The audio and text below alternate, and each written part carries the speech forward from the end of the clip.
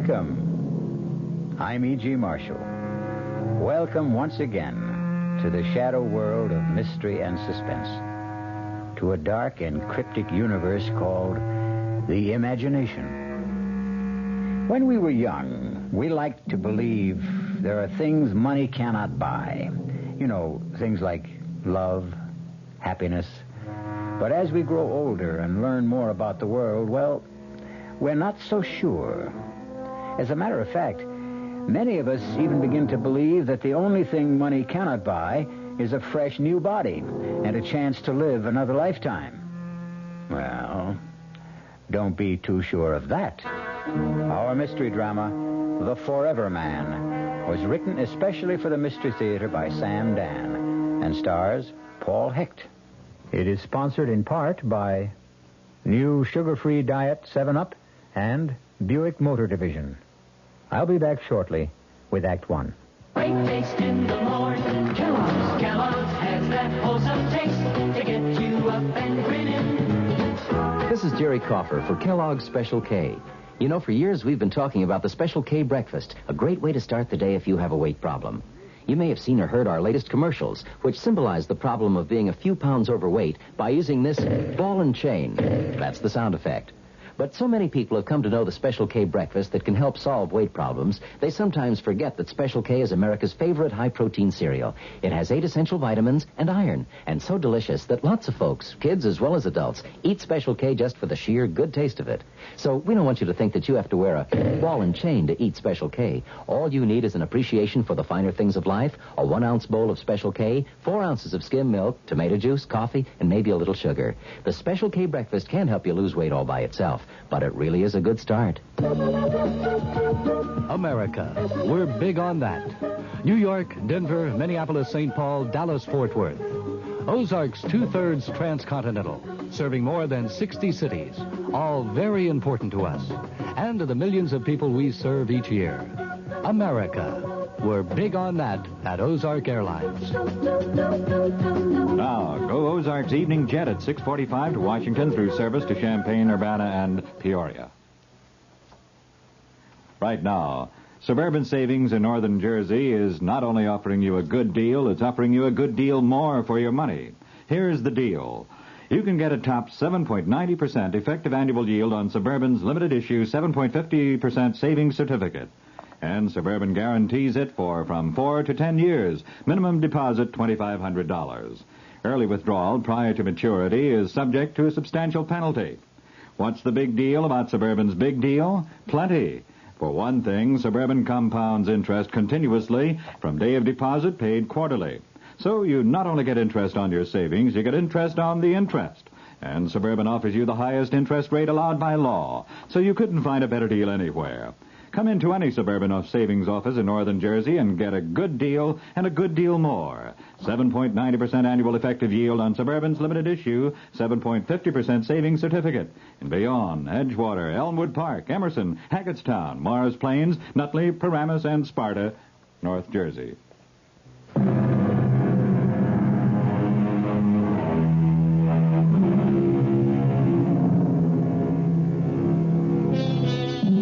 All of our great religions agree on one important point. The soul leaves the body after death. However, from time to time, the question has been raised, can the soul leave before the body dies? Philosophers have considered the point, and as usual in these matters, have reached no consensus of opinion. Actually, they've found it difficult to define just exactly what the soul is. Well, we're about to meet a young man named Jackson Hanley, who will soon become intimately concerned with the problem, even though no one has ever accused him of being a philosopher. He has, however, often been accused of other things, which is why our story opens in what is a rather familiar locale for Jack Hanley, a police station. Well, if it isn't an old and reliable customer, Jack Hanley, the cop fighter himself. Why don't you just count the tiles on the ceiling, Jack? I'll be with you in a minute. Sergeant Burns here. Oh, hiya, sweetheart. Nothing. I just have to dispose of an old client. Yeah, he can wait. What's with Junior? He did. He said daddy, I told you he was a genius. No, sure, me darling. You can always call me up with news like that. That's right. Goodbye. Ah, well, Jack, what are we going to do with you? I guess I'm just a bad boy, Sarge. Why do you fight with cops, Jack? I don't like to get pushed around. Well, there's no percentage in it. Yeah, you're 100% right. I mean, you can't win. So what? All you do is wind up in a cell with a black eye and a fat lip. Look, maybe there's a law that says I gotta go to the cooler. But is there a law that says I gotta listen to you? Jack, I got great news for you. Yeah, like what? Take a real wild guess, Jack. Okay. Somebody came along and posted bond. That's right. What's right? Somebody came along and posted bond. What are you talking about? You guessed it. Are you kidding? No, it's on the level. But who'd post a bond for me? I don't know. Maybe you got a fairy godmother. You mean I can just walk out of here? There's the door. Take off. That's all there is to it? That's all. You mean you ain't even going to give me the speech? Oh, Jack, on your way, will you? I don't have all day to fool around with every hood that's hauled in here.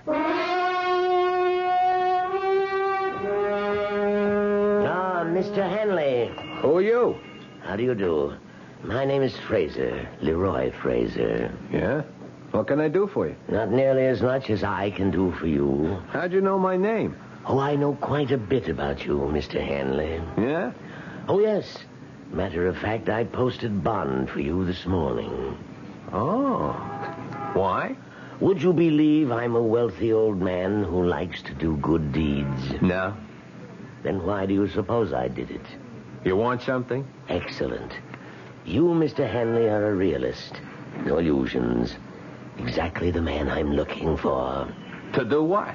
First, to take me somewhere. You drive a car? Oh, but of course you do. You even race cars when you can. I'm parked at the curb. That imported sports job? That's yours? It's one of mine. One of my cheaper cars, I might add. Gee, I never saw one like that outside of a magazine. Are you afraid to drive it? Hand over the keys.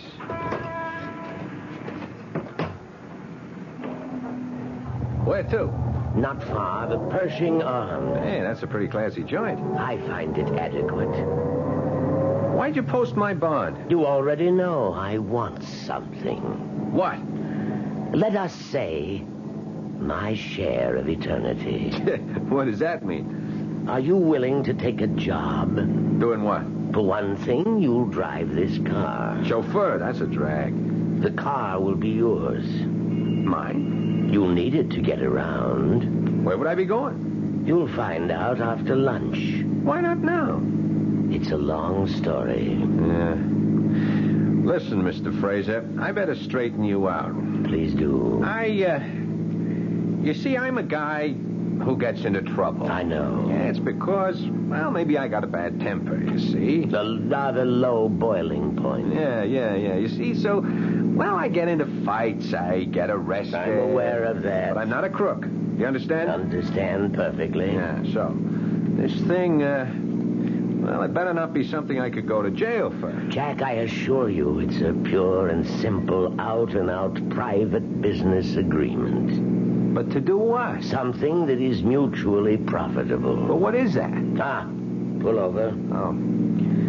We're at the Pershing Arms. Uh-huh. What's here? Your apartment. My apartment? All ready and waiting.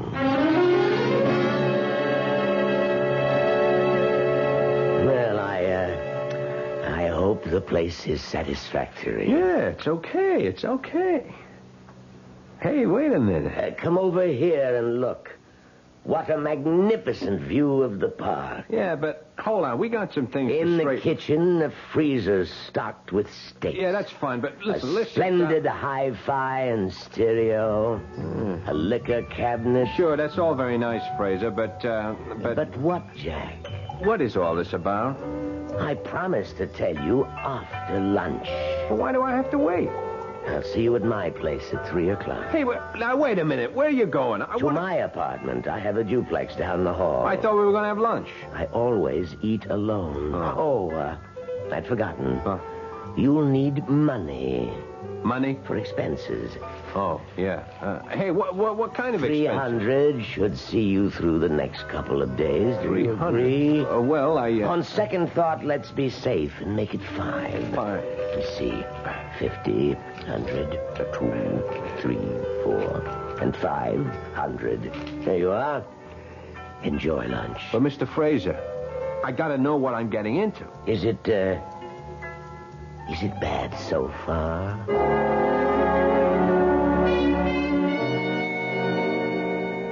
How'd you like the pad, huh? What's the catch? Nothing.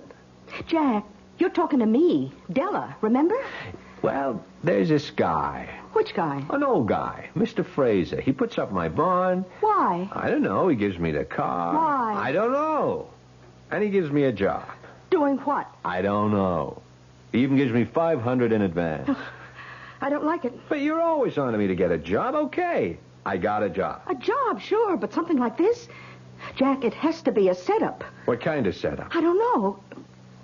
That's what's wrong. You see, we both keep saying, I don't know.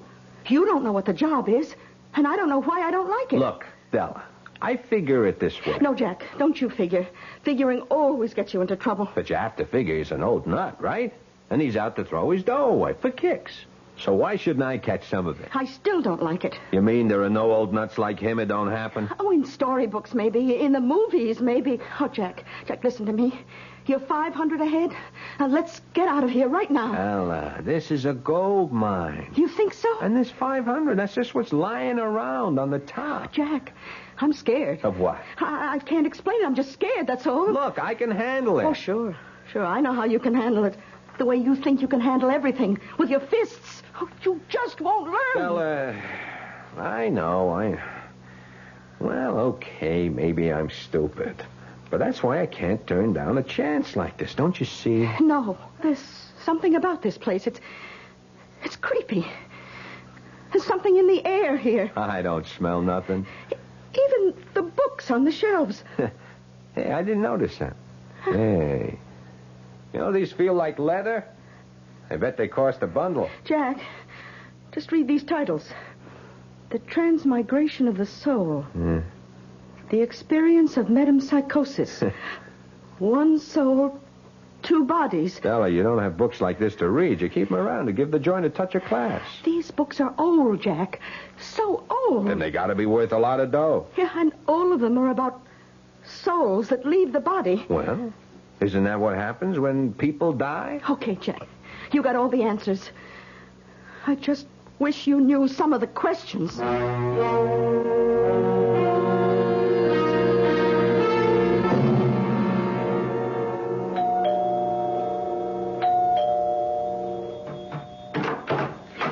Oh, you must be Mr. Jack Handley. Come in, come in. Now, I'm going to confide in you, because you look like an honest young person. Who are you? Oh, I'm Mrs. Toomey, Mr. Fraser's housekeeper. Oh, let's not make a sound. Why? What's up? Mr. Fraser is, how to put this? Well, he isn't well, and so you should do nothing to excite him. Okay. Dear old gentleman, I do believe that... Aha. That can only be our Jack Hanley. Here it is 3 o'clock, and here you are, right on time. Mr. Fraser, you promised the doctor to take a nap. And I did. Also to take a pill. And I shall. Now, Mrs. Toomey, excuse us. Oh, yes, sir. I hope you and the young gentleman have a most agreeable afternoon. Well, Jack, ready to go to work? I'm ready to be told what the work is. What do you want? I want to make you rich. Why? One step at a time. You asked me what I wanted. I told you. Why is another question, and tomorrow is another day. Okay. Did you know that you are now the owner of a Mark 9 Borghese Fratelli? Here are the registration papers made out in your name. Surprised? Why? I told you the car was yours. Yeah, but I thought just to Now, please sign these documents. What kind of documents? Merely applications for bank accounts, Jack. Now, Jack, take that suspicious look off your face. You've filled out cards like these before. What kind of bank account? I said I wanted to make you rich. Therefore, I intend to give you a rather large sum of money. Now, do you want to carry $500,000 around in cash? $500,000? And that's just the tip of the iceberg. Obviously, you can't carry it around in your pocket, can you? Of course not.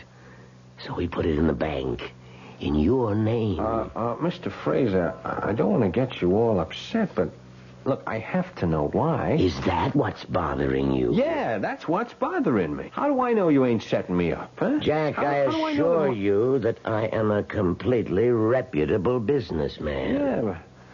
Yeah, sometimes they're the worst kind. Look, it all comes down to this. What do you want? That's a fair enough question, I suppose. Jack, I want your body. Hey, wait. I want your body. And in exchange, I'll give you mine.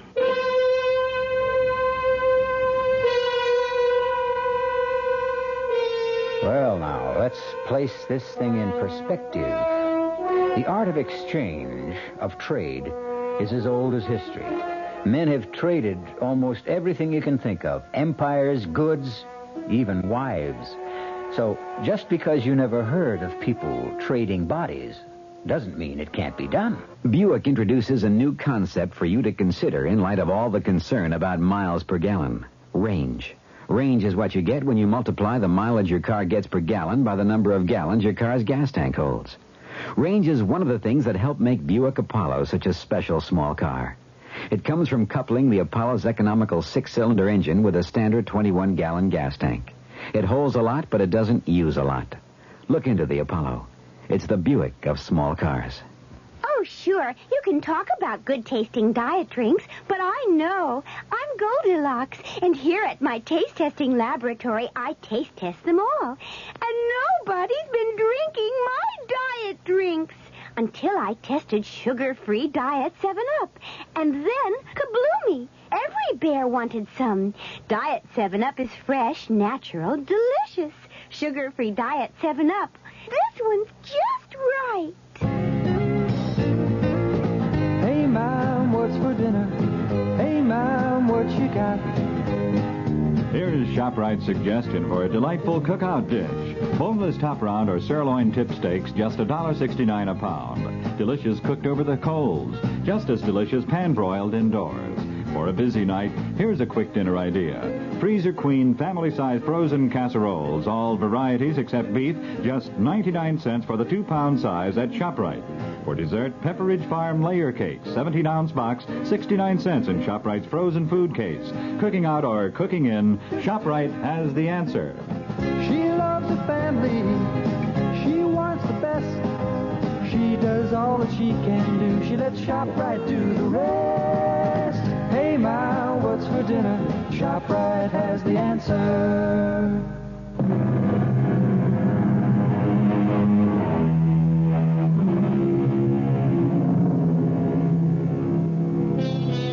Well, here's an offer you might not get every day. Say you're a young man of about 28, tall, strong, attractive, and a frail, elderly gentleman offers you a fortune to exchange bodies with him. What do? Laugh? Edge away quickly? Notify the men in the white coats? Jack Handley has just received such an offer, but he's still sitting there because the old man has already put his money where his mouth is. I become you. You become me. But how could that happen? Let us say it could happen. So, you're saying I become a sick old guy who's going to kick off in a couple of years, and you get a whole lifetime? Jack, you're 28. You've been in serious brawls. You've been arrested for breach of the peace. You've cracked up several cars. How long do you think you can live? 2 years? 3 years? Your luck has run out. You'll die, and your body will go to waste. What are you giving up? A lifetime? No. A few years, maybe months, perhaps even days. You can't afford to turn me down, Jack. But what you're saying, it's impossible. Let me worry about that.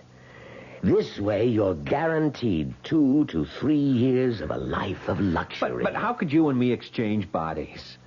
It would be a sort of transplant. No, Dice. None of that operating room for me. No surgery. That is, no physical surgery. This would be psychic surgery of a sort. What are we even talking about it for? The whole thing is crazy. It's a joke. Well, then the joke would be on me, wouldn't it? But I'm willing to take the chance. You are, huh? I'm willing to enter into a verbal agreement with you. I agree to place at least $500,000 in your name, in return for which, on demand, you permit me to take over your body. Do you agree? It could never happen. I need your agreement. But I don't believe it. Whether you believe it or not, you have to state the following if you want all this money. You must say... Yeah. I agree to the exchange of bodies with Leroy Fraser. But it is crazy. I must have the statement, or we have no deal. Okay. If it'll make you happy, I agree to the, what? Exchange of bodies with Leroy Fraser. With Leroy Fraser. Okay. Well, now, that's in order. So, what about this job? The job? Yeah. Oh, don't you see? Your job is to enjoy life until such time as you are required to surrender your body. Oh. I might add, you must take excellent care of it. Not that this could ever happen, Fraser, but, how do you enforce a thing like this? Just suppose, if and when the time ever comes, I just tell you to go and soak your head. Too late. You've already agreed.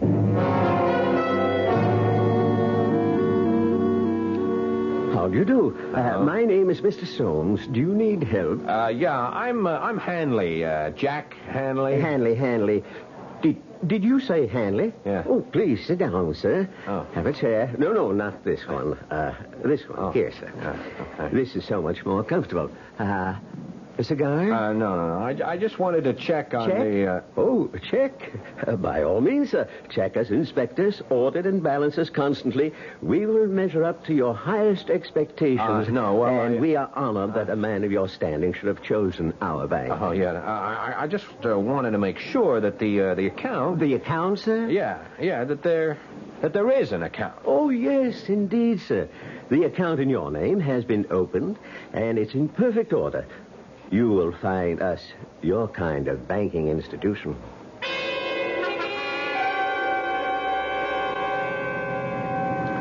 I've been to all the banks. You know how much it adds up to? $590,000. Well, say something. What do you want me to say? I want you to say what you think. You know what I think. Yeah, I shouldn't have told you. Oh, you've got to break that agreement somehow. Agreement? You know, I listen to your talk, and I wonder, have you got all your marbles? You did make an agreement with this Mr. Fraser. All I did was I went along with a gag to keep some old nut happy. But it's an agreement. Look, all right, why don't we just forget it, huh? Okay. You know, I think I figured out a way you can break it. Who wants to break it? Don't touch the money. Don't take a nickel that's in the banks. Now, how much of the $500 did you spend? Now, look here. And give him back the car with a full tank of gas. No. This baby is mine, all mine. Oh, please, Jack. You know where we're headed tonight? Meridian Oval. Jack. Yes, ma'am. I called up the whole crowd. Spread the word. Jack is back. Jack, you're not going to race. In this one? It won't be a race. It'll be like wheeling the baby home. Jack, suppose I crack up the car, so what? So what? Yeah, so what? This heap goes for $21,000. Big deal. All I got to do is write out a check. That's all there is to it. Listen, I got to educate you on how to behave. You see, you never had any real dough in your life. Jack, you don't understand. Another thing, I'm getting sick and tired of being told by you that I don't understand. Jack, this Mr. Fraser, he wouldn't make an agreement like that unless he knows something. Or unless he's lost all his marbles and he's a loon. I got the inside dope from his housekeeper. Give it all back. You know, Della, you're starting to be a drag. Oh, Jack, I'm only thinking of what's best for you. You know, I found out what money is these past few days. I found out. You know what money is? Everything. Oh, sir, all of a sudden you're Mr. Hanley, and it's, yes, sir, Mr. Hanley. It's an honor, Mr. Hanley. And you know what? I like it. Oh, Jack, I just wish I could... Save it. Now, just ask yourself a question. All the time we've been running around together, you were smart, I was dumb. Is that the way you wanted it? What are you talking about? Were you looking for the kind of setup where you call the shots? I only tried... You need a guy who's a dummy so you can be the wise one? Oh, Jack, if I've been making the decisions, it was only because I wanted... It was only because you wanted to. You were against this from the first minute. You didn't even know what it was, and you were against it without even knowing why you're against it. Well, I'm still against it. What are you stopping for? So you can get out if you don't like it. Oh, is that how it is? Yeah, baby, that's exactly how it is. Well, goodbye, Jack. Who you kidding? You'll come back. You always come back. Hey,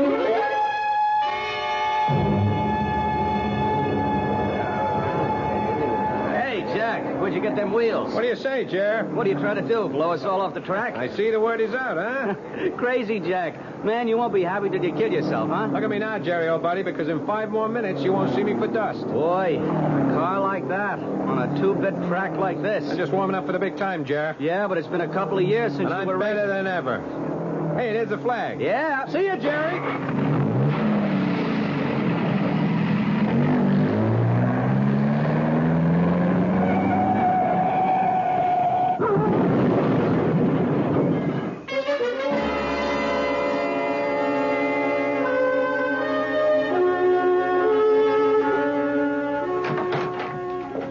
Well, hello, George. George? Do I look like somebody whose name would be George? Oh, yes, yes.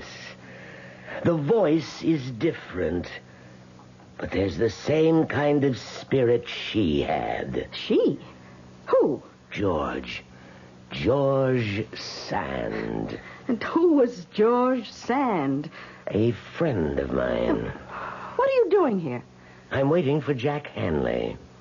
How did you get into the apartment? Same way you did. I have a key. Oh, I came here to give mine back. Oh, you must be the old guy. Guilty as charged. Well, you don't look so old. Thank you. Well, everybody's here. Jack, what happened to your face? Nothing. Couple of scratches. I walked away from it. From what? I hit the turn too fast. I totaled the car. So what? Jack! Look, that's enough out of you. What are you doing here, anyhow? I thought maybe we could... No. We do things my way or no way. All right, Jack. Then it's no way. Goodbye. And this time I mean it. Sure. See you tomorrow. Well, Fraser, what can I do for you? You cracked up the car tonight. I can afford another one. Our agreement calls for you to take care of your body. Have a cigar, Pop? By continuing to take foolish risks, you can cancel the agreement. I can, huh? Oh, yes. That's too bad. I got the money. It's in my name. How could you get it back from me? I couldn't. It's yours. Yeah, so I'm holding all the aces. You have a powerful hand.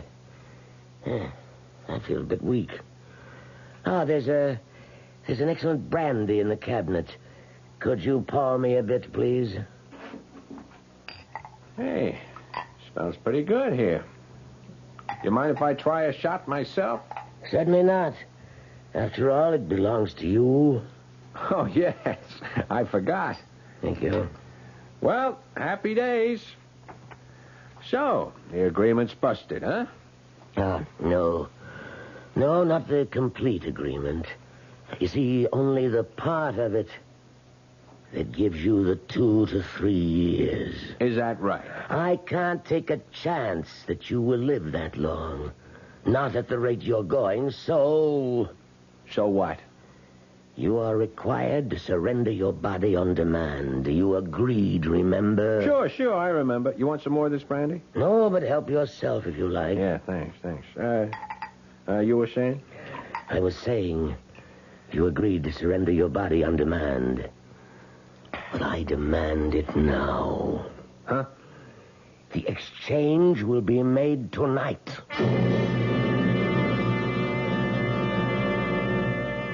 There is a vital essence, a special quality, a unique consciousness that makes up the individual core of each of us.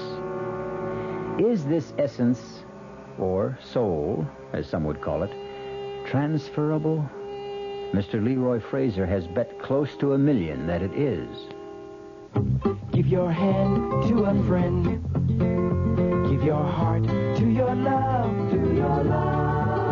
But give your allergy to contact. Allergy is our business, too. We know pollen. And we know that any of the 12,000 quarts of air you breathe each day may contain enough pollen to make your eyes itch, make you sneeze, and drip. We also know an ingredient that helps block pollen's bad effects. It's the antihistamine most prescribed by allergy specialists. It's an ingredient in contact. Give your hand to a friend. Give your heart to your love, The tiny time pills in one contact keep this antihistamine working up to 12 full hours. All day, all night. Give your allergies to contact. Take contact only when needed, only as directed. Introducing the greatest taste to come out of your toaster since Samuel Bath Thomas baked his original English muffins in 1880. Thomas's new onion English muffins. Little bits of real onion blended into Thomas's original English muffin recipe create a tangy taste that makes everything fantastic, like burgers and cream cheese and cold cuts. Even butter tastes better. Thomas's new onion English muffins. The greatest new taste since 1880. Thomas's promises. Hey, Pat, how tall do you think she is? 300 feet if she's an inch, Luigi, and a fine lady she is. The year 1886. While most New Yorkers were enjoying their first look at the Statue of Liberty, a few were enjoying their first taste of Thomas's bread and discovering it was every bit as delicious as Thomas's English muffins. Today, there's still never been a lady to equal the lady, or a bread to equal Thomas's protein, whole wheat, and white bread. Thomas's promises. It's bitter. It's sweet. It's bitter. It's sweet. It's bitter. It's sweet, Marcello. Well, maybe it's a bit sweet, Sophia. On second thought, I love its bitterness. Punte Mes. Is it bitter? Is it sweet? People have been arguing about it since 1786. Punte Mes, a lovely before lunch or dinner drink from Italy. On the rocks or with soda and a slice of orange. Punte Mes, capital P-U-N-T, little e, capital M-E-S. It's bitter. It's sweet. It's bitter. It's sweet. It's bitter. It's sweet. All right, Sophia, it's bitter. No, my darling, let's just say it's bittersweet. Like life, like love, like marriage. Italian style. Punte Mes. Punte Mes. Reported by Caroline Importers Limited, New York, New York.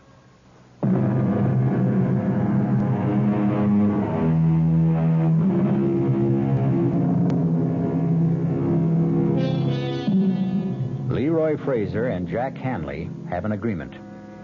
They will exchange bodies. Each will become the other. Jack Hanley will become Leroy Fraser, old and infirm. Leroy Fraser will become Jack Hanley, young and vigorous. Maybe. Why are you laughing? I'm laughing at you. At me? Yeah, you. Do you really believe this? Believe what? Believe that we can swap bodies. Certainly. Certainly, he says, look, I took your dough. Ask me why. Why? Why? Because an old clown like you had to lose it. It's like you were standing on a street corner. You were saying, here's my money, take my money. Might just as well have been me. That's not exactly the way it happened. You received this money as part of an agreement. Oh, yeah, the agreement again. You and Della, you'd make a great pair. We might at that. You know, I must say, Pop, you are cool. I mean, you are very cool. You're sitting there with a bust hand and you make out like you're holding a royal flush. Well, time for the exchange. It will be over in a minute. All the crazy ideas. What makes you so sure you can do it? Well, you see, I've done it before. You what? Oh, yes. Many times. Who are you kidding? Nobody. I'm serious. You're the one who keeps insisting this is a joke. Okay. Enough is enough. Look, I'm tired. I want to go to bed, so take off. Come on, Fraser, beat it. Look, don't make me throw you out of here. Try to get up, Jack. Huh? Just try to get up. Oh, I feel kind of dizzy. What did you do? We have an agreement, you and I. We have an agreement. No, don't say that. It's the brandy. You did something to the brandy. But I drank it, too. And I feel fine. No, listen, Fraser. You can't. You can't do it. Have you read any of the books, Jack? Books? What books? The books on the shelves. Why would I? So you would know, Jack. You'd know how it was done. I didn't read nothing. It doesn't matter. You shared the room, the wisdom, the power that is in the books. I don't feel so good. No, Jack, you'll feel fine. There are just changes. Changes taking place in your soul. What kind of changes? Just changes that will prepare it for a journey. The journey from your body to mine. My soul is also preparing. She was right. She said she was scared. You should have listened to her. My head. My head is splitting wide open. No, Jack, you're fine. You promised. You promised me 3 years. 2 years, you promised. But Jack, I can't believe you. I can't breathe. Yes, you can, Jack. You're fine. Look, I promise. No, Jack. I can't trust you. You can. I swear. With what you know now, you'd kill me. I feel cold. I feel stiff. There is a law. It's written in the book. No.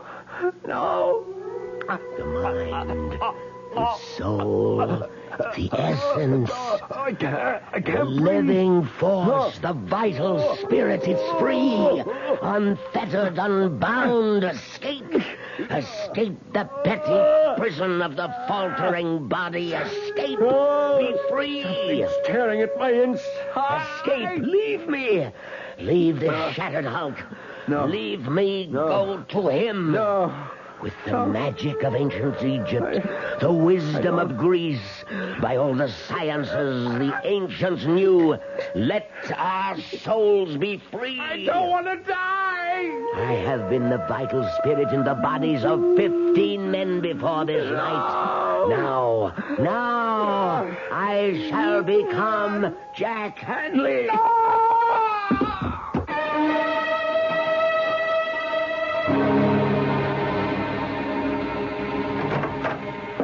Well, and how are you this morning, Mr. Fraser? What? Oh, I feel like I'm 80 years old. Well, the truth is you're not far from it. What are you saying? Now, Mr. Fraser. Who are you calling Fraser? I know it's early in the morning, but we have things to discuss. I'm not Fraser. I'm Jack Hanley. Oh, this is not the time to joke, sir. Don't you understand? I'm Jack Hanley. What am I doing here? How did I... Sir, please, look in this mirror. What? Oh, now, God. Sir, can we talk about... How did he do it? How did he put me into his old body? Oh, I better call the doctor. Forget the doctor. Call the police. He stole my body.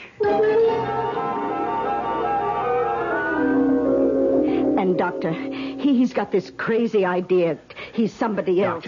Doctor, I have to talk to you alone. Please excuse us, Mrs. Toomey. Oh, all right, Doctor. Listen, Doctor, I am not Leroy Fraser. No? No, I'm Jack Hanley. I'm 28 years old. Come, Fraser. You're talking to me, the doctor. Oh, I'm Jack Hanley. Fraser somehow found a way, maybe a drug or something. He was able to get me into his body, and he took mine for himself. I see. That's what happened. Fraser, old friend, you need rest. I'm not Fraser. Now, don't excite yourself, Leroy. You don't believe me. None of you believe... I know. You look at me like I'm a nut. Some rest and quiet and... Look, you're a doctor. You should see it. Of course. 50 years ago, if a guy said you could transplant a heart, you'd say they were crazy. But they can do it today, huh? Can't they? Well... Sure. So why couldn't somebody figure out a way to transplant a guy's soul? We'll discuss it first. No, we won't. We'll discuss it now. Della, she knows. She was afraid it would happen. Yeah, she'll prove it. Now, Fraser... Now, don't you try to stop me. Hello? Della. Who's this? Me. Who are you? Jack. You're not Jack. Della, listen to me. It happened. What happened? The agreement, Della. He went and he did it. What are you saying? The answer. The answer's in those books. Now, Della, go to the apartment. Find the answer. Look through those books and hurry. Della, she's going to prove it. And meanwhile, you'll just rest. Now, I'll be right back.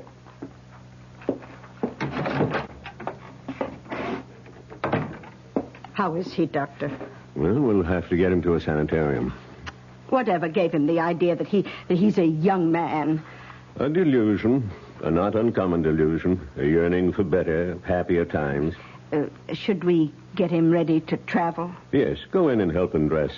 I'll make some telephone arrangements. Oh, certainly, Doctor. Mr. Fraser? Mr. Fraser? Oh, Doctor, he's disappeared.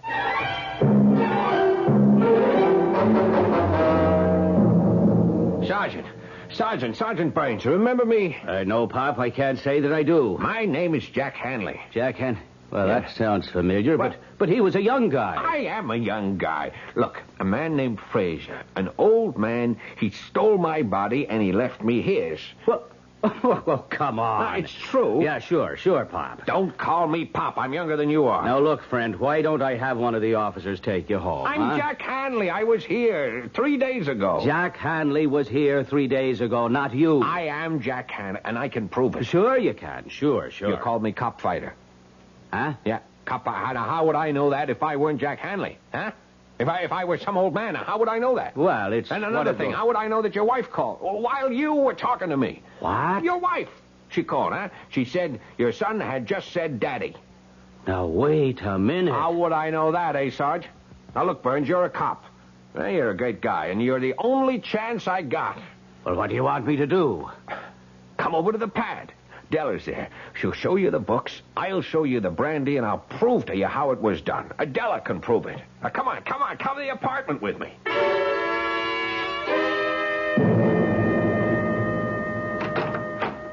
Well, come on in. Oh, sure. Sorry about last night, Della. Who are you?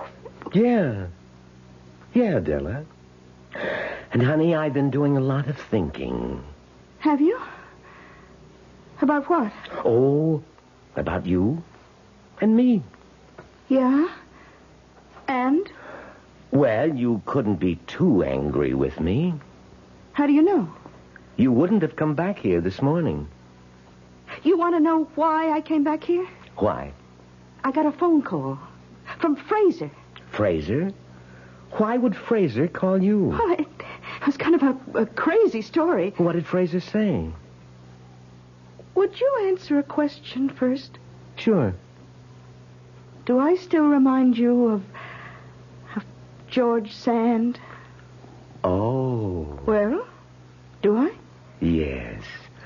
More and more every minute. I looked her up. Her name was Amandine Dupin. You could be right. What do you say we get out of here? Where are we going? I don't know. But we're both 28, and it's a long, long trip. Della! Della! Oh, hey, Pop. Now, what are you handing me? There's nobody here. Just last night. Last night. Sure, There were Pop. books on that shelf. Well, there's nothing there now. Oh, there you are. Oh, thank heavens you're safe. Ah, ma'am. Now, this old gent claims... Sergeant, I'm surprised at you. Oh, excuse me. Yes. Yes? Oh, for you, Sergeant Burns. Oh, thank you. Yeah? Oh, you checked the banks.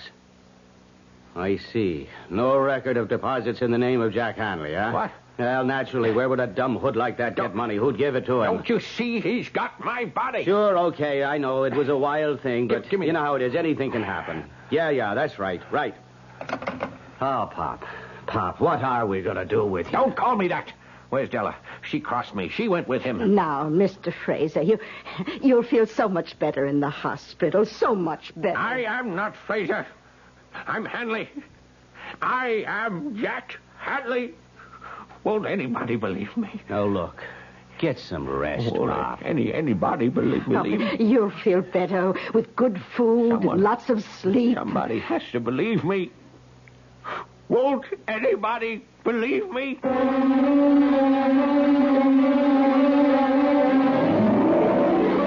As he sits there, Leroy Fraser, or if you prefer, Jackson Hanley, he sits there in his room in a faraway sanitarium, and he keeps asking the question of everyone who will stop to listen. So far, no one believes him, or is willing to admit it. All I can admit right now is that I'll be back in just a few moments. When you drink beer, do you tilt the glass for long, hearty swallows? Or just tip it and sip it? Well, sipping's the thing for wine. But Budweiser beer is a hearty drink, brewed for zest and character. The best way to enjoy Bud is to drink it. Not chug-a-lug, just man-sized beer drinker swallows. That's when that famous Budweiser taste, smoothness, and drinkability really come through. Smoothness and drinkability that come only from natural carbonation and exclusive beechwood aging. Smoothness and drinkability, too good for any half-hearted sipping. So drink up. You'll see that brewing beer right does make a difference. And that when you say Budweiser, you've said it all. Anheuser-Busch, St. Louis. You've been hearing some pretty lavish claims recently about miles per gallon. We'd like you to consider something equally important, and that's range. Range is the miles per gallon multiplied by the number of gallons your car's tank holds. Range is what makes the Buick Apollo such a special small car. It comes from coupling the Apollo's economical 6-cylinder engine with a standard 21-gallon tank. It holds a lot, but it doesn't use a lot. Look into the Apollo. It's the Buick of small cars. Hi, Ms. Goldilocks here. Professionally taste-testing diet drinks can be very difficult, but I've just had to bear with it. Then I found sugar-free Diet 7-Up. It doesn't taste like other diet drinks. It's fresh, light, natural, delicious. Sugar-free Diet 7-Up tastes so good that I've taste-tested it hundreds of times, and each time I've given it my seal of approval. Yes, this one's just right. Service. We're big on that. When you buy an airline ticket, you're buying service. And at Ozark, we try to give you your money's worth. Service in making reservations, planning your trip, at the ticket counter, service on board. Ozark didn't get where it is by being small in things that really count. Service, we're big on that. Go Ozark Jet to Champaign-Urbana, Peoria, and Springfield, Illinois. Call Ozark or your travel agent. Our cast included Paul Hecht, Bryna Rayburn, William Redfield, Dan Ocko, and Leon Janney. The entire production was under the direction of Hyman Brown. Radio Mystery Theater was sponsored in part by Contac, the 12-hour allergy capsule, Anheuser-Busch Incorporated, brewers of Budweiser, and the Kellogg Company, makers of Kellogg's Special K cereal. This is E.G. Marshall inviting you to return to our Mystery Theater for another adventure in the macabre. Until next time, pleasant dreams. The Radio Mystery Theater was furnished by the CBS Radio Network.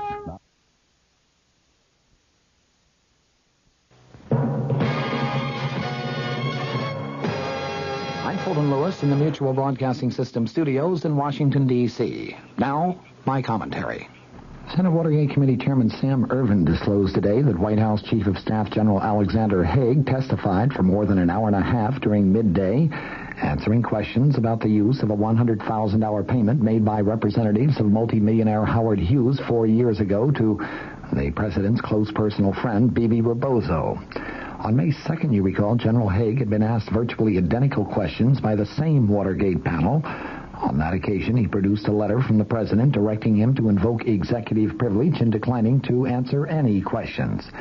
Mr. Nixon, during the interim, though, decided to waive that executive privilege, but only as it applied to questions regarding the Hughes contribution. The funds in question regarding that contribution were returned to by Rebozo to Hughes in the spring of 1973. Rebozo has contended that the money was given back intact and had never been used for any purpose. Its interest in that issue was a major factor in prompting the Watergate Committee today to vote unanimously to extend its life to June 30th. Another reason for the extension is that the committee wants to eliminate from its final Watergate report any findings of individual guilt or innocence in the Watergate matter. An earlier preliminary staff report includes such findings and has been widely criticized because of that fact. The committee members themselves apparently appreciate something that the staff has failed to even recognize, namely that the Ervin panel is not a court of law. It has no right whatsoever, on the basis of the testimony it has received, to make any assessments of guilt or innocence on the part of anyone involved in the Watergate story. Such assessments can be made only in a judicial proceeding where the accused are given the right to cross-examine their accusers. As I mentioned a week ago, when portions of the staff report were leaked to the press, it was an outrageous document. The staff members who prepared it and who caused its partial release should be severely disciplined. President Nixon's move in ungagging General Haig today is perhaps significant in that it represents still another step on the president's part to try to accommodate those in the Congress who are probing the record of his administration. As I have noted before, Mr. Nixon had a perfect right to extend the cloak of executive privilege to General Haig. It is, of course, precisely the same cloak which many former presidents have used on many occasions for the same purpose. You recall President Eisenhower used executive privilege time and time again as a means of preventing his administration officials from cooperating in the slightest with the late Senator Joseph McCarthy's probes into subversion in government back during the 1950s. The House Judiciary Committee voted 37-1 today to subpoena 11 Watergate tapes that President Nixon has refused to provide for the committee's impeachment inquiry. By top-heavy votes, it also subpoenaed schedules of the president's daily meetings and conversations during 4 periods of time. It set a vote for tomorrow on subpoenas for tapes of 66 presidential conversations dealing with other matters that the Judiciary Committee has under investigation. The vote on the Watergate tapes, supported by all committee Republicans except the ranking committee GOP member, Michigan Representative Edward Hutchinson, it was a direct challenge to the president, who, of course, notified the committee last week that he would give it no more Watergate materials. The subpoena calls for the subpoenaed materials, the tapes, to be turned over next Wednesday. The 11 conversations covered by the new subpoena deal with plans for bugging Democratic headquarters, conversations a few days after the Watergate break-in, and efforts to get the CIA to limit the FBI investigation of the break-in. That's as far as Chief Counsel John Doerr has gotten in his presentation of evidence to the committee, which he resumed after the vote on the subpoenas today. Doerr said as he proceeds through the House panel's Watergate evidence, he is going to request additional subpoenas for tapes that the White House is still withholding. The committee requested 76 Watergate conversations last April 19th, of which the 11 that were subpoenaed today are part. The subpoenas the committee will consider tomorrow cover 46 conversations believed to relate to the president's decision to increase milk price supports, 20 conversations believed connected with settlement of a government antitrust suit against ITT. It took 4 votes to approve the subpoena for the president's daily schedules, 1 for each of the time periods covered. Indiana Republican Representative David Dennis, who objected to 3 of them, forced the separate votes. Those votes ran 36-2, 32-6, 29-9, and 32-6, all in favor of the subpoenas. Dorr said the committee should see who Nixon met with and talked to during the specified periods so that it can determine whether it wants to request some specific conversations. The periods covered by the subpoena are April through July 1972, which Dorr said was critical to the Watergate planning and break-in, February through April 1973, which covered the White House investigation of the affair, July 12th through 31st, which he said was the period before and after the existence of the White House taping system became known, and October 1973, during which time the president fired Special Prosecutor Archibald Cox. In contrast to the request for subpoenaing the daily schedules, which Iowa Republican Representative Wiley Main called a fishing expedition, no one spoke against the subpoena for the Watergate tapes. Hutchinson, the ranking Republican member, did not take part in the discussion, but he has stated on several occasions in the past that he is going to consistently vote against any subpoena because he opposes a confrontation between Congress and the executive branch. New Jersey Democrat Representative Peter Rodino, the committee chairman, said the committee was not seeking a confrontation, but was after the truth. Several members questioned Dorr as to whether he knew tapes existed for the 11 conversations that the committee has subpoenaed. Dorr responded, "We are reasonably satisfied that they do exist." In other related developments, former presidential appointment secretary Dwight Chapin was sentenced today to 10 to 30 months in prison, that for lying under oath about political dirty tricks in the 1972 campaign. He was the second high-ranking former White House aide of President Nixon to be sent to prison. Chapin, who had pleaded for leniency in a written statement to U.S. District Judge Gerhard Gesell last week, made no statement to the judge today. His attorney said that he would appeal Chapin's jury trial conviction this Friday. The judge allowed the 33-year-old Chapin to remain free without bond until that appeal is disposed of. He said he had given a great deal of thought to Chapin's case, and he said, "Your resort to swearing falsely cannot be condoned." Chapin was convicted by a jury on April 5th of 2 counts of making false statements to the FBI regarding political trickster Donald Segretti. He could have been sentenced to 5 years in prison and a $10,000 fine on each count. From the Mutual Studios in Washington, I'm Fulton Lewis. Charles E. Burney of Scottsbluff had been accused of converting over $15,000 from the Hormel Company at Scottsbluff for his own use. Now, KFAB in Omaha joins NBC. NBC News. This is Wally Robinson. The continuing crisis in Iran and the brand new one in Afghanistan were cited by the White House tonight as being too pressing to allow President Carter to go to Iowa for his scheduled debate with Senator Edward Kennedy and Governor Jerry Brown. There has been a great deal of reaction to the move from Democrat and Republican candidate alike, and most of it is negative. The latest to comment is Tom Quinn, Jerry Brown's campaign manager. The president's decision is an insult to the people of Iowa and the entire nation. Mr. Carter has been making around 20 phone calls a day to Iowa politicians, and I personally find it difficult to believe that he can politic by telephone every night, but cannot find the time to appear face-to-face with his 2 opponents. Republican John Anderson of Illinois said the decision lends credence to the contention that the president is politicizing the Iranian situation in order to tighten his grip on the White House. The Kennedy forces are playing it more pragmatically. They offer to move the location of the debates and exclude any Iranian content if that would get the show on the road again. Sources say the Kennedy camp is very keen for the confrontation, feeling it's vital if their man is to get his flagging campaign moving again. More news after this. Tax breaks that may be in store for the 1980 election year. If you missed this major story, you haven't been reading the Wall Street Journal. And in today's economic turmoil, you can't afford to lose touch with what's happening in every phase of business. So have a pencil ready for an important offer that will help keep you informed. Other journal articles reported the facts on Detroit's tailspin, the latest reading on the economy, and the cloudy outlook for retailers this Christmas season. You would have read about the encouraging prediction about oil supplies and the bleak outlook for municipal financing in the state that started the tax revolt.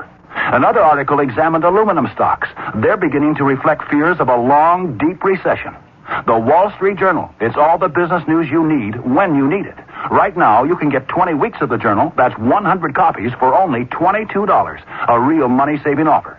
So in the continental U.S., call this toll-free number now, 800-648-5322. That's 800-648-5322. Except in Nevada. You'll be billed later.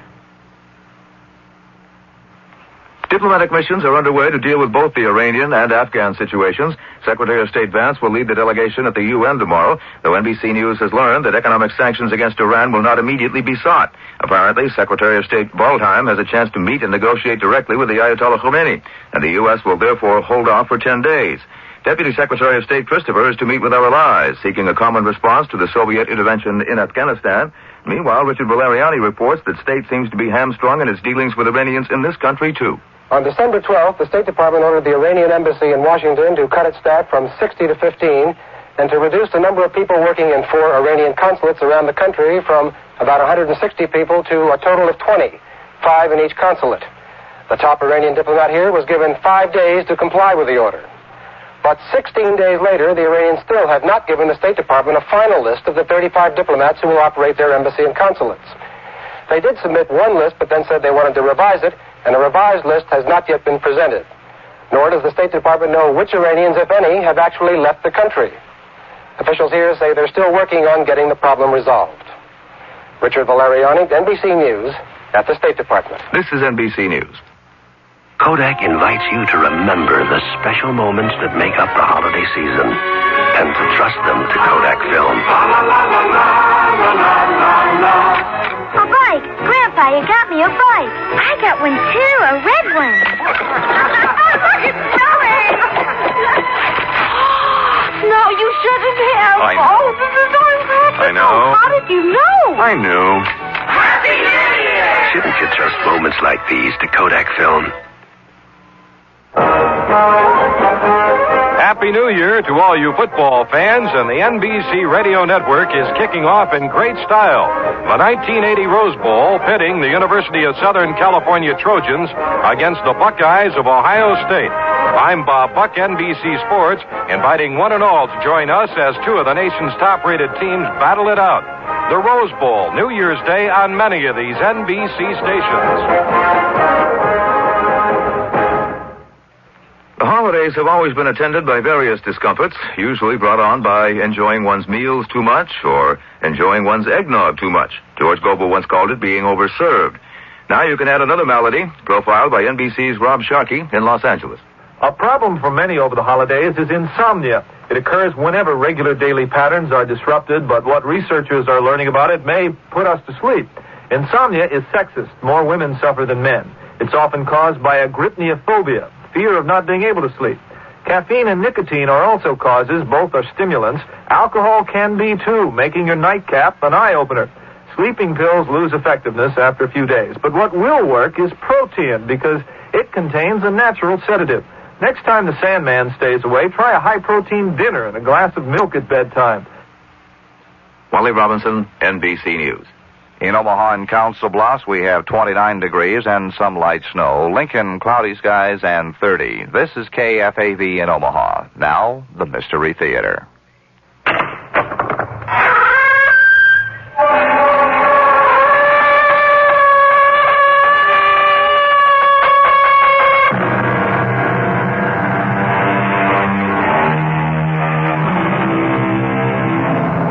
Come in. Welcome. I'm E.G. Marshall. By the time this settlement of immigrants established itself as the United States of America, it had already produced, alongside its statesmen and traders, various writers of distinction who would come to be respected and admired all over the civilized world. Once the new republic was formed and proclaimed, the land burgeoned with many more, of whom one was Washington Irving, born in New York City in 1783. The drama we're about to present for your enjoyment is a free adaptation of one of his stories. But Gottfried, you live like a solitary. You live like a monk. Not at all, Carl. Paris is full of women. Fastidious, flirtatious, fascinating. I love them all. Well, that's all very fine, but there should be one in particular. There is. I see her every night. Where is she? Why haven't I met her? Because, my dear friend, she lives in my dreams.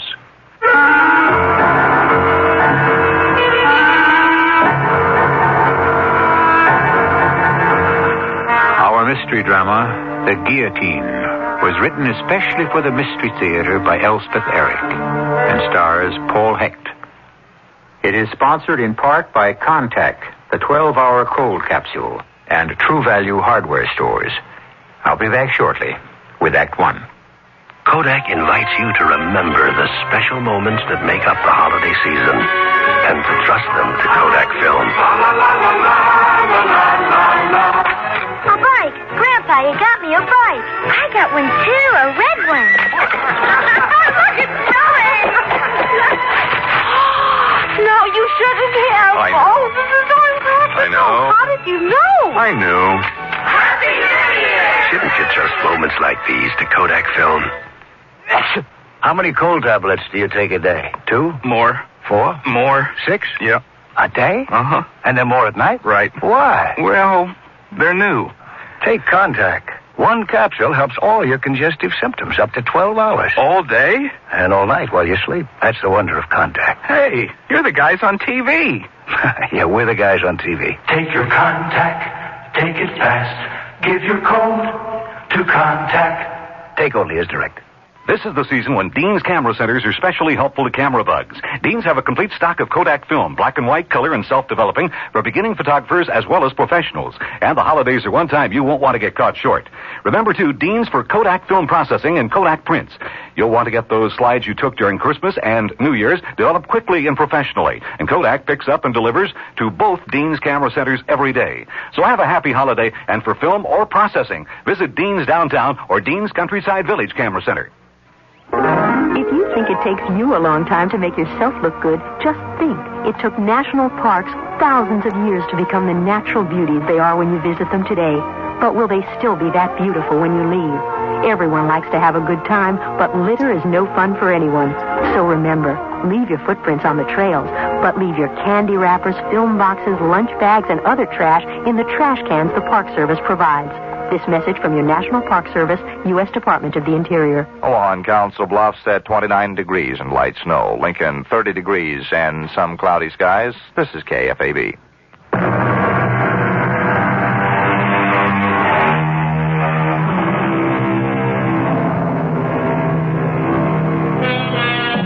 In 1825, a collection of short stories by Washington Irving was published under the title of Tales of a Traveler. One section of the book is charmingly headed, Strange Stories by a Nervous Gentleman. And it is from this section that we have chosen the tale that follows, one we call The Guillotine.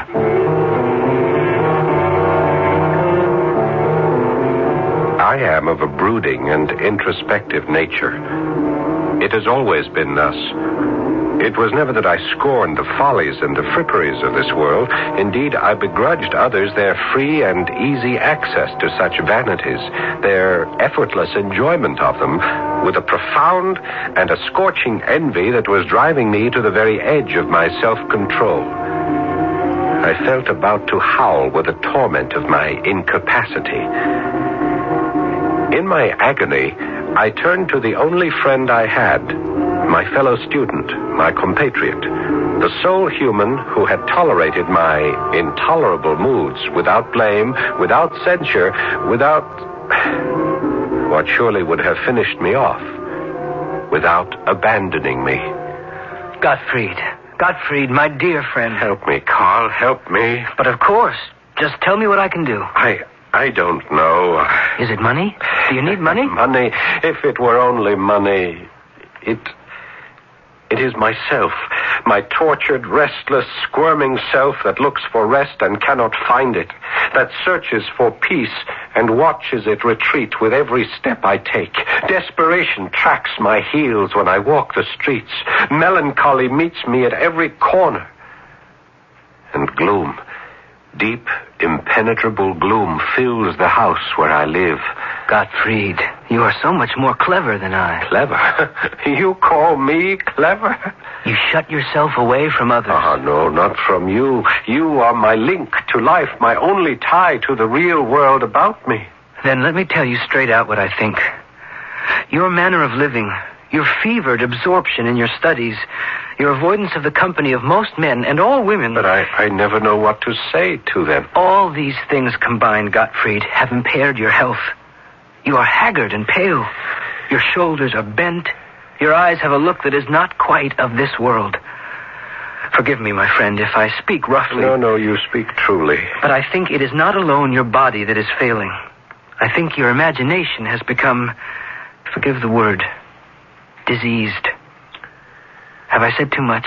Have I gone too far? I must tell you that of late I have been studying many philosophical theories.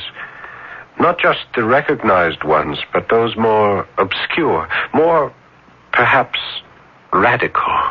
You have the mind for such weighty things, Gottfried. I've gone back to the Egyptians, to the Hindu. I've walked with Paracelsus in his garden. Of late, I've immersed myself in the teachings of Swedenborg and his New Jerusalem church. Swedenborg? I don't think I know. He's a Swedish philosopher, a religious writer. He died a few years back, but he claimed to have established direct communication with a spiritual world. How did he do that? Through the opening of his spiritual senses. And you? Well, can you? Has that happened to you? Of course not. It didn't happen to Swedenborg until he was 57 years of age. But it might happen, or something very like it might happen to me, if only... What, Gottfried? If only what? If only I could escape. Escape whom? Escape what? An evil influence, Carl. It hangs over me night and day. Oh, how can you say such things? Because I know them to be true. There's an evil genius, a vile spirit whose sole intent is to ensnare me and to ensure my damnation. You really believe it? It is not so much a matter of believing, Carl. It is a matter of conviction. Conviction that it is so. And being convinced that it is so, it is so. I think I can understand that. Though I am not sure. I have never been given over much to fancies of that sort. I'm more of a practical man, you might say. Still, in a way, I can understand how a man like yourself could seize upon such an idea and become let's say a victim of it. Yes, you've hit on the word, Carl. I am a victim of my own imaginings. Yes, you are exquisitely correct. Well, then, if I could go on and make a further suggestion... By all means, speak out. It's my thought that you should leave here and go to Paris. Paris? Well, you could finish your studies there as well as here. Well, the Sorbonne is as fine a university as one could wish. And Paris is such a splendid city. A change of scene. A change of company, perhaps. Female company in particular. Who knows what all that might do for you? Yes. Who knows? At first, it seemed that Paris might indeed be the answer to my dilemma. The revolution was breaking out and beginning to spread. I had studied Jean-Jacques Rousseau's social contract, paragraph by paragraph, and his theory of the equality of man and representational government had captivated my mind. More than that, the delirium of the people of Paris, their fervor, their ecstasy, it seemed that simply to live in such an atmosphere would be enough to cleanse my mind of its morbidity. I found myself a room on a narrow, dark street in the Latin Quarter, not far from the monastic walls of the Sorbonne. The concierge who showed me my quarters was as gloomy as the street itself. There it is. 2 francs. It has a window? You can see that it has... Ah, yes. I'll need a table to put in front of the window. Could you arrange that? And a straight chair to put in front of the table. Is that possible? I am a student at the Sorbonne. I'll be doing some writing. I'll arrange it. Could you also arrange for an armoire? I have only a very few clothes, but I would... There are nails on the wall. Oh, yes, I see. Now, about bookshelves, I have very few clothes, but I have a great many books, and I expect to have more, so... I have no bookshelves. I see. Well, for the time being, I suppose I can stack them on the floor or under the bed. I'll manage. 2 francs. Oh, yes, of course. There you are. The students at the Sorbonne seem very excited about the uprising. Students are always excited about something. And the establishment of the National Assembly. A gesture. Oh, but, Madame, it confirmed the revolution. The king will never again be absolute. If not the king, then it will be another. How can you be so pessimistic? Why, the day the people captured the Bastille, I was not here, but I heard of it. The king went to the Guildhall. He gave in. He even wore the red, white, and blue cockade, I was told. That is true, isn't it? Oh, yes. Well, then, the arrest of the royal family? Yes. And the march on Paris from Marseille? Oh, what a thrill. They managed 18 miles a day, I'm told. Imagine that. In midsummer and drawing their cannon with them. No body of men has ever accomplished such an extraordinary feat. Yes. The king, the queen, the dauphin, all imprisoned in the tower of the temple. Oh, yes. And the establishment of the Committee of Public Safety. You approve? Well, how could I not approve, Madame, with the great Marat heading the committee? Marat is a madman. No, not mad. Oh, or if he is not quite sane, that is due to his ardent belief in equality and government by general consent. The massacres of September? More than 1,000 killed? Well, I know very little of that. You know very little of anything, monsieur. It's your youth, perhaps. I should be generous and call it that. Well, it's true. I'm young, but I'm not completely ignorant of the world and its ways.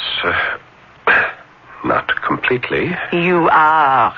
You are ignorant and you are arrogant. Madame, I must protest. Have you heard of a man called Robespierre? Yes, I've heard of him. He is idolized by the people. He will join the Committee of Public Safety before the year is out. And the king will lose his head. Yes, in January of 1793, King Louis XVI was guillotined. 6 months later, Robespierre joined the Committee of Public Safety. Hundreds upon hundreds passed before the Revolutionary Tribunal and were executed. Danton, the man I had idealized, was among the victims. So was Madame Elisabeth, sister to the king. So was the queen. I sickened and turned away. The terror had begun, and I shrank from the sight of it. I spent the better part of my days in the libraries, those catacombs of departed authors, rummaging among their hoards of dusty and obsolete works in quest of food for my unhealthy appetite. I became, in a manner of speaking, a literary ghoul, feeding in the charnel house of decayed literature.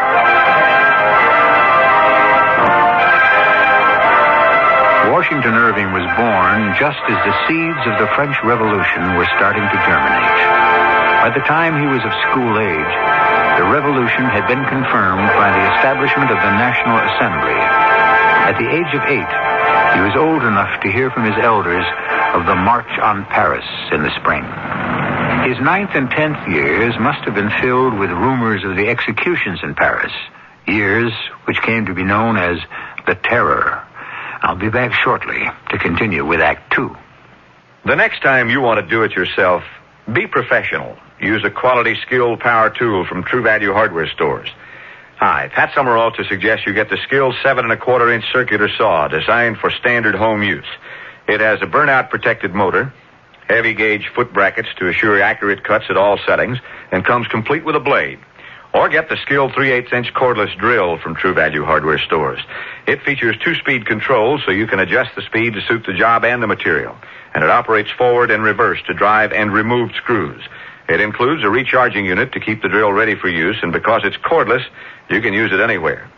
See the wide selection of quality, skilled power tools at participating True Value hardware stores and home centers. And save gas. You won't have to drive far for your hardware and houseware needs. If you're looking for values, for service, and for selection, you'll find them nearby at any one of the more than 5,000 True Value hardware stores and home centers nationwide. It's time for Bryant, with comforting thoughts on cooling and heating your home or business. If you have a fireplace, be certain to keep the damper closed when not in use. You'll avoid drafts, but most important, you'll stop valuable heat from escaping up the flue. When you decide it's time to economize with more energy-efficient cooling and heating, call the man who has it, your independent hometown Bryant dealer. Bryant, a comforting thought. Looking for a computer? Start looking at American Computer in Omaha. American Computer has computers for farmers and ranchers and businessmen and for the home. If you're a doctor, American Computer has a complete medical package. Includes the computer, memories, terminals, printer, software programs, insurance forms, handling and maintenance, a first-line, state-of-the-art multi-terminal system at a lot less than you'd expect to pay. For the broadest selection of computers, peripheral devices, and software programs in the Midwest, see American Computer in Omaha, just 6 blocks south of I-80 at the 84th Street interchange. Out-of-towners call collect 592-3590. In Omaha and Council Bluffs, we have 29 degrees, a little snow. Lincoln, cloudy skies, and 30. This is KFAB, Omaha.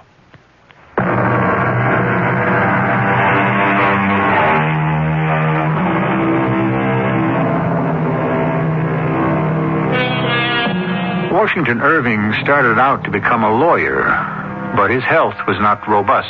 And, as was very much the habit with doctors of his time, he was advised to travel abroad and so build up his constitution. We shall never know what sort of lawyer he might have become, but we know for a certainty that he developed into a first-class writer. And it was his early visit to Europe which roused his interest in the Gothic tales of terror and romance, such as the one we have adapted for you.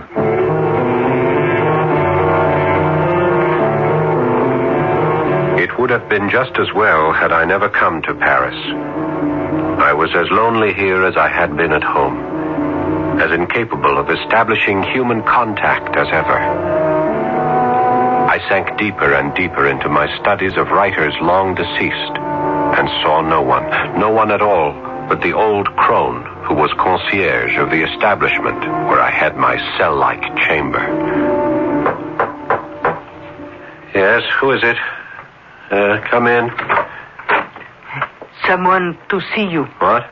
Me? Someone wishes to see me? So he says. Well, who is it? Didn't you ask him? He spoke as though he knew you from elsewhere, as though you were old friends. Carl? Did he say his name is Carl? I told you he didn't say. I didn't ask. Yes, of course, it's Carl. Who else could it be? What shall I say to him, your friend, Carl? Well, ask him kindly to come up at once, if he will, or I'll come down. Anything at all. Tell him he's most welcome. Would you believe it? I was trembling all over. Clumsily, I tried to put the room into some kind of order. I kicked books under the bed. I scraped together papers and notebooks from my table and tried to stack them into a semblance of neatness.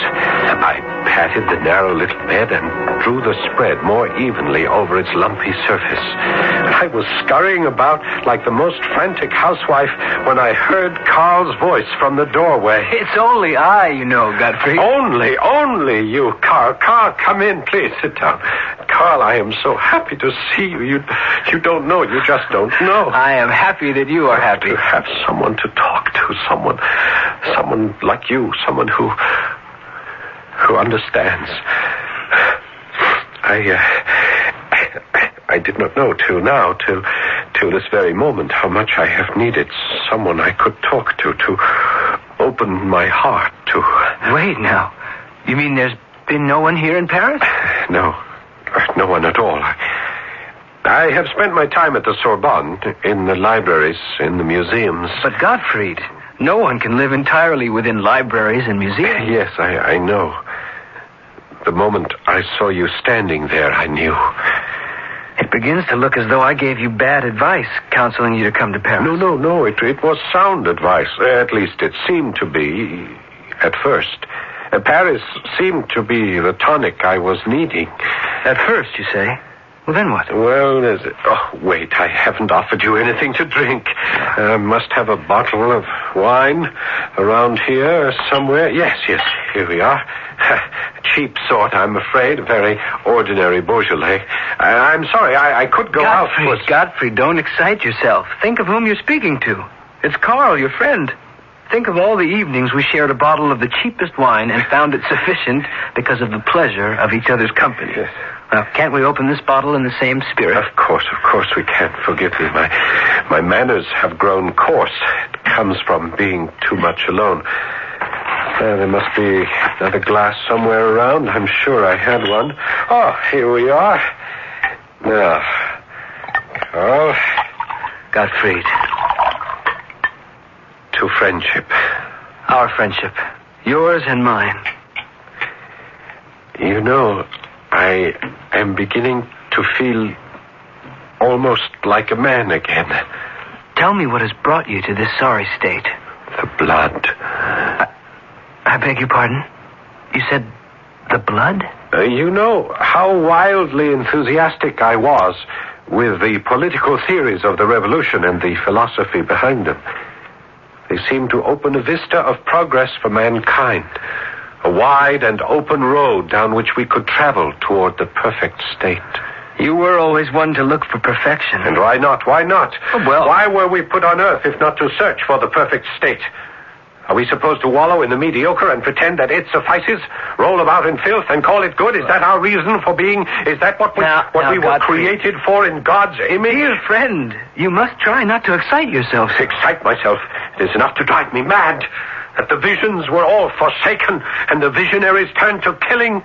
The dreams were trampled and the dreamers drowned themselves in blood.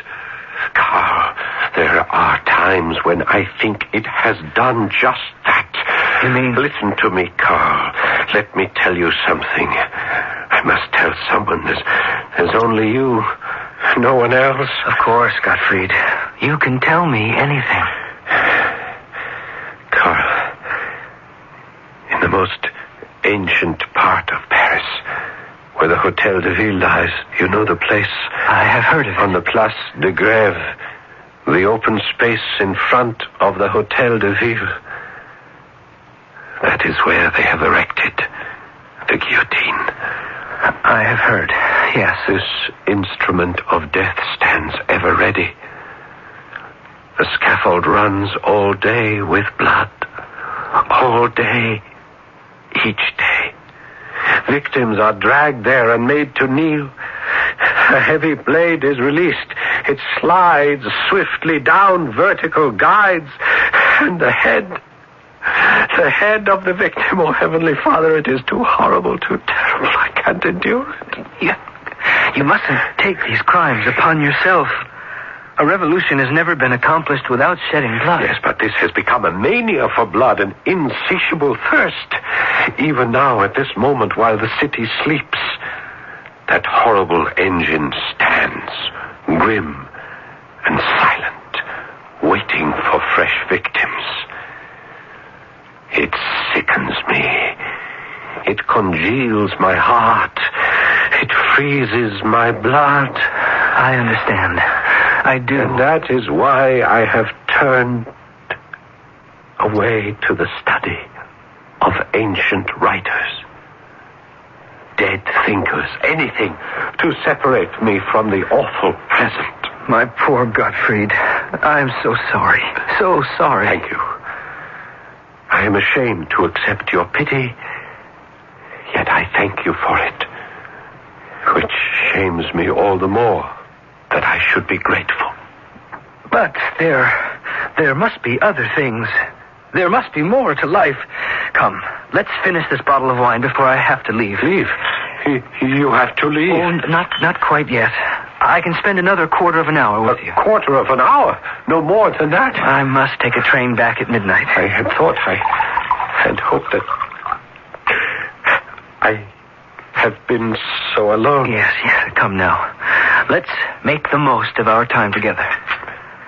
Drink up now, and we'll talk of pleasant things.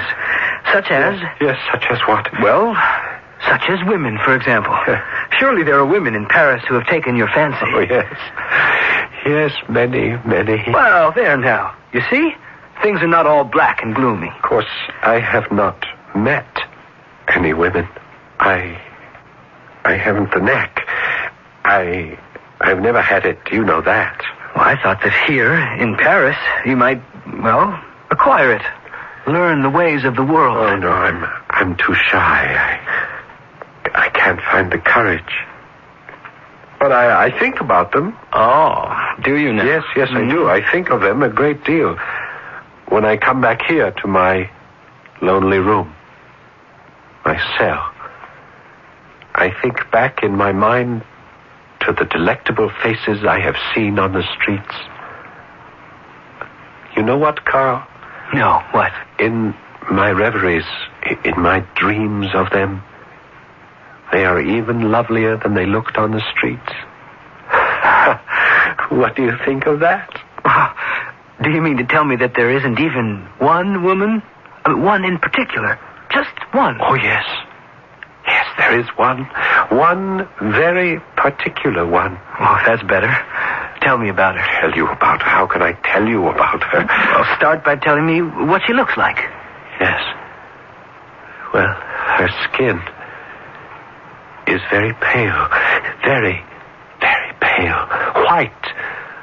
Like a white rose. Her eyes? Dark and burning hot like sultry suns. Better and better. Her hair? A shade of red, I think. Well, you think? Yes. Her hair is reddish. Some might call it somber. But against the pallor of her skin... And her name? Her name? What about her name? Well, aren't you going to tell me the name of your lovely? She has no name. Why should she have a name? Gottfried, are you drunk? I have never given her a name.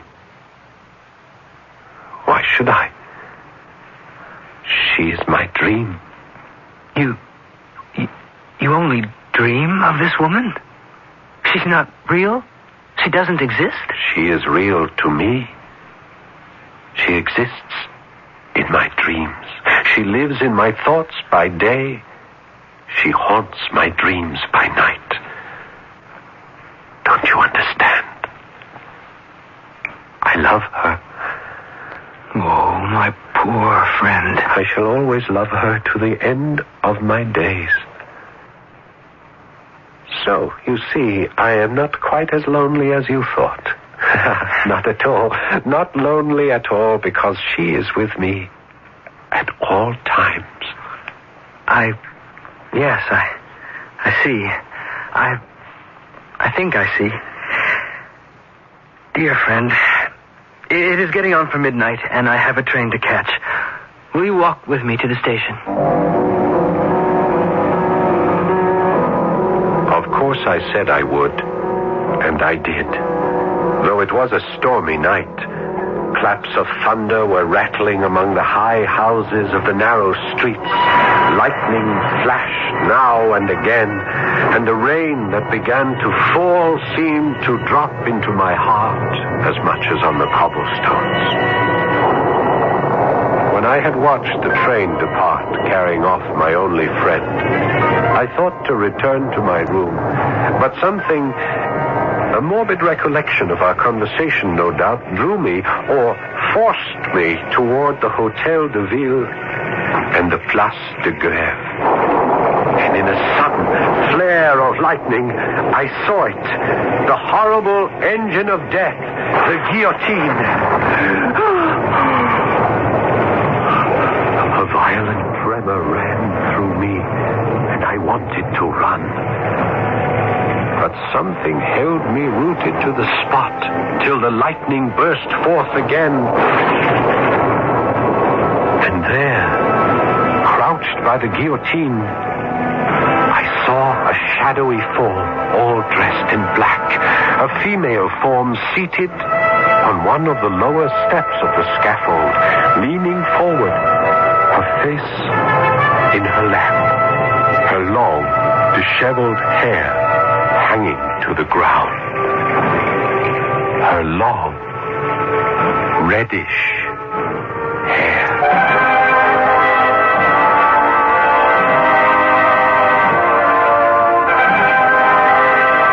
You are listening to a tale of terror and romance, told in the Gothic style.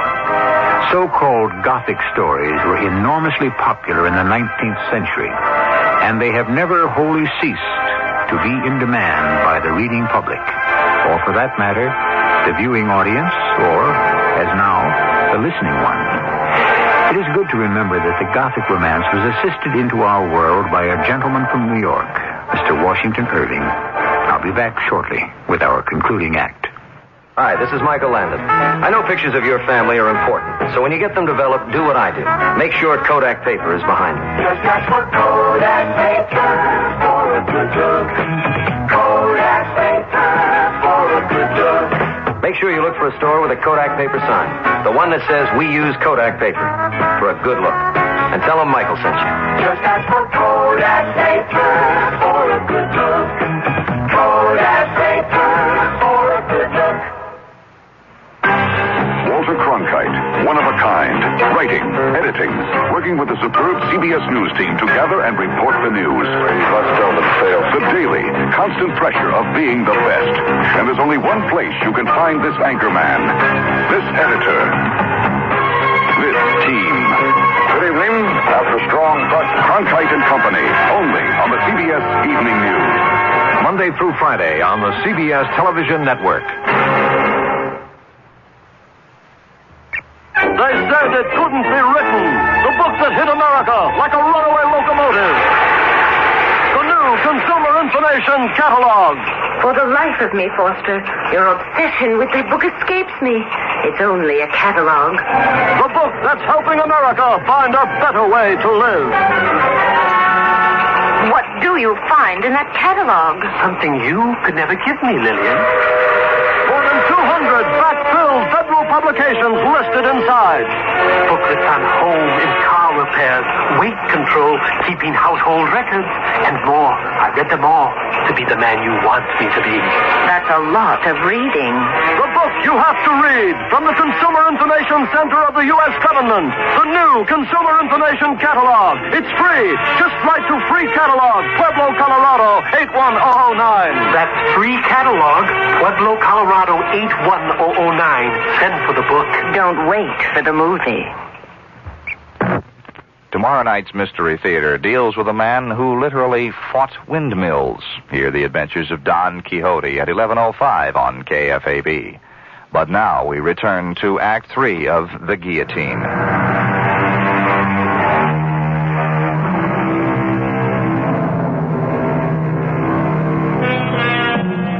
It is true that Washington Irving was born in New York, but for reasons of health, he traveled extensively abroad and actually had living quarters for a time in the Alhambra, that centuries-old palace that still stands on a hill in Granada, a relic of the time when the Moors ruled a large part of Spain. In fact, you can go there today and see the very rooms he occupied. And if you are very careful and no one is looking, touch the keys of the spinet on which he played.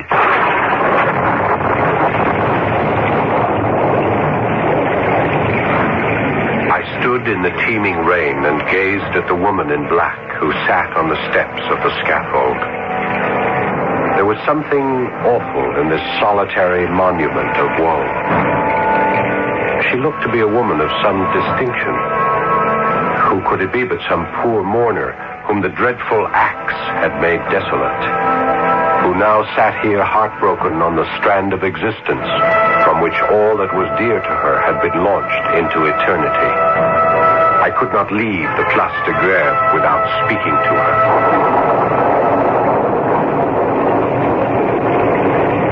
Madame, your pardon, Madame. I would not intrude upon your solitude, but neither can I pass by and leave you here alone. The storm, the hour of the night. Let me lead you away from this gruesome place. Let me take you to your friends who will cherish and take care of you. Madame?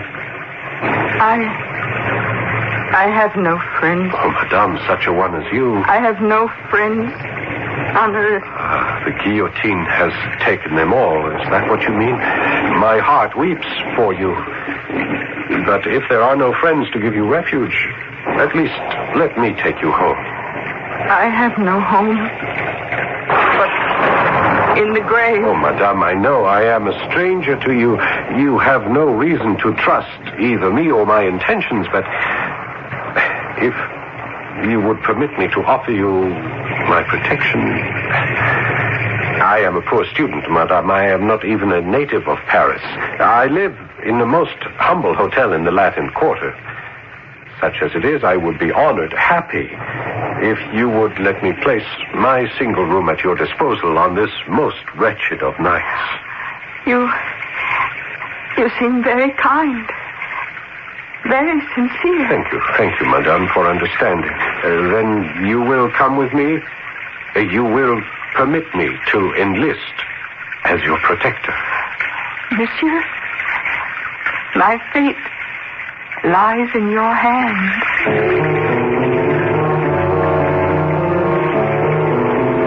The storm had abated. All Paris was quiet. That great volcano of human passion slumbered for a while to gather fresh strength for the next day's eruption.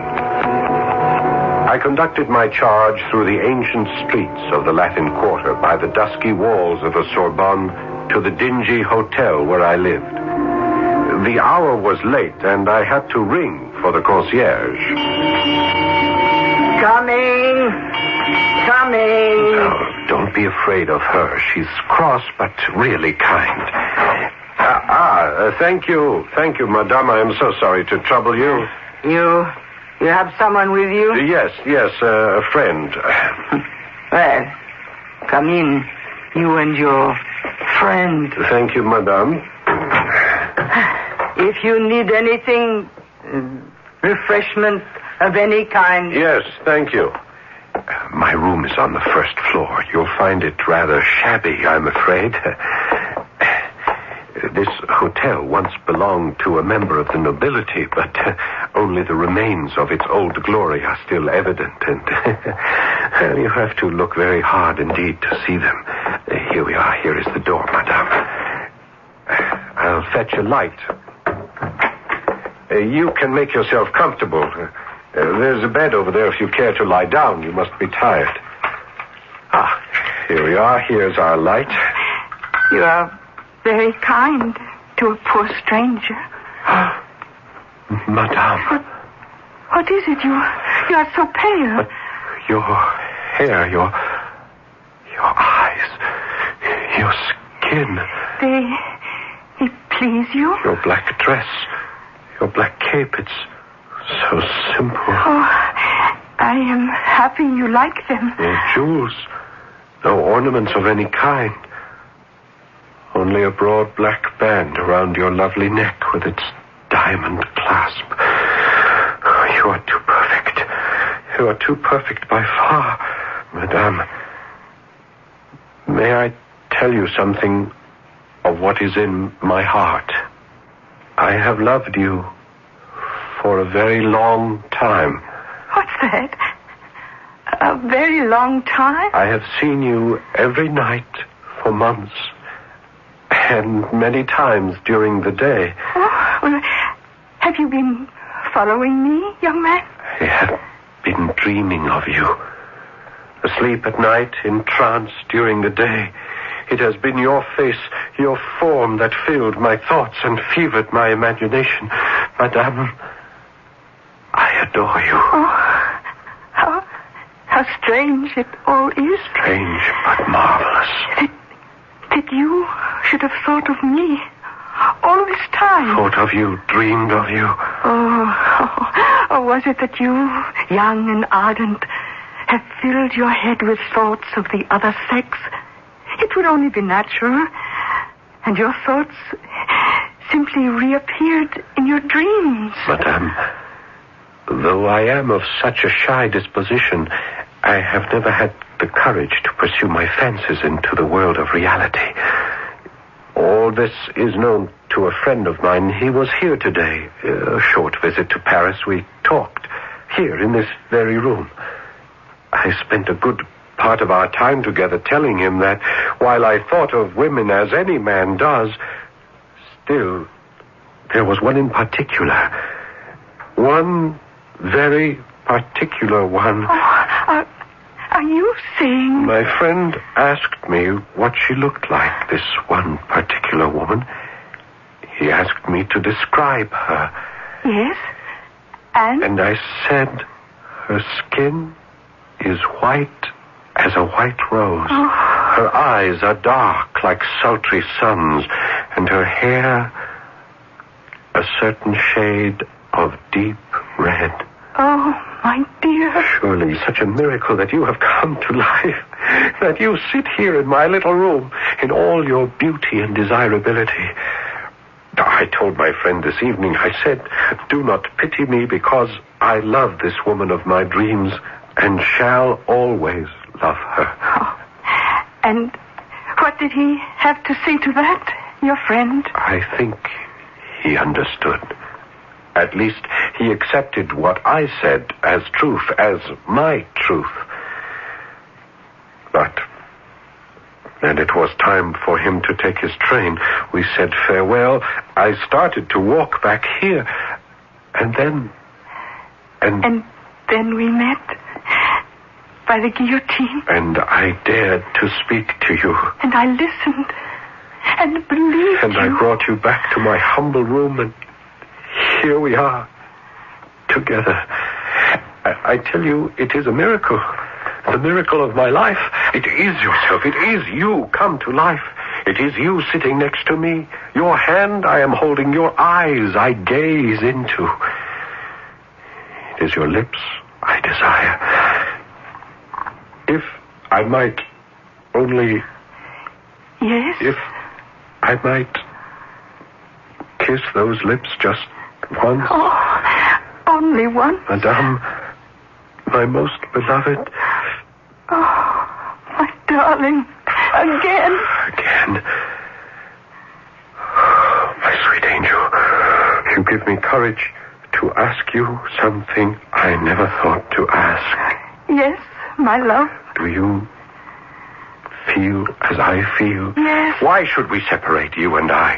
Our hearts are already united in the eye of reason and honor. We are as one. Oh, yes. You have no home, no family. Let me be home, family, everything to you. Rather, let us be everything to each other. Here, take my hand. I pledge myself to you forever. Forever? You say forever? Forever. Oh, then, my lover, I am yours.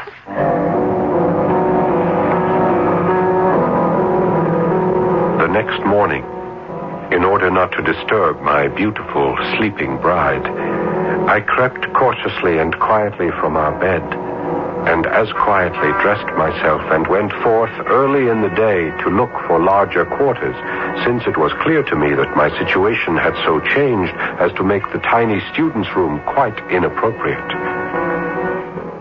When I returned from my search, I stopped to speak to the concierge, who quite clearly was taking a certain enjoyment in my clandestine affair. Good morning, monsieur. Good morning. Will you be wanting a small repast, you and the lady? A coffee, perhaps? A croissant? Yes, that would be very nice. Thank you. The lady has not asked for me. No, monsieur. Nor has she gone out. I've watched for her. No, she still sleeps in your room, I believe. Thank you. I'll be up in a moment with your coffee and croissant. Thank you so very much. We'll both appreciate that.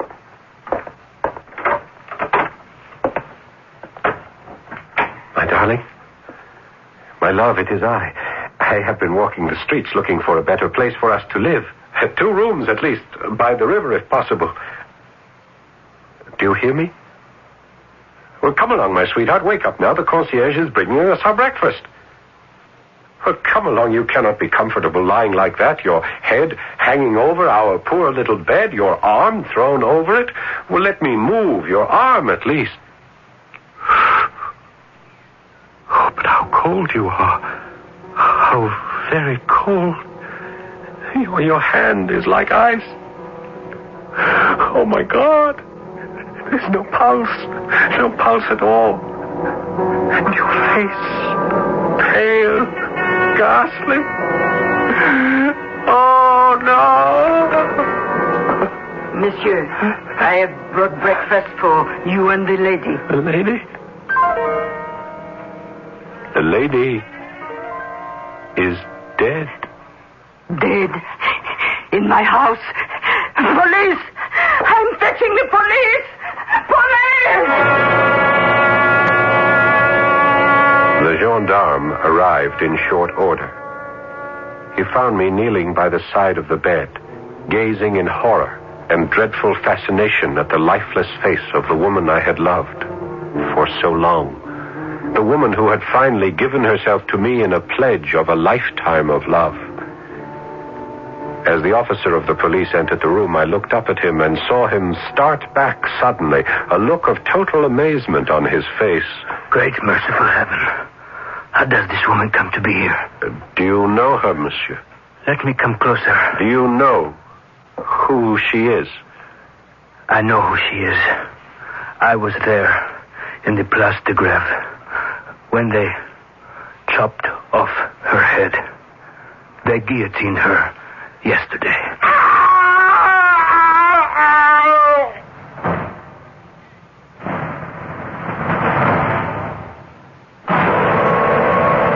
I hardly know how to tell you what happened then. The policeman leaned over and unfastened the black collar with a diamond clasp that encircled the neck of my beloved. And horror of horrors, her beautiful head rolled upon the floor. And then I knew. My most awful fear had been true all along. The fiend had gained possession of me. And I was lost forever. Forever lost.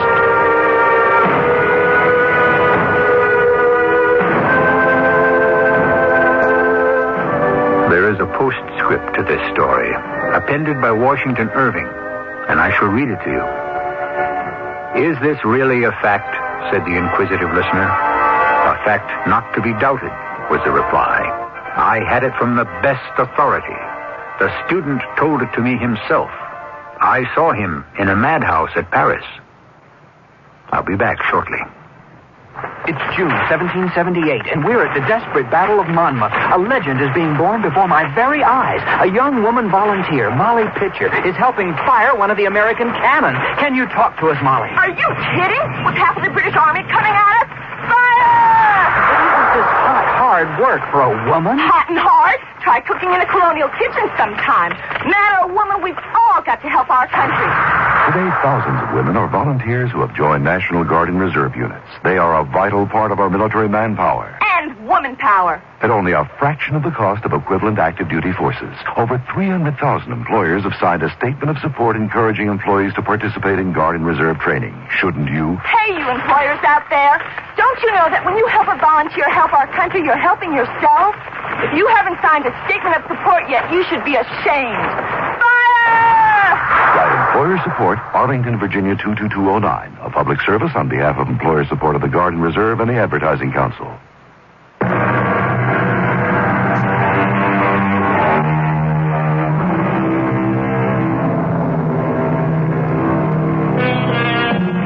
The horror story is international. Starting with the Castle of Otranto by the Englishman Horace Walpole, it was followed and improved upon by Honoré Balzac in France.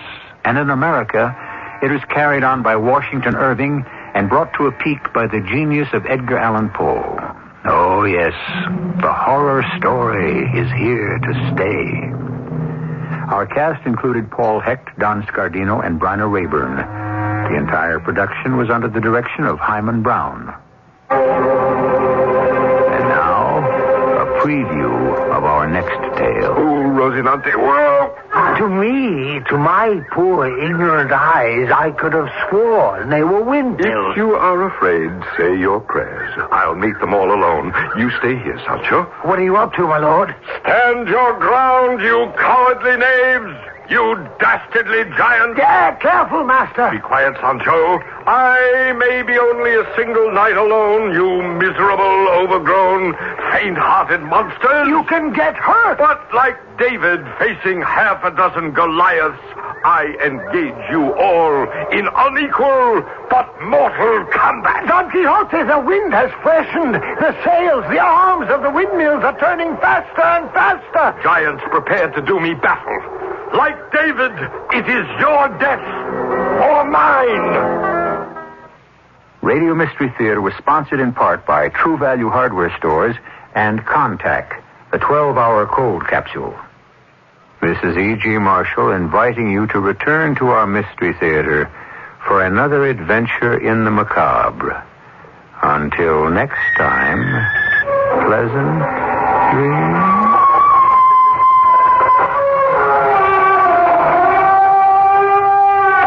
This is KFAB in Omaha. This is John Wherry for the Kansas City, Kansas Public Schools. Vicki Nagel, kindergarten teacher at Central Elementary School, has some suggestions for parents whose children will start school next year. If a child can come to kindergarten knowing how to write his name, or at least a beginning of how to write his name, it's a big help.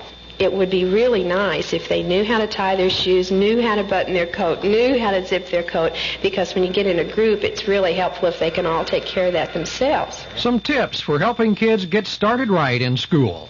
Listen again when WDAF and your Kansas City, Kansas Public Schools present another school note. WDAF, Kansas City. Kansas City teachers and the school board have given overwhelming support to a contract hammered out during extensive bargaining with the federal mediator. Sunday's vote clears the way for reopening all 100 public schools today, or rather tomorrow. This is WDAF Kansas City. It's 11 o'clock. News of the hour on the hour from American Information Radio. This is Steve Powers from New York. And at this hour, a positive reaction to the acquittal of John Mitchell and Maurice Stans extends from the defendants themselves to the White House and to Geneva. For the defendants, the reaction was predictable. They were happy. Maurice Stans. Looking back, all I would like to say in conclusion is that even the book of Job has a very happy ending.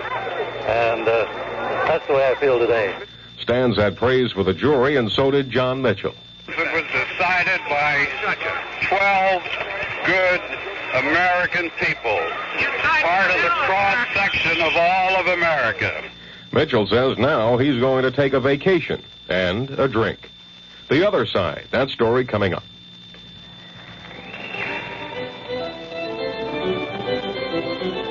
You may live with it for 1,000 years, and there is still challenge. And you see, the young people are searching for the answers to life. Organist Virgil Fox for music in our schools. I don't think there's any way possible to have children have music too early. I think that music in the lives of the young is probably as important as the breath in their lungs or the blood in their veins. The child who is permitted to brush with music, to cope with it, to dance to it, to feel it, to express it, to make it, is a child who is always several plateaus higher. There's no doubt that beautiful music brings out the finest, and the more we have of it, the better everything else is. Help to bring out the finest in all our children. Support music in your schools.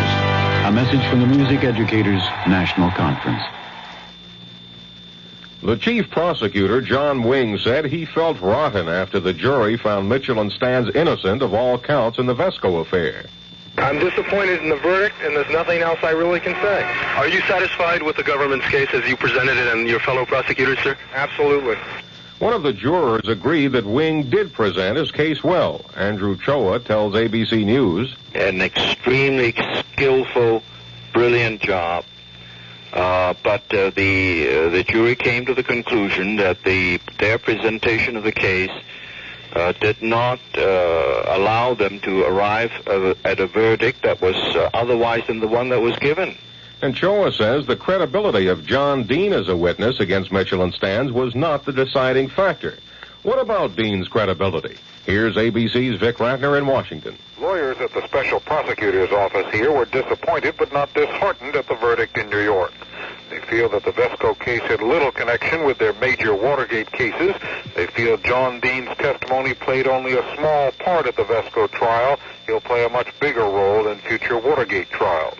The Vesco case wasn't even the special prosecutor's baby, having originated in the U.S. Attorney's Office in New York and being handled there all along.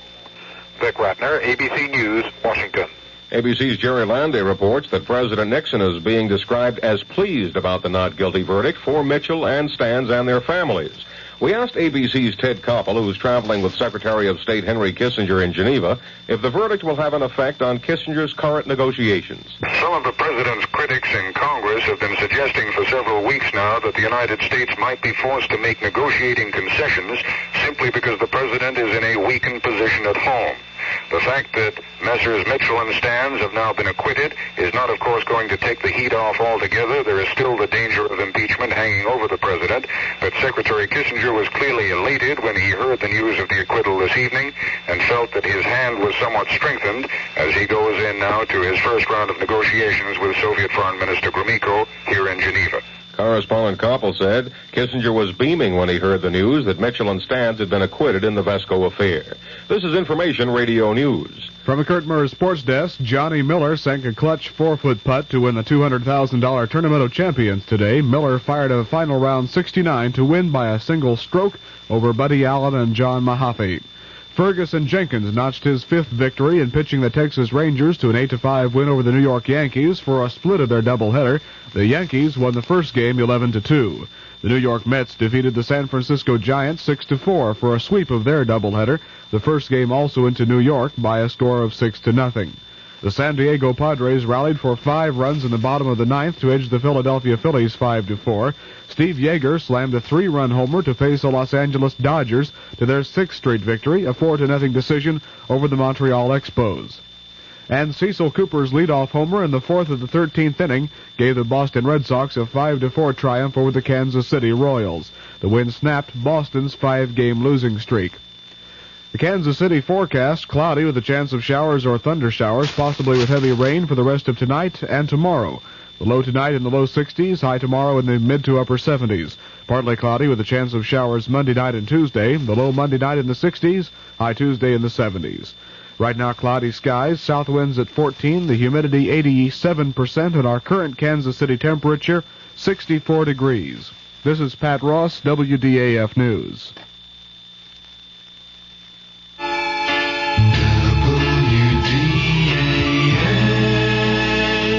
The CBS Radio Mystery Theater presents...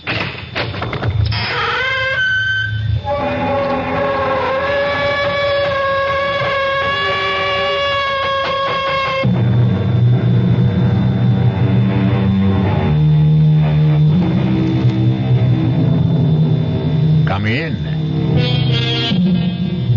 Welcome. I'm E.G. Marshall. Welcome to the sound of suspense, to the fear you can hear, to the world of terrifying imagination. They say, hell hath no fury like a woman scorned. And perhaps it's true. But the question is, how long can that fury endure? How long can the passions burn? Well, Miss Charity Youngblood was left waiting at the church some 200 years ago, and she still isn't over it. Sheriff's Office, Deputy Palmer speaking. Sheriff, there's someone who wants to murder me. Yes, sir. Your name, sir? Well, is that important? Yes, sir, it is. Well, I hesitate to give you my name because you might think I'm unbalanced. Now, why would I think that? Because of the peculiar circumstances involved. Why don't you let me be the judge of that? Well, this young lady wants to kill me, and she's armed. What's her name? Well, I wouldn't want her to get into trouble. What? She doesn't look like a killer, and besides, I can't prove it. It's just that I know it.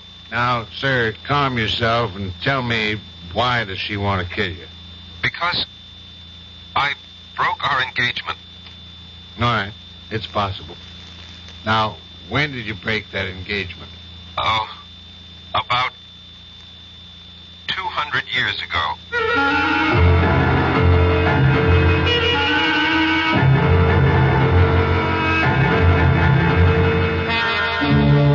Our mystery drama, A Dream of Death, was written especially for the Mystery Theater by Sam Dan and stars Michael Tolan.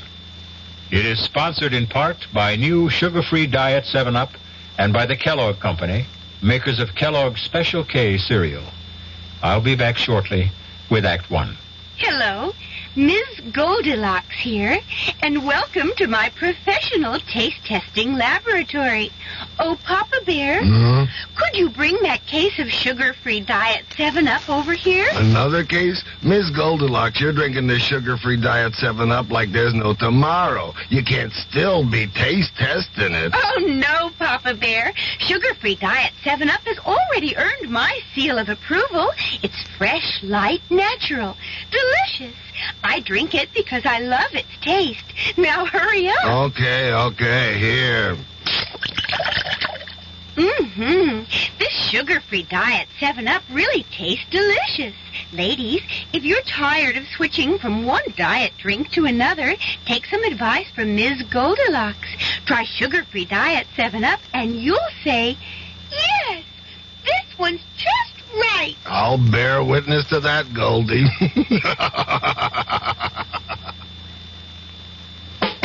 Young I may be, but still I'm a man. Just turned 18 and I'll do what I can to find me a place where I can be me.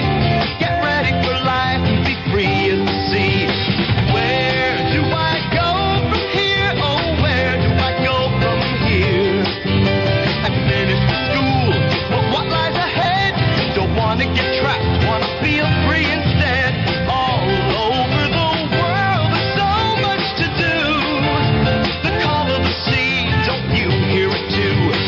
Where do I go from here? Oh, where do I go from here? What about the new Navy? You'll get your chance at success, learn an exciting job, and see the world. Call toll-free 800-841-8000. That's 800-841-8000. Or see your Navy recruiter. Be someone special in the new Navy. I know where I'm going from here.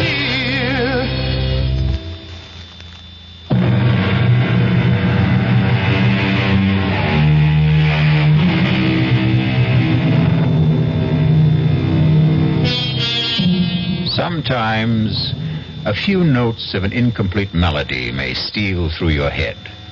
It isn't like any tune you know, and yet you've heard it before. For no reason, a name, a noise, an aroma may evoke a dim and distant memory. A memory of a place you cannot clearly remember, but it's a place you cannot completely forget. A great poet said, "Life is a dream, and even dreams are dreams."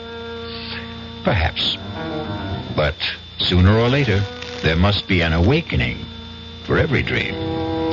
And for Rexford Patterson, there was the rudest awakening of all. Hey, Patterson, wake up. Your lawyer's here. Huh?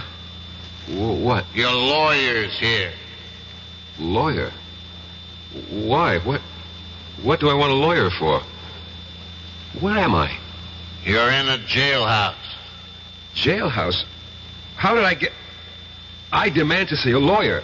Mister, no sooner said than done. He's all yours, Counselor. All right, Sheriff, if you would leave us. Bang on the door when you want out, Counselor. Who are you? Why am I in here? My name is Peter Evans. I'm an attorney. I was retained by the university on your behalf.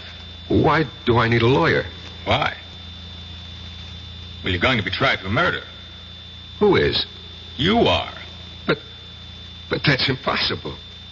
You don't remember? Murder? Murder. No.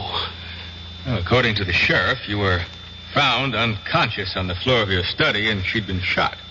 Who? Your fiancée. Charity?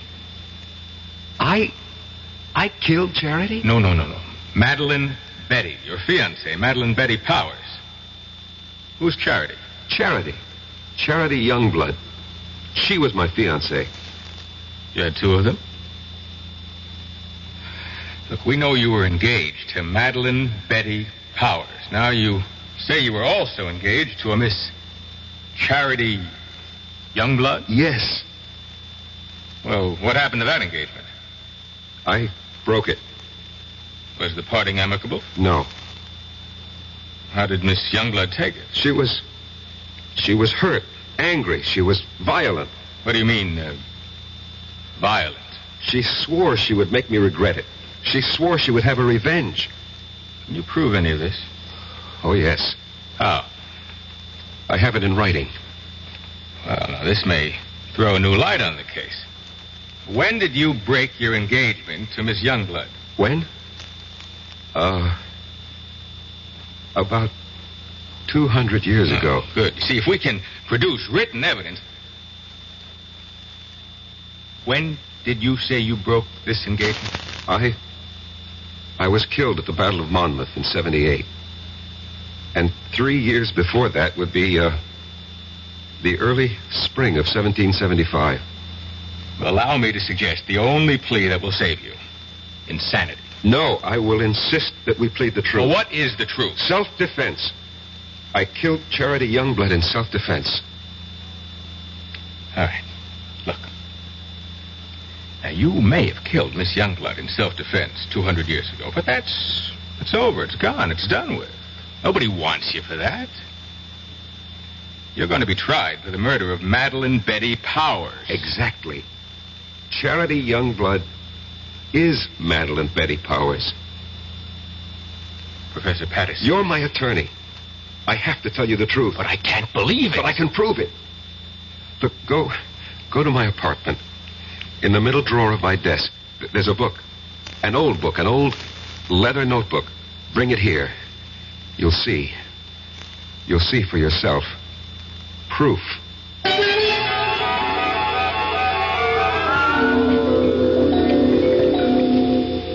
You read the book? Yes. It's a diary kept by a girl named Charity Youngblood, daughter of a Connecticut gunsmith during the Revolutionary War. She was jilted by a young officer named Eli Wallington.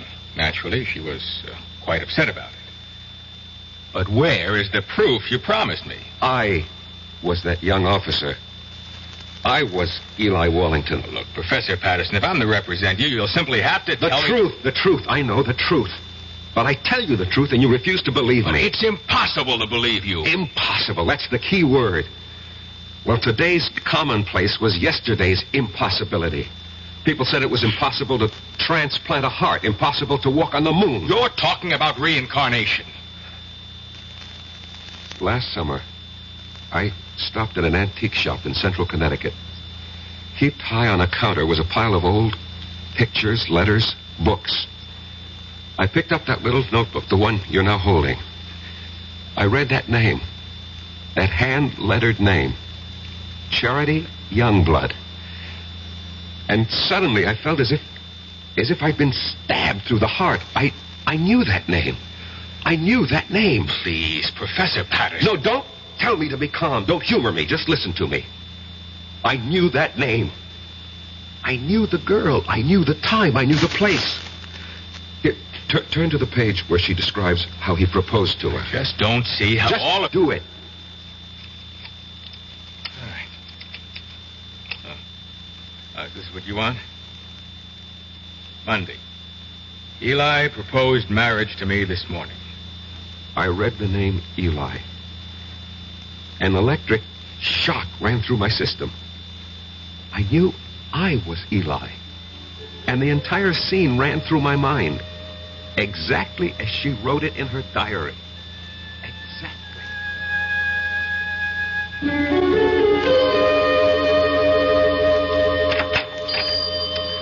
Good morning, Charity. Oh, it's the high and mighty Lieutenant Eli Wallington. Come to see my father? Well, that pistol of yours isn't ready. I've come to see you, Charity. I've been foolish. It doesn't interest me. Charity, I love you. Oh, yes, you love me. Believe me. Oh, I believe you. You love me here. You love me now. But tomorrow you'll be somewhere else. You'll see someone else. You'll love someone else. Men are fools. We don't realize at first how important it is to have a woman who really loves us. And you love me. Please go. Marry me, Charity. Eli? We'll have the banns on Sunday and marry the week after. Now, come, close the shop. We'll go riding this morning. But I promised Father... Let's be together this morning. Come with me. Oh, Eli, you're a scoundrel. Yes, Charity. But I'm your scoundrel. You must never forget that, Eli. Never forget that.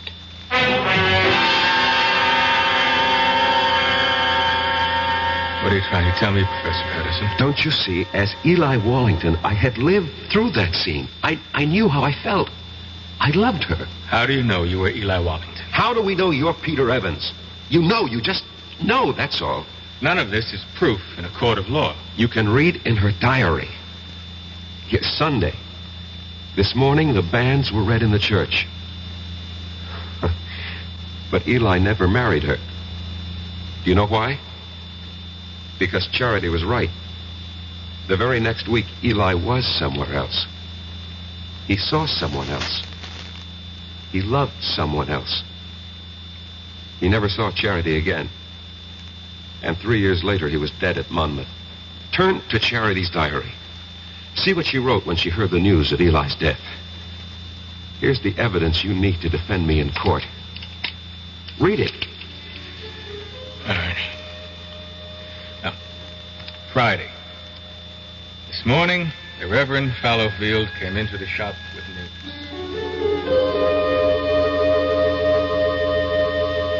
Charity, I am told that Eli Wallington has fallen at Monmouth. I thought you might wish to know. Thank you, Reverend. He died bravely for his country. And I hope you can find it in your heart to forgive him. I will not forgive him. Charity. On that Sunday, that awful Sunday, I swore I'd kill him. But the boy is already dead. He'll live again. I'll live again. I'll find him and kill him. Give up this frightful hatred before it destroys you. He won't escape. If only I could help you, Charity. No one can help me. And no one can help Eli. Somewhere, somehow, someday, I'll have my revenge.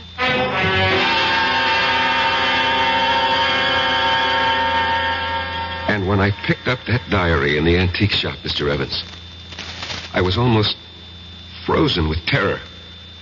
I knew I had come back. Why shouldn't she? But you know something? After a while, I began to laugh at myself. Why? Well, for the same reason you're probably laughing at me. After all, we live in the modern, rational 20th century.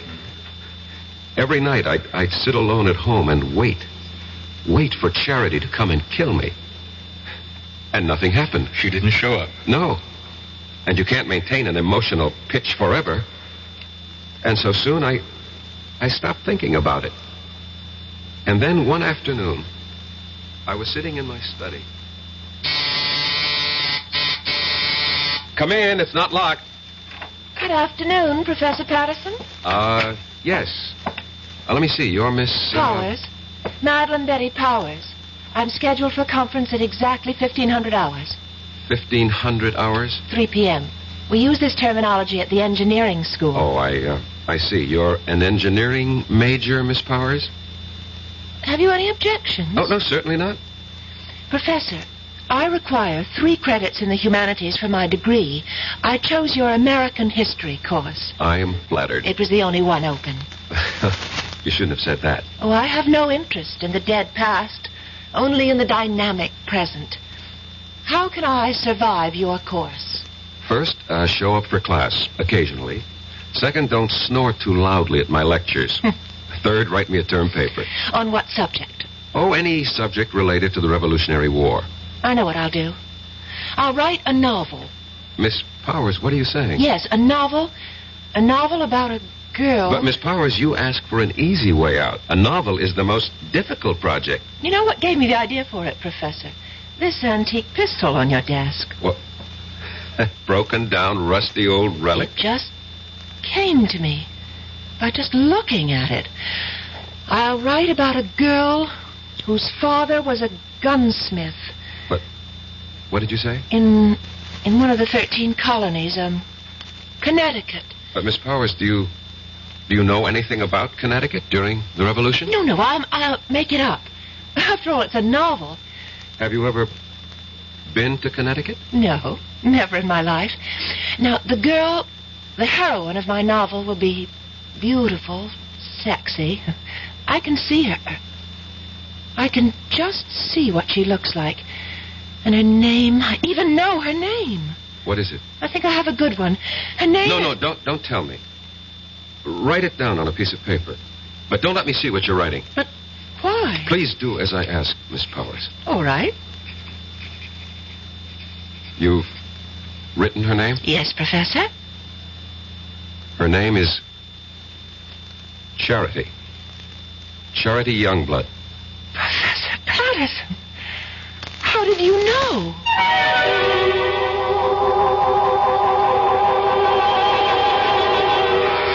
How does he know? Funny how these things work out, no? You can never tell who you'll come back as. Devil-may-care adventurer. Getting any money, but he's entitled.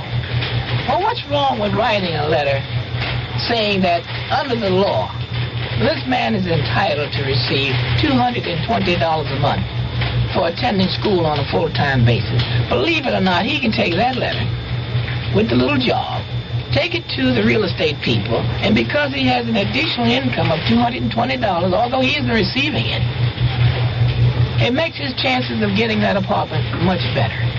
And this is what I mean about the little things.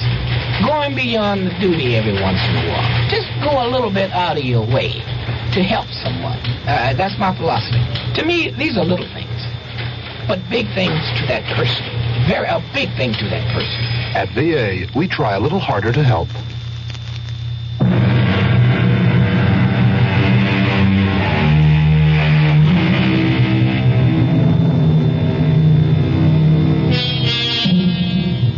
Professor Patterson, a quiet teacher of history, is in jail, accused of killing his fiancée.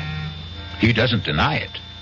What he's desperately trying to prove is that he killed the one he had 200 years ago. Where, Miss Powers, have you heard that name, Charity Youngblood, before? Nowhere. I made it up. You made it up? Well, Charity sounds like a name a girl might have had 200 years ago. And Youngblood has a kind of colonial quality to it. Charity Youngblood. It just sort of popped into my head. And everything just came to you, the whole idea for the novel, the heroine, her name, it all occurred to you just now? Yes, that's right, Professor Patterson. I simply can't account for it. It has no scientific basis.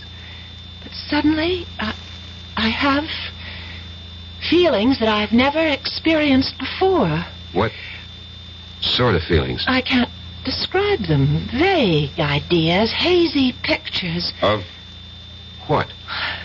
But this woman, this girl, this Charity Youngblood, she's a creature of my own imagination. I only conjured her up a few moments ago, and yet she seems to be alive. Give it up, Miss Powers.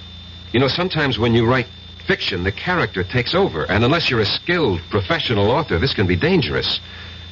Just attend class, look intelligent, and you'll pass the course. Well, Professor, that wouldn't be ethical. Miss Powers, we'll just let that be our secret.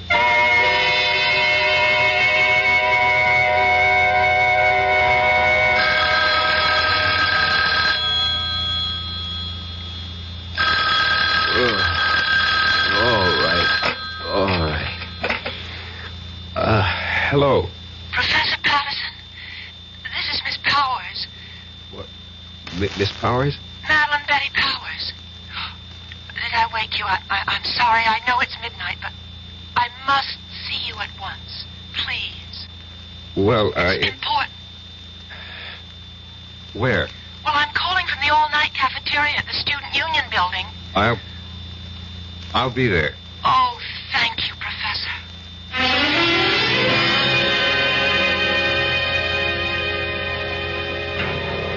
I had to see you. And I didn't think it would be proper for me to go to your apartment at this hour.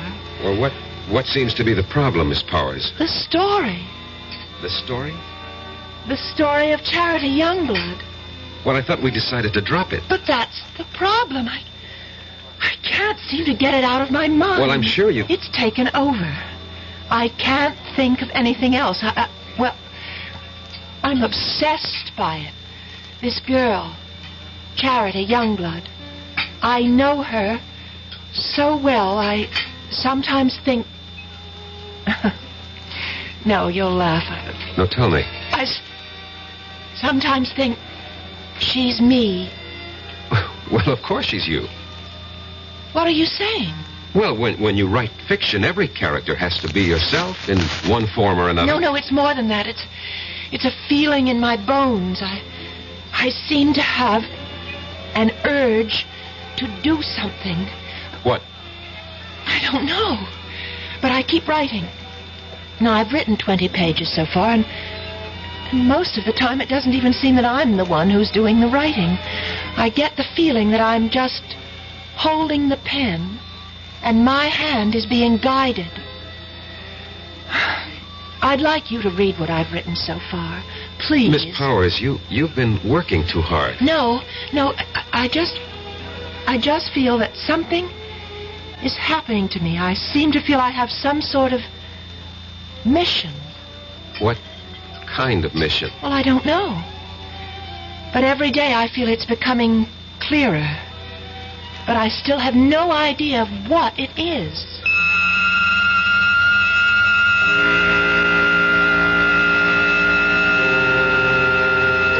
And every day, Mr. Evans, she would hand me a chapter of her novel.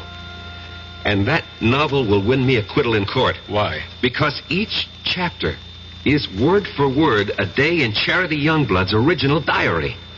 In Madeline Betty's own handwriting. Where's that novel now? In my desk. I did everything I could to get her to stop writing, hoping that somehow I could get her mind off it. But of course that was useless.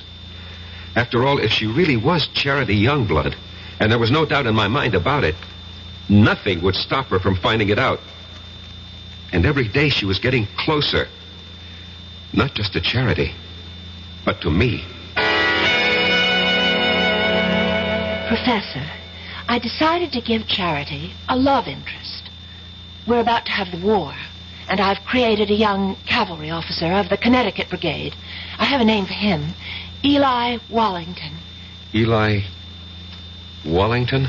Yes. Miss Powers, you've already written more than enough to earn a good grade. It's already longer than the average term paper. Oh, but I have to finish. Why? This whole thing started as a term project. Yes, it may have started that way, but now it's something that belongs to me, and I can't help it. I have to keep writing until... Until something happens. What? What is supposed to happen? I don't know. But I'm afraid. I'm very much afraid.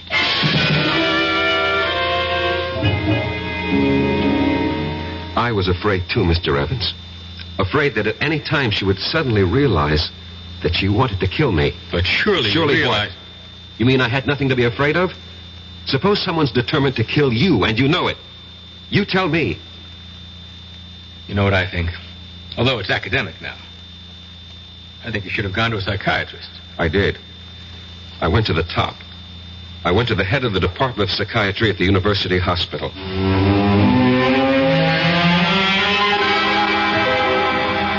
All right. Now, let us see if we can delve into the core of these hallucinations. No, let's not, Dr. Laufer. You see, these are not hallucinations. No? No. These are matters of fact. I know them to be true. You're talking about reincarnation. Yes. And you obviously don't believe in it. That's hardly the point. It may exist, for all I know. However, if it does, then we have no way of knowing who we were in a past lifetime. Perhaps we had no way of knowing. Perhaps today, with heightened powers of communication, perhaps our modern scientific technology has upset certain natural balances. Whatever. The fact is, I know. If you know, you know. What do you want me to do? Suggest a way I can live with it. I'm afraid I don't understand. Look, if a man was an alcoholic or a drug addict or a gambler, and he said to you, this is what's wrong with me, how do I live with it? What would you tell him? You are oversimplifying. I am I'll coin the word. Reincarnate.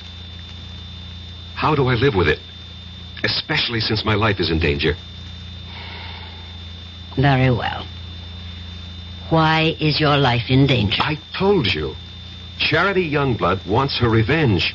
And she's here in the person of Madeline Betty Powers to exact it. Don't you see what you must do? No. This is all within the framework you yourself have created. If you remove the motive, you can prevent the crime. I still don't know what you mean. If she wants to kill you because you jilted her, well, all you have to do is give her satisfaction. How? Marry her. Marry her? Marry Madeline Betty? She's hardly my type. You're 32 years old. You're not married. Are you going with anyone? No. But marry her? How do I know she'll have me? Were you once Eli Wallington? Yes. Was she once Charity Youngblood? Yes. She'll have you.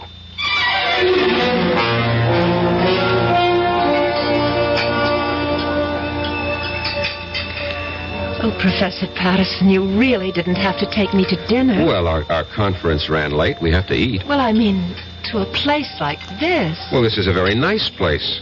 Or so I thought. Oh. Would you care to dance? Oh, no, thank you. I dance rather poorly. Oh, I can't believe that. Why can't you believe it? Because you're so charming. I don't think so. At least no one ever told me that. But I think so. Do you? Why? Well, it's a subjective thing. I lied to you just now. I said I dance poorly. The truth is, I don't dance at all. Now, how is that possible? Girls who don't get asked usually don't bother to learn. I don't know why I'm telling you all this. It's just that since the day I met you, I started thinking. I don't know how to describe it. Well, what were you thinking? Oh, crazy things. That is, for me. I suddenly wanted to write a book. Why, I'll never know. And I began thinking of a girl who lived hundreds of years ago in a place I've never heard of. I can't understand it. Madeline Betty, maybe I can help you. Would you, Professor Patterson? Rex. Go on, say it. Call me Rex. Rex. I've also felt something since the time you walked into my study for conference. And I've been trying to analyze it. And I finally discovered what it is. It's love. Professor Patterson. Rex. And so I'm asking you, I hope that you will marry me.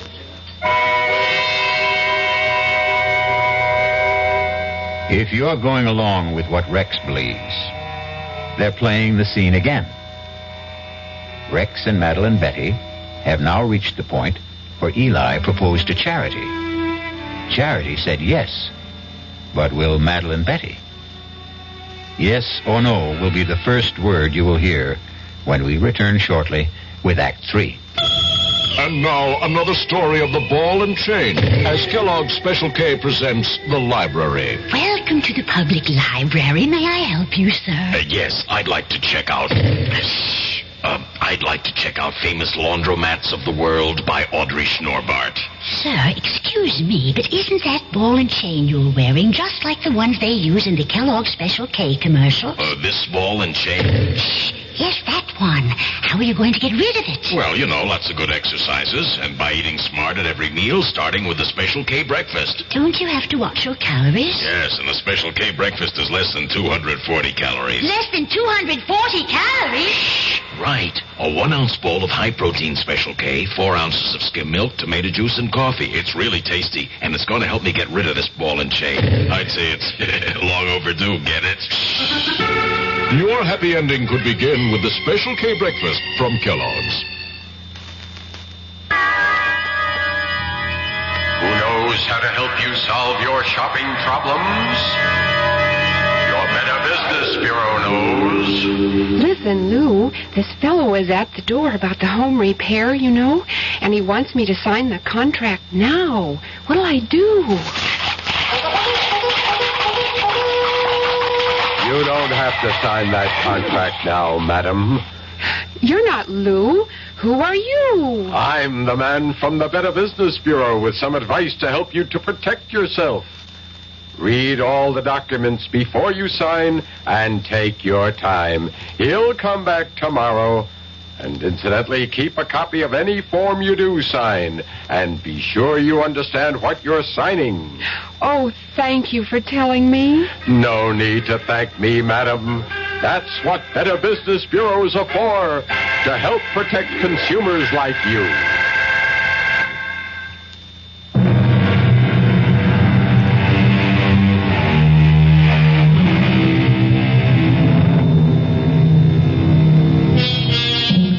Eliminate the motive, and you prevent the crime. Excellent advice. And Rexford Patterson has taken it. He has just proposed to Madeline Betty Powers because it's the only way he can think of to keep her from killing him. And now, she looks at him and says, Yes, Professor Patterson. Yes. You can't agree to marry a man and call him Professor Patterson. Rex. I know it's sudden, Madeline Betty. We can get married after you graduate. Oh, I'll marry you anytime you say, Rex. I love you. I love you, too. I fell in love with you. Must have been at first sight. Why? Why? Because you're handsome. I was hoping I had other qualities. Oh, you do. You do. But being handsome's part of it. Why did you fall in love with me? Because you're beautiful. Oh. No, you don't believe it. No, well, I feel beautiful. You make me feel beautiful. Oh, Rex. I can't believe this is happening to me. It's happening. It's happening to both of us. And I'll be such a good wife for you. What is it? Oh, my head. What's the matter? Suddenly feels so light, so clear.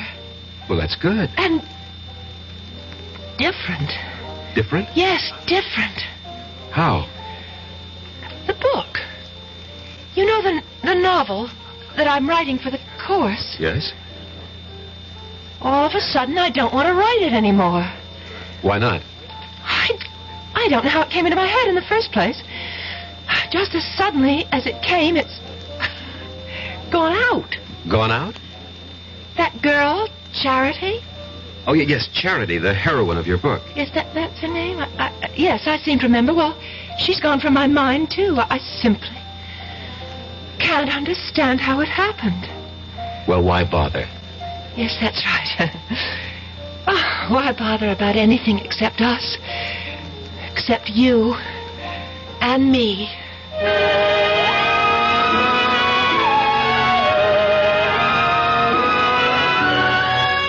So you proposed to her, Professor, and you were accepted.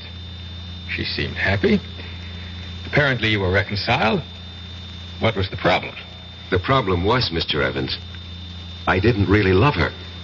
Just as Eli didn't really love Charity. But within the theory you'd set up... Don't call it a theory. It's a fact. Oh, whatever. But this is what you had to do. You had to marry the girl. And I tried hard. But she made it impossible. She was... What did she do? Nothing, really. She was just so grateful to me. You pay attention to a wallflower, and what you create for yourself is a clinging vine. A vine that can strangle and suffocate you. And besides... Yes? Besides, there was Susan Miller.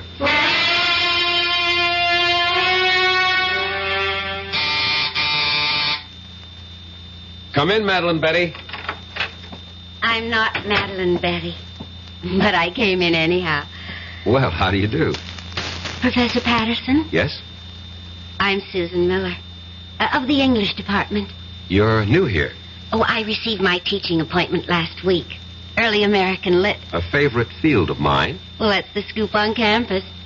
Anything early American, see Rex Patterson. I just thought we'd chat. Fix you a drink? A soft one. Naturally. Diet, if you have it. I'm watching my weight. Why? I think it's most attractive the way it is. Well, if you think so, I'll keep it that way. Did you know that General Burgoyne wrote a play? Yes, it was called Maid of the Oaks. And it was produced in New York during the Revolution. Yes, and I'll tell you who was in the cast.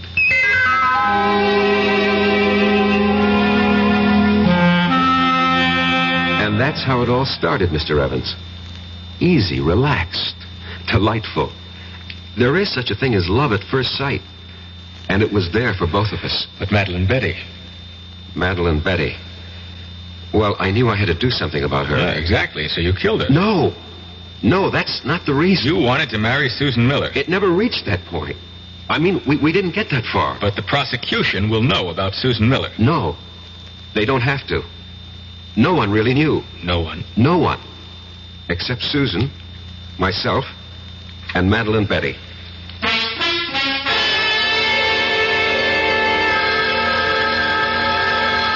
I'll get it. Hello? Hello? Is Rex, Professor Patterson there? Oh, who's calling? This is Susan.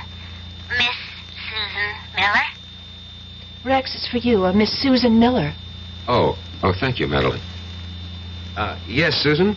Rex, how about a drive in the country? I have considerable work to do. But I thought you had nothing to do all weekend. So did I, but, I have this research project. I see. Did your project answer the phone? No, it's nothing like that. Well, maybe we can get together tomorrow. Sure thing. Goodbye. Bye. And who is Susan Miller? She teaches here. I'll bet. What does she teach? English. You could look it up in the catalog. I'm sorry. I'm so jealous. Forgive me. You're forgiven. I just can't believe my good luck, that's all. Rex, you said you'd marry me any time I chose. Well, yes. Well, I choose now. Now? Well, next month. I want Mother and Dad and my sisters, and I have some cousins. I'd like to see the looks on their faces. The first Sunday next month. That's almost 4 weeks from now. Is that all right? Well, You haven't changed your mind, have you? But I had changed my mind, Doctor. I see. I wish I knew what doctors meant when they say, I see. Patterson, you are the one who set up the ground rules. You said she was Charity Youngblood, reincarnated to have her revenge. I know. I know. And using that, I suggested marriage. It was your only chance. I realize that, but you see, I really don't believe that anymore. You don't? I should have listened to you when you called it an hallucination. You agree with that now? I think I do. What caused this radical change? I'm in love. With whom? A woman. A woman? Yes, a woman. Not a girl, not an immature, neurotic girl, but a woman. A woman who is beautiful, intelligent, who has everything in common with me, who has something to offer me, just as I have something to offer her. And what of Madeline Betty or Charity Youngblood? Charity Youngblood was an adolescent delusion. You're hardly an adolescent. In many respects, I was. I fell in love with the idea of Charity Youngblood, this voluptuous creature, but... Yes. You grow up when you meet a real woman. As I said before, you're hardly a boy. It takes some of us longer than others. And Madeline Betty, what of her? She'll have to grow up, too. Somehow, all this, it doesn't seem fair to her. Life itself is unfair, Doctor. You make everything seem very neat. Somehow, I don't think you'll be able to unwrap the package as easily as you think. But why? Why? I told you, Madeline Betty. I told you. You said you loved me. I thought I did. No. Oh, please, Madeline Betty, don't make this difficult for both of us. Oh, Rex, please, marry me. No, it wouldn't be right. I told everyone, my parents, my sister, my friends. Oh, Rex, what can I tell them now? Would you want us to live a lie? I don't care. Rex, why did you do this to me? These things happen. You loved because I was here. You went somewhere else. You saw someone else. Now you love someone else. What do you say? I don't know what I'm saying. Look, you'll find someone else, too. I'm sorry, Rex.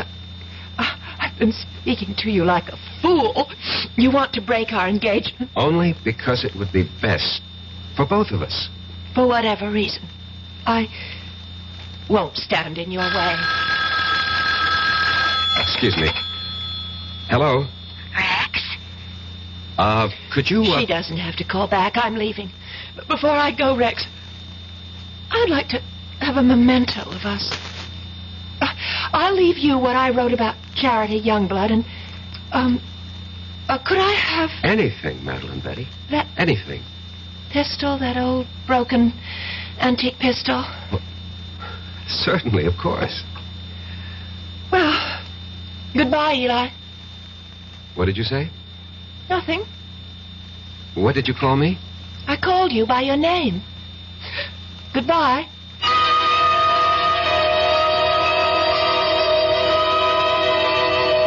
That night, Mr. Evans, she left the college. Her roommate called me and said Madeline Betty had disappeared. Didn't you feel that perhaps you should investigate? No. Well, to tell you the truth, I felt relieved. I thought she was embarrassed and had decided to go somewhere, and I forgot all about her. You forgot? How could you forget? Maybe I wanted to forget. Anyway, about a week later, I came home. It was late at night.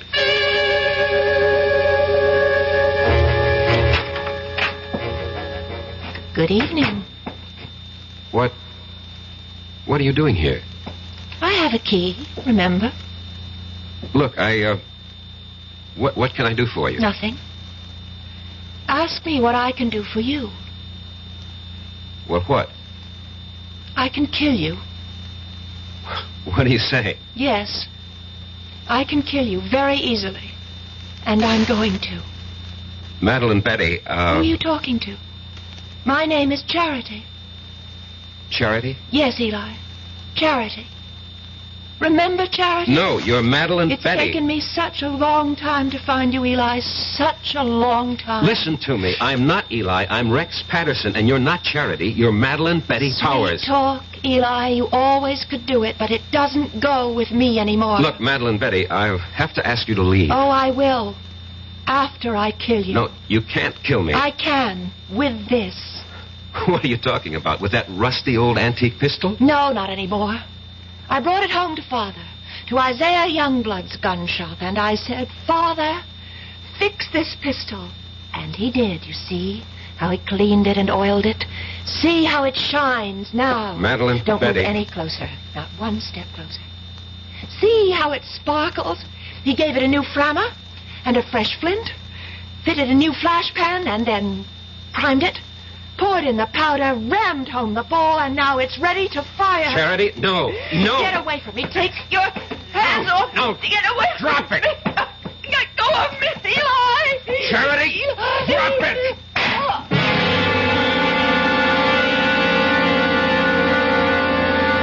We struggled for the gun, and at the last second, the barrel must have turned toward her. And she pulled the trigger. And that's your defense? That's my defense. You want me to plead that defense? I want you to tell the jury exactly what happened, why it happened, and the way it happened. Show them the written proof. You're sure that's what you want me to do? Yes, I'm sure. I'm sure because it's the truth. Well, I hope the jury buys it. Would you have bought Professor Patterson's story? You would. A pity you weren't on the jury. Because 12 good men and true, actually 6 of them were women, deliberated for a full week and decided that Rex would have to pay the price. Not just the price for Madeline Betty, but also, as it turned out, the price for charity. I'll be back shortly. This is Ray Scott for the President's Council on Physical Fitness and Sports. Sometimes we're accused of exaggerating the importance of a game, along with millions of Americans across the country. Well, maybe so. But one thing is sure. We certainly under-exaggerate the importance of physical fitness and sports among our children. We send our kids to the best schools we can to get the best education they can, and yet we often completely neglect their physical education. Phys ed departments are usually the first to suffer when budgets are cut. That's why we urge you to support the physical education departments in your schools and to make sure your kids are getting the kind of programs and instruction that will do them the most good. Physical fitness can help them develop into healthier adults and help them live up to their full potential. For more information, write the President's Council on Physical Fitness and Sports, Washington, D.C., 20201.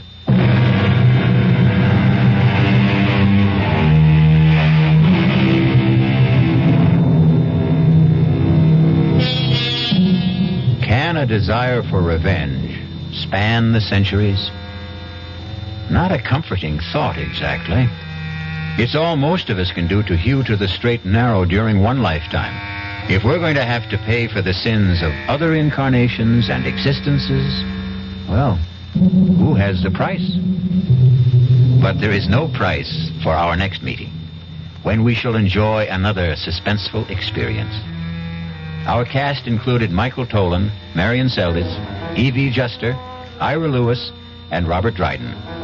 The entire production was under the direction of Hyman Brown. And now, a preview of our next tale. The answer's still the same. No dog, no baby. Just be happy with these dumb plants. They're bad enough. Taking up the whole bloody windows. I hate you. Yeah, look, I'll let you keep them. I hate you. I wish you were dead. What did you say? I said I hate you. I wish you were dead. Did you really say... Hey, what? Hey, what's this? The bloody plants are on my neck. Hey, Barbara, they're all around me. They're choking me. I can't get them off. Hey, Barbara, they're too strong. Barbara, don't stand there. Get them off. No. Get the scissors. Barbara, the scissors. I hate you. I hate you. I want you dead. Radio Mystery Theater was sponsored in part by Anheuser-Busch Incorporated, brewers of Budweiser. This is E.G. Marshall inviting you to return to our Mystery Theater for another adventure in the macabre. Until next time, pleasant dreams.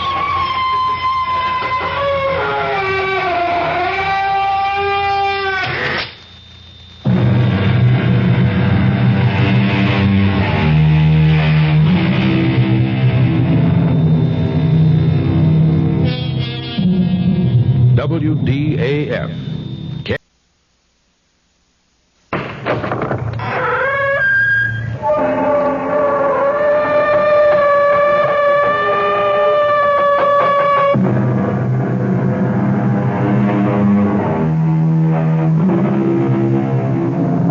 Come in.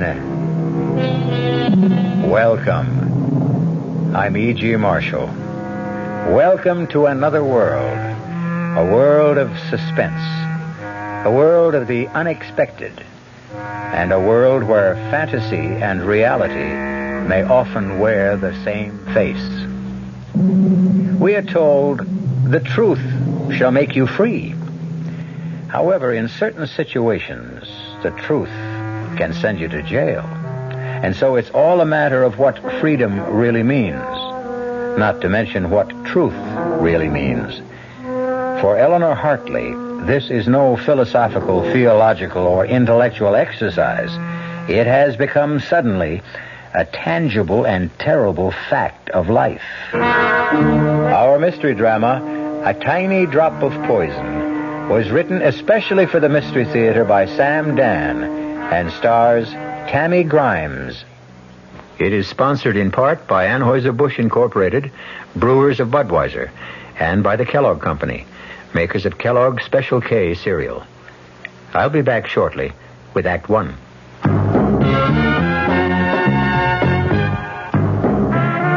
You don't see many people putting salt in their beer nowadays. Not that there's anything wrong with salt on radishes or French fries, but man, not in the king of beers. Truth is, the only thing salt can do for Budweiser is make it salty. An unwise thing to do to the only beer in America that's Beechwood aged. Unsalted Budweiser has become the most popular beer in the world. And that's because in brewing Bud, the Budweiser brewmaster goes all the way for a taste, a smoothness, a drinkability you'll find in no other beer at any price.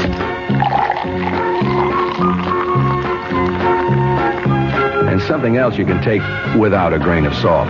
The fact that when you say Budweiser, you've said it all. Anheuser-Busch, St. Louis.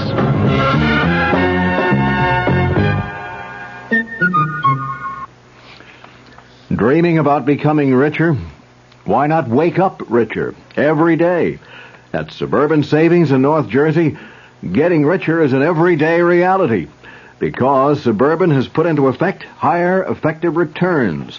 Suburban's limited issue 7.50% savings certificate has an annual effective yield of 7.90%, and Suburban guarantees it from 4 to 10 years with a minimum investment of $2,500. You'll sleep a lot more soundly knowing your savings are earning more money at Suburban Savings. So sleep on Suburban's high effective return tonight and come into any of Suburban's convenient offices tomorrow in Bayonne, Edgewater, Elmwood Park, Emerson, Hackettstown, Morris Plains, Nutley, Paramus, and Sparta. Early withdrawal prior to maturity is, according to regulations, subject to a substantial penalty.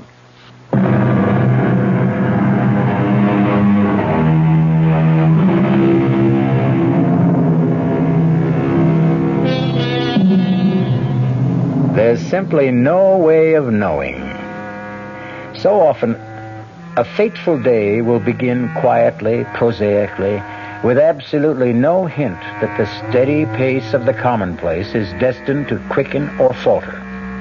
With no intimation that today a die will irrevocably be cast, and henceforward our lives will change forever.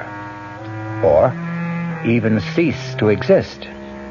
A day like this has dawned for Eleanor Hartley, but she doesn't know it yet.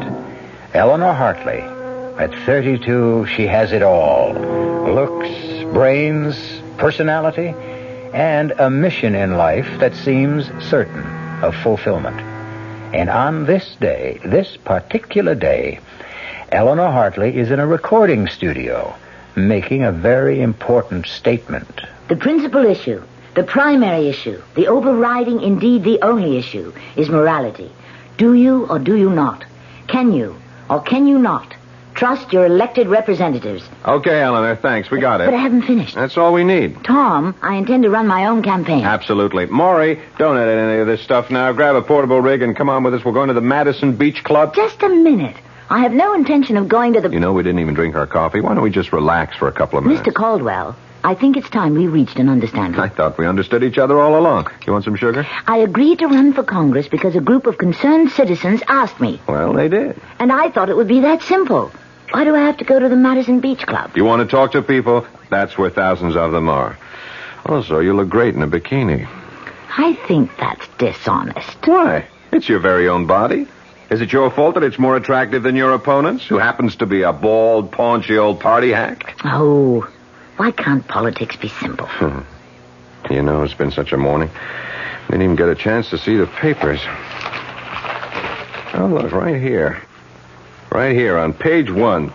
This is what the game is all about. What? Look, we got some more results from the surveys. You have gone up 7 points in the last week. That's not very much. Are you kidding?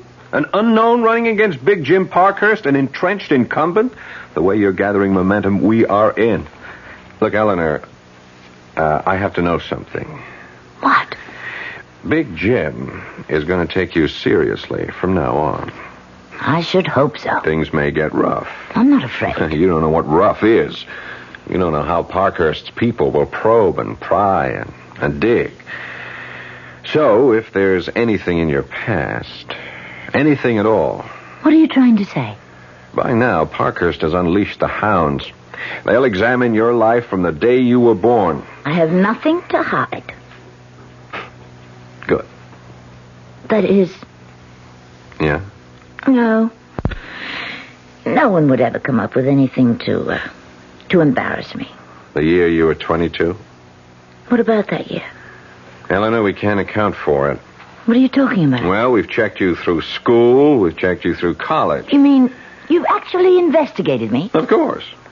When you were 23, you married Ted, and the past 5 years have been an open book. But that whole year, while you were 22... Yes, well, like so many kids who get out of college, I was at loose ends.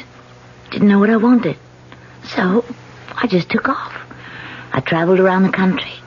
I was just trying to find myself. And I did. And that's all there was to it. Okay.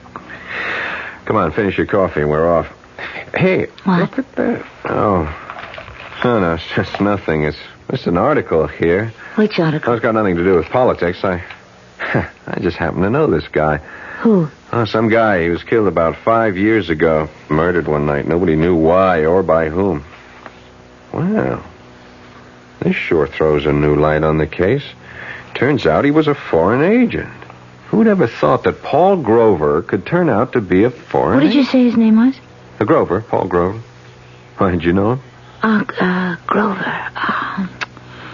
No, I never knew anyone. Go figure some people. Tom? Something the matter?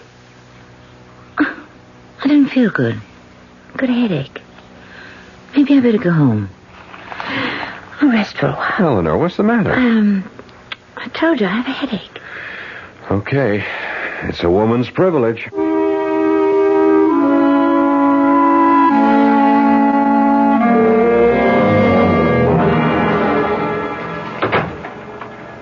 Hi there, Congresswoman. Hi there, Detective. Get any votes today? A few. You catch any crooks? No. I'm on a whole new thing. Sherlock Ted Hartley, that's me. I draw all the weird ones. This was a guy named Paul Grover. Grover? How do you like this? He was murdered 5 years ago, buried and forgotten. Now it's suddenly wide open again. You know why? Tom showed it to me in the morning paper. He was a spy. Which means we have to find out who killed him. Wasn't it always important to find out? Well, now more than ever. The information we have now is that he was ready to come over to our side and spill what he knew. But, isn't this out of your, The Federals asked us to cooperate. So the old man called me in and said, Ted, go get him. Oh. I'm a victim of my own reputation.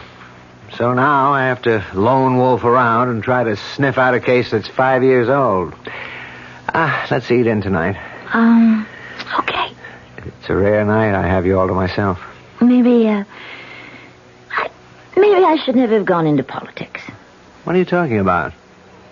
Here you are, a cop's wife. You're more than just a cop. And you're more than just a wife. It's one of those crazy things. You're going to go to Congress. I have to be elected first. Oh, baby, you're home free. My career took off the day I married you. Come on, Ted. No, I was always a good detective, but in the last 5 years, you'd be surprised how many ideas I got from you. You really taught me how to think.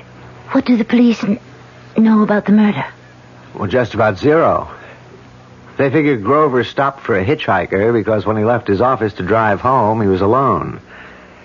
They found his car at the side of the road, and he was about 30 feet away, stabbed to death. Funny guy. Lived all alone, no friends, just people who knew him casually. Well, after all this time, how can you expect to find the killer? Oh, I'll find the killer, whoever he is. At least that's what I keep telling myself.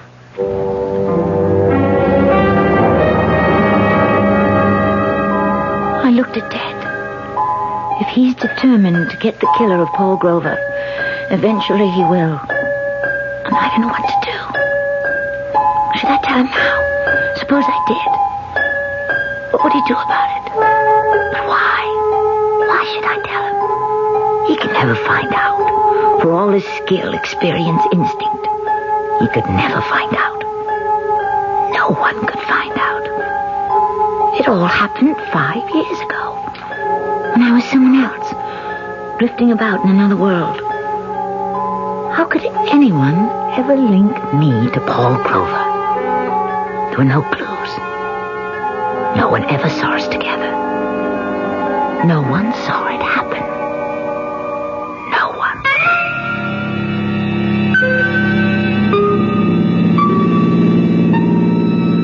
Thanks for picking me up, mister.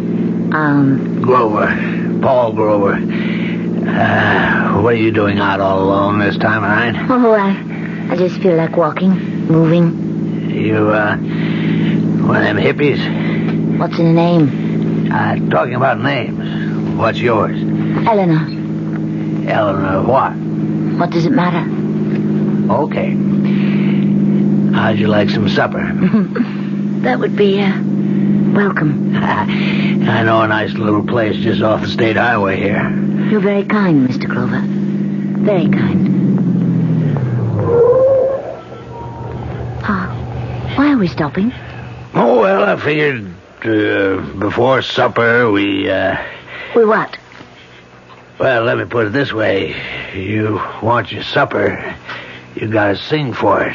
Take your arm away. Hey, now listen. Don't you touch me. Who are you kidding? I know your kind. Hey, you come back here. Let go of me, let go. What are you fighting me for? Girl like you don't care, and I'm even willing to pay. Help! Scream all. Help! Scream all you want. Who's going to hear you? Okay, you asked for this. No, please, put that knife away. You quit scratching and slapping, and you just behave yourself, and you just do as I tell you, and you won't get hurt. I'll go to the police. Yeah, who'd believe you? Who'd take your word against mine? I'll say you're trying to frame me. You'll go to jail. Now, come on, honey, be nice. I'll even give you money. All right. I'll be nice. Don't you try to run away now. I'm holding this knife. Sure. Well, now you're talking. Drop it. You break my arm. That's right. That's the way I was taught. Drop the knife. I'll kill you. Drop it. Oh, I told you. I told you to drop the knife, but you wouldn't. I don't want to die. Mr. Grover. I'm sorry, Mr. Grover. But what was I supposed to do? You wanted to kill me. What was I supposed to do?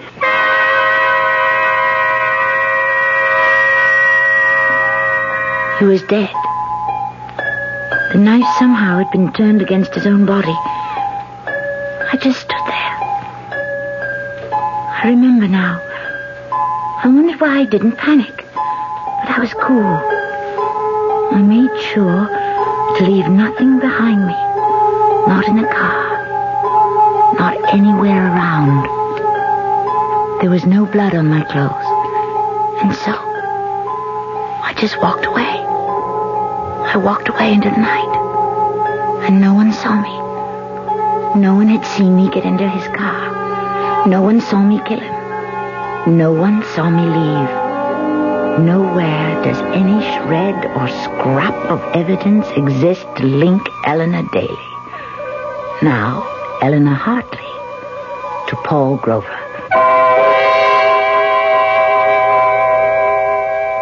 Well, she certainly told it the way it was. But is it true that there are really no clues? Perhaps there are no fingerprints or bloodstains, but how about other clues? Stronger clues. The clues that exist in the mind, the heart, the conscience. We may find a few of those when I return shortly with Act Two. Great taste in the morning. Kellogg's has that wholesome taste to get you up and grinning. This is Jerry Coffer for Kellogg's Special K. We've been having some fun in our television and radio commercials by using a ball and chain to symbolize the slight overweight problem common to so many of us. We point out that being a few pounds overweight is just a little more difficult for you. Climbing stairs, just walking around, even sitting down can feel, well, like you're wearing a ball and chain. In case you missed the message, it's this. If you really want to get rid of that extra weight, you really have to work at it by exercising and with sensible meals like the Special K breakfast. A 1-ounce bowl of Special K, America's favorite high-protein cereal, 4 ounces of skim milk, tomato juice, and coffee. Less than 240 calories. Nutritious and, by the way, delicious. So why not begin each day with a Special K breakfast and then keep up the good work? Special K can't help you lose weight all by itself, but it really is a good start.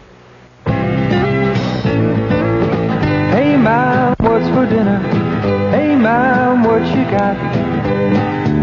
What's for dinner? Your ShopRite is featuring ShopRite or Shenandoah brand Grade A Rock Cornish hens. A real family treat at just 47 cents a pound. What's for breakfast? Listen to these ShopRite values. ShopRite Grade A large eggs, 59 cents a dozen. ShopRite sliced bacon, 1 pound package, 79 cents. ShopRite Grade AA butter, 1 pound brick, 69 cents. Crown Top white bread, 22-ounce loaves, 3 for $1. Save on every meal at ShopRite. She loves her family. She wants the best. She does all that she can do. She lets ShopRite do the rest. Hey, Ma, what's for dinner? ShopRite has the answer. The Talk of New York, WOR, your Mystery Theater station.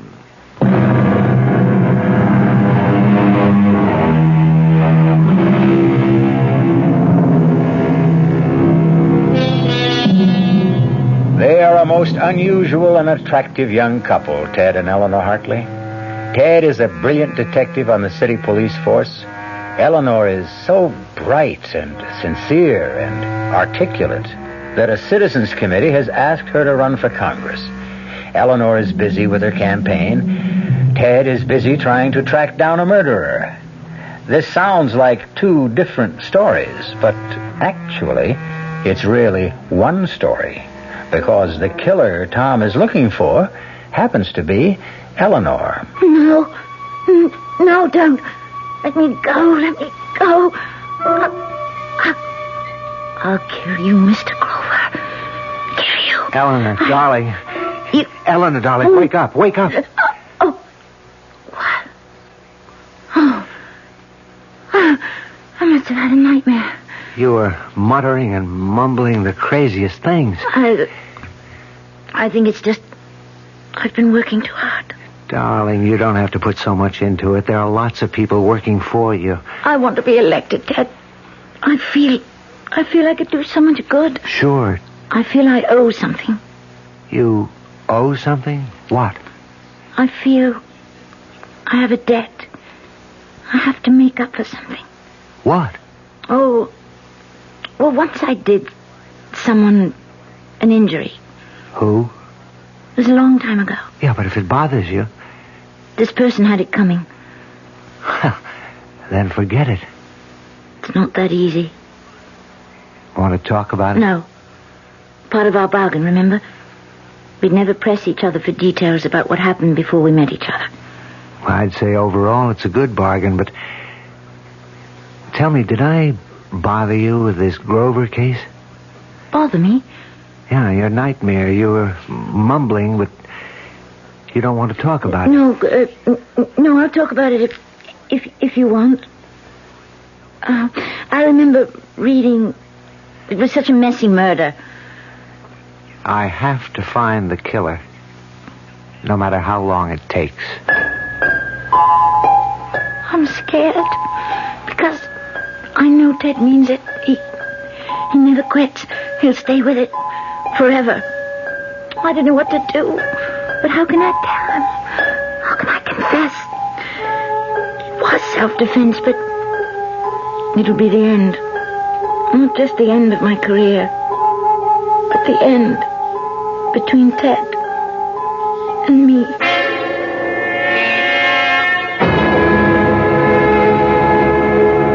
For my part, I offer you a dedication to the truth. I will follow the truth, wherever it may lead. I will seek the truth, whomever it may hurt. What we need in our lives today, at every level, is the truth. The truth. Unvarnished, stark, simple. Thank you. Come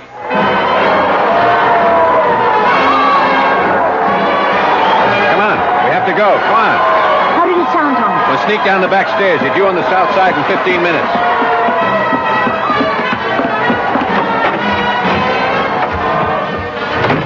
There's the car.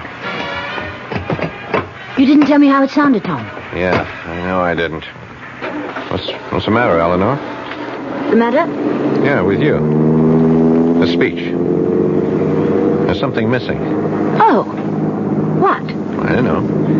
Let's say some of the fire was out. Anything wrong?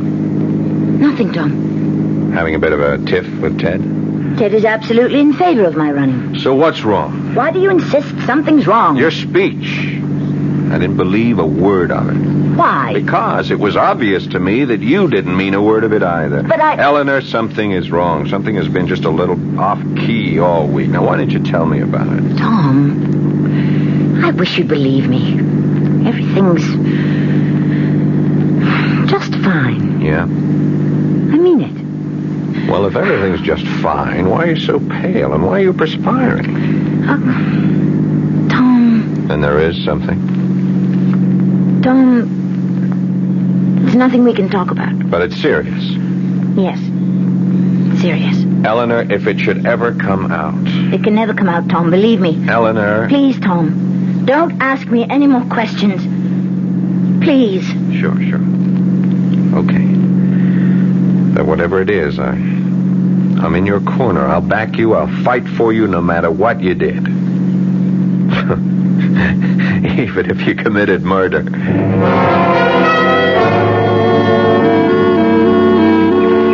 I can't believe we have a free afternoon. Not Ted. You've been busier than I have. Well, that's true. I'm the one who's been doing the neglecting. Guilty. I even got you out here on false pretenses. I'm working. Working? Mm-hmm. I said, let's park the car and go for a little walk in the country, but right here is the site. What site? The site of the murder. The Paul Grover murder. Right here, past this tree. Ted, Huh? What is it, darling? something about this place. What if you want to leave? No, after all, if you want me to help you. Right here, past this tree, is where he drove off the road. To, pick up a hitchhiker. No. I don't buy that story anymore. Why not? There was another car. Oh? There were tire marks about 50 feet south of here where another car pulled off the road. But, didn't the police know this 5 years ago? Oh, sure. It was in the report, but the police are like everyone else. We have a considerable body of knowledge, but we only use what seems relevant at the time. You think there was another car involved? That's right. Someone met him here and killed him. It has to be that way, because he was being set up. So you see, I've got some clues. I have those tire marks. They made a mold 5 years ago. And I've got this little button made of bone. It was clutched in Grover's hand. You take a look at it. I looked. It was a little button. A sleeve button. From a corduroy jacket. One of the host of buttons that adorned that jacket. The jacket I had worn that night. There were so many buttons. I never even noticed the one that was missing. That jacket. I still have it. I don't wear it often, but I still have it. It's in one of my closets. What you're saying is that if you can find the jacket it came from, you've got your killer. That's right. I've got him. Him? Well, it's from a man's type field jacket, very popular about 5 years ago, although lots of people wore them. I think you've got one like it back home. Anyhow, there was a fight. Grover was stabbed. The killer took the money. But I didn't... I didn't what? I didn't know that robbery was the motive. Wasn't it supposed to have been a secret agent thing? I figure a hired killer. But he was stupid enough to pick up some loose bills. That should hang him. Are you sure? You know what else I've got? I found a witness. There's a little restaurant a couple of miles down the state highway. Certainly, I don't mind telling you the story again. There was this young man who came in here that night. How can you remember so far back? Oh, Mr. Grover was a steady customer, was a good customer, so I remember what happened the night he died. Yes, he was a good customer, but he put ketchup on everything. Anyway, on that night, this young fellow, he comes in, he is wearing a corduroy jacket and denim pants. Why did you notice him? Well, you see, he ordered a steak, and then he pays with a $10 bill, and there's blood on the bill. Blood? Yeah, so I says to him, this looks like blood. He says, does it? And I says, how did blood get on this bill? And he says, maybe it's blood money. He takes his change, gives me $1 tip, and leaves. Why didn't you tell this to the police? They never asked. Would you believe that this lieutenant here is the first policeman that's walked into my restaurant since it happened 5 years ago? And can you describe him, Hugo?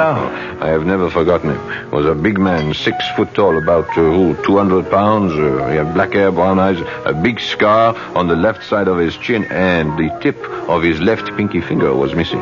Thanks, Hugo. Oh, no, sir, yeah, don't mention it, Lieutenant.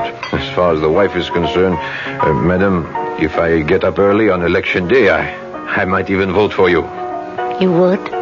Why? Oh, I don't know. Maybe that's why.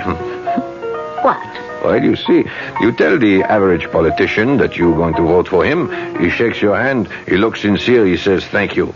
You look sort of surprised. You say, why? That is honest.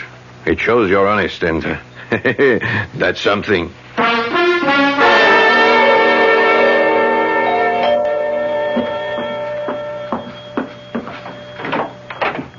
Hi, Eleanor.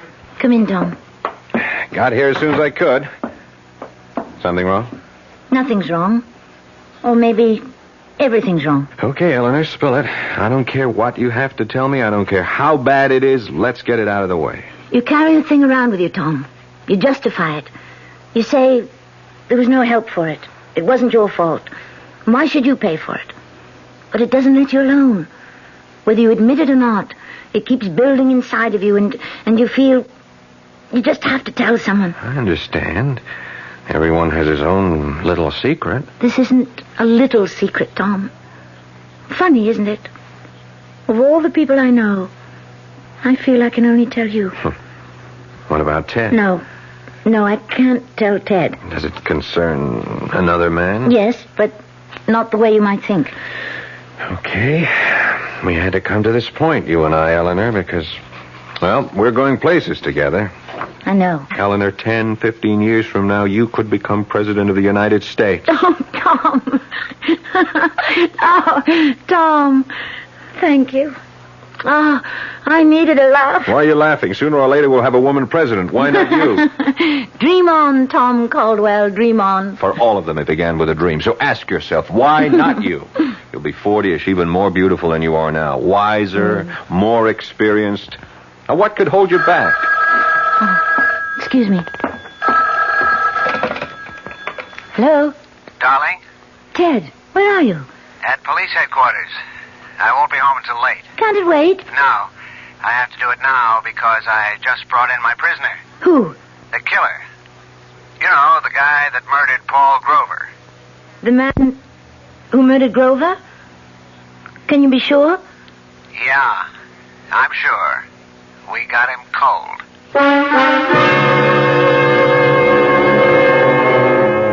Is it possible? Can two people have murdered Paul Grover?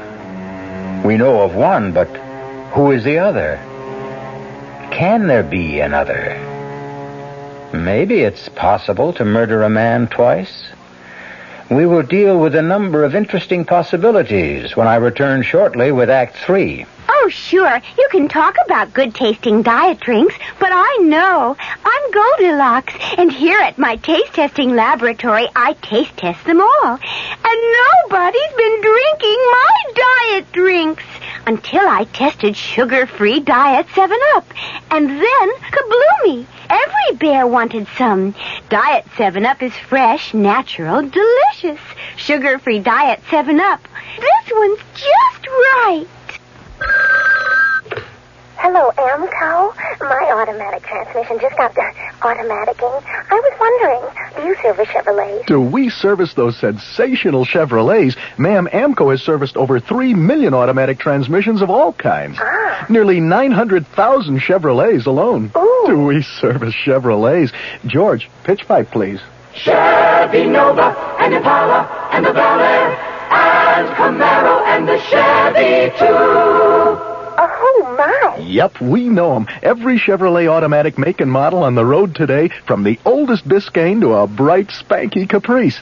By the way, what sort of Chevy did you say you had? A Chevy Mustang. Well, no matter. Nobody knows your automatic transmission better than Amco. AA MCO. There are over 500 AMCO centers coast to coast. Consult your yellow pages for the AMCO center near you. AA MCO. AMCO.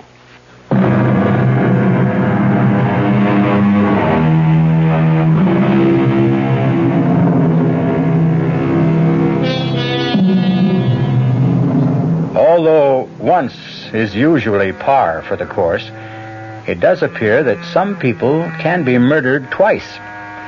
5 years ago, Eleanor Hartley was forced to kill a man in self-defense. And now it develops that the police have evidence against another killer. And Eleanor Hartley, whose horizons are unlimited, now has to make a crucial decision. Everything all right with Ted? Yes. Just fine. They got the killer. Killer? The one who murdered that, Paul Grover. Oh, that's great. Well, Ted is really a great detective. Who's the suspect? I didn't ask. It'll probably be in the news. Okay, Eleanor, I'm waiting. Tom, I don't want to lose everything. Why should I lose everything? You won't lose anything. Don't say that. Is it that bad? Yes. Well, it'll have to come out. No, it won't. Eleanor, Big Jim is out to get you. He'll stop at nothing. Whatever it is, believe me, sooner or later he'll uncover. No, he can't. No one can. Only I know. Eleanor, there is no way out except the truth. You're wrong, Tom. There's another way out. And it turned up for me tonight. So, the problem is solved. It's settled. It no longer exists. Eleanor, No, Tom. I've pulled myself together. I realize the stakes I'm playing for. It simply will not bother me anymore. You say that so easily. It's a matter of alternatives. What will be best for everyone in the long run? Well, I don't know what it is, but I sure hope you can live with it. I've lived with it for 5 years. I can live with it forever. I'll have to.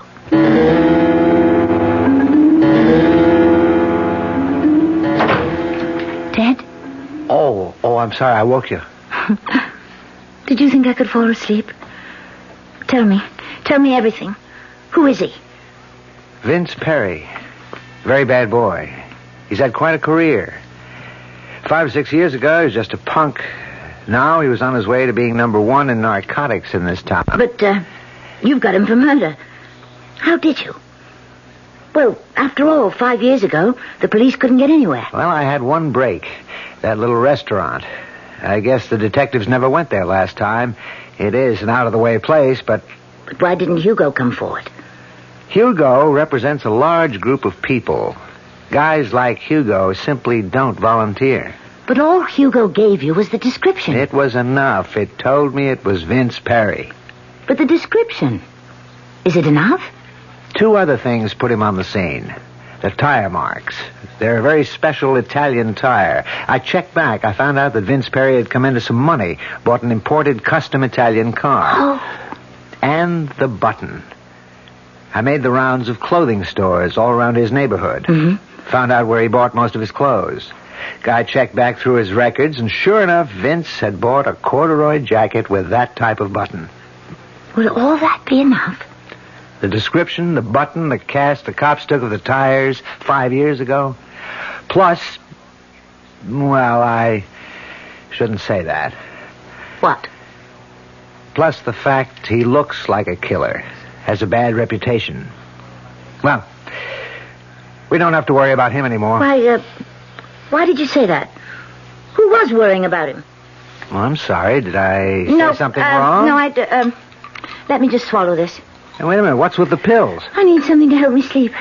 But you never took pills before. I've never been under this kind of pressure before. Well, why should you be under pressure? You don't understand politics. I thought the idea was just for you to get up and tell the truth. It's more complicated. Because you make it more complicated. Well, you don't know what a strain We're fighting. Hurst himself.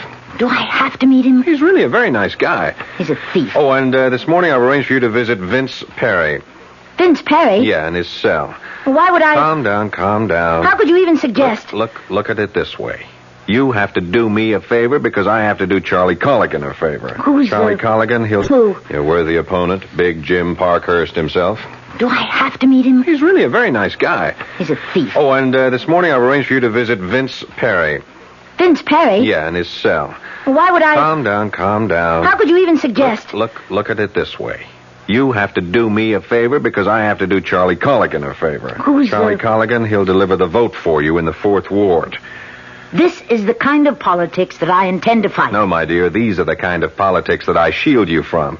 Vince Perry just wants to see you. Why? Well, it'll be a very private meeting. Nobody will even know you were there. Why? Colligan owes him a favor. Do you mean to tell me that if I refuse to see this gangster, I can lose the 4th Ward? It's not that simple, that open and shut. But elections have been lost by 1 vote. Well, let's get it over with.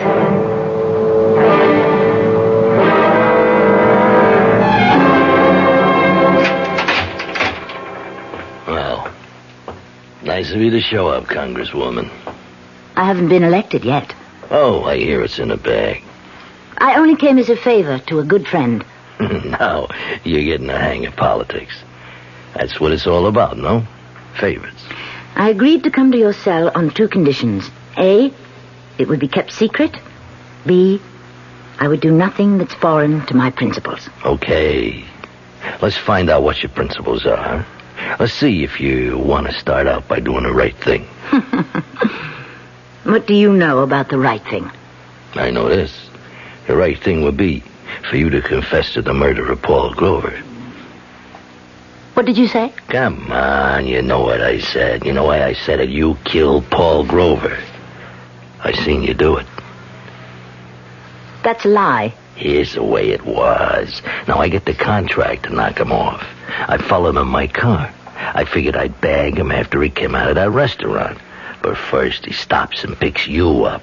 Then, after a couple of minutes, he stops again. So I stopped. I heard it all. I seen it all. I let you go. Why not, huh? You did my job for me. I never forgot what you looked like. You can't prove a word of it. I'm in the spot you were in when he tried to attack you. Now, nobody would have believed you then. Nobody would believe me now. What do you expect me to do? Like I say, the right thing. There's 2 kinds of people, honest folks and thieves. Now, there's a law.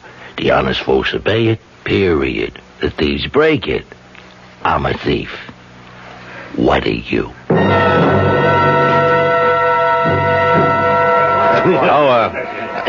Eleanor, I don't think you two have ever met. I'd like to present you to your opponent, Congressman Jim Parkhurst. How do you do? Well, so you're Eleanor Hartley.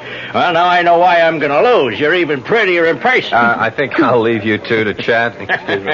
Are you already conceding, Congressman? Oh, sure. My time's run out. Really? But you're running a very aggressive campaign. Well, you kill a snake, the body can still wiggle. No, dear, I've had it. The voters are wise to me. You know, I always thought you were an ogre, and you are, but a very charming ogre. Eleanor, let me give you a word of advice. Advice? Best in the world, because it's advice I never followed myself. Now, when I became aware of you for the first time, you broke my heart. How? I saw you as I was, 30 years ago, filled with spirit, sincerity, a desire to find the truth and work for it. Really? Yeah, sounds strange coming from me, doesn't it? Well, just remember, it doesn't happen all at once. You wake up one day and, well, yes, you're a crook. You're dishonest. You betray your constituents. Now, you're not really that bad. My dear, I'm worse. It starts with the first lie, the first deal. That's when you swallow that first tiny drop of poison. Remember that. Have you tasted yours yet? No, don't answer. Just think about it. Thank you, Congressman. Thank you. Well, I know you'll have a highly successful career because you're a very honest little lady. You might even become president. Good luck. Well, what did you think of Big Jim? Tom, I want to do something, but I need your advice. I want to make a statement. It's something that is true, but it would end my career. Then why make it? Because it's the right thing to do.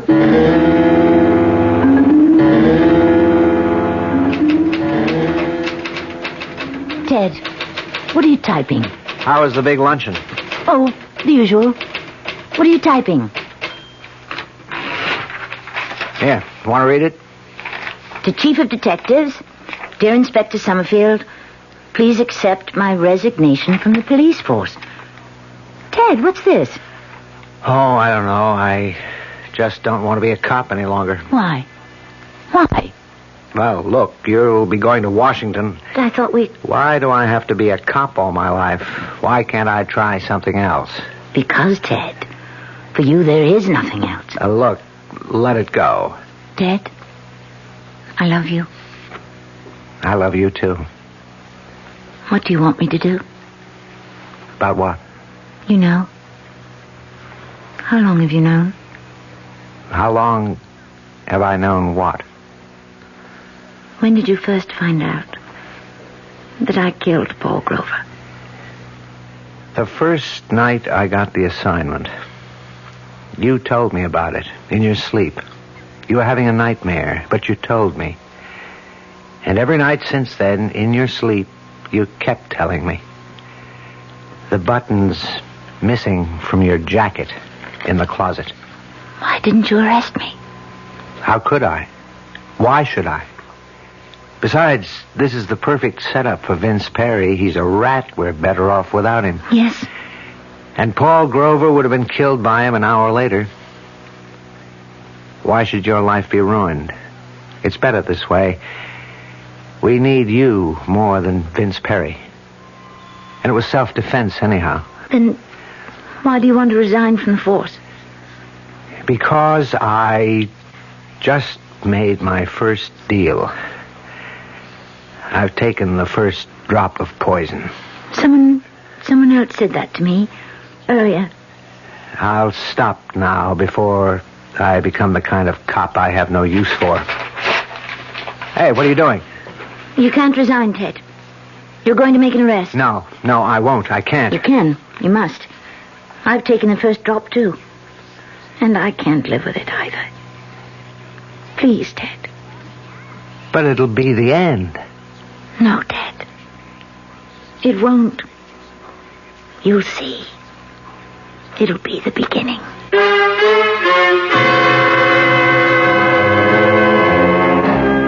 It was quite an unusual arrest and an unusual confession.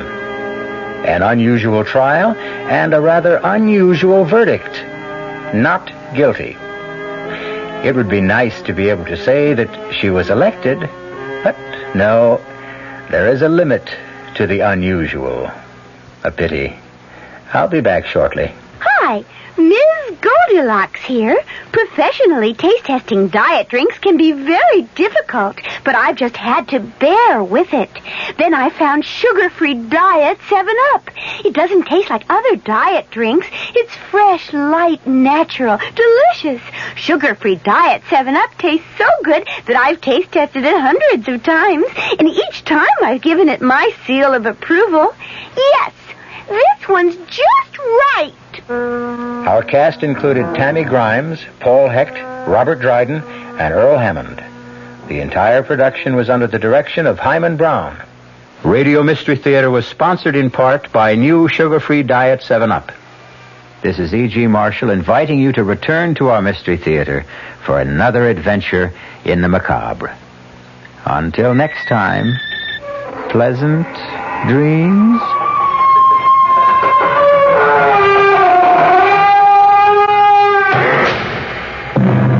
The WOR Mystery Theater was brought to you by ShopRite Supermarkets, where you get a lot more for a little less, and by Suburban Savings with offices throughout North Jersey. The preceding Mystery Theater program was furnished by the CBS Radio Network. Got a second? I'd like to tell you about a new kind of radio program you're going to be hearing right here on this station. It's different, because it's being done just like they used to do them back in the good old days of radio. In fact, we're going to play some of the great programs for you again. I'll be waiting to see you right here at 79 Wistful Vista. The name on the mailbox says F. McGee. The good old days of radio coming your way this Monday night at 9 o'clock right here over WOR Radio, the talk of New York. Be sure to tune in. I'm Fulton Lewis in the Mutual Broadcasting System studios in Washington, D.C. Now, my commentary. The House Judiciary Committee opened its historic hearing of evidence on the possible impeachment of President Nixon today, and almost immediately it voted to receive the complex and controversial data in closed session.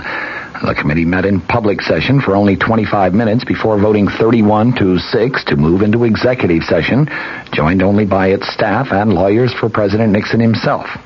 Committee Chairman Peter Rodino, the New Jersey Democrat, promised that the 38-member committee would meet, in his words, our high constitutional responsibility in weighing a mass of evidence on whether the president was involved in the Watergate affair and its cover-up.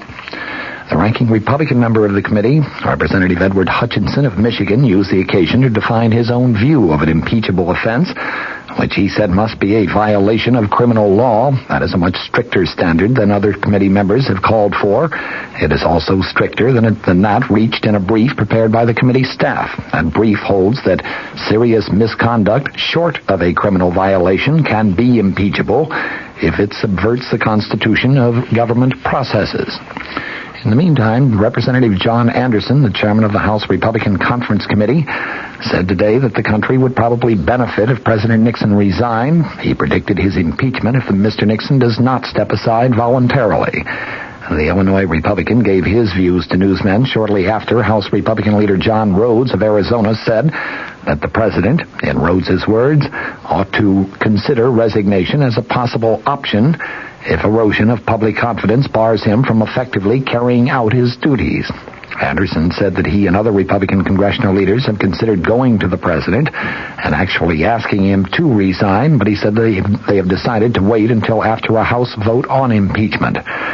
Congressman Rhodes, when asked if the Republican leaders might personally press upon the president a suggestion that he quit, seemed to choose his words very carefully as he replied, "I know of no definite plans at this time." Vice President Gerald Ford said today that the Watergate issue has caused a loss of confidence in the federal government, which he said has reached crisis proportions. He added, "The time has come for persons in political life to face the truth and speak the truth. The time has come for persons in political life to avoid the pragmatic dodge which seeks to obscure the truth." Discussing the president's release of the edited transcripts of White House conversations, Ford said, "I believe those documents, painful as they may be, but I believe they will help establish the truth." Ford's schedule included 4 speeches in the state of Chicago and in downstate Illinois today. It's been more than a week now since the president played what one top White House aide termed his highest trump card in the continuing Watergate drama. He, of course, announced that he was responding to a House Judiciary Committee subpoena for 76 Watergate-related tapes of White House conversations by turning over to that panel and, of course, to the public 1,254 pages of edited transcripts of the tapes. Committee Chairman Rodino and Ranking Minority Member Hutchinson would be invited to the White House to hear the original tapes so they could verify the accuracy of the transcripts. As you recall, a tremendous nationwide fanfare accompanied the president's announcement, White House officials declaring that, in their words, the president has made available to the public and to the Judiciary Committee what he believes is the full Watergate story. With that, presidential attorney James St. Clair stated flatly that no further Watergate tapes would be handed over either to the Judiciary Committee or to Special Federal Prosecutor Leon Jaworski. In the meantime, White House Chief of Staff General Alexander Haig made it quite clear that neither he nor presumably any other current presidential aides would answer questions of any congressional investigating panels. Last week, Haig, following the specific orders of President Nixon, invoked executive privilege in declining to give information to the Senate Watergate Committee. To put the entire situation in its proper perspective, I think several aspects must be analyzed. First, why did the president decide to release the transcripts of the Watergate tapes? While it may have been legally proper to completely ignore a subpoena from the legislative branch of government, I think politics obviously decreed that the president had to make some response. His chief advisor suggested, and he agreed, that his own best defense would be a strong offense by releasing the transcripts not only to the House Judiciary Committee but to the entire nation. He would be kicking off a new public relations campaign, one that would be aimed at portraying the president as having nothing to hide, being completely candid about the facts in the Watergate case, and being almost completely cooperative with the congressional panel which is now investigating Watergate in connection with the possible impeachment of the president. Despite assertions of Nixon loyalists, those controversial transcripts do not prove the president's innocence. The important thing to remember, though, is that neither do they prove his guilt. The picture they paint is one of complete confusion, one that is, of course, open to widely varied interpretations, and that, in essence, is all the White House feels is necessary in order to at least temporarily, perhaps permanently, sidetrack the impeachment proceedings. Without further clear-cut evidence of any wrongdoing on Mr. Nixon's part, no fair jury, including the Congress, could possibly find him guilty. The tape transcripts, in and of themselves, do create reasonable doubt as to the president's guilt, and that, of course, is all that is necessary for acquittal under the American system of justice. In this respect, the decision to release the transcripts was probably a very wise decision. What do those transcripts reveal? Well, when read in their entirety, they do not substantiate the president's claim of May 22nd of 1973 that he had undertaken, in his words, an intensive effort of my own to get the facts and to get the facts out. Conversations covered by the transcripts seem more like script writing sessions, a very careful coordination between the president and his chief advisors, Ehrlichman and Haldeman, regarding a plan of action regarding the Watergate case. There is nothing conclusive indicating that they were concocting some plan of action to protect administration insiders who might have been involved in the break-in of June 17, 1972 at the Democratic Party national headquarters. There is nothing conclusive indicating that they were trying to cover up the facts in the Watergate case. Admittedly, there are very, very strong suggestions along those lines, however, and perhaps that aspect of the transcripts has dismayed and disappointed some of the president's principal defenders to date, including Senate Republican leader Hugh Scott and House Republican leader John Rhodes.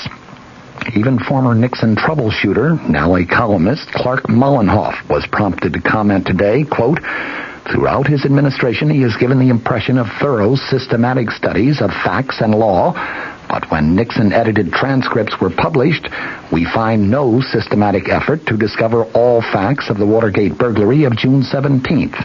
Instead, we find crafty, dishonest efforts to learn what the United States Attorney's Office and the FBI might develop from sources that could not be controlled or coerced into a preconceived scenario.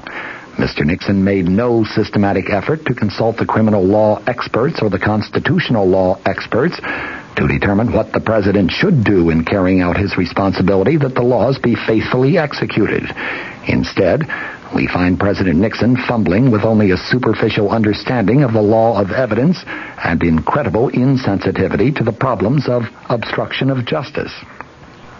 Perhaps the most damaging of the transcripts involves an exchange of March 21st, 1973, after John Dean had told the president of Dean's possible involvement in the crime of obstruction of justice.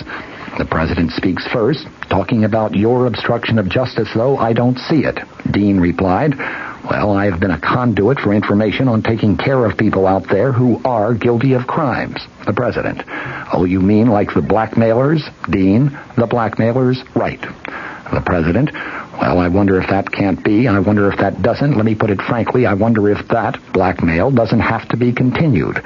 Let me put it this way. Let us suppose that you get the $1 million and you get the proper way to handle it. You could hold that side. Dean agreed. The president then asserted, it would seem to me that would be worthwhile. Dean commented, well, that's one problem. The president, I know you have a problem here. You have the problem with convicted Watergate burglar E. Howard Hunt and his clemency. Dean, that's right. And you are going to have a clemency problem with the others. They all are going to expect to be out of prison, and that may put you, Mr. President, in a position that is just untenable at some point. You know, the Watergate hearing's just over, Hunt now demanding clemency, or he's going to blow. And politically impossible for you to do it. You know, President, that's right. Dean at that point commented, I'm not sure that you will ever be able to deliver on clemency. It may be just too hot. The president responded, you can't do it politically until after the 1974 elections, that's for sure. Your point is that you couldn't even do it then. Dean commented, that's right. It may further involve you in a way that should not be involved in this.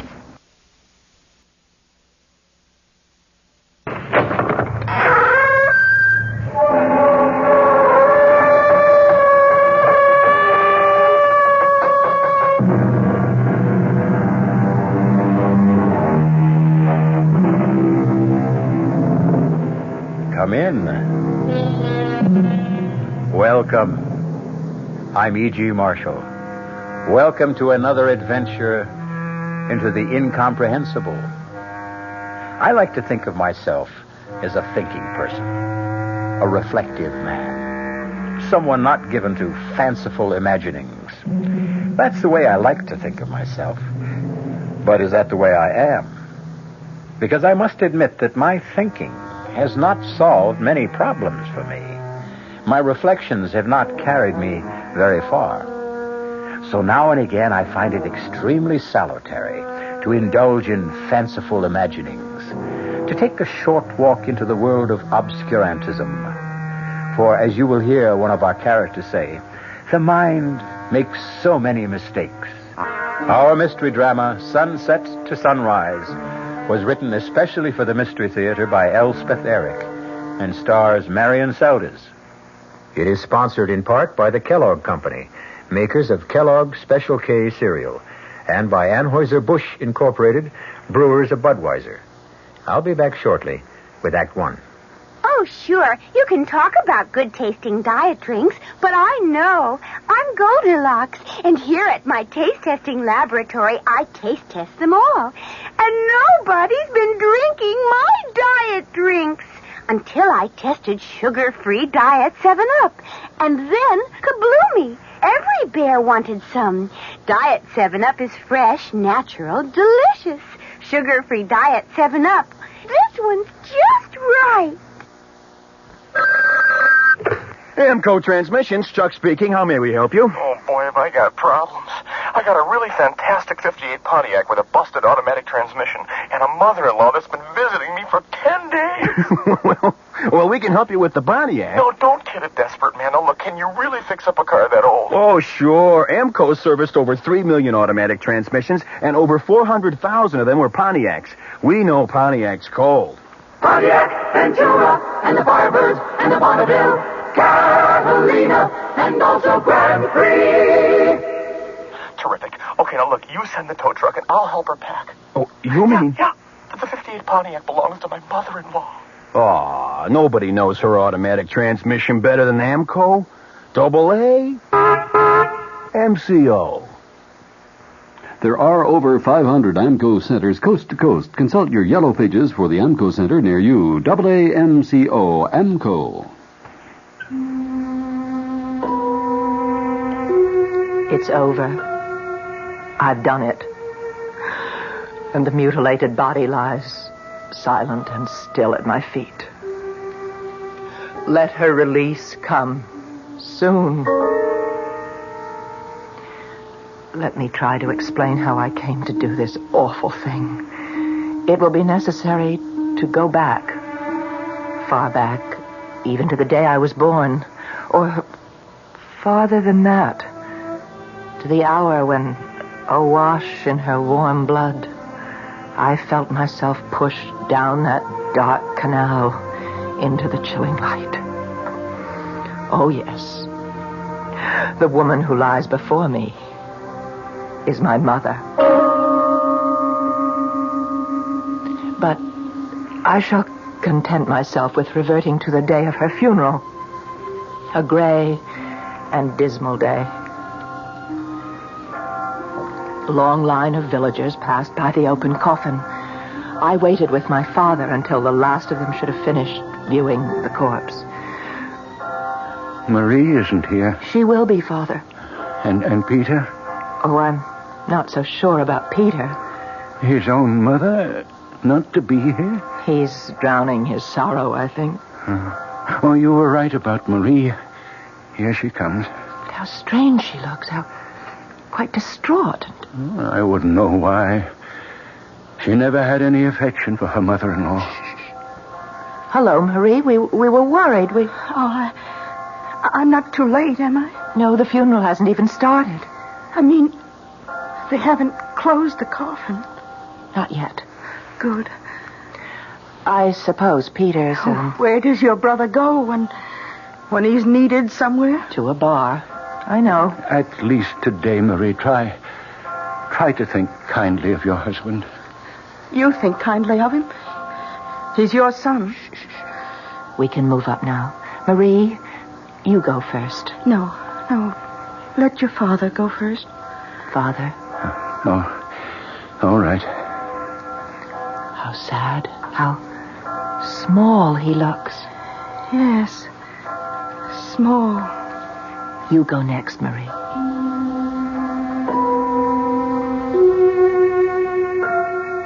Marie stood for a second or two by the open coffin, then moved on. Now it was my turn.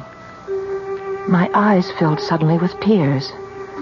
And when I looked down at the quiet body, the expressionless face of my mother, I could scarcely make out her features. I shook the tears away, and I made an effort to see her clearly. Across her breast lay a long spray of wild roses. Without conscious thought, I did what I had never done while she lived. I leaned over and kissed her on the lips.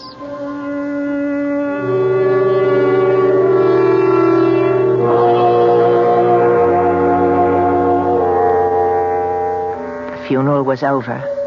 I sat dry-eyed through it all, and I saw the tears stream down my father's face. After it was over, he said to me, "Would you walk home with me, Una?" "Of course I will, Father."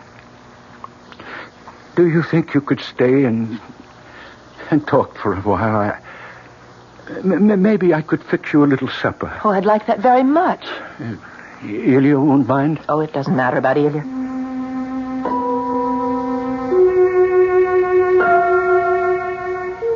I took his hand. He let me have it like a trusting child. And we started down the road. The familiar landscape had embraced me all my life. And now it brought back sights and sounds from long ago. And on this day, most particularly, the sight and sound of my mother as I had known her. I saw her handsome, flushed face. I heard her voice. How sharper than a serpent's tooth to have a thankless child. Oh, what have I done that was so wrong? Why am I being punished? To be given a daughter with no shame, no morals, no sense of decency. My father trudged on beside me without speaking. His tears had dried. He looked as he'd always looked. Very sweet, very simple. She had been the single love of his life. I had never heard him speak of any other woman. He'd fallen in love with her when she was 16 and waited 5 years to marry her. It was my mother who got me to marry him. But he wasn't really of my world. Nothing intellectual about him. What could you expect of a farmer? But marry him she did. And he never asked for anything else. The 2 children she bore him, first my brother Peter, and then me, well, we were simply 2 minor gifts she added to the supreme one of herself. And Peter always belonged more to her than to him. It's hell to be poor, Peter. Never let it happen to you. Oh, the stories I could tell you about what poverty can do to the ardent soul. It took Peter a while to get started, but once he got his foot on the ladder, he climbed steadily to the top. And along the way, he married the prettiest girl in town, the dark-eyed Marie. We're here, Una. What? You were dreaming. We're at the house.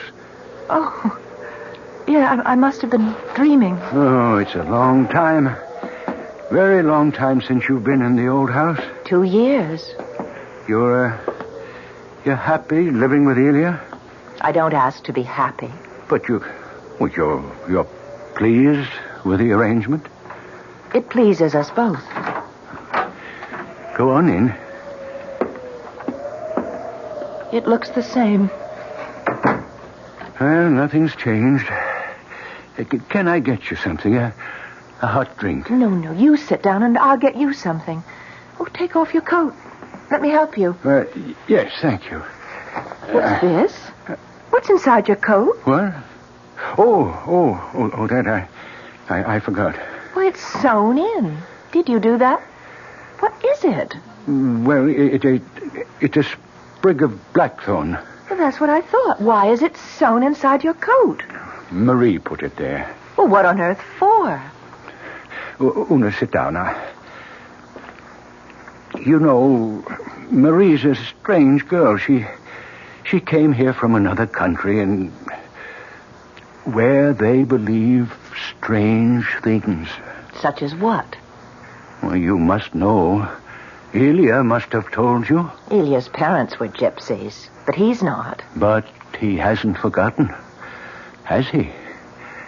What they believe, the gypsies. You don't mean that you... They believe in the living dead, the dead who refuse to die. You mean vampires? That is what you mean, isn't it? I never said I believe. But you let her sew the blackthorn into your coat? Well, I couldn't stop her. But why now? Why today? Oh. You don't mean... Mother? Marie believes your mother has become a vampire. I wanted to laugh. We were sober, hard-working, God-fearing people.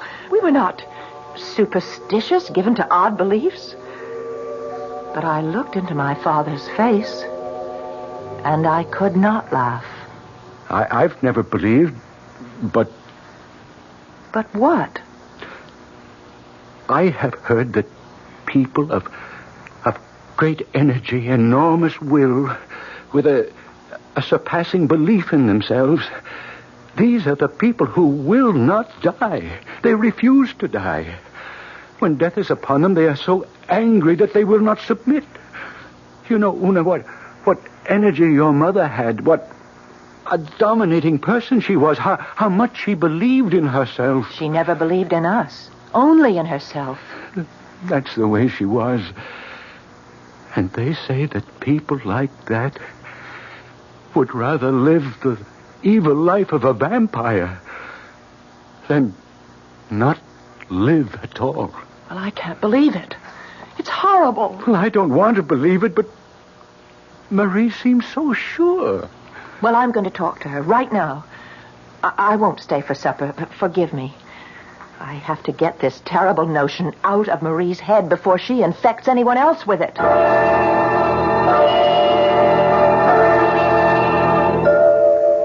I walked to the village, to the affluent section of the village where Marie and Peter lived. Their house sat on a beautiful green lawn surrounded by an iron fence with a big gate. I pushed it open, and I went inside and up the long gravel path. Una, don't come any nearer. Don't be absurd, Marie. I don't want you in my house. We have to talk about this crazy idea you have, Marie. Your father told you. I found the blackthorn you sewed into his coat. It may protect him. And it was you who put the wild roses on her body, wasn't it? To keep her in her coffin. I had to do what I could. Oh, but this is all a great foolishness, Marie. Whatever gave you such a crazy idea about your mother-in-law? It's not a crazy idea. I felt it even before she died. I sensed that she'd never leave us alone. She'd rather turn into something loathsome and feed off us, drain our strength, drink our blood. And it's happening. It's happening. You want to come in the house? Come. I want you to come in. I want you to see your brother. Is Peter all right? All right? I don't know what you call all right. But look at him. There on the sofa. Oh, Peter. He's been that way since your mother died, and a good deal of the time before that. Do you think I've had a husband? Do you think that bloated hulk has been a man? Ever? Oh, what has that to do with... Don't you know? Don't you know that vampires have such power over young married people? Don't you know that? No. Well, ask Elia. He knows. Elia's not a gypsy, not anymore. Ask his mother. Ask his father. Ask old Wanda Beresti. Oh, it's all fable and myth. It's not real. Do you know that I may never have a child? Or you? Do you know that? No. If she decides, we'll be barren forever. That's the kind of power they have. Oh, you'll never make me believe it. You have got to believe. You of all people. Why me? Because you are a damn fire. What's that? What is a damn fire? One born of a vampire. Only a damn fire can see a vampire. But I can't see my mother. I'm not a damn fire. Go home. Go home, Una. One of these nights, between sunset and sunrise, you will see her.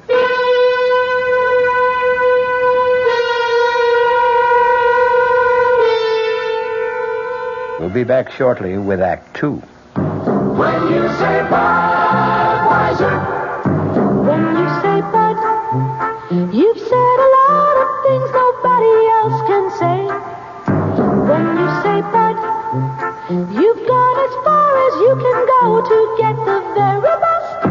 When you say Bud, you've said the word that means you like to do it all. When you say Bud, it means you want the beer that's got a taste that's number one. When you say Bud, you tell the world you know what makes it all the way. When you say Bud, you say you care enough to only want the king of beers. There is no other one.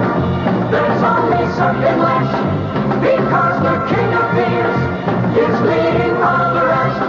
When you say Budweiser, you've said it all. Anheuser-Busch, St. Louis. Hey, Mom, what's for dinner? Hey, Mom, what you got?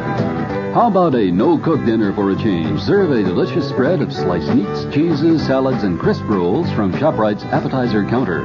You'll love the freshness, the fine quality, and the pleasing variety. This week's bit supplies are ShopRite freshly sliced chicken roll, half pound, 69 cents. Imported Switzerland Swiss cheese, half pound, 89 cents. ShopRite liverwurst, 99 cents a pound. Fresh macaroni salad, 39 cents a pound. So relax. Pick up a ready-to-eat dinner at the ShopRite appetizer counter. She loves the family. She wants the best. She does all that she can do. She lets ShopRite do the rest. Hey, Ma, what's for dinner? ShopRite has the answer. This is WOR New York, an RKO General Station, your station for Mystery Theater. But they're all superstition, Una. Handed down from generation to generation. You don't believe them? I used to when I was very young. You see, the stories were always about very, very powerful people. I think they couldn't get used to the idea that very powerful people could actually die. My mother was a very powerful woman. Ah, but she died. Like everybody else, sooner or later. You never really knew my mother. I wasn't welcome in her house. I think I only came here to live with you to spite her. All my life she told me how immoral I was, how wicked, how filled with wild desires. And you were? Yes. And you knew where to take those wild desires, didn't you? Yes. And what man to give them to? Yes. Well, lucky me. It was to show her, to say yes to her. Yes, I am like that. Yes, I'm what you say. Yes, I'm loose and immoral and wicked and all those things. And yes, you're right not to love me because I'm not lovable. I'm hateful and vile. No, yes. No. You are not hateful. Oh, you don't know. I know enough. Lie still now. Let me hold you. Yes. Hold me.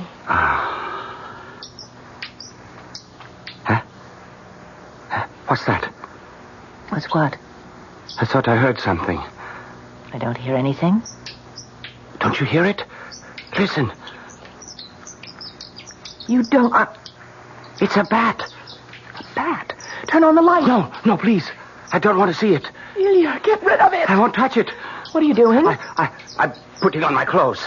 Why? It's your mother. It's your mother, Una. She's back. It's not. You said you didn't. Never mind what I said. I was wrong. It's a bat in the rafters. It's not my mother. How do you know? How do you know for sure? Be. The old women were right. They come back, you see. No. They come back to live off the living and suck our blood. Ilya, where are you going? To my mother's house. Ilya, don't go. Ilya. Mother?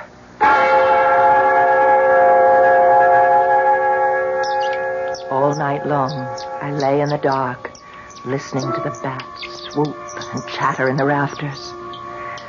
Sunset to sunrise, I lay awake and listened. For as the warning light of the sun started to glow in the east, the bat was suddenly quiet.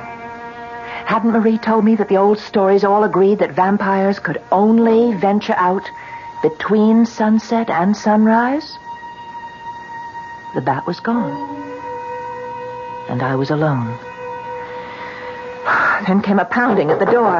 I got out of bed and I went to answer it. Had Ilya come back? Had he thought better of his foolish fears? And come back? Ilya? Oh, Peter. Let me in, Una. Yes, come in. I have to talk to you. You're very drunk. Never mind. Never mind about that. I have to ask you something important. Well, first tell me why you didn't come to our mother's funeral. Never mind about that either. Marie was there. Marie was not there. Not for the funeral. She went to the church to put some wild roses on the body. She didn't stay to see her buried. Not that she's really buried. Not that she'll ever be really buried. She'll be around for a long time till she's drained us all dry, and long after that, maybe forever, who knows? Do vampires ever really die? Peter, stop that. Our mother is not a vampire. Is it true? Marie says it's true. Is what true, Peter? Did you kiss her When she was lying in her coffin, did you really kiss her? Yes, I did. Oh, no. Why did you do that? I don't know quite.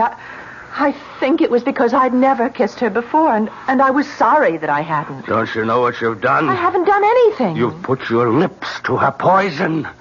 You've made yourself like her. I haven't done anything. I said goodbye to her. I kissed her goodbye, that's all. Don't you know that vampires spread their foul contagion on the living? Isn't it bad enough that you and I are damn fires just because she gave us birth? Stop it. I don't want you to talk this way. You and I can see her. Have you seen her? Of course I haven't. I have. Shall I tell you why I didn't come to the funeral? I was with her, that's why. She came to my room and stood in the door. She was very beautiful. She had on her white lace dress, and she smiled at me. You were drunk. She didn't mind. She just smiled. But then her smile grew wider and wider till the whole room was filled with her smile. It took away the sunshine. I tell you, Una. Peter, oh Lord, come in. Peter, are you all right? Come in. The door's not locked. Oh, Marie. Yes. I thought he'd be here. Oh, don't try to move him. Let him sleep it off. He's just drunk. He's been drunk for days. Let him lie there. But just before you got here, he was trying to tell me that he saw our mother, that she came to his room. Only the damp fires can see a vampire. You made him believe it. Because it's true. And Una, there's something else that's true, and you'd best know it. Only a damp fire can kill a vampire. Kill? The best we others can do is try to protect ourselves with the blackthorn and the wild roses and all that. I will not listen. There is something you can do. You could help us to protect ourselves. Marie, I just don't believe in this superstitious... You don't. But we do. Nobody's slept a wink since the day she died. Oh, they know she'll go after us first, but no one in the village is really safe. Well, what do you want me to do? Move the body across the river. What for, in God's name? Wanda Beresti says it's very difficult for a vampire to cross over water. I don't believe any of this. I don't believe it's happening. Well, it's happening, all right. And everyone believes it, but you... You can't make the rest of us live in this torment because you refuse to believe. You could be right. You will move the body across the river? Oh, I'll have to talk to Father. Oh, talk to him. Talk to him now. Before it's too late. I left Marie to get Peter home the best way she could.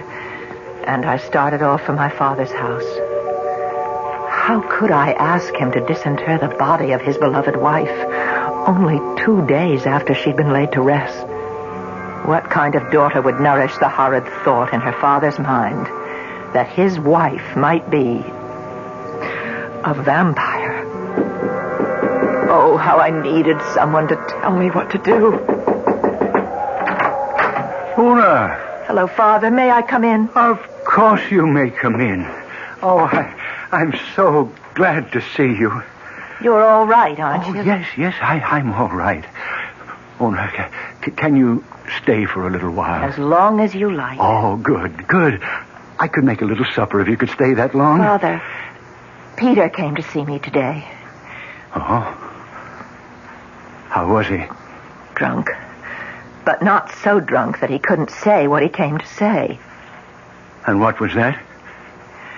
That I had contaminated myself when I kissed my mother's mouth as she lay in her coffin. Oh, my dear girl. Do you believe that, Father? Oh, my dear, I'm so confused. You do believe it? I don't know what to believe anymore.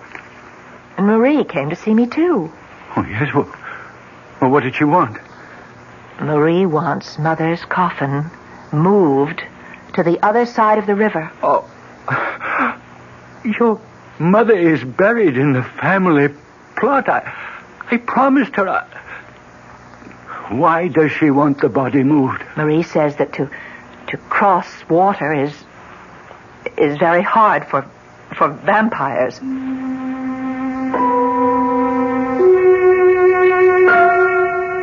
I could hardly bear the torment in my father's face.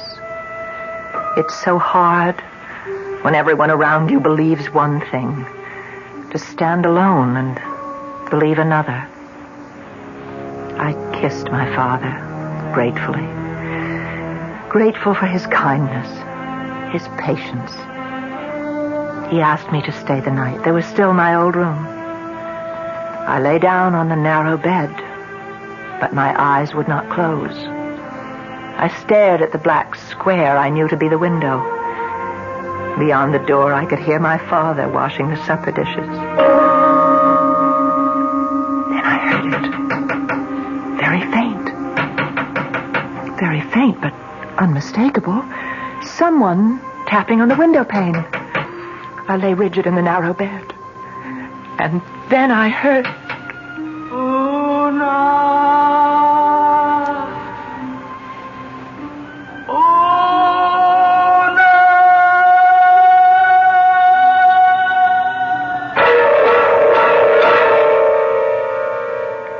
Is that how a vampire sounds?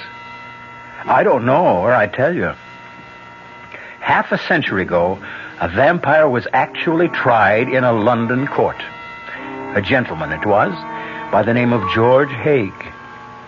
Unhappily, we have no record of the gentleman's voice, and it all happened so long ago, I've no idea whether or not he was ever convicted. I'll be back shortly with Act 3. Breakfast in the morning. Kellogg's has that wholesome taste to get you up and grinning. This is Jerry Coffer for Kellogg's Special K. You know, for years we've been talking about the Special K breakfast, a great way to start the day if you have a weight problem. You may have seen or heard our latest commercials, which symbolize the problem of being a few pounds overweight by using this ball and chain. That's the sound effect. But so many people have come to know the Special K breakfast that can help solve weight problems, they sometimes forget that Special K is America's favorite high-protein cereal. It has 8 essential vitamins and iron, and so delicious that lots of folks, kids as well as adults, eat Special K just for the sheer good taste of it. So we don't want you to think that you have to wear a ball and chain to eat Special K. All you need is an appreciation for the finer things of life, a 1-ounce bowl of Special K, 4 ounces of skim milk, tomato juice, coffee, and maybe a little sugar. The Special K breakfast can help you lose weight all by itself, but it really is a good start. Here's news from Queen Elizabeth II.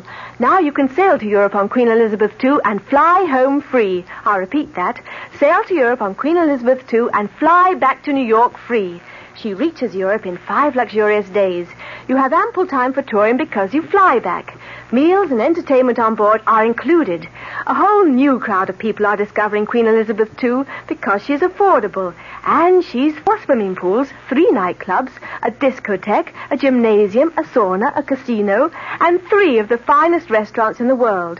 Sail first class grades A to H and fly home free. Sail tourist grades L to Q and S to U and fly home half fare. Flights are British Airways economy. You can stay in Europe up to 16 days. Call your travel agent or Cunard at 212-983-2510. Sail to Europe on Queen Elizabeth II and fly home free. Great ships of British registry since 1840.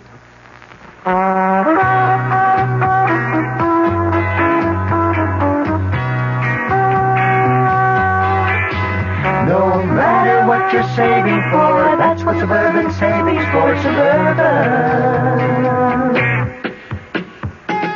Suburban Savings offers you an easy way to borrow without touching a penny in your regular savings passbook account. Just let Suburban loan you the money. It's called Suburban Savings Passbook Loan. You can borrow up to 90% of the total amount you have on deposit at reasonable rates, and you can pay off your loan at your convenience. When your loan is repaid, you still have all of your savings intact, plus interest. So if you need money, why not take a loan from Suburban without touching your savings?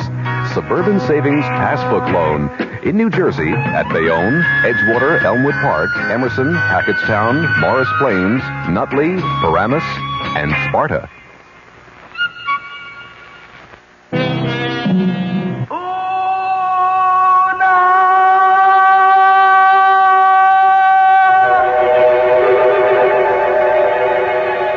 jumped from the bed and ran to the window. There was no moon, but the stars were very bright. Bright enough so that the trees cast wavering shadows on the grass. And then I saw her beneath a poplar tree just outside the window, dressed in white lace, her long hair falling to her waist. She lifted her face to the window, and by the light of the stars I saw it. Not hideous, not obscene, no, beautiful as it had been in life, but transfigured now by such appalling grief as I had never seen before. The dark eyes staring, the cheeks glistening with tears, the mouth stretched wide as it cried. I needed my father. I could not bear the sight of this apparition by myself. I heard him moving about in the kitchen, and I ran to him. Oh, Father! Father! She's here! What, dear? What did you say? She's here! Mother is here! Is she? No. She's beautiful. She's beautiful. Where is she? Outside the window. I heard her calling me, and I went to the window, and I saw her standing under the tree, and... Oh, Father...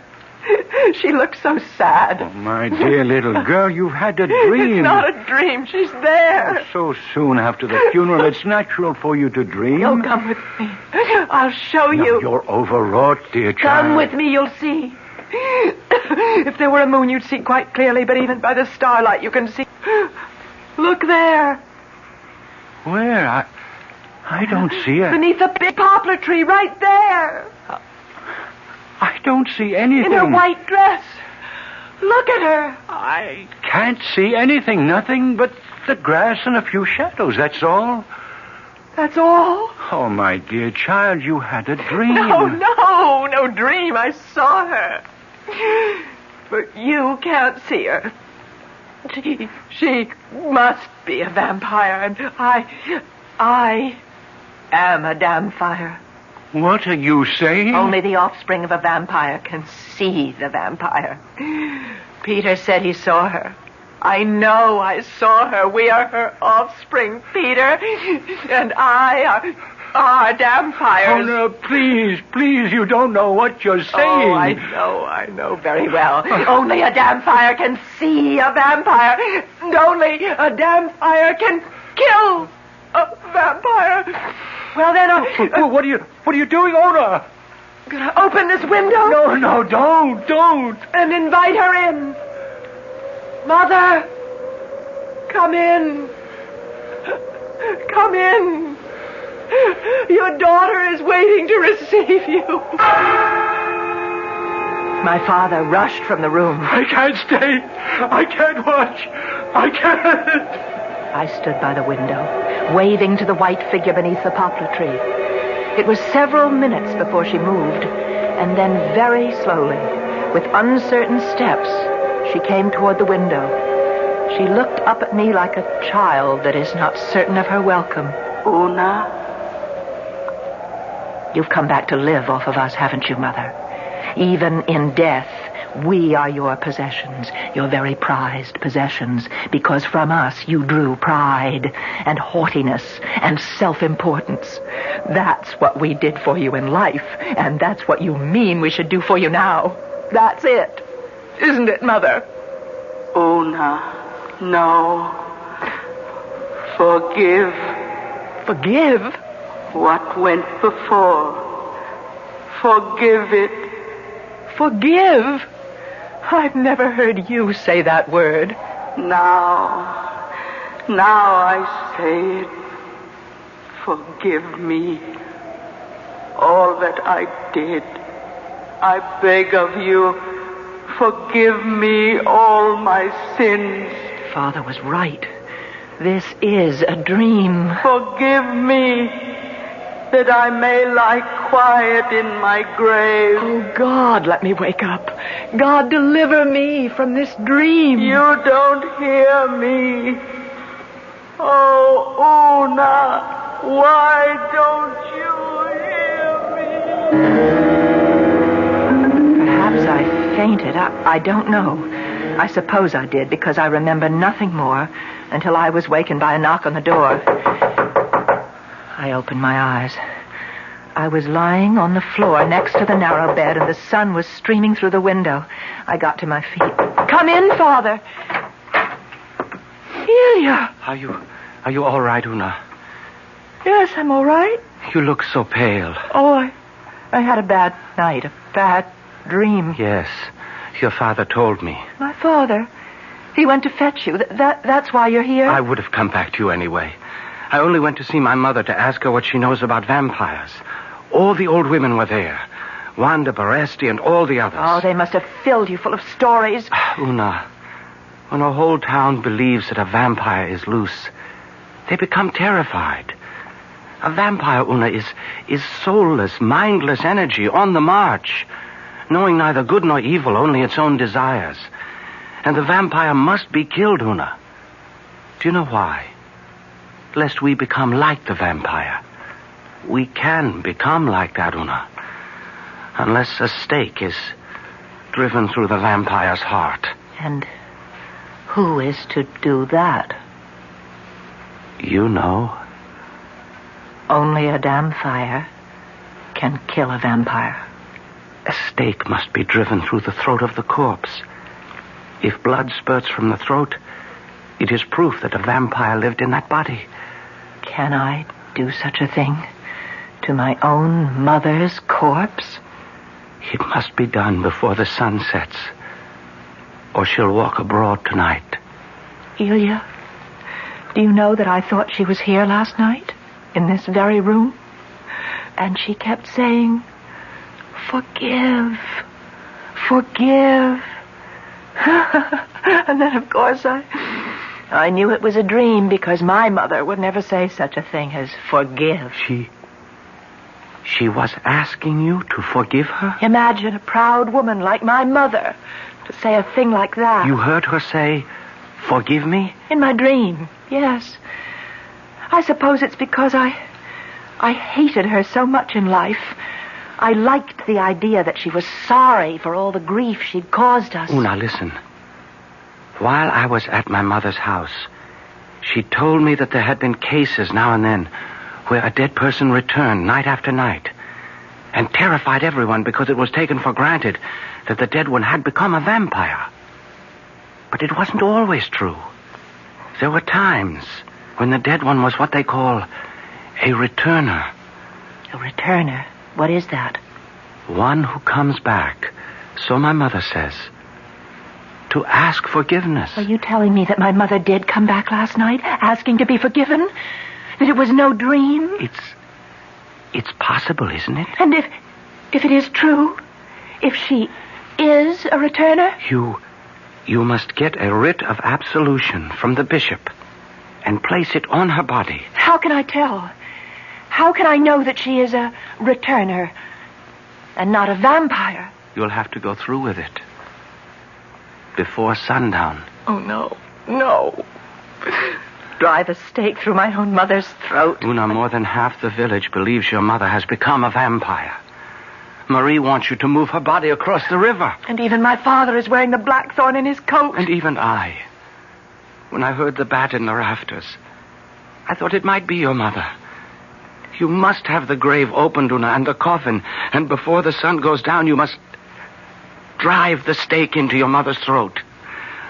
Then we shall see whether she is a returner or that foul creature of the night, a vampire.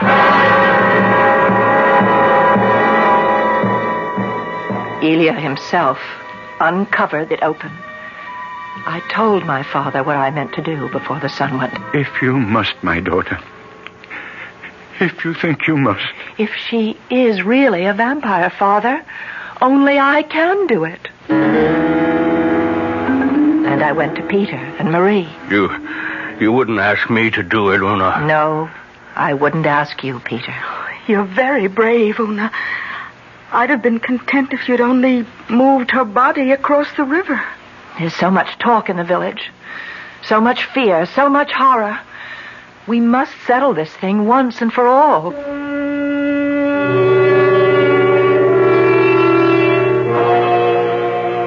I went from house to house telling everyone to be by the graveside just before sunset. They looked at me with pity, some of them, others with revulsion. But all promised to be there, and so it happened. I wish to thank you all for coming here. You all know of the belief that is spread through our village. Many of you share in it. My own family leans toward it. The belief that the body of the woman who lies here is not a corpse, but the shell that houses a vile and loathsome being, a vampire. That this vampire threatens the lives of all of us, and the sanity, the spirit, and the soul of any who escape with their lives. Listen, I have here a stake. The sun is setting. While there is still a little light, I shall drive this stake through my mother's throat. If blood gushes forth, then I shall have killed a vampire. I shall also have murdered my mother. If no blood comes from the body, we will know that she is no more than a returner who is asking forgiveness for the wrong she did in life. As we all one day will have to ask for forgiveness for the wrong we have done. Yes. Pray for me. Pray for me. Pray for yourselves. And if you can give her your forgiveness, the bishop will give her absolution. I hold the stake high for all of you to see. And now! There is no blood. Go. Send for the bishop.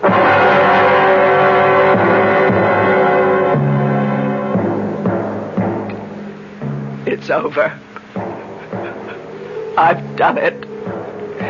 And the mutilated body of my mother lies at my feet. Oh, let her release come soon.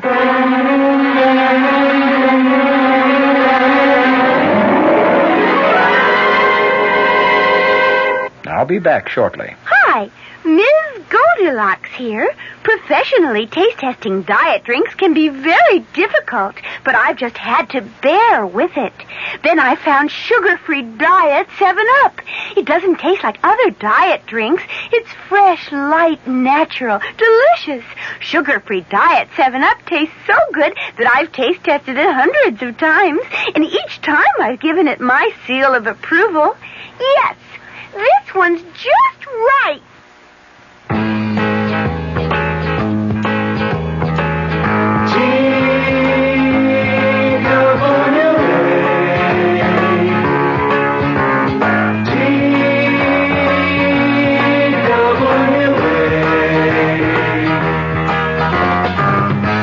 Thought you couldn't afford to fly to California this summer, TWA has some good news for you. You can. Thanks to TWA's demand schedule service, you can fly to California for only $125. Just make your reservations 90 days before you want to go and put down a $20 deposit for each way. For all the details, call your travel agent. TWA's demand schedule service. Now you can afford to fly to California.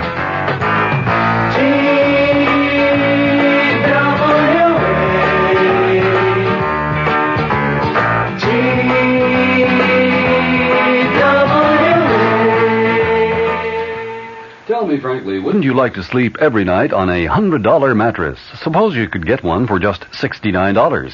Why envy friends who sleep in luxury when Huffman Coos has just what you want at such a tremendous reduction? This fair-traded Stearns & Foster famous label bedding has never been on sale before. Now Huffman Coos has it exclusively at this special down-to-earth price.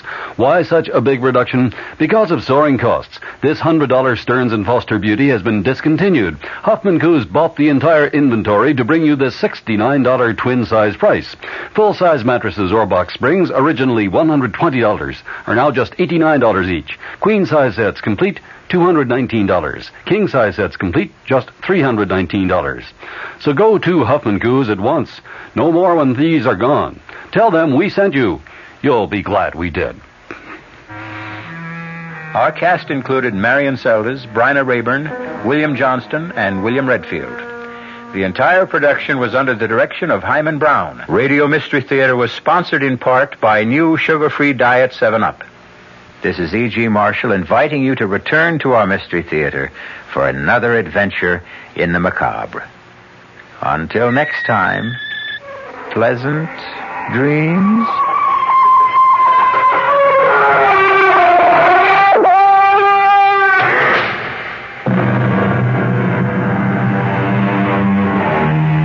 The preceding Mystery Theater program was furnished by the CBS Radio Network.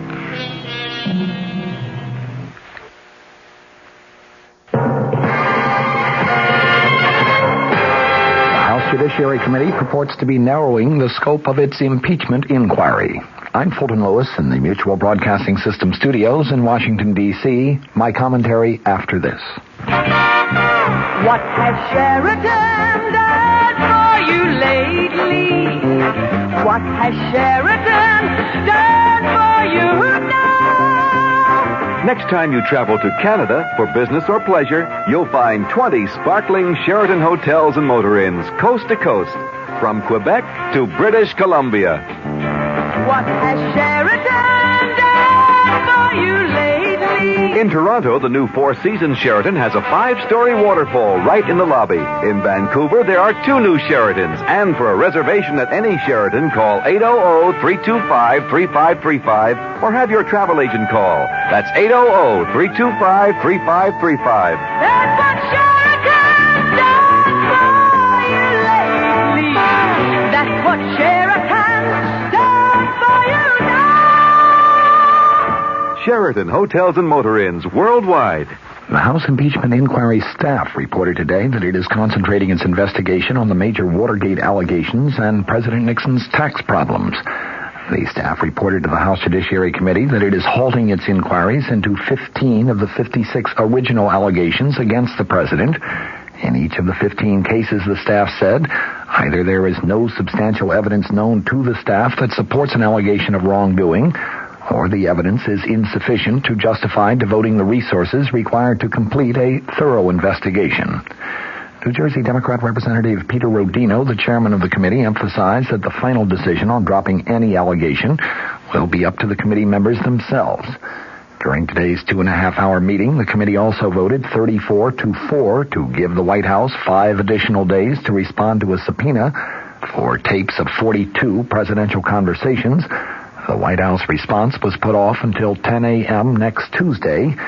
Most of the items set aside by the staff include allegations that presidential friends and big campaign contributors receive special favored treatment from government agencies.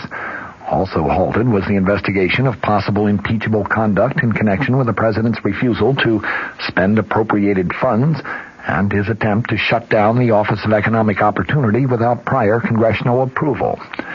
The report said the staff is continuing its probe of allegations stemming from a $100,000 campaign contribution from billionaire Howard Hughes, a $200,000 cash contribution from financier Robert Vesco, contributions from the dairy industry, and a pledge from ITT to help underwrite the 1972 Republican Convention. Much of the discussion at today's meeting involved the staff's plans to examine allegations that criminal fraud may have been committed in the preparation of the president's income tax returns. Both the Congressional Joint Committee on Internal Revenue Taxation and the IRS itself have declared that the president incorrectly prepared his pre-presidential papers. Both the committee and the IRS said that as a result of the disallowed deduction for those papers, as well as other disallowed items, the president owed more than $450,000 in additional taxes. The president, of course, has said that he will make that payment. The impeachment inquiry staff noted today that the Joint Committee made no investigation whether or not there was criminal tax fraud for which the president may be responsible. Such an investigation is underway by the Special Watergate Prosecutor's Office, but the impeachment staff said today it is likely to be prolonged, and its result will not be available to the House Judiciary Committee under the committee's contemplated timetable. John Doerr, the chief counsel for the House impeachment inquiry, said the investigation of the president's taxes would concentrate on the gift of his presidential papers, but he emphasized investigation of tax fraud is a very complicated matter. Doerr said that he intends to ask the Internal Revenue Service for a copy of its report on the president's taxes. Another allegation stemming from secret U.S. bombing raids in Cambodia between March of 1969 and August of 1973 still remains under active consideration, at least until next week when the House Judiciary Committee hopes to obtain access to a Senate Armed Services Committee report regarding that bombing. Several committee Democrats indicated that they would strongly oppose any attempt to drop the Cambodian bombing issue from the allegations against the president. Massachusetts Democrat Representative Robert Drinan asked Doerr if he intended to subpoena White House tapes of conversations about the bombing between the president and members of the Joint Chiefs of Staff. Doerr said no decision had been made as yet. Reverend Drinan said no decision, also said that he opposes halting the investigation into impoundment and the OEO shutdown. The Judiciary Committee staff said that it had reviewed more than 50 court decisions challenging the administration's authority to refuse to spend appropriated funds. While in many cases the courts did rule against the administration, the staff said it found no basis at all for listing impoundment as an impeachable offense. It made a similar determination in the case of the Office of Economic Opportunity, in which a federal judge in Washington also ruled that the administration had acted illegally. Here are some of the issues that are still under active investigation. Domestic surveillance activities alleged to have been conducted by or at the direction of the White House, political intelligence and espionage activities during the 1972 presidential campaign, of course the Watergate break-in and the subsequent cover-up, allegations that contributions to the president's re-election campaign were given in exchange for special ambassadorships, allegations that the White House attempted to use the Federal Communications Commission to control and retaliate against news media criticism, allegations that the White House attempted to use the Internal Revenue Service to harass political enemies. Among those on which investigation has been halted were allegations of White House involvement in illegal campaign contributions received from corporate funds and allegations concerning illegal campaign contributions from foreign nationals and from labor unions. Also, allegations that the White House caused friends of the president to be given favored treatment by the controller of the currency who was involved in the regulation of national banks. In addition, an allegation that the Antitrust Division of the Justice Department dropped an investigation of a corporation that is owned by a friend of the president. And finally, allegations of attempts to obtain campaign contributions in return for promises of assistance with the Federal Housing Administration. Most of the items the committee staff is concentrating on also have been under investigation for many months by the Special Prosecutor's Office. Several former administration and presidential campaign officials are, of course, under indictment in connection with the Watergate cover-up and the break-in at the office of Daniel Ellsberg's psychiatrist. Now it seems the lines are drawn and the next move is going to be up to the White House. President Nixon now has until next Tuesday morning to respond to the Judiciary Committee's subpoena of a wide range of until now secret White House tapes and documents. One of the arguments used by the president's attorney, James St. Clair, in balking at the House panel's request earlier has been that the House Judiciary Committee's inquiry has been too broad, too undefined, and there is no reason, no legal ground, and indeed it would set a dangerous precedent if that committee were allowed to go fishing through executive branch files. With that argument, I think there can be little dispute.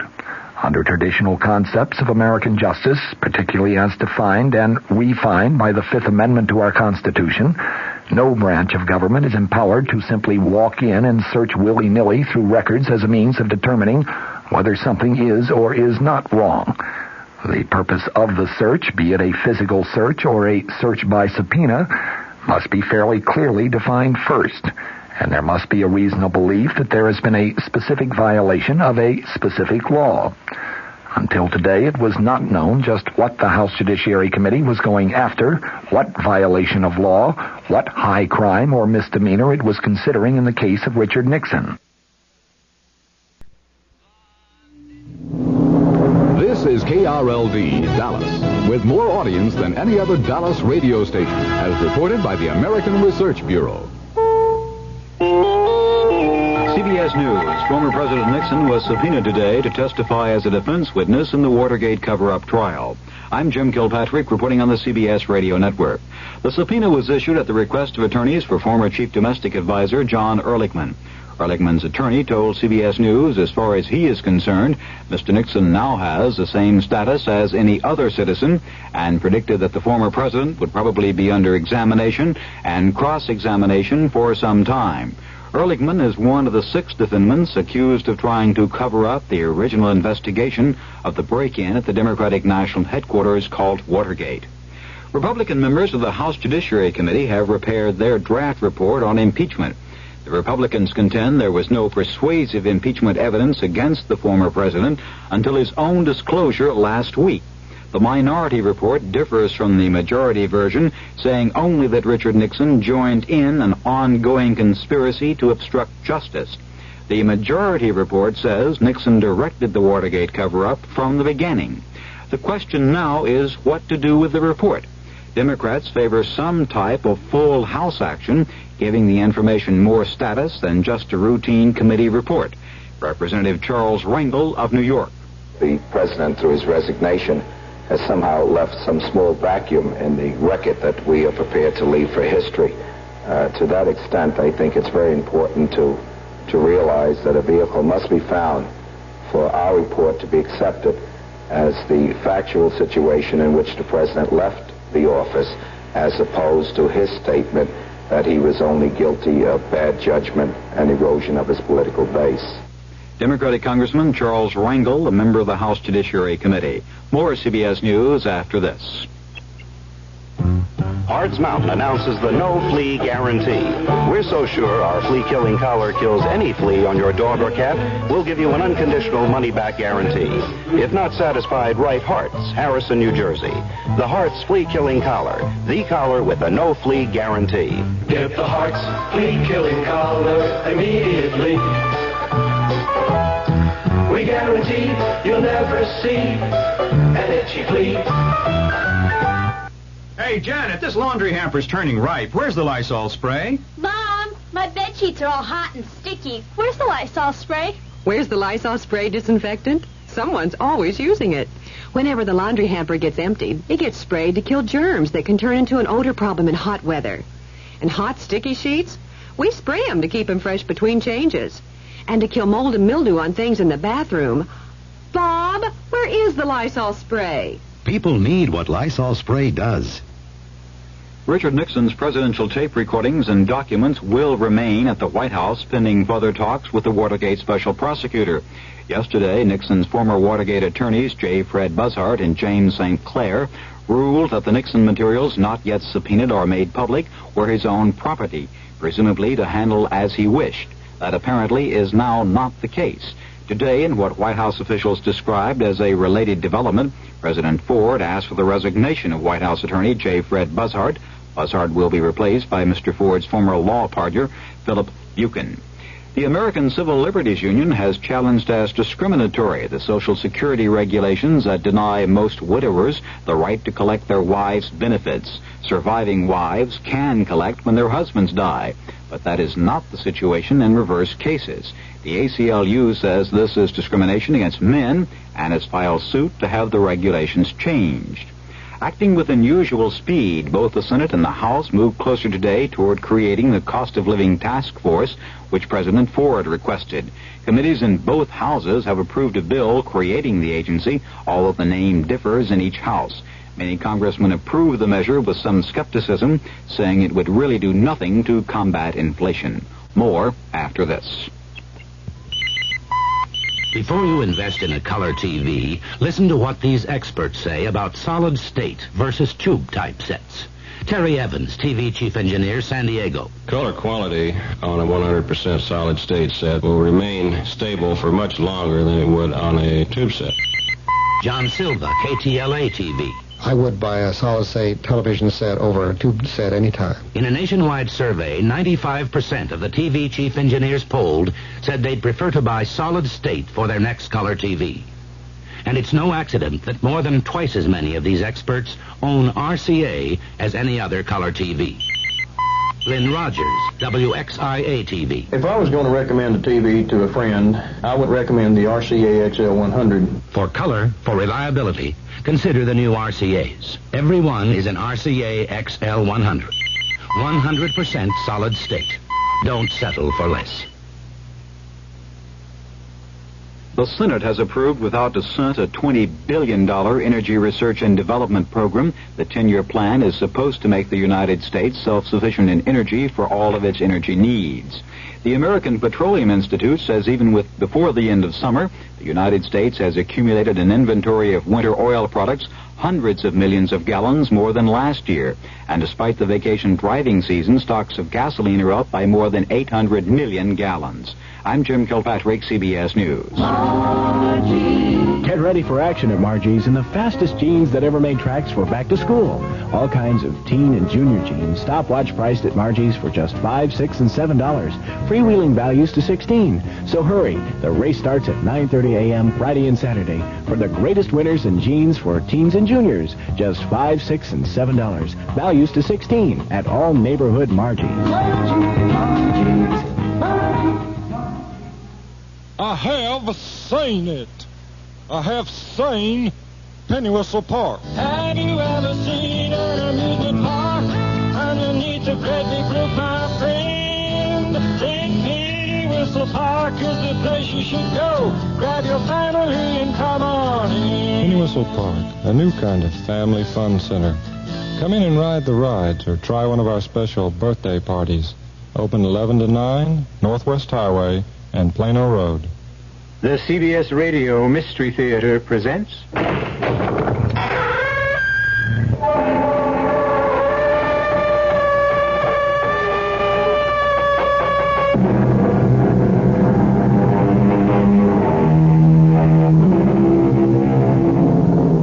Come in.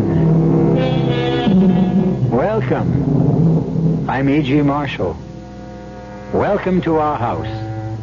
It's a haunted house, we admit.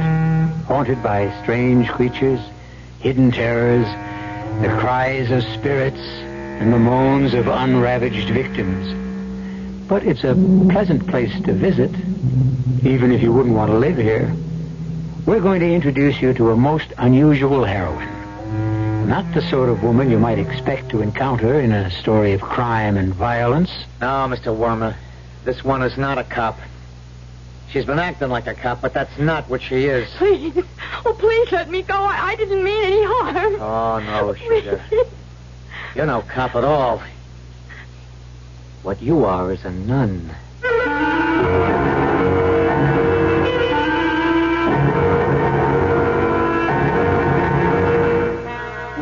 Our mystery drama, The Final Vow, was written especially for the Mystery Theater by Henry Slesser and stars Rosemary Rice. It is sponsored in part by Buick Motor Division and Anheuser-Busch Incorporated, brewers of Budweiser. I'll be back shortly with Act One. Excuse me, sir. Yeah? I would like to ask a deceptively simple question. Okay. I say deceptive because few people seem to know the answer. Oh, go ahead. Are you ready? Yeah, ready as rain. Okay. No, wait. I think that should be right as rain. Oh, well. No, you wait. Make that ready as I'll ever be, okay? Ready as I'll ever be. Whatever. Yeah. Anyway, the question is this. Yeah, go ahead. What happens this time of year? That's it. That's the question. That's the $64,000 question. That's the one for all the marbles, right? That's the one that's on everybody's lips, huh? Yes. That's the question. Well, good. As everyone should know, what happens this time of year is that Buick dealers are giving great deals on 1974 Buicks, which of course means that this time of year may very well be the best chance you'll ever have to buy a Buick. From the thrifty but surprisingly elegant Apollo to the dashing full-size LeSabre to the Electra, which surprisingly enough is the second largest selling luxury car in America. Know-it-all. Ramada Inns announce kids that cost less. Your kids 18 and under stay free when they share your room. Now that's a real family plan. And Ramada Inns serve you up great family restaurants with everything from hot dogs and hamburgers to your favorite steak. Dial 800-228-2828, toll free for reservations. At Ramada Inns, you're always welcome home.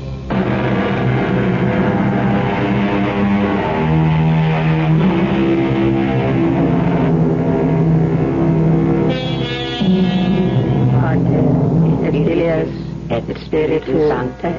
Amen. Pater noster, qui es in coeles, sanctificetur nomen tuum, adveniat regnum tuum, fiat voluntas tua sicut. You're hearing a familiar sound at the Holy Name Convent, the sound of the Holy Sisters at their devotions. But if you had been allowed to enter the chapel and seen the faces half hidden among the folds of their wimples, you may have seen something more than sacred concentration, because one of their number is missing. Sister Pamela? Sister, are you in there? Yes, I'm here. Come in. Oh, Sister Pamela, you've been crying. No, I'm all right. I'm just not feeling very well. I asked Reverend Mother if I could be excused this morning. Oh, you can't fool me. I can see rivers on your cheeks, Sister. Now, you've done nothing but cry for weeks. Sorry, Sister Jim, I tried so hard to hide it. Why can't you be happy, dear? Don't you know it's spring? Can't you feel God's love for the world when you see a day like this? It's my fault, Sister Jim. I can only blame myself. Oh, nonsense. There's no one to blame. You're young, child. Now, tears are a pleasure when you're young. Here, let me wash your face. Sister, you're not thinking about what we spoke of the other day. I haven't been thinking of anything. I'm trying not to think. And have you prayed? Oh, I've prayed. I've prayed for humility, for obedience. But there wasn't any answer in my heart. Only silence. Do you suppose that... Hush, child. But if I'm wrong, Sister, if I truly belonged here, wouldn't I know? Wouldn't I feel it inside? Our Lord called you when you were a little girl, almost from the day you were born. Oh, maybe it only seems that because I was raised at the Holy Name, because of an accident of time and place. How can I really know, Sister? Well, you mustn't talk about it now. I have much more interesting things to talk to you about. What do you mean? I didn't come here to wash your pretty little face. I came here to tell you some good news. We're going on a trip. A trip? Now, won't that be nice? Why, it's just what you need, I think. A nice little journey somewhere. And Reverend Mother wants to talk to you about it. That's what I came to tell you. She wants to see me now? Yes, child. Right now.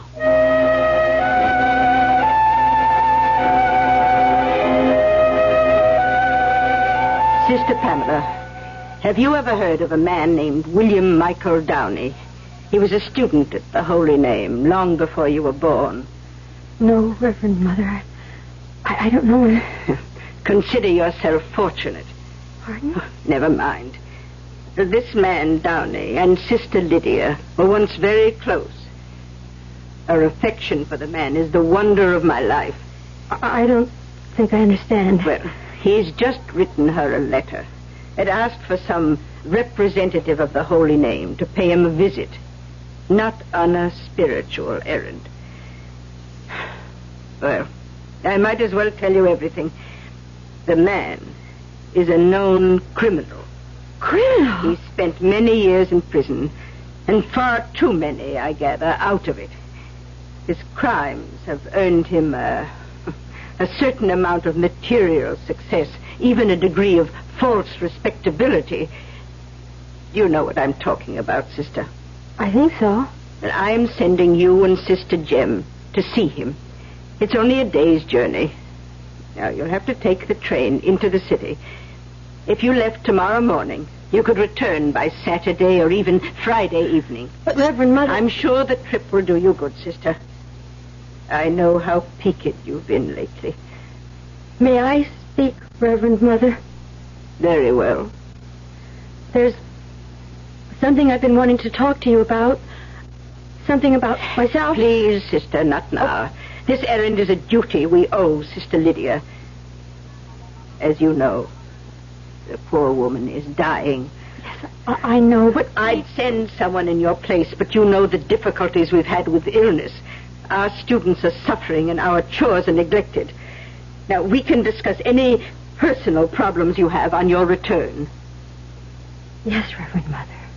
Sister Therese will give you your instructions about the journey. Don't be afraid of this man, Downey. Your strength is greater than his. And Sister Pamela, one more thing. Yes? Take good care of Sister Jem. She may not have your courage.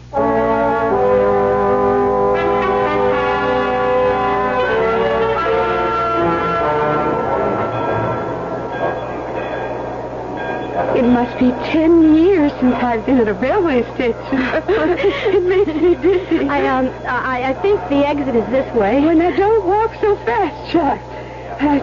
Did Sister Therese say it was very far to Mr. Downey's house? Oh, not very far. She said we could reach it by bus or taxi. Well, let's take a taxi, dear.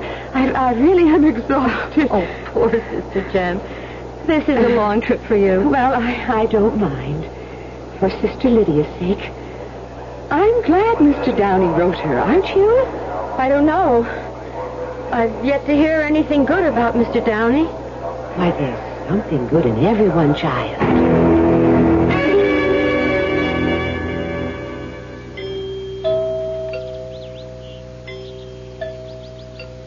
Did you hear the chimes?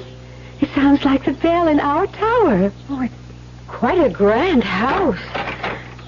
Well, so you're here. Mr. Downey? Yeah, I'm here.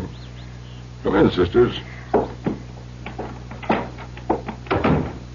I'm Sister Pamela, and this is Sister Jem from the Holy Name. Yeah, I know where you're from, sisters. Come in, sit down. Oh, thank you. I am a bit tired. Can I offer you something to drink, maybe? No, I mean, water or something. Well, not for me, thank you. No, thank you, Mr. Downey. We stopped off in a restaurant before we came here. Yeah, fine. Well, how's Sister Lydia? She's all right, but as you know, she was too ill to make this journey. Yeah. She's a funny woman. It's 40 years since I left the Holy Name. She still writes to me. I got a card at Easter, a card at Christmas, a letter on my birthday. I got a hunch she even mentions me in her prayers. You should be very glad. Why? You think your prayers have helped me? I do, yes. Have all your prayers been successful, sister? Your home is lovely. You must be a great admirer of religious art. You haven't answered my question, sister. Prayers aren't business deals, Mr. Downey. And you can't judge them as successes or failures.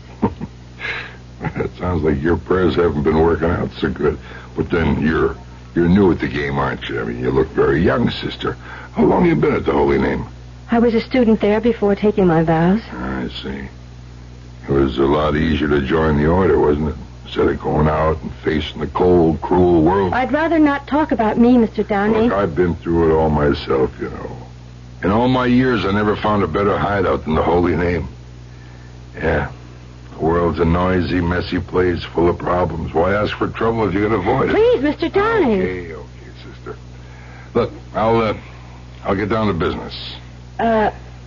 Just what is your business, Mr. Downey? Well, as you can see, sister, it's art. Religious art. What? Yeah. And I got a present for Sister Lydia. Here it is. Oh, Mr. Downey. It's St. Francis.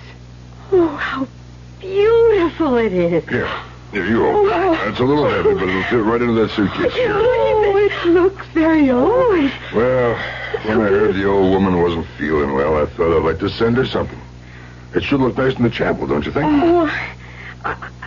This is very kind of you, Mr. Downey. I would have preferred handing it to Sister Lydia myself, but I'll be dead. I'll be blessed if I'll set foot in that gloomy old place myself again. Yes, you would be blessed. Hey, I see it. Of course. How old is it, Mr. Downey? Oh, about 5 centuries. What? Comes from the Medici Palace. Sculpted by Donatello, you know him? Donatello, of course. What? It must be terribly valuable. I think the word is priceless. I don't know what to say. It's such a magnificent... Well, you just tell Sister Lydia that little Willie Downey is sorry he never replied to her letters. He hopes this will make it up to her. You know something? Sister Jem was right about you. About what? She said there was good in everyone.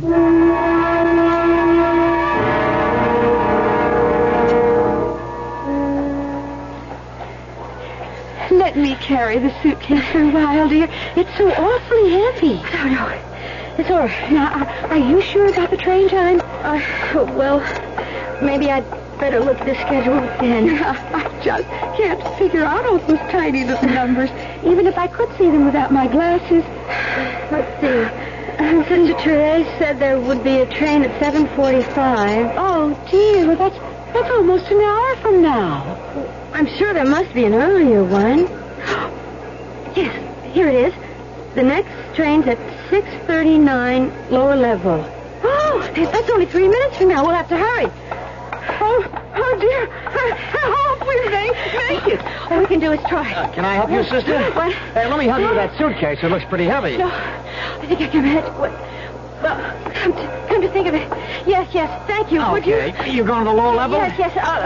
The Bromwell train, 40. It leaves very soon, I'm afraid. Don't worry, we'll make it. Come on, Jim. Oh, thank heaven for that young man. Oh, I wish he wouldn't walk so fast. Oh, maybe this is a mistake.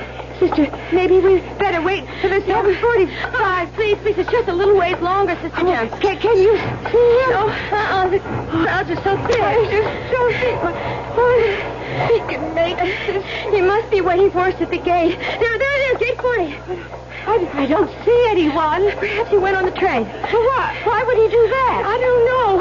Why isn't he here? Charles, look. They're closing the gate. We've missed the train. Where's the young man? Why isn't he here? Oh, Sister Jem, he's not here. Where could he be? I don't know. You don't possibly think he... No. It can't be. He was just being polite. He wanted to help. Oh, child, why did you trust him? Why? He's got to be here, Sister Jem. He's just got to be here with the statue.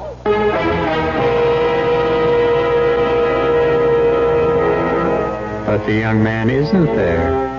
And very soon, Sister Pamela and Sister Jem will draw the only possible conclusion. That this young man was not a Boy Scout looking for his good deed for the day. That he was the kind of young man who hangs around places like railroad terminals, looking for the good deal of the day. And it looks like he's managed to get one of the best deals of his life. We'll learn more when I return shortly with Act 2.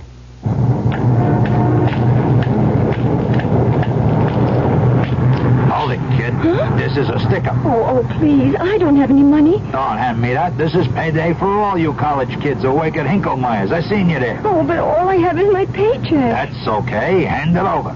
Here. You can keep the stub. Hey, wait a minute. How come they held out federal income tax? Well, everyone has to pay income tax. What's the matter with you, kid? Don't you know nothing? You do not have to pay no federal income tax unless you earn more than $2,050. Oh, but they still have to withhold tax from my pay. Look, kid, all you have to do is give your boss an IRS form, W-4E, instead of the usual W-4. And he is then not required to withhold any federal income tax from your pay. And you will not have to file no tax return to get it back. Really? Hey, I didn't know that. Thanks. Ah, that's okay. I figure you could use the money. This message presented on behalf of the Internal Revenue Service. You can paint your home in the same muted earth tone colors our colonial ancestors used to paint theirs. Hi, Frank Lieber here to tell you about True Value Hardware Store's True Test Supreme Latex House Paint. It comes in 24 Jamestown colors, like salmon gold, Chelsea blue, and Samoset gray. The colonials used dyes from roots and barks and mixed them with buttermilk of all things to achieve those colors. True Test Supreme Latex House Paint puts those same kind of colors into a rich, easy-to-apply latex. Latex, with the durability of a fine oil-based paint. It covers most surfaces in one coat. It resists stains, mildew, blistering, and smog. And it dries quickly, in just 30 minutes. Painting tools clean up in soap and water. True Value Hardware Stores have True Test Supreme Latex House Paint in 24 earth tone Jamestown colors and white. True Test Supreme Latex House Paint. You'll find it exclusively at your nearby participating True Value Hardware Store.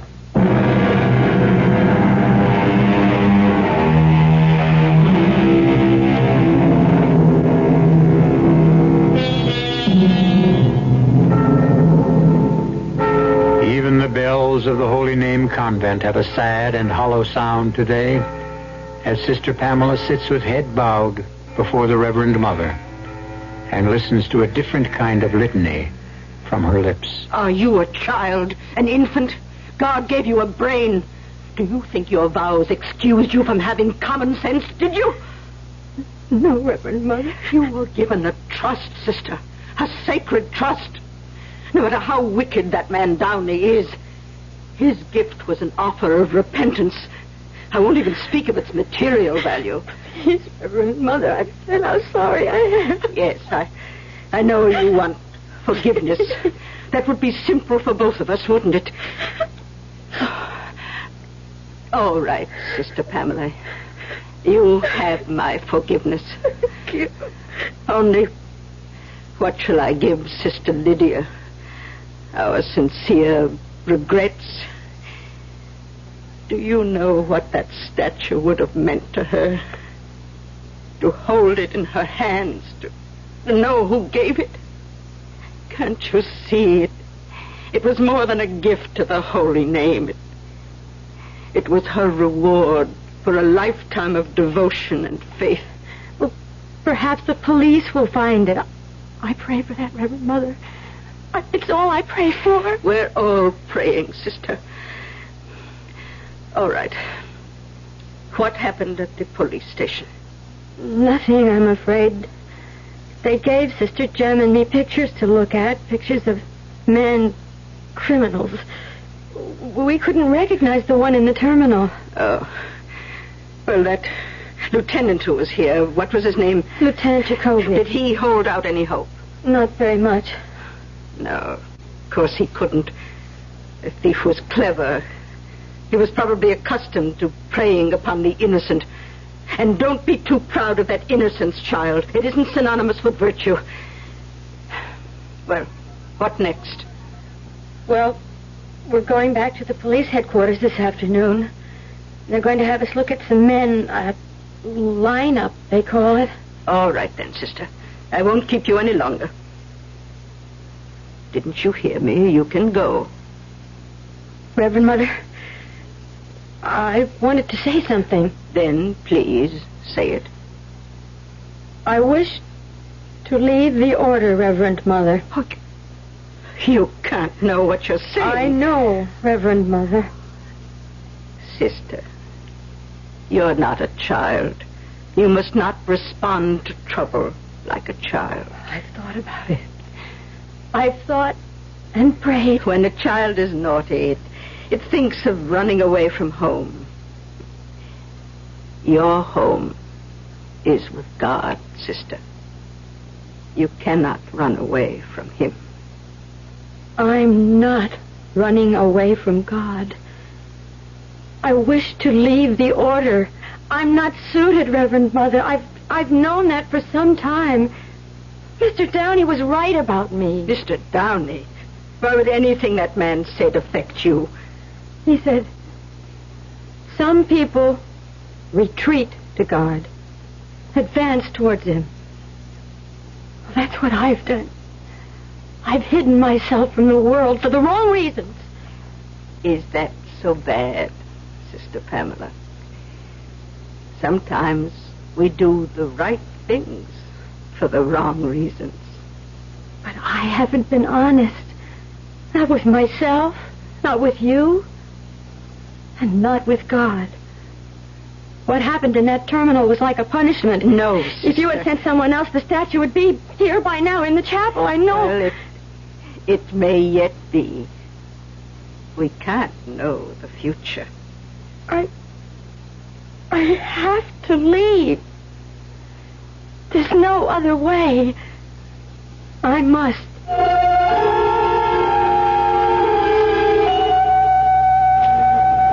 All right, sisters. Be sure and look them over carefully. All the men you'll see on that stage have worked the same kind of crime in the past. Helping women with their luggage and then helping themselves to the contents.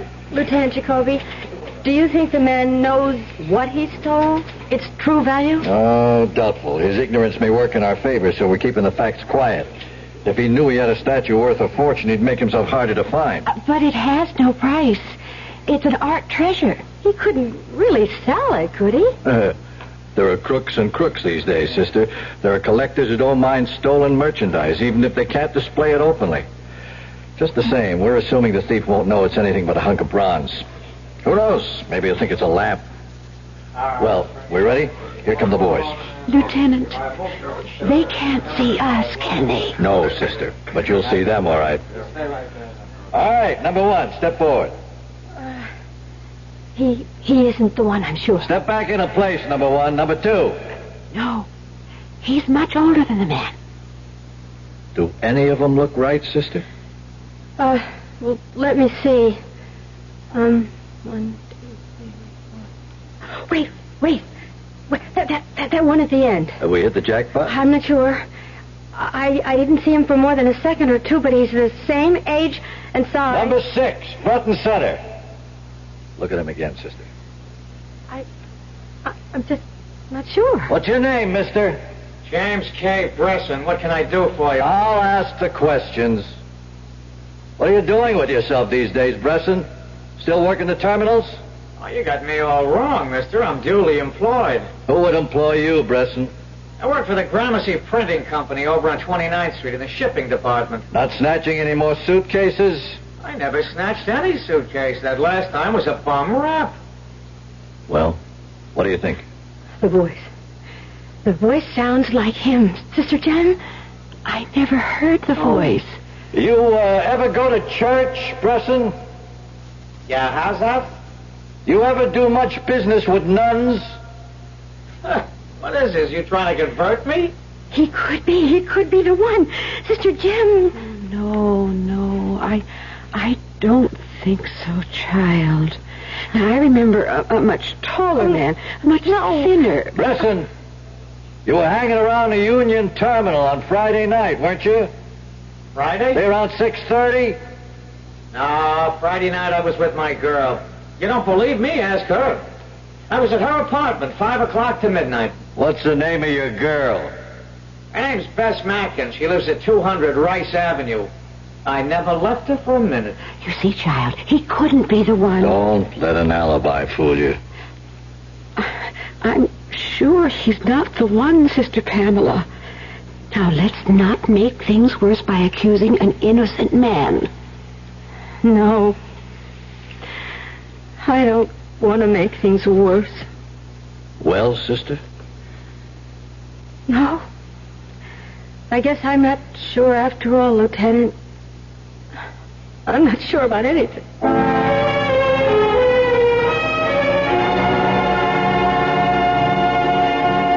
I wish you wouldn't do this, Sister Pamela. I just know it's a mistake. I can't help it, Sister Jem. I have to go. I can't even recognize you, child. I've forgotten how you look in ordinary clothes. Yes. They are ordinary, Sister Jen. And maybe I am, too. Have you said goodbye to everyone? Yes. I've just seen Sister Lydia. She was very weak, but she still managed to ask me that question. What question was that? About the statue of St. Francis. She asked if it had been recovered yet. Oh, dear. Then you know that they haven't told her it was stolen. Only that it was misplaced. Yes. She still thinks they'll find it. She still believes that she'll see it before she dies.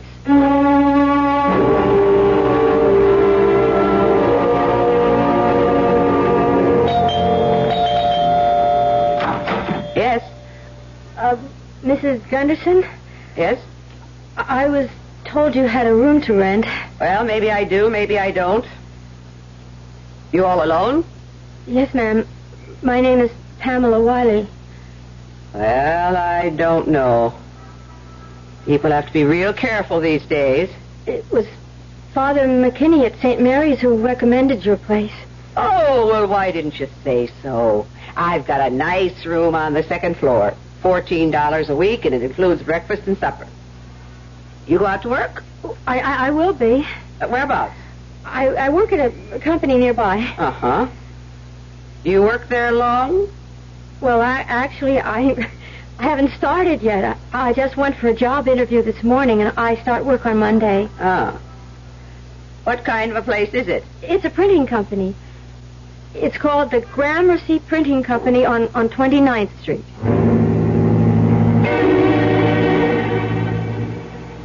Hey, who's got the Fisher invoices? Come on, I need all them packing slips. Well, what happened to Bucktooth Betty? I'm sorry? The girl who used to work here. She get canned or something? Oh, I really wouldn't know. Oh, you're her replacement, is that it? Oh, I gotta tell you, honey, you're some improvement. I suppose that's a compliment? Let me give you a tip about this place. Now, don't be an eager beaver. Nobody likes a hard worker. They spoil it for the rest of us. My name's Jimmy Presson. What's yours? Pamela Wiley. Well, give me a hand, honey. What? Oh! Now, don't worry. I'm not going to hurt you. Just looking for the evidence. Wedding rings, engagement rings, and so forth. Now, everything checks out okay. And I mean everything. May I have my hand back, please? Listen, you live in town? And not in the sticks or anything like that. I live in the city, yes. Well, maybe we could take in a movie tonight. I'm sorry, I'm busy tonight. I'm busy most nights. Look, if you're afraid to go out with me alone, I mean, if you've been hearing things from some of the chicks around here... Oh, no, I haven't heard anything. Well, I'll tell you what, there's going to be a little party on Friday night. Just a few friends of mine. Some of them from the company. How about joining us? Well, I don't know if I can. Well, make an effort, okay? I'll give you the address. It's 200 Rice Avenue, apartment 4C. The name is Bess Mackin. Bess Mackin. Yeah, come around 9, okay? Yes, I'll try.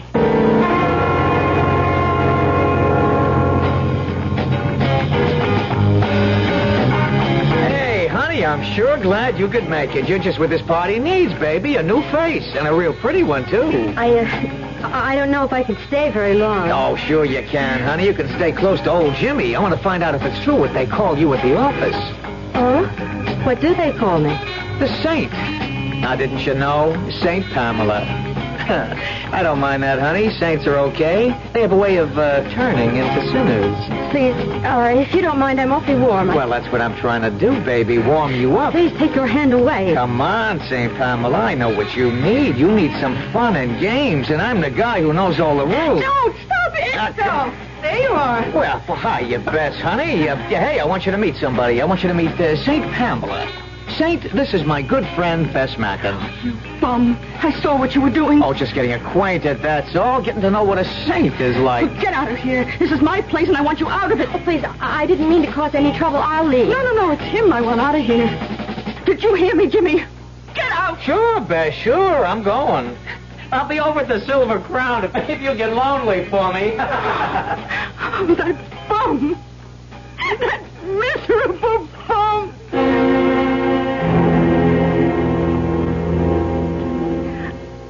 I don't know why all the men I meet are bums.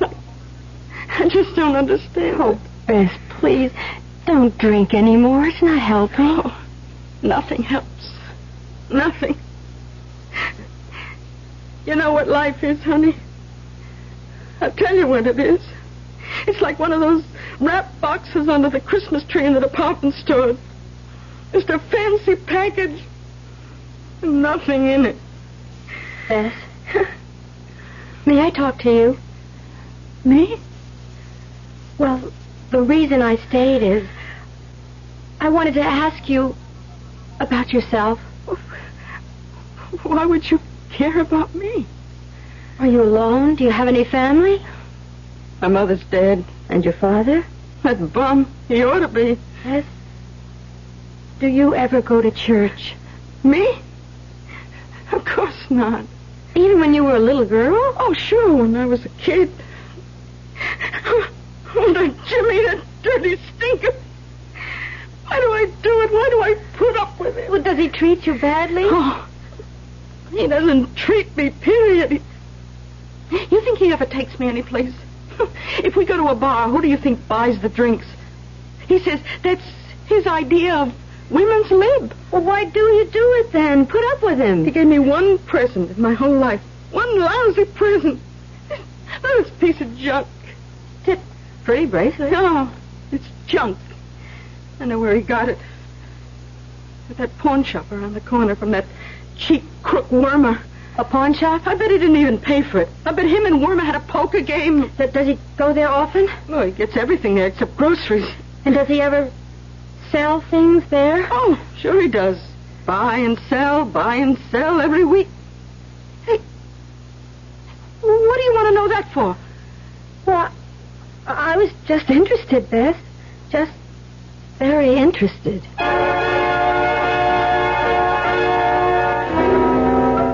Well, Pamela Wiley, formerly Sister Pamela, seems to be on a crusade of her own. And like the crusaders before her, her goal is a sacred object. But the crusaders of the past had much trouble before they even reached their goal. Will Pamela? We'll find out when I return with Act 3. When you drink beer, do you tilt the glass for long, hearty swallows? Or just tip it and sip it? Well, sipping's the thing for wine. But Budweiser beer is a hearty drink, brewed for zest and character. The best way to enjoy Bud is to drink it. Not chug-a-lug, just man-sized beer drinker swallows. That's when that famous Budweiser taste, smoothness, and drinkability really come through. Smoothness and drinkability that come only from natural carbonation and exclusive beechwood aging. Smoothness and drinkability, too good for any half-hearted sipping. So drink up. You'll see that brewing beer right does make a difference. And that when you say Budweiser, you said it all. Anheuser-Busch, St. Louis. You're doing more.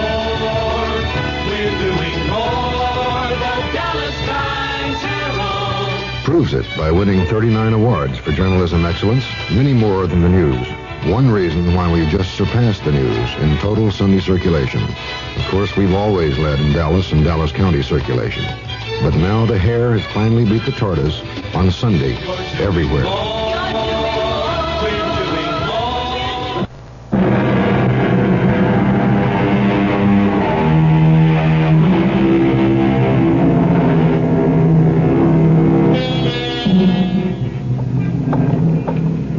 Pamela Wiley is taking one of the longest walks of her life.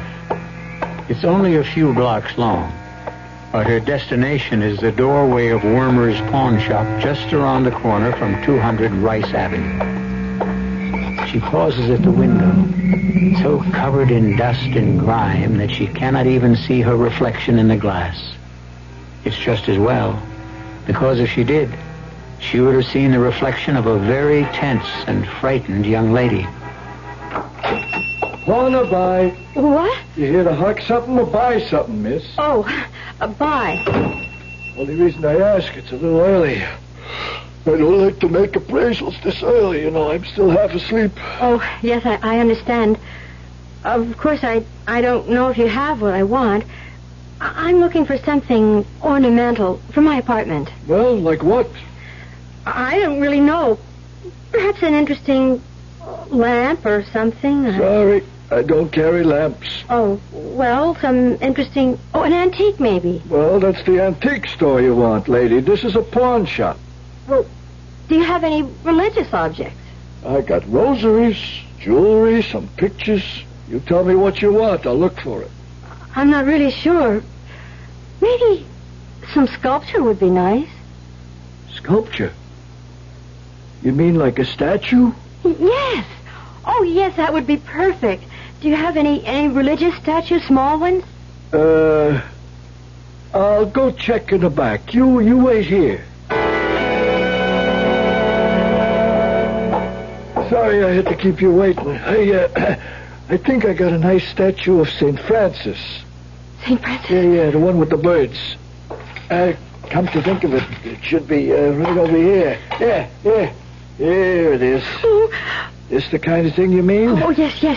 Oh, it is the kind of thing. It's a little beat up looking, but you could polish it up real nice. It wouldn't look bad at all. Oh, yes, I wouldldn't mind that. It's a real fine piece of work, you know. Don't think it's just junk. Oh, no. It ain't cheap either. How much? Well, on account of it's my first sale today, I'll tell you what. It's yours for $20. Well, it's a little more than I thought. Take it or leave it. Oh, it's all right. I'll take it. I think I had a $20 bill in my purse. Here. I'll help you with that. What are you doing? Help you find that 20 in your purse. You're spilling everything out. Yeah, that's what I'm doing. I'm seeing what spills out, you know. Give it back to me. All I want to do is check, miss. In my business, we like to know who we're dealing with. Jimmy. You got here fast. I didn't have time to button my shirt. All right, what did you find? Well, what is this? Nothing in her purse, no gun, no identification. You sure she's a cop? I don't know, but she's been acting like a cop, all right. So I told you to call me if she showed up.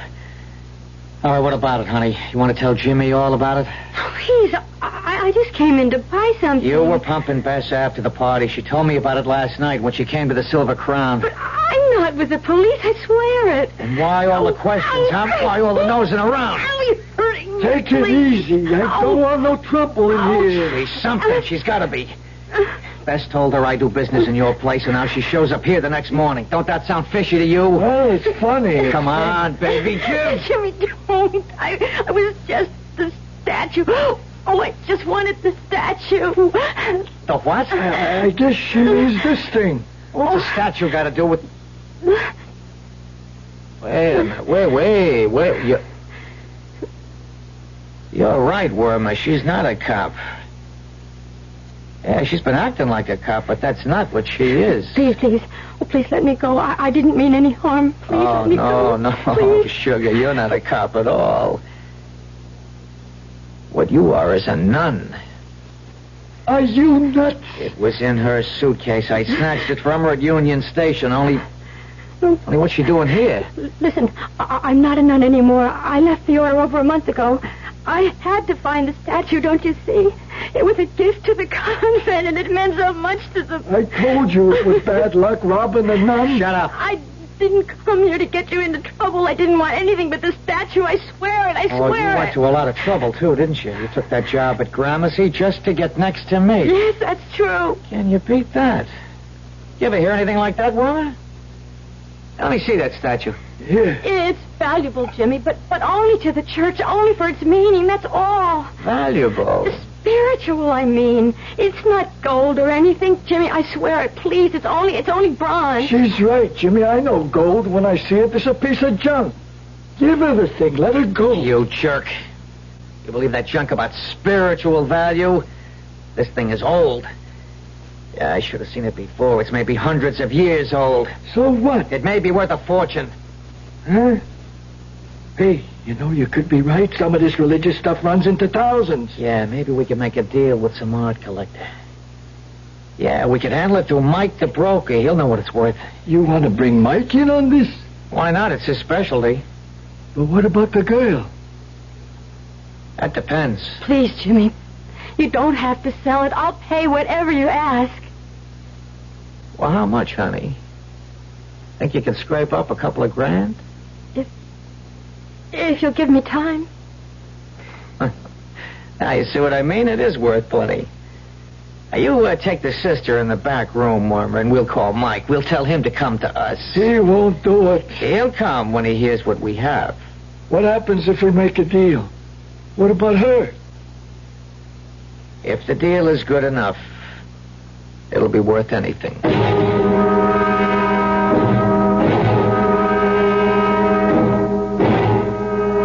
don't know. It's been 2 hours. He ain't here yet. He'll be here. Stop worrying. How can I help it? Listen, Jimmy, that gag you got on the nun, you think it's okay? She can breathe. Can you breathe, sugar? Just meditate, honey. You know how to do that, don't you? There he is. I told you he'd be here. Hey, Mike, we're in the back room. Well. It's a pretty picture. Who's the girl? She's a nun, Mike. No kidding. A nun? In those clothes? With a gag over her mouth? She started making too much noise. We had to keep her quiet. Listen, Mike, I got something that's going to knock your eyes out. Listen, my name isn't Mike Bresson. It's Mr. Downey to you.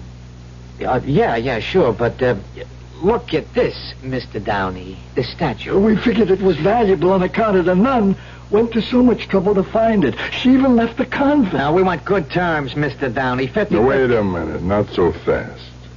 What happens to the girl after? We'll take care of her. You can trust us. Yeah. Oh, yeah, I'll bet I can. All right. Let's see the statue. All right, here. Look at it. You had this on sale here? I was going to sell it for $20. Can you imagine? No, I can't imagine it. Since it's only worth $2. What? You heard me. Melt it down for scrap. Maybe it's worth $3.5. The next time you guys handle junk, call a junk dealer, but don't call Mike. It's got to be worth something. Look, don't teach me my business, Junior. But the nun, she went to so much trouble. Yeah, the nun. Don't you know about nuns? They don't understand about money. They're not smart like you and me. They'll kill themselves over a piece of junk just because it was blessed. Oh, you'd be amazed at the dumb things they do, all that working and praying and don't get a nickel out of it. Hey, what are you doing? I'm taking this gag out of her mouth here. There. You better not get her sore at you. She's liable to say a prayer and send you all to hell. Come on, miss. I'm taking you out of this place. Thank you. Thank you. Yeah, but wait a minute. We got to get something out of this. You said $20, didn't you? There. Consider yourself lucky. Let's go, sister.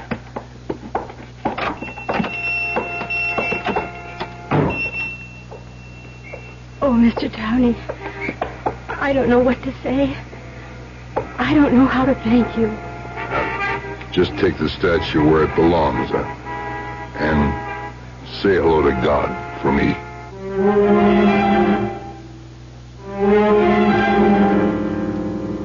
And so Pamela Wiley returned to the Holy Name Convent. And this time, she wasn't alone. St. Francis was with her.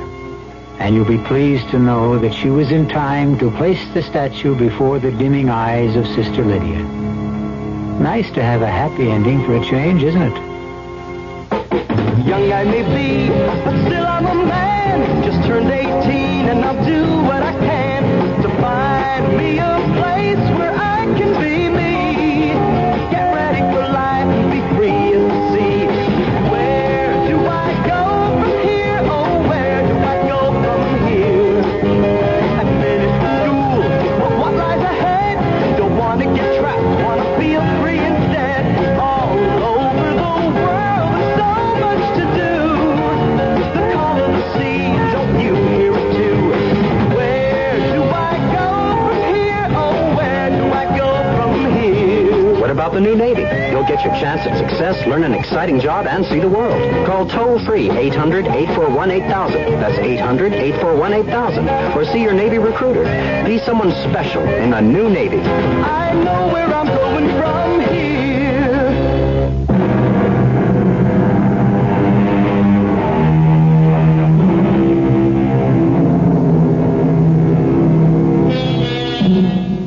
Despite the fact that the story you've just heard ended happily, we hope you won't continue to expect sweetness and light from the Radio Mystery Theater. Unfortunately, Most of the people we deal with are not nearly as nice as Sister Pamela Wiley, or Big Mike Downey, for that matter. But if you don't mind spending some time with thieves, murderers, monsters, and other assorted villains, listen for us next time. Our cast included Rosemary Rice, Bryna Rayburn, Ann Petoniak, Jack Grimes, Joe Silver, and Ken Harvey. The entire production was under the direction of Hyman Brown. Now, a preview of our next tale. Sometimes you have to sit here and just look at me and talk to me and concentrate on me as if I were a human being worthy of your time and your attention. Helen, you know that I love you. Yeah, but that's not enough. You see, something's happening to me. What could be happening? I'm scared. I feel as if I'm disappearing. Disappearing? Yes, as if I'm fading away, fading out.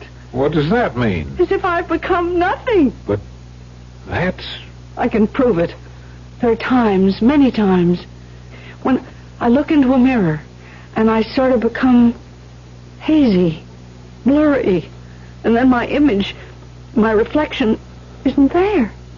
It's just gone. Radio Mystery Theater was sponsored in part by Anheuser-Busch Incorporated, Brewers of Budweiser, and Buick Motor Division. This is E.G. Marshall inviting you to return to our Mystery Theater for another adventure in the macabre. Until next time, pleasant dreams.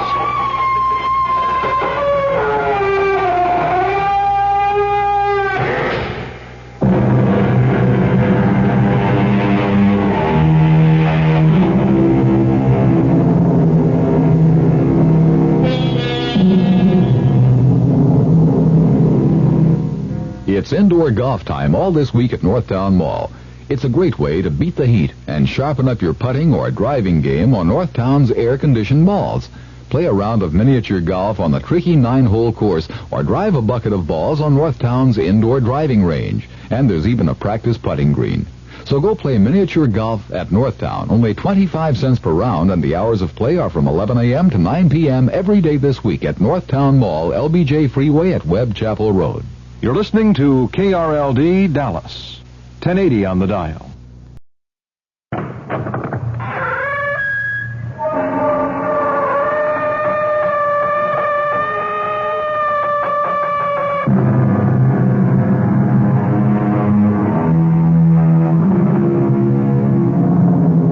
Come in. Welcome. I'm E.G. Marshall. In our world, nothing is lost. The droppings of birds fertilize the ground sends up grass, the grass nourishes the sheep. Evil lives on as well. A bit of gossip becomes a rumor. The rumor grows into a falsehood. The falsehood engenders fear, and the fear leads to a killing. A malicious word wounds a soul. An act of indifference congeals a heart. For good or for evil, nothing is lost. Our mystery drama, Nobody Dies, was written especially for the Mystery Theater by Elspeth Eric and stars Terry Keane and Ann Shepard.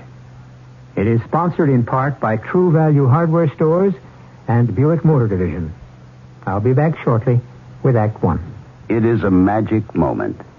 You are at your Buick dealers, about to drive home in your brand new Buick LeSabre. It's lean and trimmed, classic line. It looks quite unlike any full-size Buick you can remember. You get in. A heady new car smell surrounds you. Your LeSabre feels the way it looks, tight. You turn the wheel a little. No wasted motion in this car. Big brushed metallic gauges look back at you. That V6 engine is doing great. You rub your hand on the seat. 6 people could be really comfortable in here. You swing into your driveway. Your wife, the kids, the dog, everyone but the parakeet descends in the car and gets in. Off you go to nowhere in particular. Life and your new LeSabre are great. Maybe the dog shouldn't sit on the seats.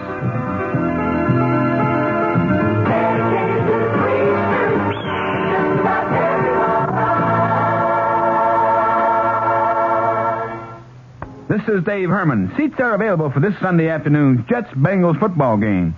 You can get them at the Jets ticket office, 598 Madison Avenue, at Shea Stadium ticket window, and, of course, at the gate on Sunday.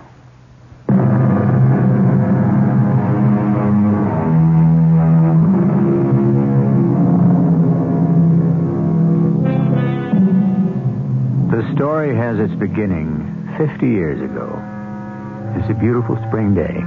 A young woman stands at the door of a large colonial house, dignified and serene and surrounded by great stretches of clipped lawn, spotted here and there by beds of bright flowers. There is something tentative in the manner of the young woman, something timid as she raises her hand to touch the button by the door. I'm thinking to myself, what am I doing here? The advertisement in the local paper had said, housekeeper wanted, live-in, private quarters, apply between 9 and 10 a.m. It had given the address and the name Holt, and that was all. I knew this was a very fancy section of our town, and the minute I saw the big white house with the green shutters, my knees started to shake. Would anyone trust me with the care of such a house? But I pushed the button and said a little prayer. I was desperate. I needed this job more than anything in the world. Yes? There she stood, the woman who had to be Mrs. Holt, who held my future in her hands. She was about my own age. She was tall, blonde, and serene. And she was very, very pregnant. You've come about the position? The job, yes. Well, come on in. Oh, thank you very much. Shall we go into the living room? Yes, thank you. Sit down, any place. You look rather young. How old are you? 29. Ah. Well, tell me about yourself. Or would you rather I told you about the position first? That would be fine. Right. This house has 10 rooms, 5 bedrooms. Mm-hmm. 2 of them are in the back of the house, and they have their own bath. Those will be reserved for whoever takes the position. Oh, that sounds very nice. And there's a cook. Cleaning woman comes in 3 times a week. It's a question of making beds and doing some dusting, answering the door, doing the shopping, things like that, and supervising the cook and the cleaning lady. It doesn't sound very hard. Well, it's what I used to do myself till I got pregnant. When are you going to have your baby? Any minute now, can't you tell? Now, tell me about yourself. Don't think I mind your being young. I'd like to have someone my own age around the house. Well, I used to have a house. I mean, not a house like this, just a little house. But I did all the work, and I think I kept it nice, clean and nice, you know, and attractive. I'm sure you did. But you have a house now. I couldn't afford it after my husband left me. Oh, I'm sorry. Since he left me, I've been living in a furnished room, and I've been doing house cleaning by the day. I'm very good at it. But it's not like living in a real house. I mean, having something to count on. Oh, of course it isn't. Especially when you have a little boy to think of. A little boy? You have a little boy? Mm-hmm. 2 years old.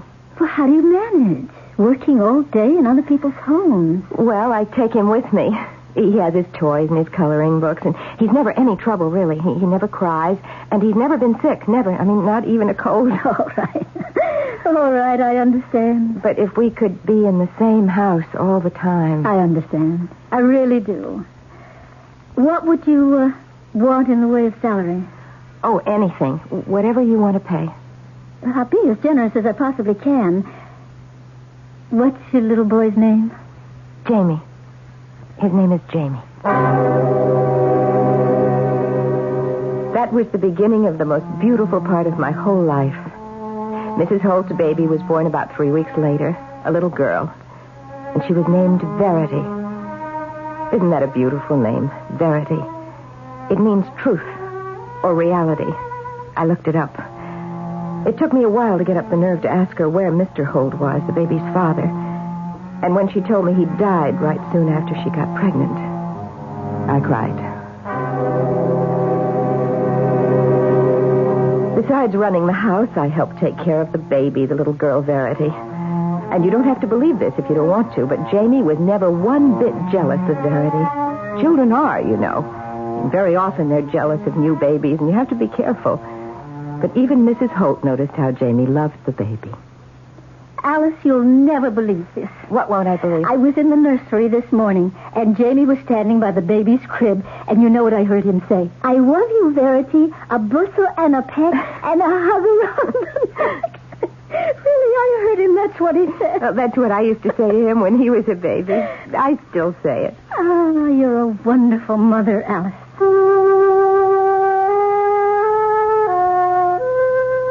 Life just went on that way, and I was as happy as it was possible to be. Alice, look at this. What? Why, it's a drawing. In pastels. Of a little bird on a branch. Oh, it's very good, don't you think? It's very touching. Very sweet. Jamie gave it to me. Jamie? He made it in school. But he's only 8 years old. No. I'm going to frame it, and I'm going to hang it on the wall. That's the way it went. Every day better than the one before. And nothing but nice things to look forward to. Where did Jamie learn so much poetry, Alice? Well, I suppose he learned it in school. I heard him the other day. He and Verity were out here in the garden, and I could hear them through the window, loud and clear. Stay, O sweet, and do not rise. The light that shines comes from thine eyes. The day breaks not. It is my heart, because that you and I must part. Stay, or else my joys will die and perish in their infancy. Well, for heaven's sake. I happen to know that's John Donne from the 16th century, and why a boy of 14 would bother to learn it, I can't imagine. Jamie went on learning poetry. I never asked him about it, why he bothered. I thought it was nice that he did. One day I heard his voice in the conservatory. I stopped to listen, and then I realized he wasn't alone. For thy sweet love remembered such wealth brings, that then I scorned to change my state with kings. Oh, Jamie, that's beautiful. That's Shakespeare. Jamie was just 16. I didn't know a line of Shakespeare, and I'd never known that he did. I couldn't help asking him about it. I know all of Shakespeare's sonnets by heart. Oh, my goodness, I am impressed. I hope Verity was impressed. I was trying to tell her how much I love her. Love? You told her you loved her? I've always loved her. She knows that. You're both very young. Romeo and Juliet were even younger, Mom. Well, life went on. Jamie got into the local college right in the same town. Lucky for us, because he could go on living at home. He'd finished his second year, and Verity was enrolled to start that fall. Mom, I'm going to ask Verity to marry me. Jamie. No, I don't mean right away. I mean when she's finished college. By then I'll be making a living. You're sure about that? Oh, of course I'm sure. Darling, there's no need to rush into anything, you know. I'm not rushing. I'm just asking her. But you'll meet other girls. Mom, I've loved Verity all my life. Don't you know that?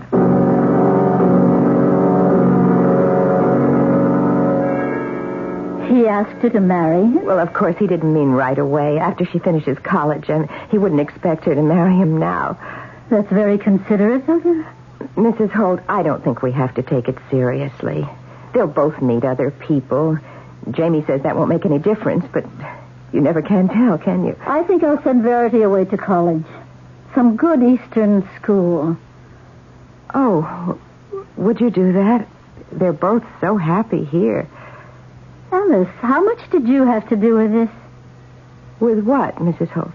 With this attachment, this liaison between your son and my daughter. Well, I didn't have anything to do with it. You plotted, didn't you? From the beginning, you plotted and you schemed to make everything turn out this way. No, I had no idea anything like this. First, you wormed your way into this house, bringing your son with you. Then you made yourself indispensable. You pretended to be my friend. I did not pretend. None of this is true. Are you some kind of witch? I think you are. And you've been weaving spells up there alone in your room. No, Mrs. Holt, No, you know. You've always known that my daughter could never marry a son of yours. It's unthinkable. But I had nothing to do with it. Nothing at all. Or had I had everything to do with it? I don't know, and I have thought long and hard about it. I'm reduced to calling it fate. Simply fate. Or call it the machinations of some spirit perhaps lodged in me, a spirit whose name I don't know. If such a spirit chose to work through me, it was without my knowledge or my will. I swear that's true. I swear. I believe. I think it's true. Oh, I hope it's true.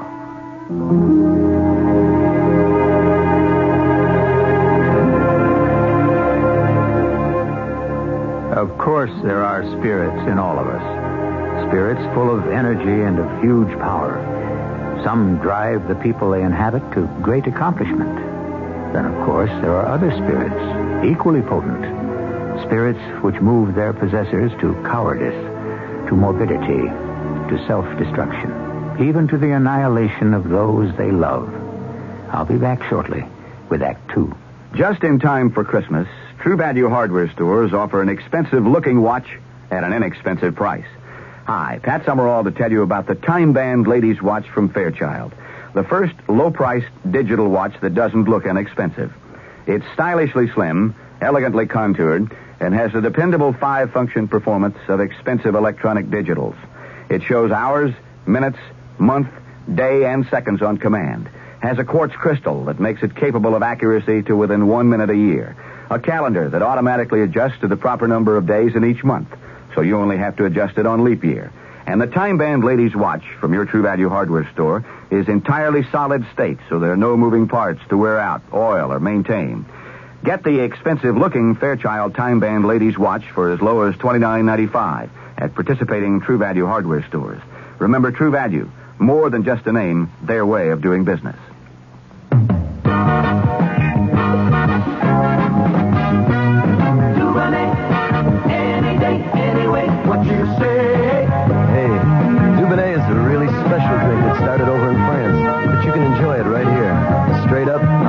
Or mixed with your favorite beverage. Dubonnet before lunch or dinner, or whatever you got cooking.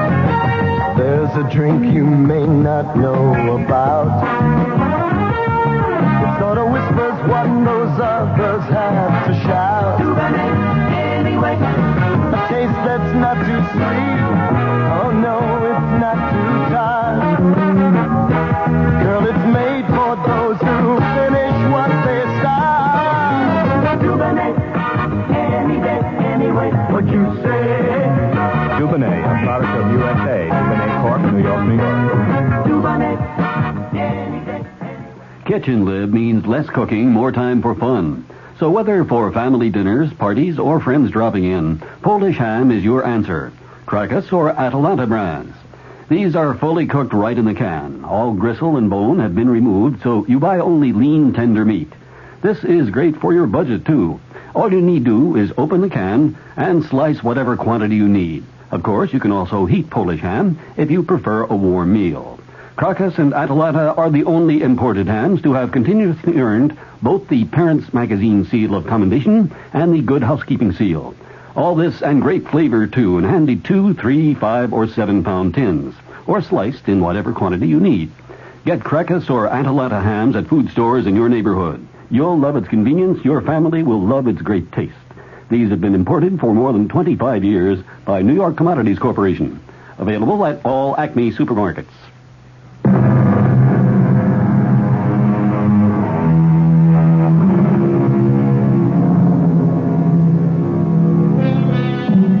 When Alice became housekeeper to the affluent Mrs. Holt, it was a relief from a life of drudgery and anxiety, and a haven both for herself and for her son Jamie, 2 years old. When her employer soon after gave birth to a daughter, it was only natural that Alice should retain her position in the household and that the two children should grow up together. However, at the close of Act 1, we heard... Alice, how much did you have to do with this? With what, Mrs. With this attachment. This liaison between your son and my daughter. I didn't have anything to do with it. You plotted, didn't you? You plotted and schemed and made everything turn out this way. Surely you know, you've always known that my daughter could never marry a son of yours. It's unthinkable. My beautiful life in her beautiful house had come to an end. Our friendship had ended, too. If indeed it had ever been the friendship I'd thought it to be. For the first time, she had reminded me that I was her servant, and my son was the son of a servant, and that the marriage of her daughter to the son of one such as myself was, what was the word? Unthinkable. I started to pack our clothes, Jamie's in mine. That you, Jamie? It's Mrs. Holt, Alice. Oh, just a minute.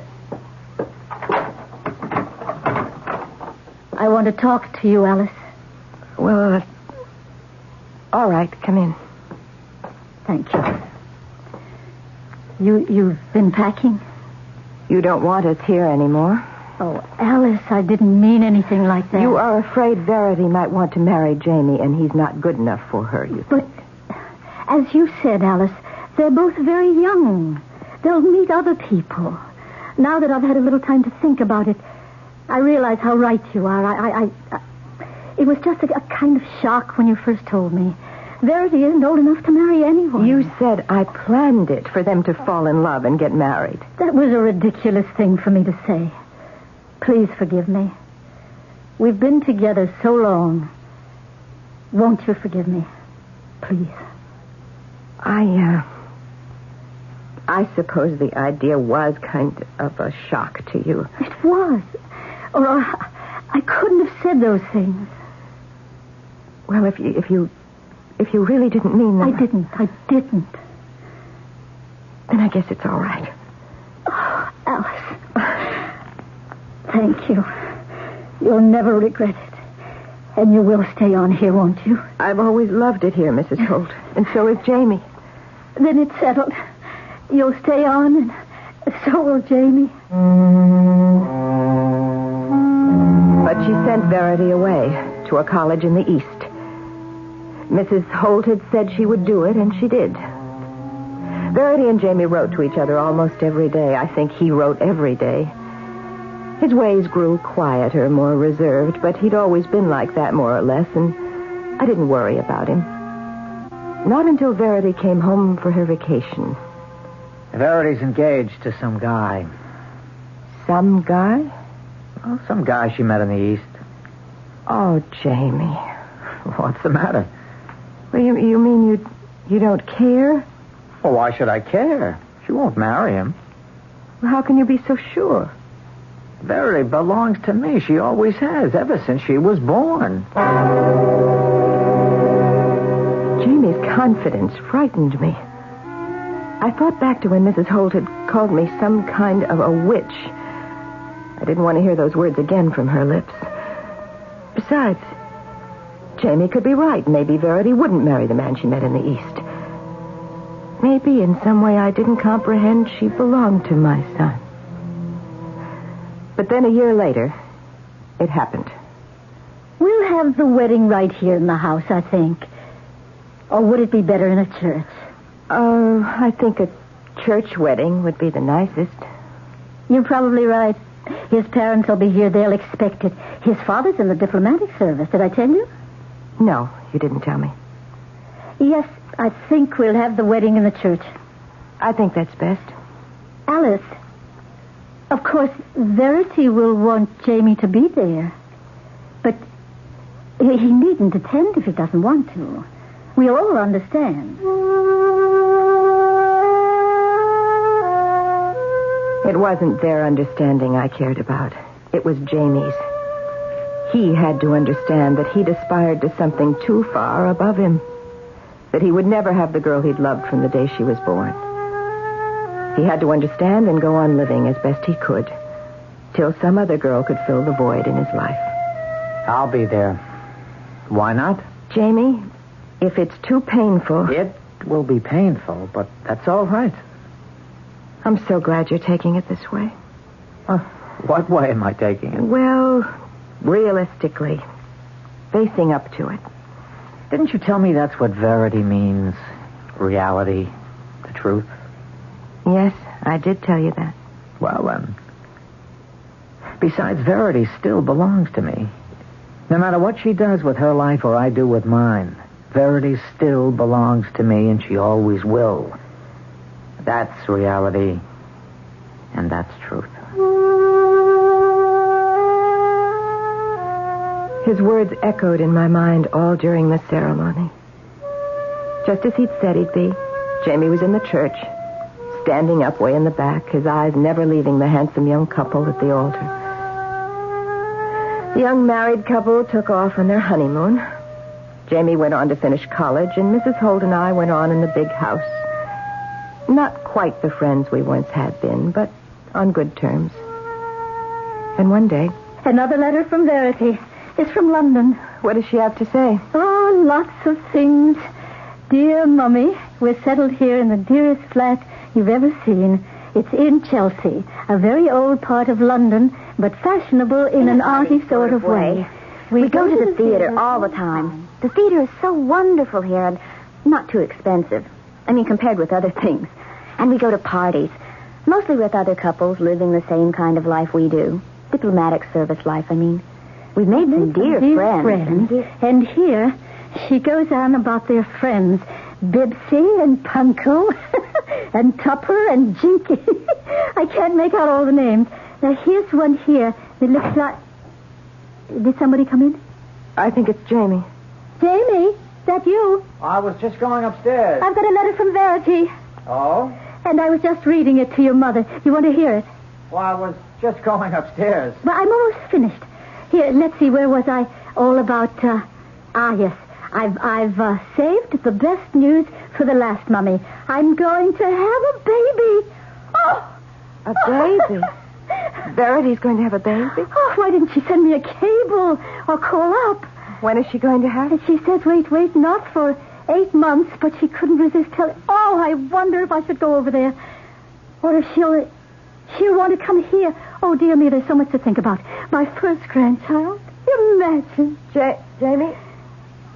Where did Jamie go? Alice, I'm going to go down to the cable office and tell her to phone me collect tonight. I'll be back right away. Jamie? And, are you upstairs? I'll give her your love, Alice. Jamie? Where are you? Jamie? Jamie? Are you all right? Jamie! Oh, no, dear Lord, don't let it be. Don't let it... Oh, my... Jamie, what have you done? I missed them. Oh, you're bleeding. I missed twice. Your head is bleeding. It's not so easy to kill yourself. No, I'll get the doctor. No, don't leave me. Stay with me. Jamie, I have to call a doctor. Please, let go of my arm. I want you to stay with me, Mom. Please, Janie, let me. I'll be all right. I want you with me, Mom. It's always been you and me. You've always been with me. You've never gone off and left me. Don't go off and leave me now. Please, you've got to let me call the doctor, please. I won't die. Nobody dies, Mom. Jamie, please. And I want you to tell that to Verity, Mom. Would you do that? Tell her nobody really dies. Everybody goes on and on. Please, please. Good old Mom, you're really the best. Oh, always there when I needed you. Always right nearby. Always where you could see me and hear me. Remember, Mom, all my life from way back. Be near me now, Mom. Listen to me now. Yes, all right. Did you understand what I told you? About what to tell Verity? You mean nobody dies? That's right. Tell her that. She'll understand. Just say, Nobody dies.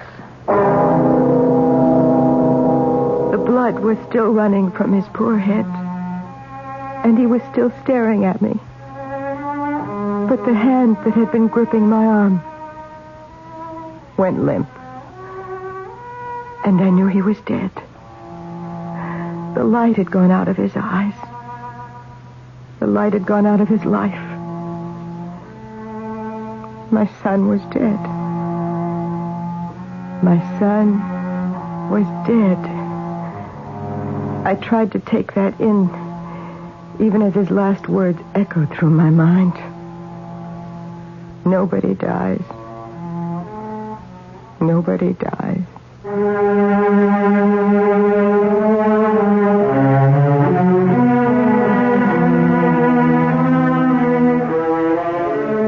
The beginning of mourning is the acceptance of the fact of death.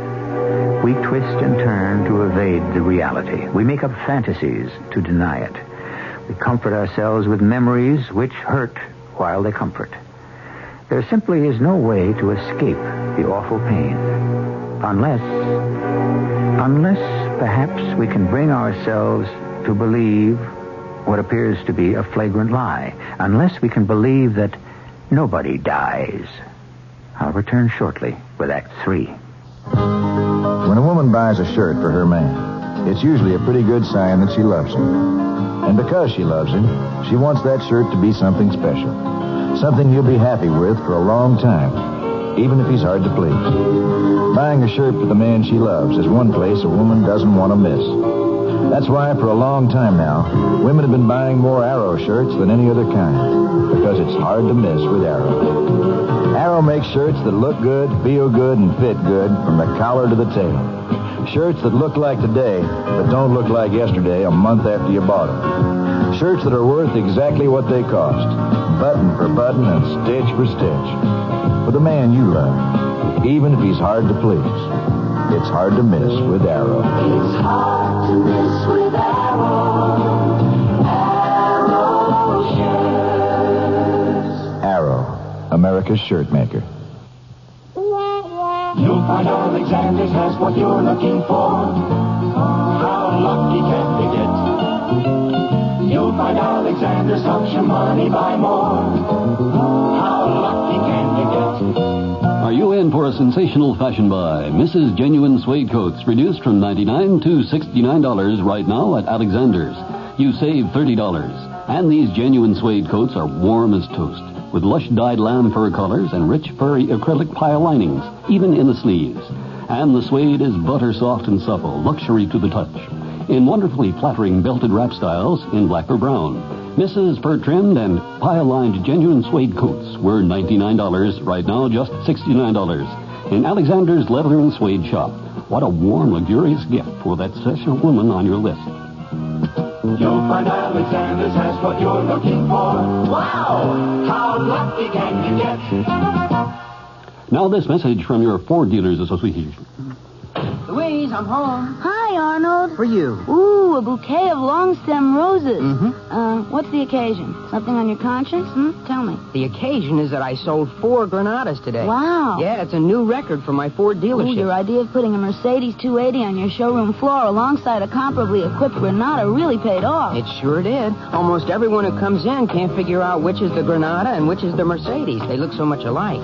That is, until they see their base sticker prices don't look at all alike. Right. And did you take them for a test drive in both the Granada and the Mercedes? Yep, and all 4 Granada buyers who drove a Mercedes said the Granada had a remarkably smooth and quiet ride. Hey, you forgot one thing. What's that? You're allergic to roses. Your Ford dealer has the smooth-riding car that looks like the Mercedes 280, but at less than half the list price. The new Ford Granada. Come home, America. Yeah, we want all of you.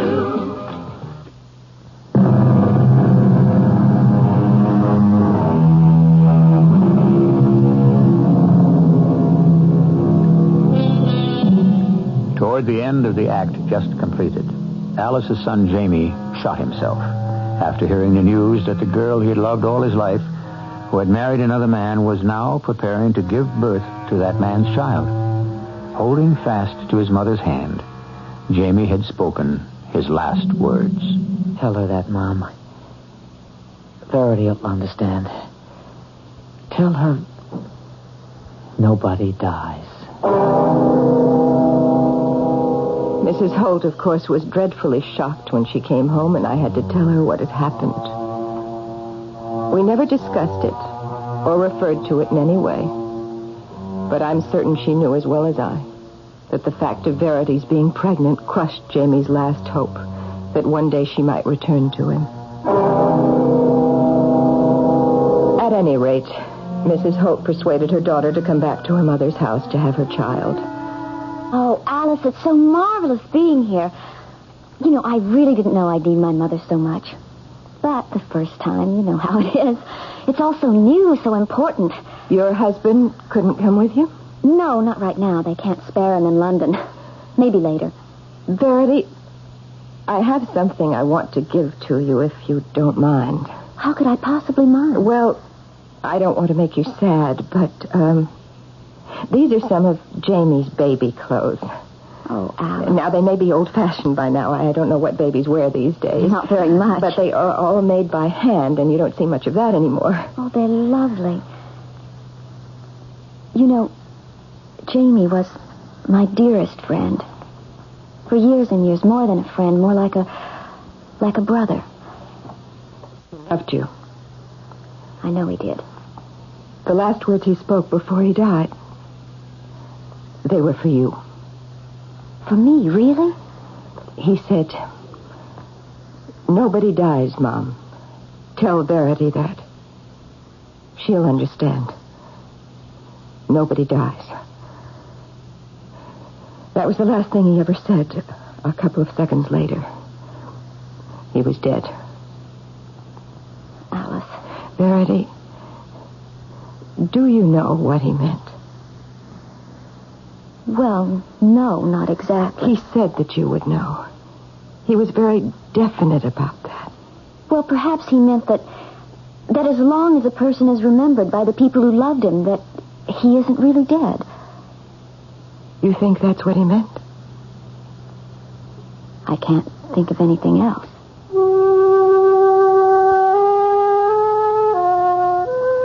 Well, Verity had her baby, a darling little boy named John after his father.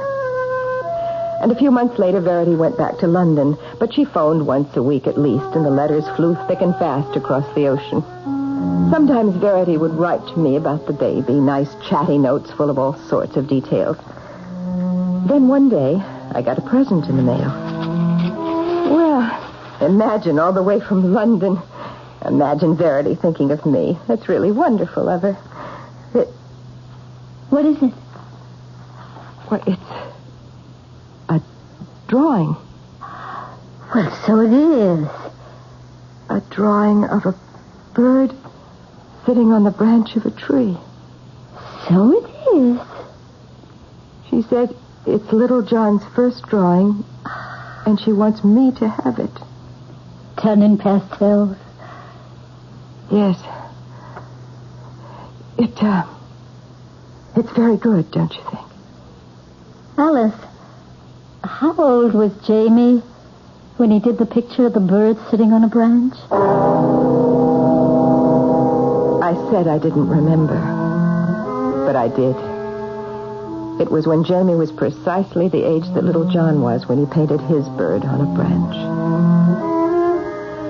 One night the phone rang. It was London calling. Verity was on the other end, and Mrs. Holt told me to listen in on the upstairs extension. Verity? Mother?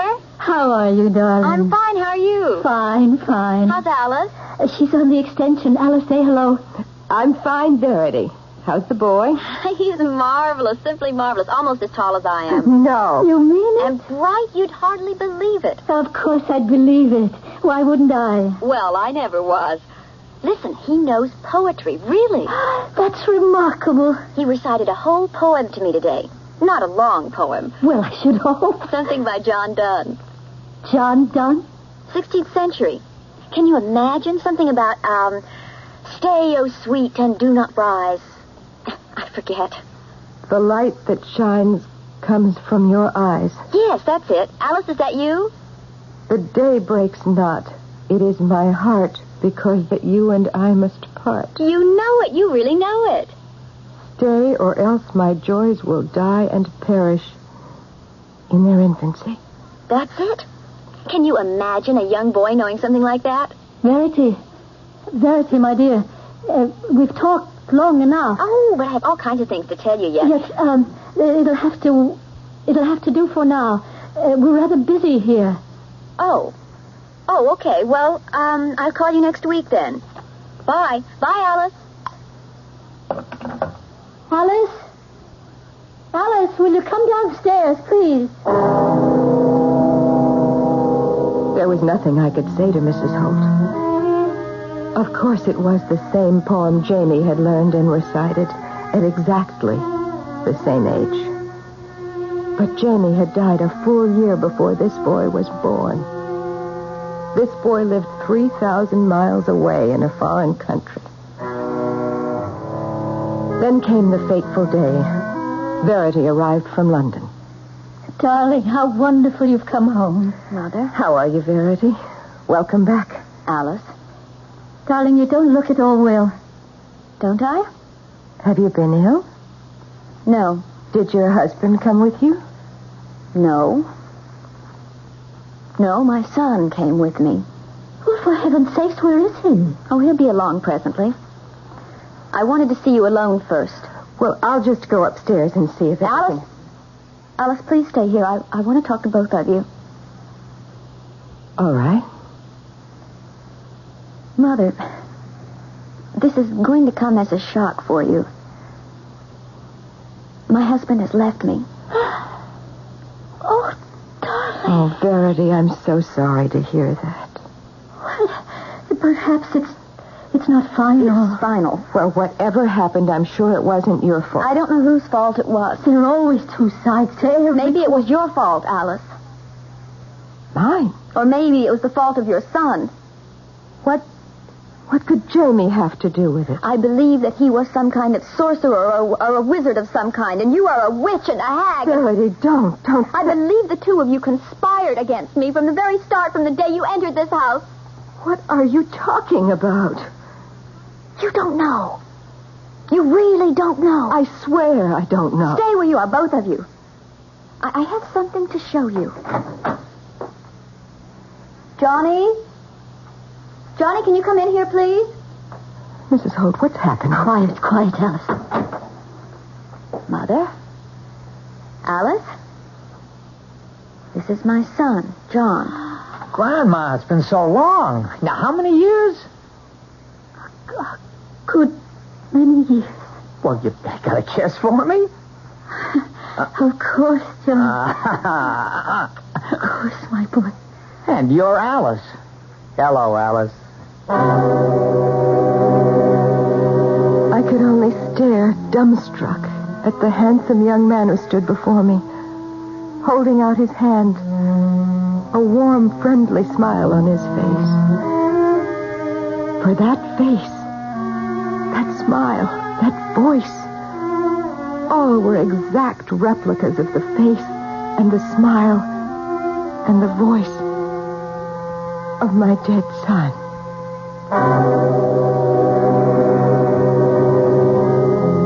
Young John, in the innocence of his youth and the ignorance, was the only one of the household who retained any self-possession. Verity moved about the house with a tight mouth and baleful look. Mrs. Holt kept to her room most of the time. When I took her something to eat, she told me that Verity and John would stay on with her. John was going to teach at the local high school, and Verity... Well, where could Verity go? Verity's child was destined to be the precise image of Jamie. Why? I don't know. But I don't blame you. Perhaps you should. I hoped for so many years that they would marry and have a child. Perhaps all my hoping, my wishing, my praying for something that never came to pass. But you mustn't think Jamie had anything to do with it. Didn't he wish, hope, and pray? Yes, but he loved her so. He'd never have wanted anything like this to happen to her. I don't know. I cannot tell. But this I do know for a certainty. There are forces in the world, over which we have no control. Alice, I think you best leave this house. Tonight, if possible. I did leave that night and moved into a furnished room. I got work almost immediately, cleaning by day, just as I'd done before Jamie and I became part of Mrs. Holt's household. Every now and then, I would walk by the high school just to catch a glimpse of young John, who was teaching there. It was a thrill. Strange, macabre, but still a thrill to see that straight young figure, that fresh young face, so exactly like that of my dead son.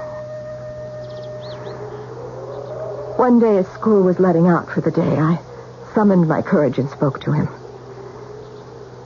Mr. Holt? John? Well, it's Alice, isn't it? Yes, it's Alice. Well, I've asked Mother about you. Why aren't you living with us anymore? You moved out so suddenly. Well, with you and your mother there, you needed the room. Oh, there's plenty of room. Now, come on, why don't you move back? Oh, no. Really, I couldn't. Tell me, what are you teaching? What subject? English literature. What I've always wanted to teach. Oh, that's nice. With special emphasis on the greatest writer of them all. You mean? Shakespeare. Of course. You like Shakespeare? I worship him. I always have. I knew all of Shakespeare's sonnets, all of them, by the time I was 16. I stayed away from the school after that. I was afraid of what might happen. Not a tangible fear, you understand, for I had no idea what there was to be afraid of. Only I think that I might indeed be a witch, a sorceress. But then came a day when it was imperative that I see not John, but his mother, Verity. What was it you wanted to tell me, Alice? You said it was important. It is. Tomorrow is John's birthday. I know that. Did you think I'd forget my own son's birthday? No, of course I didn't think that. But you might not remember. After tomorrow, John will be of the same age as Jamie was. When he died? Is that what you mean? When he killed himself. Killed himself? Alice, no one ever told me that. Mother said it was an accident. Verity, he shot himself twice when he heard that you were going to have a child. Oh, Alice, I should have been told What could you have done? Nothing. Alice, I must tell you something. If there was any sorcery or any witchcraft, it was wrought by me. Every day of the 9 months I carried John within me, I wished with all my heart and all my soul that I could be carrying Jamie's child. A whole year has passed. Nothing untoward has happened to John. I believe him to be safe. I still live in a furnished room and go out to work by the day.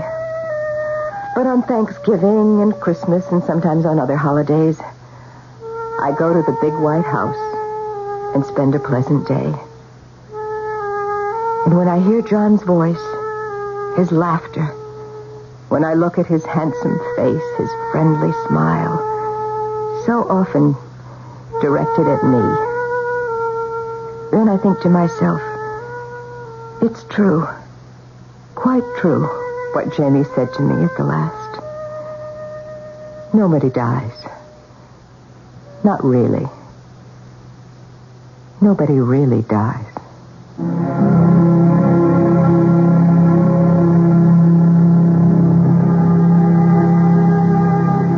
Our drama appears to end on a placid note. 4 people gathered round a festive table. If you walked in on them today, you would never guess that behind their light talk, their pleasant smile, their solicitude for one another, their consideration and their kindnesses, lies a deep and mysterious tragedy which no one of them comprehends. I'll be back shortly. there are two kinds of first-class service. First class, and second class, first class. As the Red Baron of Lufthansa German Airlines, I would like to explain the difference. Mine is first class. There is fresh orange juice, freshly scrambled eggs, fresh flowers, caviar, and you'll find at least 7 entrees on the menu. Just a few reasons many professional travelers call mine the best first-class service across the Atlantic. But I won't go into greater detail about them. There's a better way for both of us. Fly my first class on your next trip to Europe. You'll never fly second class, first class again. Fly with the Baron. He knows how to travel. For a Baron on the towns of German Airlines. Testing, is this on? Santa's elves are about to hold a news conference regarding the production of this year's Photomat Snapshot Christmas cards. And as the band strikes up Hail to the Elves, we take you now to Photomat. Listen, if you can all just keep your questions as short as we are. We'll be out of here in a jiffy. How hard is it to buy these things? Well, as hard as cottage cheese. That's right. You just bring a negative of your favorite family snapshot, you select a card style, and Photomat does the cards in about a week. Elf number 2? Yes. I understand you got a little behind. Well, I wear 6-waist, 4-inseam pants. No, I mean, are there enough cards for everyone now? What's the opposite of no? Yes, that's what we can say. Elves got it covered. The variety of these custom designs. A wide variety. They must be expensive. No. Real cheap. Inexpensive as well. I should interject here that 25 cards with envelopes are just $6.95. Cue the applause. This has been an unrehearsed commercial for Photomat Snapshot Christmas cards. Friday, December the 10th is the last day to order. How do you think it went? I thought we were all going to wear red and green. We said red and green. But I couldn't find red and green. I don't think they noticed. No, we were all sitting down.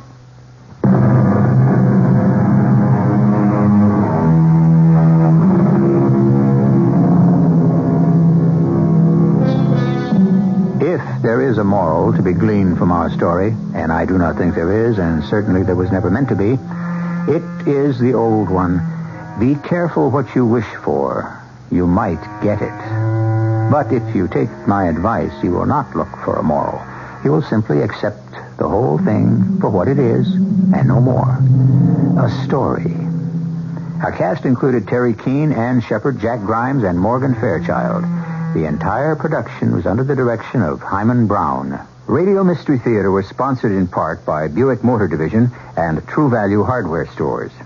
This is E.G. Marshall inviting you to return to our Mystery Theater for another adventure in the macabre. Until next time, pleasant dreams.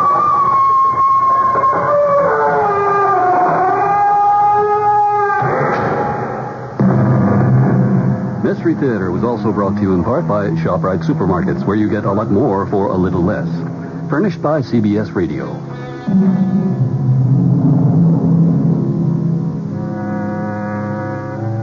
It's hard to believe, but Christmas is right around the corner. This is Ray Heatherton reminding you your gift to the WOR Children's Christmas Fund will brighten it up for a lot of kids in this area. Give what you can. Send your check or money order to the WOR Children's Christmas Fund, Box 710, Times Square Station, New York, 10036. WOR, New York. City has big welfare mess. United Parcel strike settled. When is a surplus not a surplus?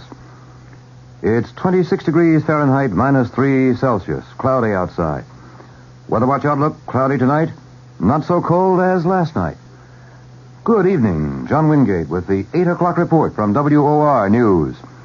New York City has a big welfare scandal on its hands. Two agencies, the Investigations Commission and the Human Resources Administration, have come up with evidence of a really big welfare fraud. This said to have been on behalf of more than 600 public employees. They're accused of collecting almost $3 million in payments they did not deserve. The alleged cheats came from many parts of government, but the big guys and gals are said to be on the city payroll. For example, 247 listed as working for the Board of Education, 37 with the police department. The Investigations Commission Special Assistant Stuart Holzer tells WOR's Lester Smith these workers were employed regularly. People were employees who were earning a living working in these government agencies. They were not part-timers. Can you tell us, was the matching of the computer information of welfare recipients against those Social Security numbers. Was that something that had been triggered for some particular reason, or was that a routine operation? This was a plan which was put into effect by the Human Resources Administration to attempt to find individuals on the welfare rolls who were not entitled to welfare. After they culled that information out, the matters involving criminal fraud were investigated further, and those are the ones that we're referring to here. In fact, I think the Human Resources Administration today projected that they would save some $14.5 million on an annualized basis for all forms of public assistance cheating, which they had discovered by use of these computer matches. Is there reason to believe, perhaps, that this is even more widespread than you have found, or have the computers done a pretty good job of turning up the culprits? Well, the computers have turned up a substantial number here, and we intend to continue this kind of thing in the future. Investigations Commission spokesman Stuart Holzer with WOR's Lester Smith. Striking Teamsters Union members have overwhelmingly okayed a new contract with United Parcel Service. That ends an 84-day strike. There's no immediate word, however, when UPS deliveries will resume in the 15 eastern states from Maine to South Carolina affected by the strike. Company and union officials had previously indicated operations could resume tomorrow if the new contract was ratified by the 17,000 striking Teamsters. The Teamster official, in announcing the results of the balloting, said the union members were available to go back to work, but he didn't indicate when they would return to their jobs. WOR 710 News Time. Exactly 3 minutes past 8 o'clock. Senator Frank Church has criticized the State Department for refusing to give a Senate committee information on negotiations between Saudi Arabia and a key U.S. oil firm. Church said the talks on the future status of Aramco, that's a consortium of 4 U.S. oil companies, in Saudi Arabian oil production will directly affect U.S. security and the price of oil. However, the Idaho Democrat says the State Department contends the talks are confidential. A Utah judge will consider tomorrow whether convicted killer Gary Gilmore will stand trial on another murder charge. The 36-year-old Gilmore had been sentenced to death for the killing of a Provo motel clerk last July. The execution has been stayed 3 times over the strong objections of Gilmore, who says he wants to die. WOR 710 News Time. Now 6 minutes past 8 p.m. Imported by the Miller Brewing Company, Milwaukee, Wisconsin. Harrison Golden, New York City Controller, says no gimmick is involved. That is, involved in the story, the city has a year-end surplus of $300 million. However, the money is there purely in an accounting sense, and it did not come from additional revenues. Golden tells WOR it indicates improved collections and a better cash flow. Well, surplus is an accounting term that refers to what levels of cash you have at the end of the year. And at the end of the year, we'll have more cash in hand, as we now project, than had been anticipated before some of these changes that the city has acted on and before some of our costs got reduced, borrowing costs because of lower interest rates and so forth. So it is an accurate accounting term, but it doesn't really mean that we've got a windfall and that all of a sudden there's a lot more money hanging out there to do things with than we had anticipated. Does it mean $300 million? What it means is a substantially improved cash position at the end of the year, and that cash position could be $300 million or even better. City Controller Harrison Golden, as he was interviewed by WOR's Lester Smith. New Jersey State Insurance Commissioner James Sheeran, who recently announced a 6-month freeze on auto insurance premium rate increases, says he might even cut the existing rates over there. Some insurance companies have threatened to stop doing business in New Jersey unless Sheeran backs away from the freeze plan he announced on Monday. But Sheeran now says he has no intention of dropping the plan and says it's well within the realm of the possible that the rates they're getting now are too high. He says he'll order a full review of all car insurance rates now in effect in the Garden State. A man and his common-law wife were found shot to death at their Upper West Side apartment in what police described as a homicide-suicide. Department spokesman declines to identify the victims pending notification of relatives. Spokesman said the woman usually babysat for a neighbor. When she didn't appear to sit with the child, the neighbor sent her husband to the woman's apartment at 11.5 West 102nd Street. The husband looked through the apartment window from the fire escape and noticed a body on the floor. He called police, who found the woman shot in the neck and chest and the man once in the head. Both were pronounced dead at the scene.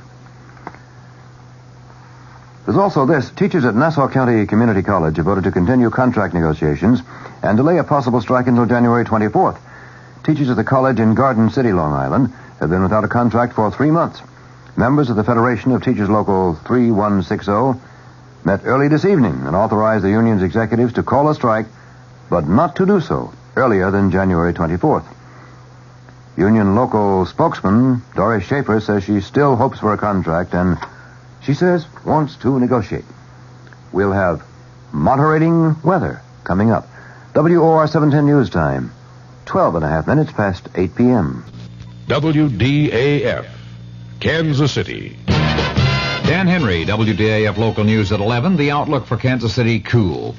One party was fatally shot tonight in the armed robbery of a service station at 21st and Indiana in Kansas City, Missouri. Kansas City detectives are investigating and withholding the name of the victim pending notification of next of kin. Preliminary reports indicate there may have been no money taken in the hold-up attempt.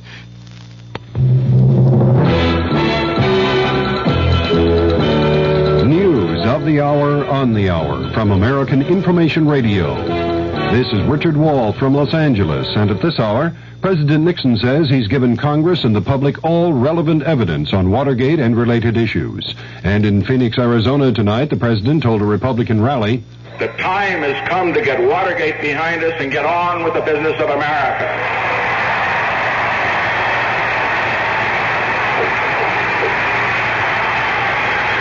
The time has come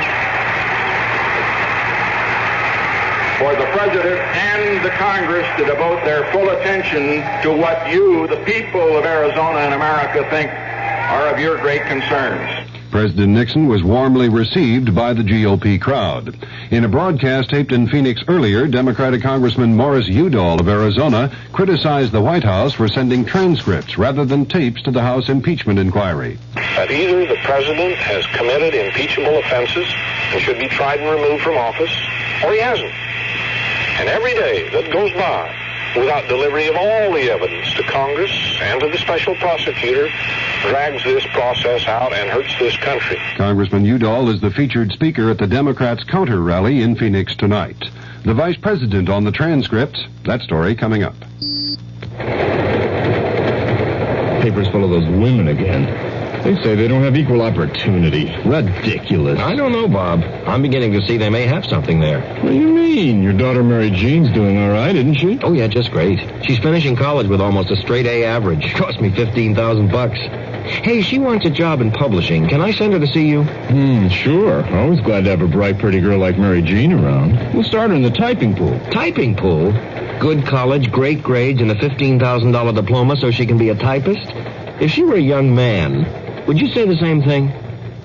Let's stop neglecting one of the greatest untapped resources we have, the young women of our country. They deserve the same breaks as young male graduates who often move into executive training jobs straight out of college. Stereotyping women constantly as office workers only is just not fair. Woman power, it's much too good to waste. This message sponsored by the Now Legal Defense and Education Fund.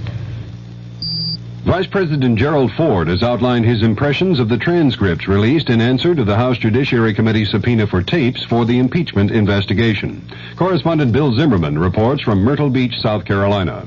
The Vice President told a news conference here in Myrtle Beach, South Carolina, that he has been disappointed at some of the talk and harsh language indicated by the edited White House transcripts. Said Ford, you can't help but be a little disappointed in what you've seen and read. But overall, the Vice President said he still believes President Nixon is innocent of Watergate and its cover-up. Bill Zimmerman, ABC News, with the Vice President in Myrtle Beach, South Carolina. State tax officials in Sacramento say President Nixon has paid more than $5,000 in back taxes, interest, and penalties here in California. Senator Edward Kennedy says he disagrees with critics who say President Nixon might give away too much on nuclear arms limitation with the Soviets to draw attention from Watergate. Kennedy says the president should make a Moscow trip this summer. U.S. officials with Secretary of State Henry Kissinger in Damascus say there was some progress toward a disengagement agreement with Israel in Kissinger's talks with Syrian President Hafez Assad. But Reuters quotes sources in Damascus as saying there was no agreement by Assad and Kissinger on any point. In San Francisco, the FBI says it's believed that Patricia Hearst stayed in the Symbionese Liberation Army apartment raided last night. The FBI says the SLA apparently pulled out of the apartment about a week ago. 3 men have been arraigned in San Francisco on murder charges in the zebra killings. 4 others arrested in the zebra case were released for lack of evidence. Atomic Energy Commission officials say a cloud of radioactive gas has drifted off the South Carolina coast. The tritium gas was accidentally released from the AEC Savannah River plant. This is Information Radio News. From the Kurt Murr Sports Desk, the Kansas City Royals will be hosting the Yankees tomorrow and Sunday. Pistol Pete Maravich has signed with the NBA's new franchise in New Orleans. Kansas City's Tommy Watson is tied with Bruce Crampton in third place in the Byron Nelson Golf Classic in Dallas after the second round. And 23 horses are set to run tomorrow in the largest field yet in the Kentucky Derby. The Kansas City outlook fair and colder tonight with a chance for scattered light frost in low-lying areas, the low in the upper 30s generally, sunny and warmer tomorrow with a high near 70. Dan Henry, WDAF News. Mystery Theater presents...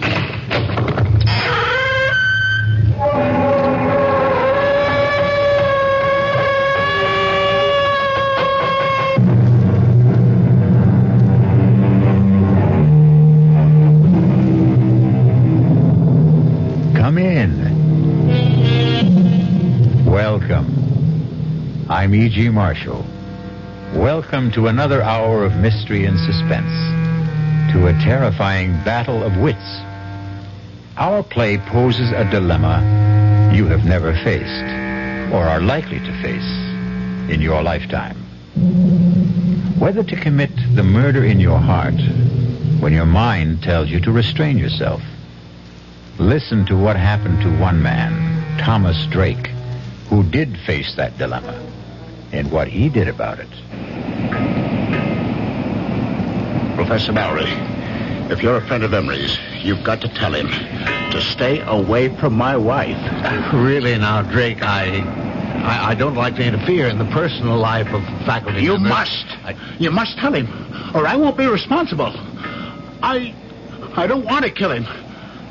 But I don't trust myself. Come now, Drake. Sensible people don't solve their marital problems like that. With murder.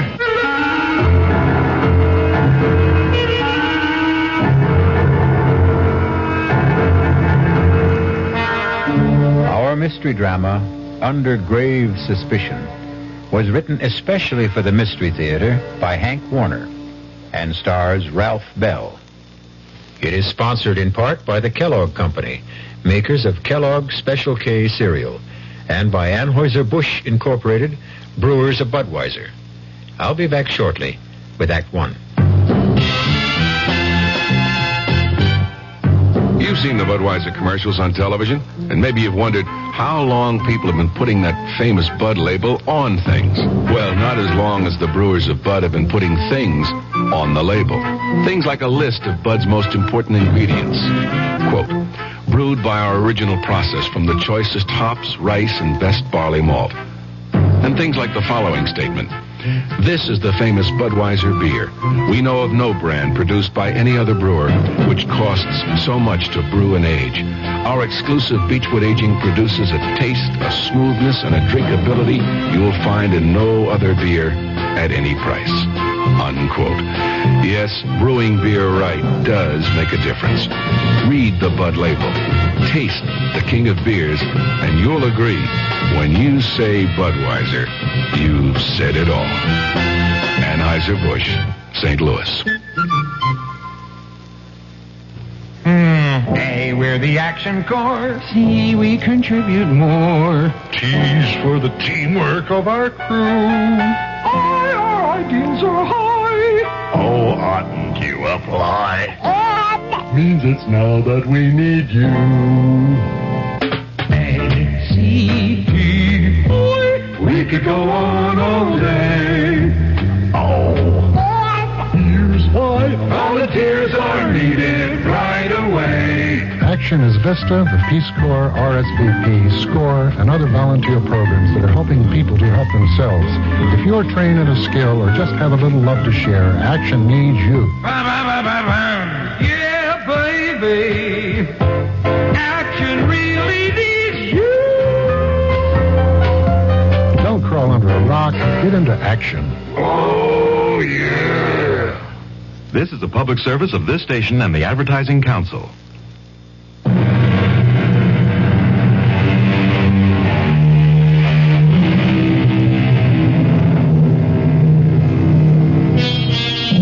Have you ever returned home late one night and listened in the still darkness, tense and trembling, hoping and praying that you would not hear the whispered passions of your wife and a stranger, fearful that you would not control a blinding fury to kill? That man getting out of the car on that dark, dead-end road on the windswept bluff overlooking the desolate Long Island Sound beach, hurrying by cloud-veiled moonlight down the winding footpath through the scrub pines and brush to his isolated cottage, is Thomas Drake. Despondent, depressed. I should have telephoned, given us some warning that I'd be home a night earlier. But deep down I had the feeling that I still couldn't trust her. And I had to find out. I hurried towards the cottage, wondering why there were no lights on. Wondering whether she was asleep, alone, or with... I walked around from the back of the house, across the gravel mound, toward the waterside porch steps, not caring whether the crunch of my footsteps could be heard inside. The only other sound was my pounding heart and the surf washing the loose gravel off the berm. The half-moon slipped behind a bank of black clouds. And in the darkness, I tripped over the shovel, left lying on the gravel. I kicked it away. I went up the porch steps to the front door. I tried it. It was not locked. I stepped inside and listened. I called out, "Marianne!" The bedroom door was closed. I opened the door. I stabbed at the light wall switch. The ceiling flooded. An empty made-up bed. I went to the kitchen. Turned on the light. It was swept and tidy. The counter, the sink, the stovetop, bare and dry. Not a trace of food particles. No lingering cooking odors. The dish mop, dish towel, bone dry. I needed a drink to calm down. I reached for the bottle of bourbon in the kitchen cabinet. Poured myself a stiff one. Wondering where she was. The drink only added fuel to my slow burn. I flushed with waves of anger. I had to get out in the air to think. I put out the house lights, carried the bottle and the glass to the porch, and settled down to wait. The cool onshore wind on my face. The moon playing hide and seek with the dark clouds. The lights of Connecticut blinking across 10 miles of black water. The old field light alternating beams of green and red. It was restful. But as I nursed the bourbon, I couldn't altogether get her out of my mind. My thoughts wandering back in time, wondering if she'd left me or would, once again like the first time, before we were married. And we're living together in my apartment on Manhattan's swinging east side. Two modern, sensible singles willing to give it a try.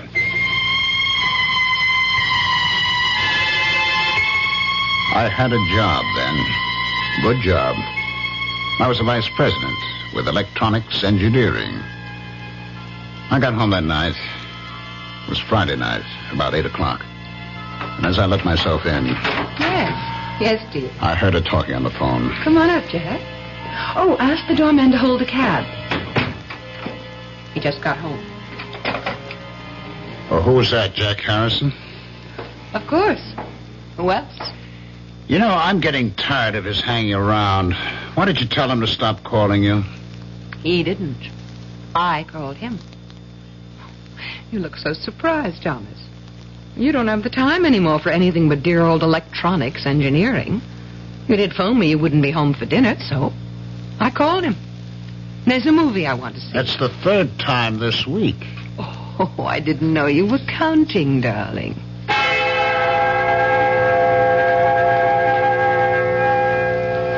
I waited that night, watching television, dozing fitfully. My mind going back to the smiles and looks they had exchanged as they left. I could see them after the movies going to the Purple Camellia for nightcaps and the wild rock of the panting cougars, and then senses-stimulated bodies pulsating with savage beats to spend the night with him.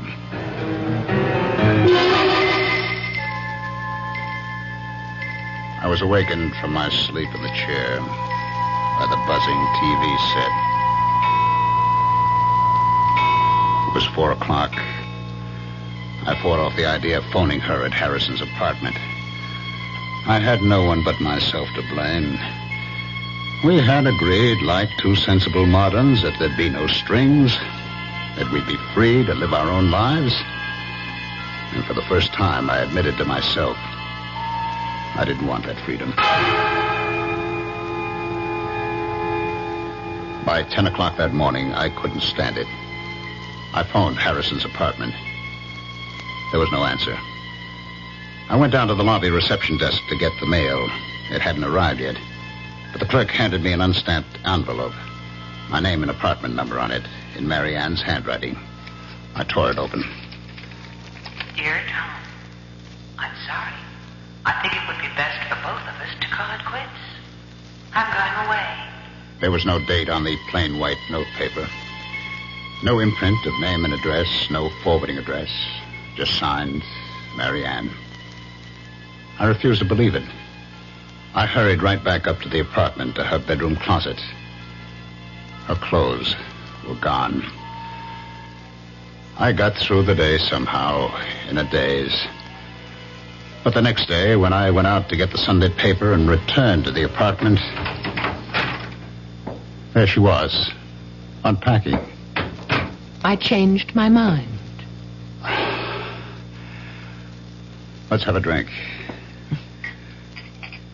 Want to tell me? There's not much to tell. He told me he has a wife, 3 children in Connecticut, that she won't let him go, so he couldn't marry me. Marry you? You want to get married?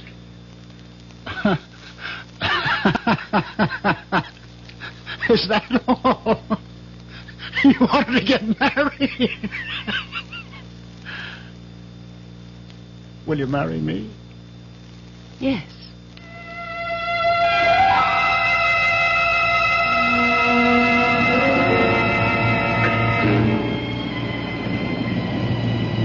Now, here I am, waiting once again.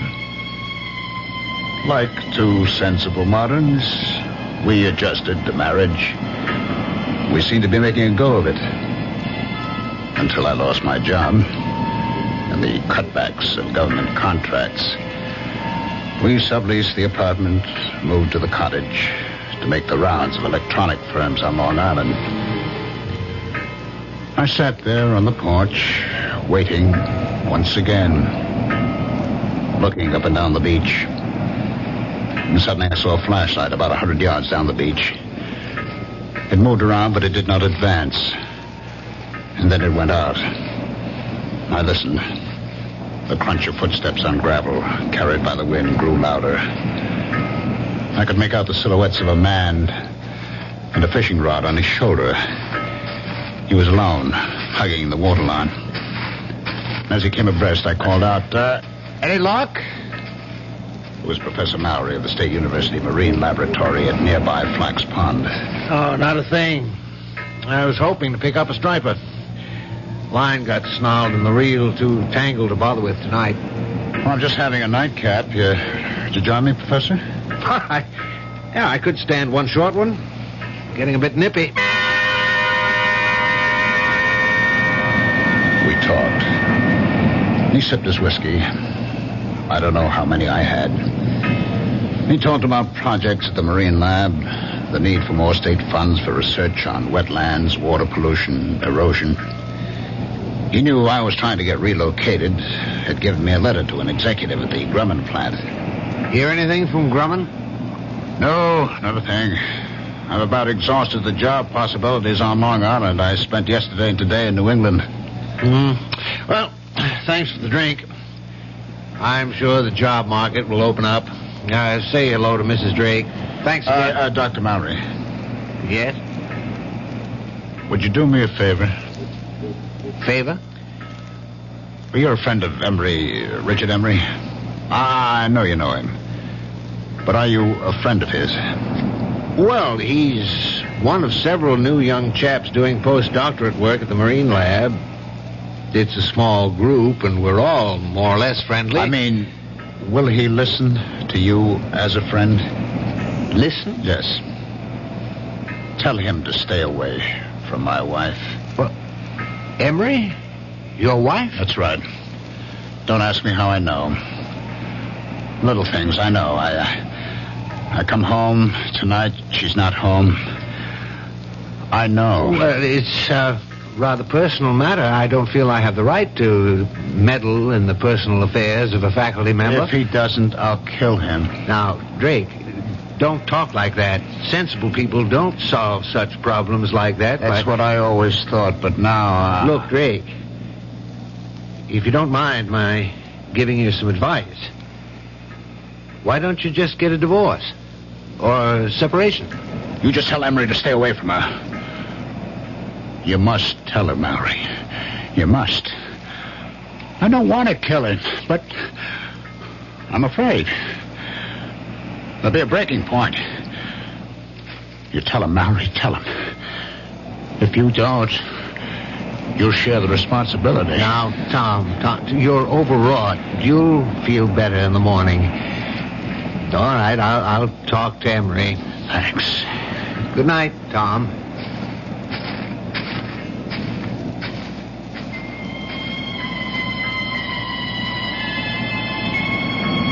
I picked up the bottle. It still had about one drink in it. I walked down to the waterline. I swallowed what was left in the bottle, and with swelling anger, I flung it into the waves. I turned back towards the cottage and stopped. I saw a flashlight down the beach. I could make out two persons walking towards me. And then the light was out, and silhouetted against the night sky, two forms embraced as one. And then, carried by the wind rising out of the northeast, I heard the teasing laughter of Marianne.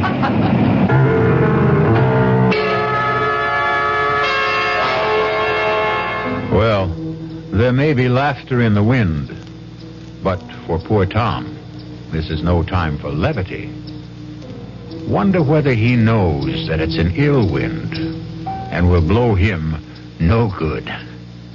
I'll be back shortly with Act 2. Great taste in the morning. Kellogg's has that wholesome taste to get you up and grinning. This is Jerry Coffer for Kellogg's Special K. You know, for years we've been talking about the Special K breakfast, a great way to start the day if you have a weight problem. You may have seen or heard our latest commercials, which symbolize the problem of being a few pounds overweight by using this ball and chain. That's the sound effect. But so many people have come to know the Special K breakfast that can help solve weight problems, they sometimes forget that Special K is America's favorite high-protein cereal. It has 8 essential vitamins and iron, and so delicious that lots of folks, kids as well as adults, eat Special K just for the sheer good taste of it. So we don't want you to think that you have to wear a ball and chain to eat Special K. All you need is an appreciation for the finer things of life, a 1-ounce bowl of Special K, 4 ounces of skim milk, tomato juice, coffee, and maybe a little sugar. The Special K breakfast can help you lose weight all by itself, but it really is a good start.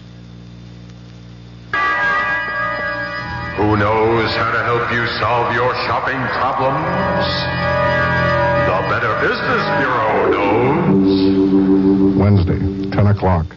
I'm back at the office, working on the case, when my secretary brings me the mail. Thanks, kid. The usual stuff. Then I see it. It's addressed to me, resident. Inside, a fake rabbit's foot. The pitch, a $2 donation or send back the rabbit's foot. My problem, what to do about it. I'll help you with good advice from the Better Business Bureau. Oh, yeah? Spill it. If you receive unordered merchandise in the mail, you are under no obligation to return it or pay for it. Thanks, pal. You're okay. Just another consumer tip from your Better Business Bureau.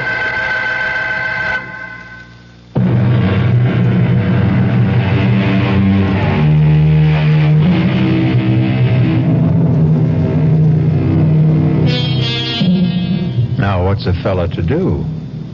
Poor Tom Drake is in the dark and all at sea, wondering where he ought to be or not to be. But let's not blow the man down. Just lend me your ears, and we'll listen.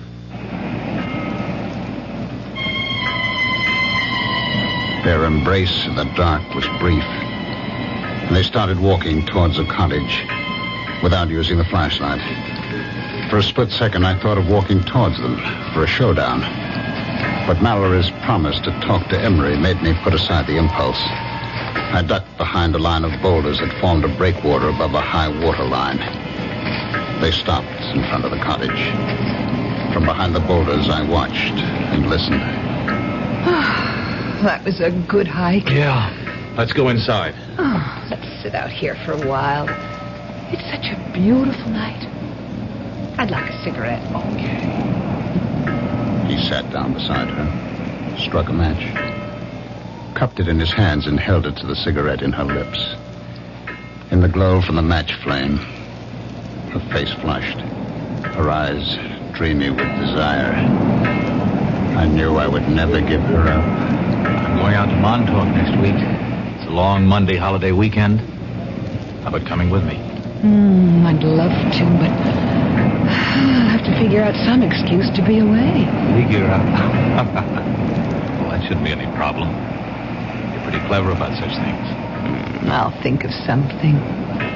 I couldn't help thinking she was pretty clever about such things.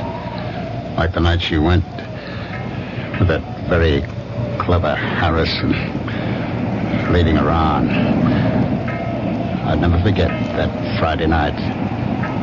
And now, another Friday night. Come on, let's go inside. You said he won't be back tonight. Oh, relax, Richard. You mean to tell me you prefer this cold gravel to a nice, comfortable couch? Come on, Marianne. Oh, what's wrong with staying out here? Omar Khayyam was content with a jug of wine, a loaf of bread beneath a bough. Oh, not bad, not bad. The laughter broke off suddenly. I saw the glowing tips of two flipped cigarettes, and then... Kiss me, Richard. Oh, I'm crazy about you. Stop it! Stop it! Tom! What are you... Marianne, go inside. Go inside, I tell you. Now, wait a minute. Why? If you have anything to say, you can say it here in front of Richard. Go inside. Let go of my arm. Now, listen, you leave her alone. Let go of her. He broke my grip on her arm and pushed me away. His shove made me slip to my knee. I came up swinging at his face and missed. He pinned my arms from behind. Now, listen. What's the matter with you? Are you crazy? I broke out of his grip, stepped back from him, and fell across the shovel. I grabbed the handle, jumped up. No! And swung at Emery. Too late for me to stop the swing. No! As she rushed in between us, the sharp edge of the shovel hit her in the back of the head. Oh my God! I stood there, holding the shovel, unable to move, my eyes fixed on her face as Emery knelt down over her with the flashlight. I watched her face and prayed she wouldn't die. I trembled with fear and anguish, telling myself this couldn't be. It was a nightmare. Emery turned the flashlight on me, studied my trembling lips, my glazed eyes fixed on Marianne. She's dead. I heard him, but didn't answer. I couldn't take my eyes off her. Drake, did you hear what I said? She's dead. You killed her. You better go in the house and call the police. I looked at him, puzzled. My mind, my eyes, my memory playing tricks on me, wondering who he was. Harrison? Jack Harrison? Mocking me the night he took her to the movie, telling me we'll be back. What's the matter with you, Drake? Don't you hear me? Call the police. I'll tell them. I'll say it was an accident. She tried to steal. I don't think you've heard a word I said. I'll call the police myself. Where are you going, Harrison? Call the... Who's Harrison? I'm Emery, Richard Emery. Drake. I'll be right back. Don't turn your back on me. What? He looked back as I swung the shovel, his mouth open, his eyes unbelieving. He went down. I hit him again. He was still, lying on his face. I staggered, gasping for air, my head pounding, thousands of pinpoints of light exploding inside my head. I sank down on the steps of the porch, holding my head in my hands, trying to clear my head, groping to recall, understand what had happened to me, to them. Slowly, the horror of it all returned. Marianne was dead. I turned the other body face up. It was not Harrison. It was Emery.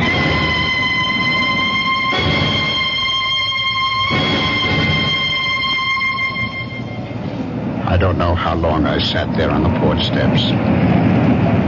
Finally, I faced it. I decided to try to get rid of the bodies, bury them temporarily in the gravel berm.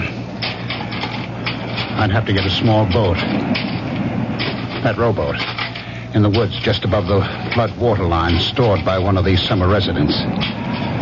I'd row the bodies out to the channel, weight them, drop them overboard on an outgoing tide.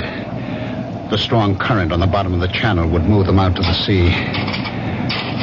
The loose gravel was only about 3 feet deep. It would be deep enough to hide them. I dragged the bodies over, laid them end to end, covered them, building up the gravel mound to the same height of the berm that ran parallel to the water level. I inspected the shovel. The metal glistened clean, no sign of blood or hair. I stood it against the porch rail, went inside. I sprawled out on the bed, exhausted, and fell into a heavy, dreamless sleep.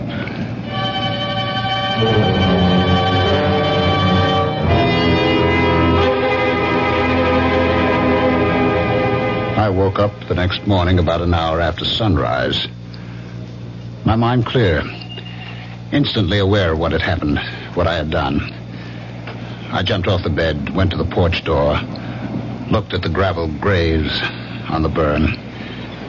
It looked natural, peaceful, like a cemetery. I knew what I had to do. I put on the coffee, showered, changed my clothes. Became aware that her clothes were still hanging in the closet. I got the old note she had left me on that weekend with Harrison. Read it over and over as I had my coffee on the kitchen counter. I turned on the radio for the weather. The Bureau reports Hurricane Gilda moving past Cape Hatteras, leaving a devastating... I placed the note on the counter, carefully spilled a spoonful of coffee on the counter, wetting a large corner of the paper, and then blotted it with a paper towel. I knew I'd have to keep checking the weather. But first, get rid of her clothes. I put them in a large plastic garbage bag. I knew I'd have to stay close to the cottage until I got rid of the bodies. Lay in a supply of food, so I drove to the supermarket, put the clothes into the collection bin of the Salvation Army on the parking lot. I did my shopping and was back in less than an hour. I went up to where the rowboat was on the bank of trees. It looked all right. Aluminum, light enough to drag. The oars were in it, and burlap fish bags, strong enough to hold the rocks I'd use for weights. I'd have to wait until dark to move the bodies. In the meantime, I could move the boat. It was a couple of 100 yards. I placed the boat on top of the grave. By nightfall, the Coast Guard was sending out small craft warnings, and all through the night, I was glued to the radio for weather checks, feeling trapped, helpless to do what I had planned. I finally fell asleep on the couch.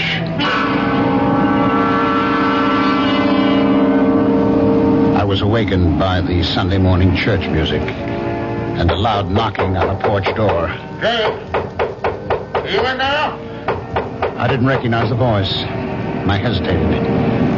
The knocking stopped. I heard him walk down the porch steps. I put on my shoes, went to the door. He was sitting on the edge of the transom of the boat, his back to me, smoking a cigarette, fishing pole across his knees. It was Mallory. He turned.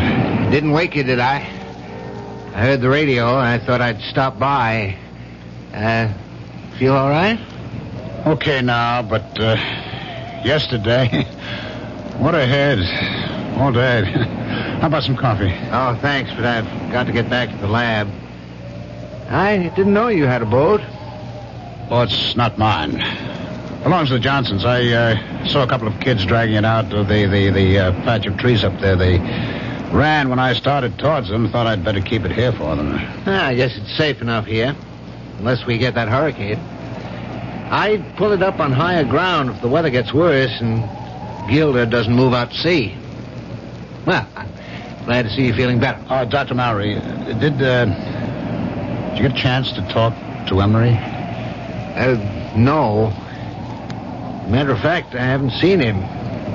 I stopped by his room Friday night after I left you. He wasn't in. I left a note to call me. I didn't hear from him all day Saturday. He wasn't in Saturday night. Not in his room this morning either. It's not like him to go off without a word. I've been thinking over, Dr. Mallory. It's no use talking to Emery. I can't keep it tied to me. She's left me. Oh, did she? I'm sorry. Perhaps for the best. Well, she didn't get home Friday night and left me a note. I found it in the kitchen Saturday morning. Is she leaving you for Emery? She didn't say. I see. Well, I'm sorry, Drake. I really am.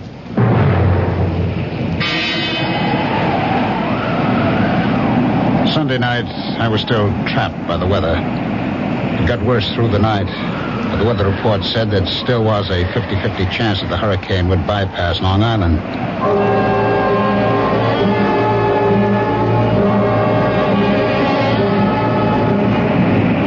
About noon the next day, the wind died down. I stood there by the rowboat, wondering whether I should take the chance in broad daylight. Long Island Sound was still, calm as a lake. I heard a helicopter coming across Crane Neck. Routine patrol of the shore. I could read Suffolk Police. And then Dr. Mallory coming down the beach towards me. I stood there waiting for him.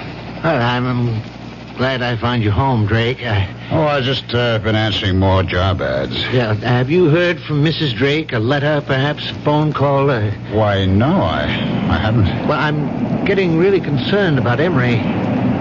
No one at the lab has seen him or heard from him for 3 days. This morning, I looked through his room. His clothes, his suitcases were there. I can't understand. I was hoping if you'd heard from Mrs. Drake and knew where she was, I'd ask her if she had any idea about where Emery might be. Well, I do have her mother's phone number in Ohio and her sister's in Connecticut. If you don't mind. you want to call from here?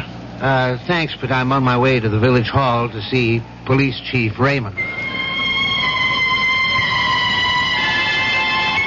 I stood there watching him make his way along the beach to the village hall at the old field lighthouse, wondering just what he'd tell Chief Raymond. Well, you know what they say. The path of gory murder leads but to the grave. What do you suppose will happen to Tom Drake? Will he be like that comedian who murdered people with stolen jokes and was hanged by his wits' end? I'll be back shortly with Act 3. Hi, Ms. Goldilocks here. Professionally taste-testing diet drinks can be very difficult, but I've just had to bear with it. Then I found sugar-free Diet 7-Up. It doesn't taste like other diet drinks. It's fresh, light, natural, delicious. Sugar-free Diet 7-Up tastes so good that I've taste-tested it hundreds of times, and each time I've given it my seal of approval. Yes, this one's just right. You've finally made your gift list. Your neighbor's child is 2, your niece is 6, and nephew is 7. But before you go to the toy store, there's something else you should do. Write Toys, Washington, D.C., 20207 for a free booklet on toy safety. That's Toys, Washington, D.C., 20207. This message is brought to you by the U.S. Consumer Product Safety Commission.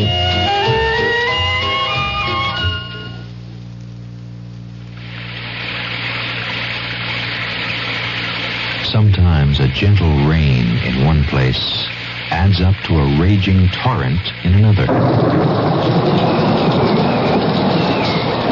A torrent that can uproot lives as well as trees.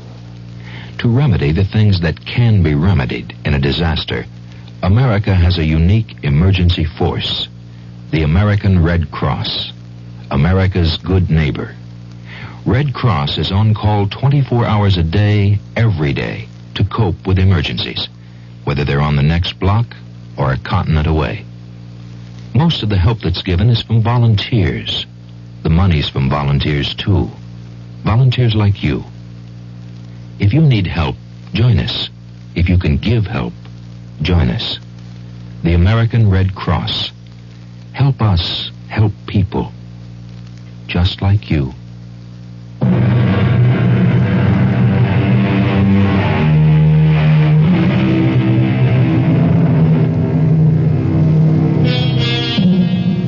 The lot of most policemen is not a happy one. Wonder how Police Chief Raymond will receive Professor Mallory. Will he use the right bait and make a haul, or lose hook, line, and sinker? Let's follow our troubled professor and find out. What's this all about? Emma said to tell me it was urgent. Well, I mean, it's not a matter of life or death, is it? I hope not. Ooh, well, you sound like you're not so sure. I'm not, but I am getting worried. Somebody been stealing typewriters and lab equipment again? No, Chief. Well, this may sound odd, but a member of the lab faculty seems to be missing. Oh? That's what do you mean, missing? No one's seen him since Friday afternoon. Well, this is only Monday. Yes, but he was not in his room Friday night, Saturday night, Sunday night. He didn't show up in the lab today. Well, what about his weekends? Did he have them free? Oh, sometimes, when scheduled. He was not scheduled to be off this weekend. Uh-huh. The chap he rooms with, Garrison, says he saw Emery Friday noon. Well, Garrison was off this past weekend. He got back Sunday night. I saw Garrison this morning. He wasn't surprised or upset over the fact that Emery hadn't spent the night in his room. Mm-hmm. It wasn't the first time. Do you know that cottage the Drakes rented? Yes, I do. It belongs to Howard. Was that the one? What about it? Well, last Friday night, I was out casting along the beach. On my way back to the lab, Drake invited me to stop for a nightcap on the porch. He'd already had quite a few. I had one drink with him, and he asked me, was I a friend of Emery's? And he asked me, the way he put it, would I do him a favor? Mm-hmm. Go on. What he wanted me to do was for me to tell Emery to stay away from his wife. Now, did he explain that? Did he mean Emery was annoying his wife, or did he mean they were having an affair? Well, my first impression was that it was more or less a dalliance. Well, that's kind of par for the course in this university town, you know. Yes, perhaps, but I told him I'd prefer not to get involved in personal affairs of faculty members. And what'd he say? He said if Emery didn't stay away, he'd kill him. His exact words. Huh? Of course, he was very drunk when he said it. I told Drake to calm him down, that I'd talked to Emery. Yes, I see. Well, now, what about Mrs. Drake? Was there anything said to indicate whether she was inside the cottage while Drake was blowing his top this way to you? No. There were no lights on inside. Matter of fact, Drake made it clear that she was not home. He implied, without mentioning Emery by name, that she was out somewhere with him. Well, in that case, she could have some idea about where he might be. That occurred to me. I went back there yesterday morning with that in mind. And did she? She wasn't there. Drake told me she'd left him. He said she didn't come home at all Friday night. He said he found a note from her in the kitchen Saturday morning. Well, that's quite a coincidence, to say the least. Did the note say she'd gone away with Emery? Well, Drake didn't show me the note, but as much as said there was no mention of Emery. Have you been to the cottage since yesterday? I stopped there on my way here. Drake says he hasn't heard a word from her. No mail, no phone call. But I asked him, would she perhaps have gone to her parents' home, to a relative? He gave me these phone numbers. Oh, yes, let me see that. Ohio and Connecticut. You think we ought to call them? No. I'll drop in on Drake. I'd rather he made the call. You see, if we can't locate Mrs. Drake and you don't hear from Emery, that leaves us with 2 missing persons. We'll put out an all-points teletype alarm, full descriptions and photos. I'll keep you posted, Mallory.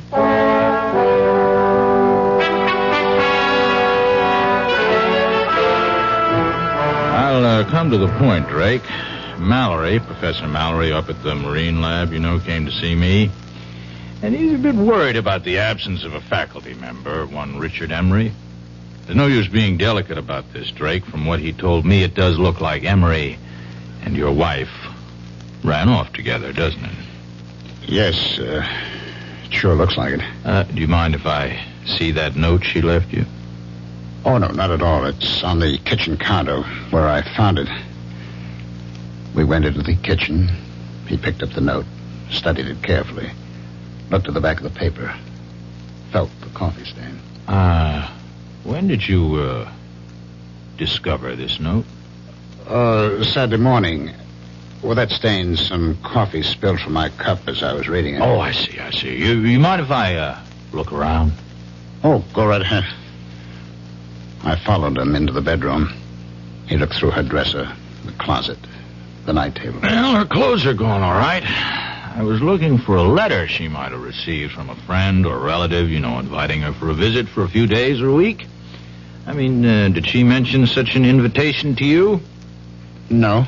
Well, if she did get such a letter, she could have taken it with her. I mean, have you called her parents or her sister? Well, frankly, no. I was hoping I wouldn't have to do that, when she'd come back, or write or phone. Well, if they don't turn up in a week or two, we might perhaps go on the assumption that they're dead. You see? And start a search for their bodies. You don't think... Well, look, Chief, I was drunk when I told Mallory... No. I don't think you killed them. Of course not. What would you do with the bodies? Bury them out there? Let's not get morbid about this. You don't think I'm going to call out the tractors to scrape down the gravel, do you? Oh, by the way, How long are you planning to stay on here? A couple of weeks. All right, fine. Well, now keep in touch. I'll call you if anything develops. Phone me if you get a letter or a call from your wife. I followed him out.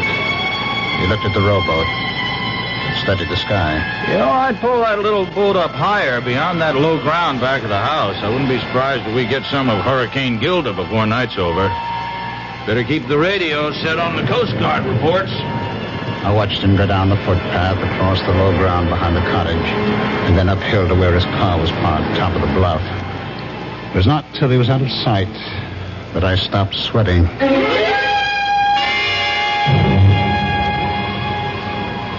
It stayed calm, windless, an oppressive silence hanging over the water and the land.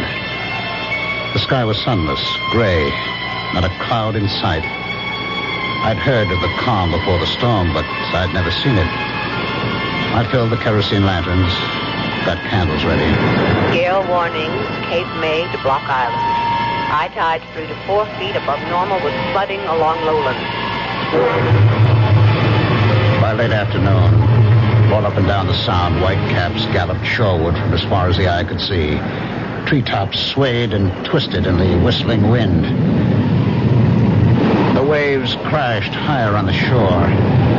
It started to rain hard. Windswept sheets of water lashed the roof and the shingled siding. The lights went off. I lit the lanterns and candles. Winds 50 to 60 knots. Residents alerted to evacuate low-lying shore areas. The door banged open, and the wind picked up the rowboat, sent it rolling side over side across the low ground behind the house. I stood with a lantern on the gravel berm, watching the waves inching closer, lapping the foot of the gravel mound, loosening gravel in the backwash. And then I heard the phone ringing. I went to it, picked it up, still watching through the open door, the waves breaking over the gravel. Hello? Hello, Drake. This is Police Chief Raymond. What the hell are you still doing out there? Didn't you hear the evacuation alerts? Oh, the phone fell out of my hand. I saw waves crashing over the grave and ran out. Now, Drake, you listen to me carefully. There's been a breach in the shore about a quarter mile down the beach. Get the hell out of there. You'll be cut off. You hear me? Are you there? Hello? Hello? I must have gone there, that idiot. Well, better get going with the motorboat.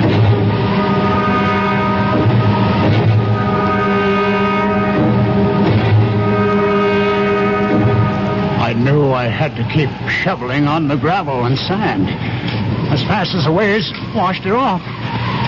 But for every shovelful I threw on the grave, the waves washed off too. I lost track of time. I knew I had to keep at it to keep the grave covered.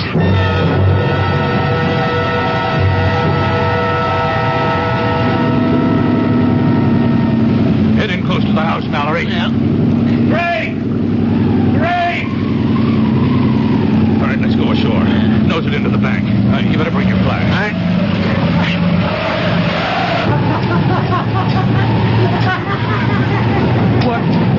What the hell is he doing? No! You can't come back! Never, Harrison! Never! God of mercy. It's Emery. Well, I better get him over to the Riverhead Prison Hospital. Tide'll be going out in a little while. Let's put this rope around the ankles and secure it to the porch. Mallory, you stay here till the county police and the coroner get here.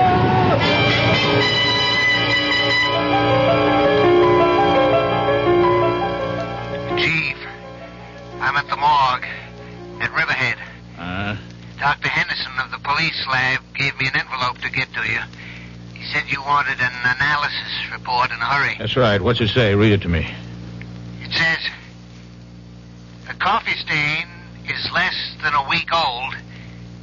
The ink is at least a year old. Well, thanks, Mallory. By the way, do me a favor, will you? Leave a note to Highway Superintendent Murphy in the State Office building. And tell him I said, I won't be needing those tractors.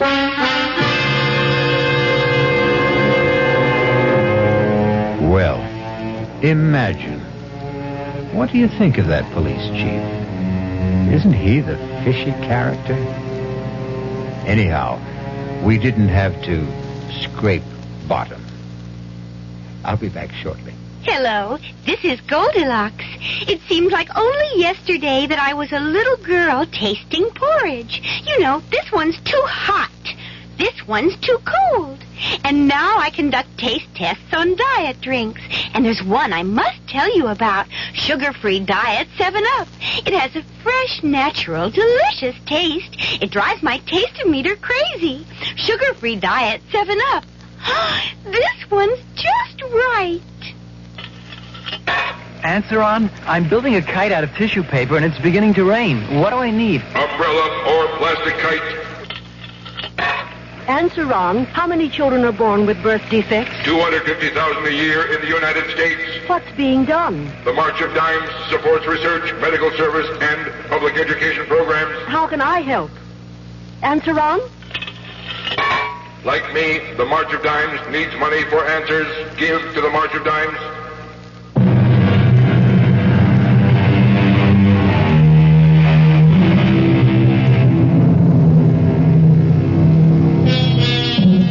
Still in a dilemma?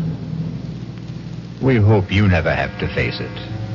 We can offer some advice, though. When you are uptight about any matter, nothing like settling down at your radio and letting the cares of the day slip away as your mind and ears carry you off on a relaxing journey of mystery adventure. Our cast included Ralph Bell, Patricia Wheel, Robert Dryden, and William Redfield.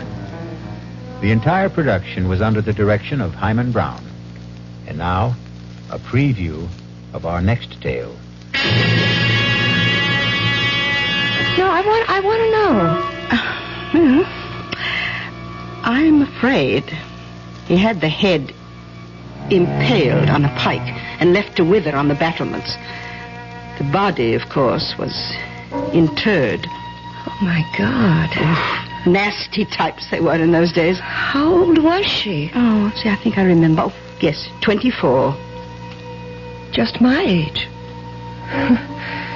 So young to die and be buried forever. Oh, well, the legend is, of course, that she hasn't been. You mean she haunts? Oh, rather. She was quite a horsewoman, history tells us. And any night, but particularly when the moon is full, she rides the grounds, searching for her lost head. Radio Mystery Theater was sponsored in part by new sugar-free Diet 7-Up. This is E.G. Marshall inviting you to return to our Mystery Theater for another adventure in the macabre. Until next time, pleasant dreams.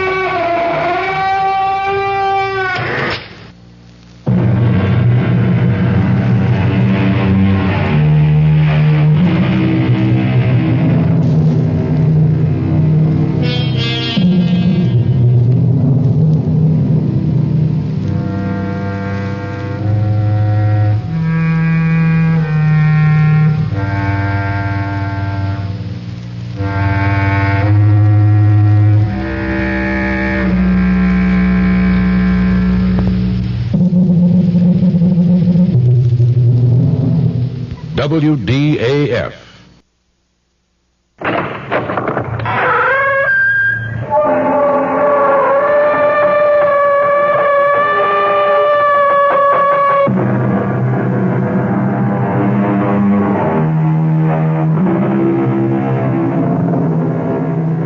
Come in. Welcome. I'm E.G. Marshall. You've come to the right place. Here we present a unique kind of drama. Drama that uses your ears to stimulate your fears. The story you are about to hear concerns another part of the human anatomy. It's a tale about a very frightening pair of hands.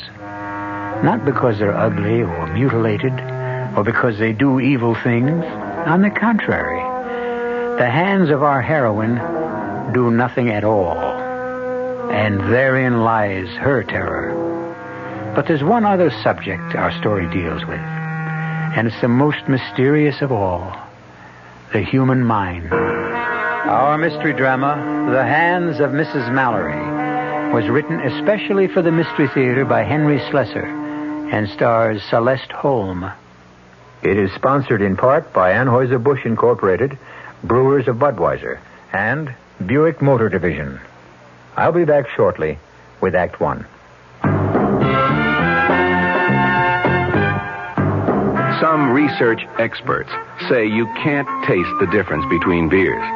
Well, if they're right, then Anheuser-Busch wastes a barrel of time Beechwood aging Budweiser. Only they don't think so. Brewing beer right does make a difference. And they're betting a bundle that you can taste the difference in Bud. When it comes to brewing Budweiser, the Anheuser-Busch choice is to go all the way because they still care about quality.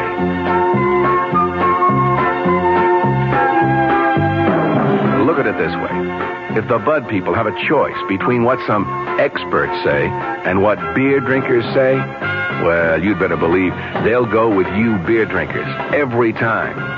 When you say Budweiser, you've said it all. Anheuser-Busch, St. Louis. Hey, Mom, what's for dinner? Hey, Mom, what you got? What's for dinner? ShopRite suggests lean, savory smoked ham. Shank portion just 69 cents a pound. Butt portion 79 a pound. Choice grade first cut chuck steak 69 cents a pound. Penn Dutch noodles pound package 49 cents. Crown top white bread just 39 cents for a 22-ounce loaf.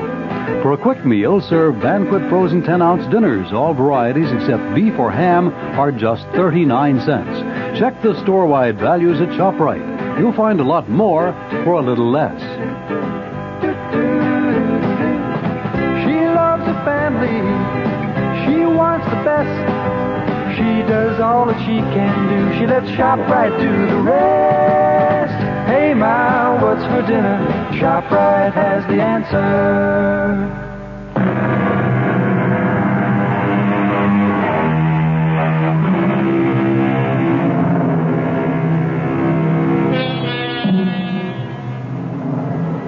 Think of the most beautiful day you can imagine.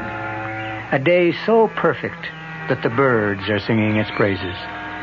And even the people who line the park benches, those roosting creatures who seem to exist in a vacuum without emotion, seem happy and contented today.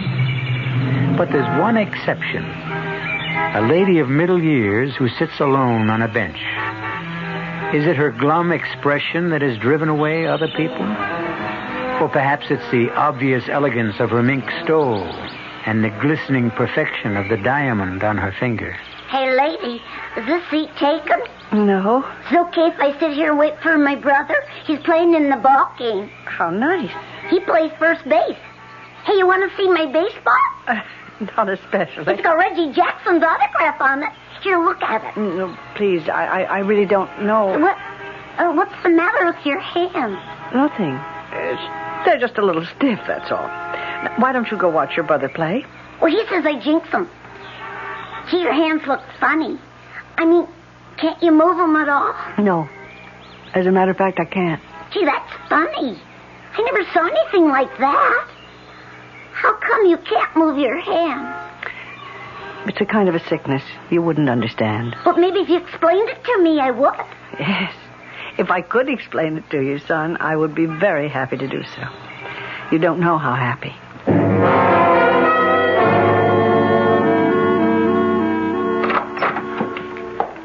Come in, Ida. Have a seat. I always feel so guilty when I take your time. Each examination seems to produce exactly the same result. Well, that's no reason not to keep examining you. Then there isn't any change. No, Ida. No change. What have you been doing lately? Well, I've been sitting in the park a lot. I see. It's a bit ridiculous, isn't it? I have this glamorous terrace. I could sit there like a queen and view the whole park and all the people in it. But I prefer to sit on a bench and watch the squirrels and listen to the children. Oh, I think that's a good thing, frankly. To be on the ground, in touch with things. Herbert never believed in that. Herbert liked to get away from the smell of the crowd. Yes, that was the phrase he always used, the smell of the crowd. My husband knew a great number of unkind phrases. Well, I never knew him, of course. No. Neither did I suppose. Even when he was lying in his coffin, I felt as though I were saying goodbye to a stranger. And after Mr. Mallory died, how soon after that did the paralysis set in? Oh, it was about a month. Yes, a month after, I suppose. That soon?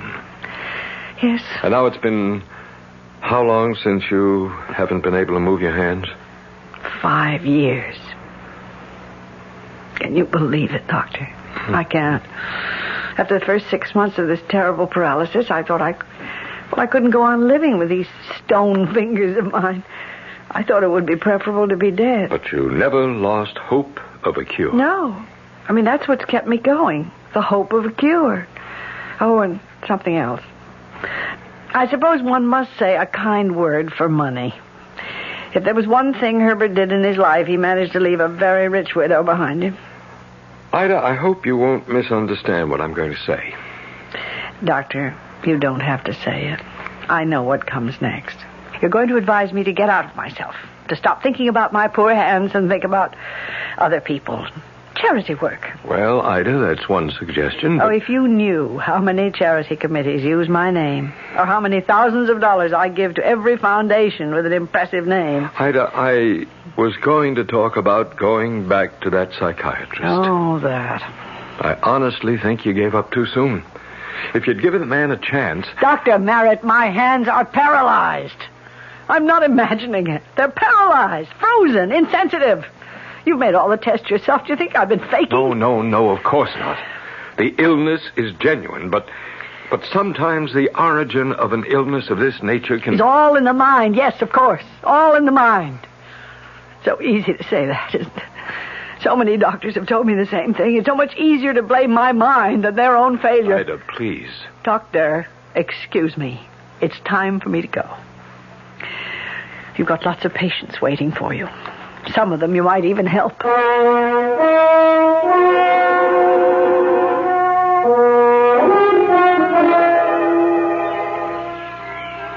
Hey, hi.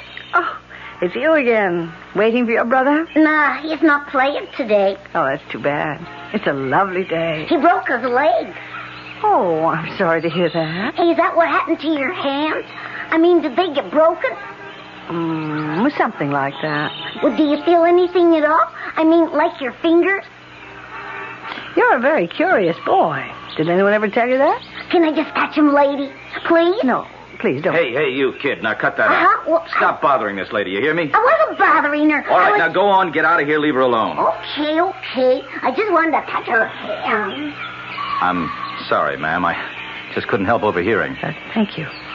He was getting a little too bothersome, although I'm sure he didn't mean any harm. Well, I could see that you were getting annoyed. Ted? Oh, yes, I'm over here, Melinda. On your hand, huh?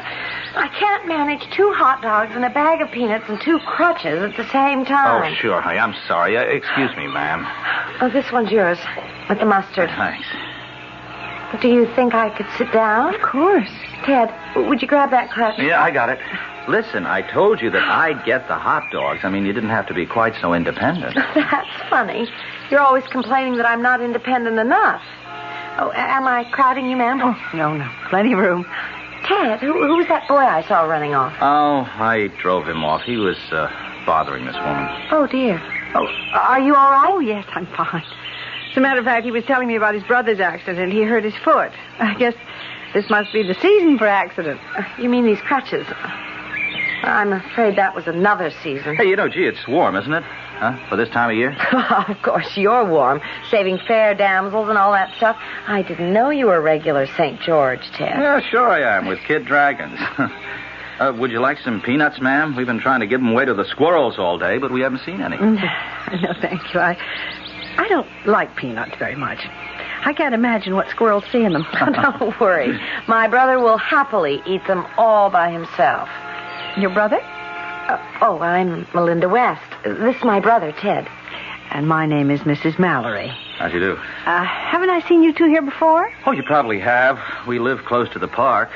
Are you from around here, Mrs. Mallory? Oh, yes. I live in that building right there. Oh. What a view you must have. Can you see the park from your window? Oh, yeah. Oh, if I had a window like that, I'd never come down to the park. Well, of course, these crutches sort of discourage you walking around very much. Do you both live in the city? No, we're from Ohio. We've only been here about 2 months, but I guess we'll be going back soon. Don't say that. Don't even think that, Ted, please. I'm sorry, Melinda. I didn't mean to... I gather that you don't want to leave. Well, not if it means that... Well, the truth is we came here to see a doctor, a surgeon who specializes in cases like mine. You see, I was in an automobile accident 2 years ago. I haven't walked since. Oh, I'm so sorry. I know exactly how you must feel. Well, people always think they do, but they really can't. Melinda. What? I think your brother is trying to signal you, Melinda, about me. What do you mean? He means these. My hands. Oh, I'm so sorry. I didn't even realize. No, some people don't realize that I can't move them. See, as long as I sit here very quietly, my whole body is as immobilized as my hands. Yes. Now I know what you mean. I know how tempting it is to just want to sit, be a statue, so that for a little while you can forget that part of you is dead. Oh, come on, Melinda, please. Let's cut this out, huh? Please, tell me more about this surgeon. I can tell you what he said in one word. 1 2-letter word. Oh, dear. He won't operate, then? He said it wouldn't do any good. He turned us down flat. That's why I want Melinda to let me take her back home. Oh, well, do you have parents there? No, we have no one. But I don't want to go back. I don't. I want to see... What were you going to say? Never mind, Mrs. Mallory. Now, come on, Melinda. You finished your hot dog. Let's go home. Ted, let me tell her. Let me ask her. For Pete's sake, what kind of nonsense is this? What do you want to bother the woman for? Because there's no one else I can talk to about Dr. Griff. I can't talk to you about him. You just get red in the face and stomp away from me. There's nothing to talk about, and I'm sure Mrs. Mallory isn't interested in fairy stories. I really don't know what either one of you is talking about. Who is Dr. Griff? Oh, he's a quack, a phony. Ted. Well, that's all he is. A 2-bit faith healer who robs every cripple he can get his hands on. You don't know anything about him. You only met him once. Yeah, well, that was enough. I could tell in 1 second that the man is a fake. He can't cure a broken spine. But why not let him try? Somebody has to try. I don't want to be the way I am. Oh, Mrs. Mallory, I don't want to be this way. Help me. Help me, please.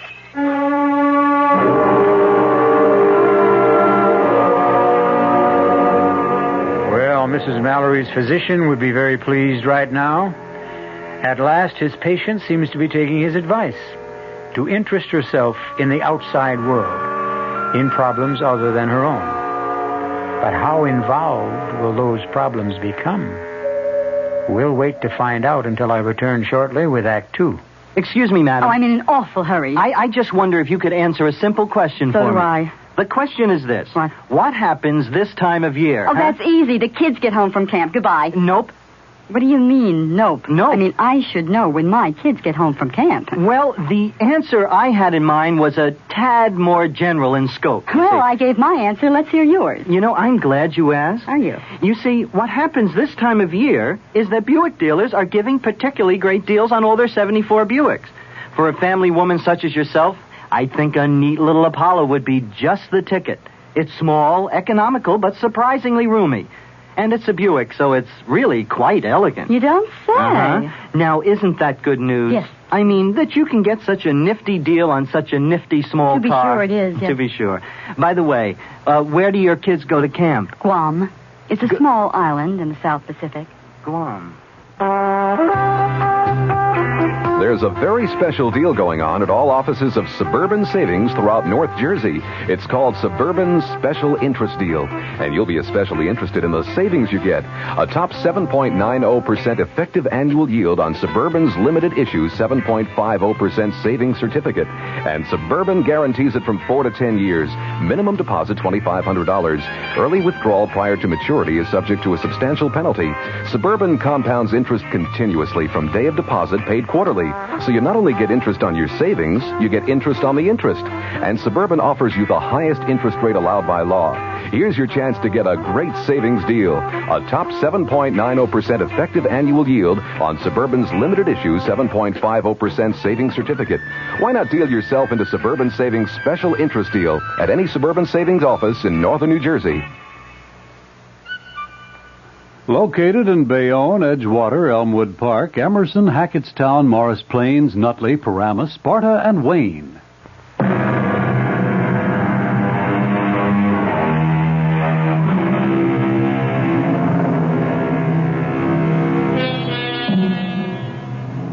The good weather is holding in the city, and Mrs. Ida Mallory has returned day after day to her bench in the park. A bench which seems to have become her property by right of eminent domain. But even Mrs. Mallory would have to admit that her interest in these daily visits is no longer restricted to sunshine and green grass. Each day she hopes for another glimpse of the young couple, the scowling brother and his pretty, pathetic sister. And then, on the fourth day, there they were. Excuse me. I don't know if you'll remember me. Why, of course. You're Mrs. Mallory, the lady with the view. Yes, that's right. How are you both? Oh, we're okay. Well, I really didn't mean to interrupt your conversation. Oh, don't be concerned about the way Ted looks. His face always is like a thundercloud, especially when we discuss the forbidden topic. I suppose you mean that doctor. Yeah, she talked me into seeing him again. You know something? Every feeling I had about him the first time was confirmed. That's really impossible, Mrs. Mallory. Tell me something. Is he a real doctor? Well, I'm not sure he's a medical doctor, Mrs. Mallory, but I'm sure he's entitled to the degree.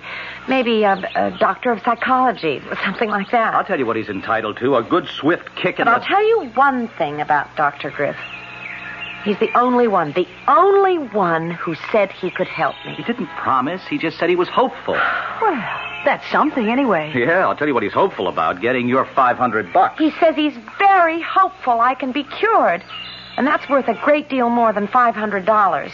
All right, go on. Tell her the rest. Tell her the real clincher. Or you're afraid to. What do you mean? Mrs. Mallory, you're an intelligent woman.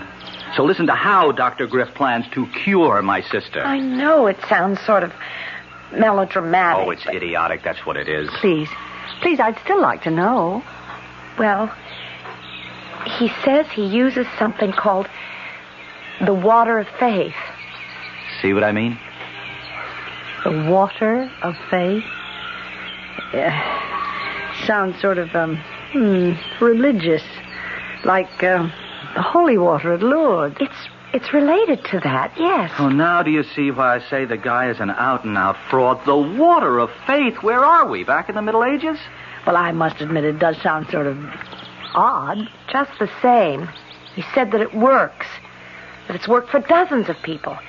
He wants $500 for the treatment. With no guarantees, you understand. Oh, Mrs. Mallory, will you help me, please? Will you talk some sense to this woman? Oh, my dear. I mean, I have to admit it really doesn't sound reasonable. You mean the $500? Oh, but it's a very special treatment, Dr. Griff said. Well, I meant it's not reasonable to assume that such things can do any good. I see. So I'll never know. Is that it?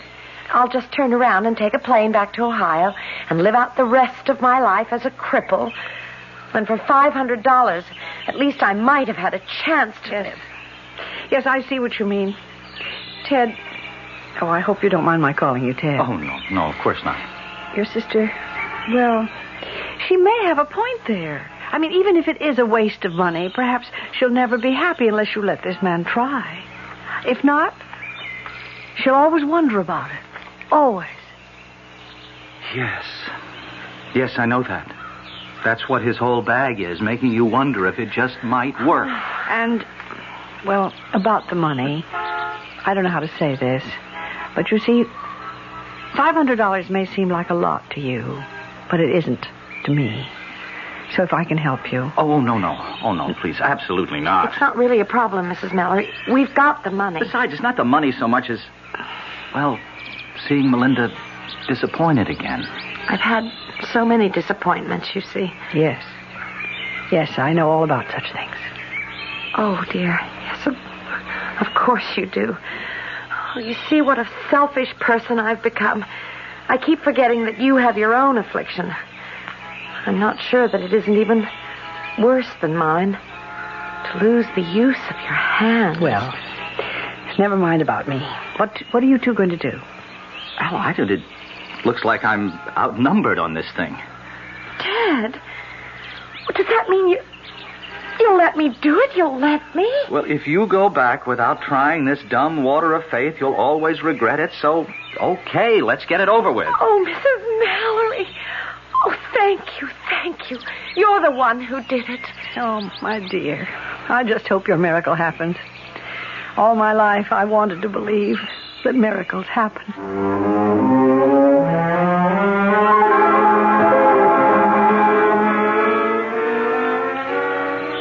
Melinda? Wait a minute. Oh, Mrs. Mallory. Well, you move faster on those crutches than I do on my 2 feet. You're not here alone, are you? No, Ted's with me. I just wanted to take a little stroll by myself. No, that isn't true. We just had another fight, and I had to get away from him. Oh, dear. Now, that doesn't sound too good. Well, you know how Ted is. Well, see, I haven't seen you for 2 days. How are you? The truth is, I don't really know. But I've started treatments, Mrs. Mallory. With Dr. Griff? Yes. I started about 5 days ago. And it's nothing at all like what I expected. Well, tell me about it. Well, you remember how silly it all sounded, this water of faith business. Well, it sounded a little theatrical. But it isn't. It's scientific, Mrs. Mallory. That's the most wonderful part of it. Dr. Griff only used that phrase as a convenient description of the drug. What drug is that? Well, maybe I shouldn't tell you this. Why not? Oh, I don't know. I have the feeling that there might be something slightly illegal about it. The drug he uses. A psychedelic suggestion. Psychedelic suggestion? Now, what on earth is that? It's the technique Dr. Griff uses. He uses it to liberate the mind from its control over the body whenever that control is negative. I'm sorry. I really don't understand that kind of talk.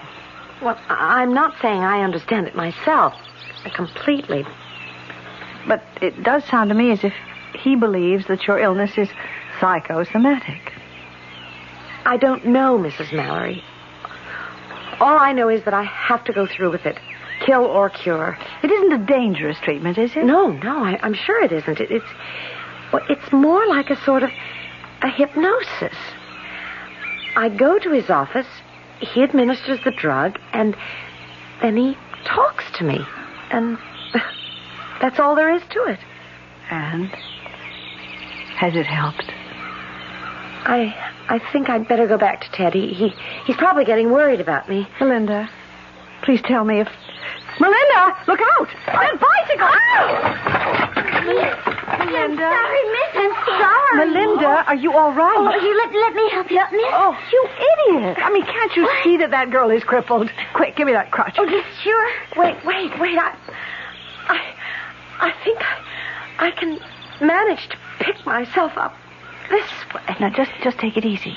Mrs. Mallory. What is it? Are you hurt? No, it's my leg. Did you see that? My leg bends slightly at the knee.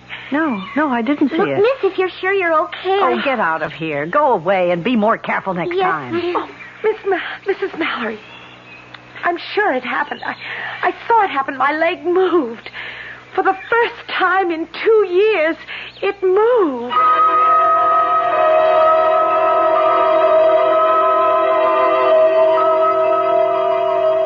No, Ida, I'm sorry. I can't find any reference to this Dr. Griff in any medical directory. But that doesn't prove he's a fraud, though, does it? Oh, no, of course not. And as you say, the man may not be a medical doctor. I certainly hope he isn't. Well, why do you say that? Pride of profession, my dear. We don't like to have faith healers bearing the same credentials. And that's what you think he is, a faith healer. Well, of course. Oh, I'm not knocking the power of faith, far from it. Very often it's simply another way of getting at psychosomatic difficulties. Oh, I hate that word. I know you do.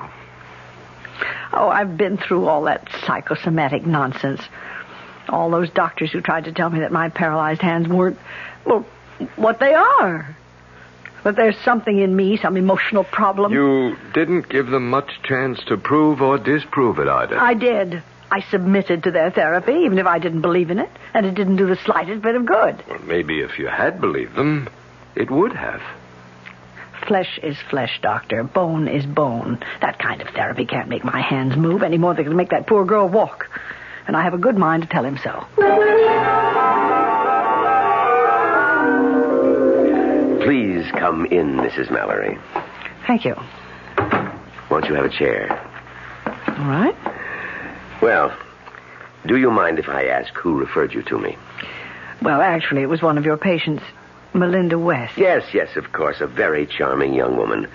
Have you known her long? Just a few weeks. See, I haven't seen her for the last 10 days or so. How is she coming along? Well, actually, you'll get a chance to see her soon. She has a 3:00 appointment with me, which is only a few minutes from now. So, if you wouldn't mind telling me what's on your mind, Mrs. Mallory. Well, I just thought it would be worthwhile talking to you, Doctor. About yourself? Well, as you can see, I am afflicted. Do you mind if I look at your hands? Yes, frankly, I'd rather you wouldn't. Not just now. I'd rather hear something about yourself, about this treatment of yours. Melinda said something about a technique you used called psychedelic suggestion. Now, just what is that? It's a medical principle. As old as mesmerism, as new as chemotherapy. The power of mind over body. Psychosomatics. Well, who knows what afflictions is psychosomatic? Some illnesses start with the emotions, some with the body. And more often, it's a combination of both. Really? Germs aren't imaginary. Viruses are very real little creatures. Yet the mind has strange powers over them to make them hurt us or to render them harmless. All right, then. What about a broken leg? Can the mind cause that? Of course. If you use your head, you wouldn't break your leg in the first place. Oh. You're thinking of Miss West, of the fact that she suffered a spine injury. That's right.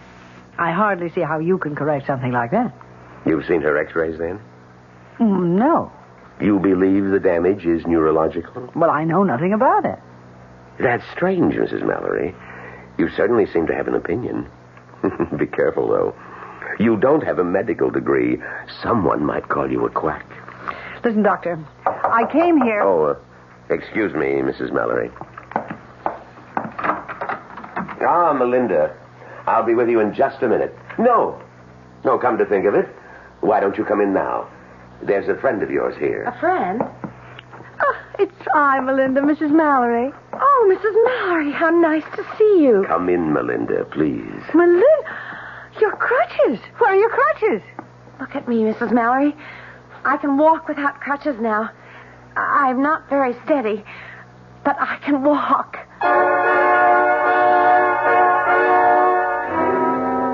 Well, there goes at least one of Mrs. Ida Mallory's cherished notions, that the mind can't cure the body. But she sees the evidence of her own eyes, and something tells me that this is one prejudice she's willing to give up. After all, she wants to believe in miracles, and don't we all?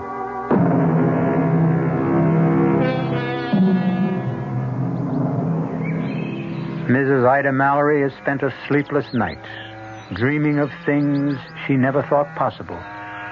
But when the sun streamed in her windows, her first thought was to get out into the park and with only one hope, of seeing Melinda West again, and seeing her miracle confirmed.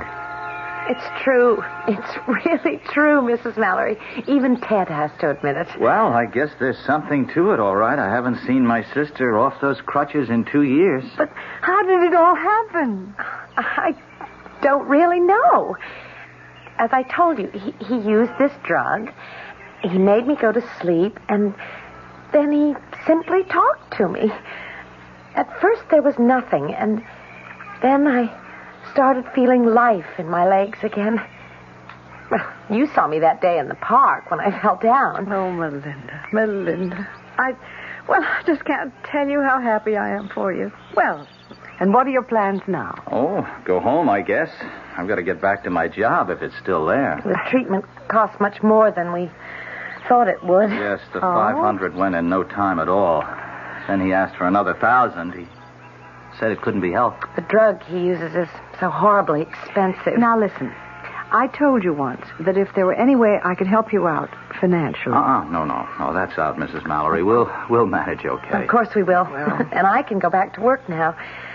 I can do anything I want now. Oh, yes. Yes, that must be a wonderful feeling. To be able to do anything you want.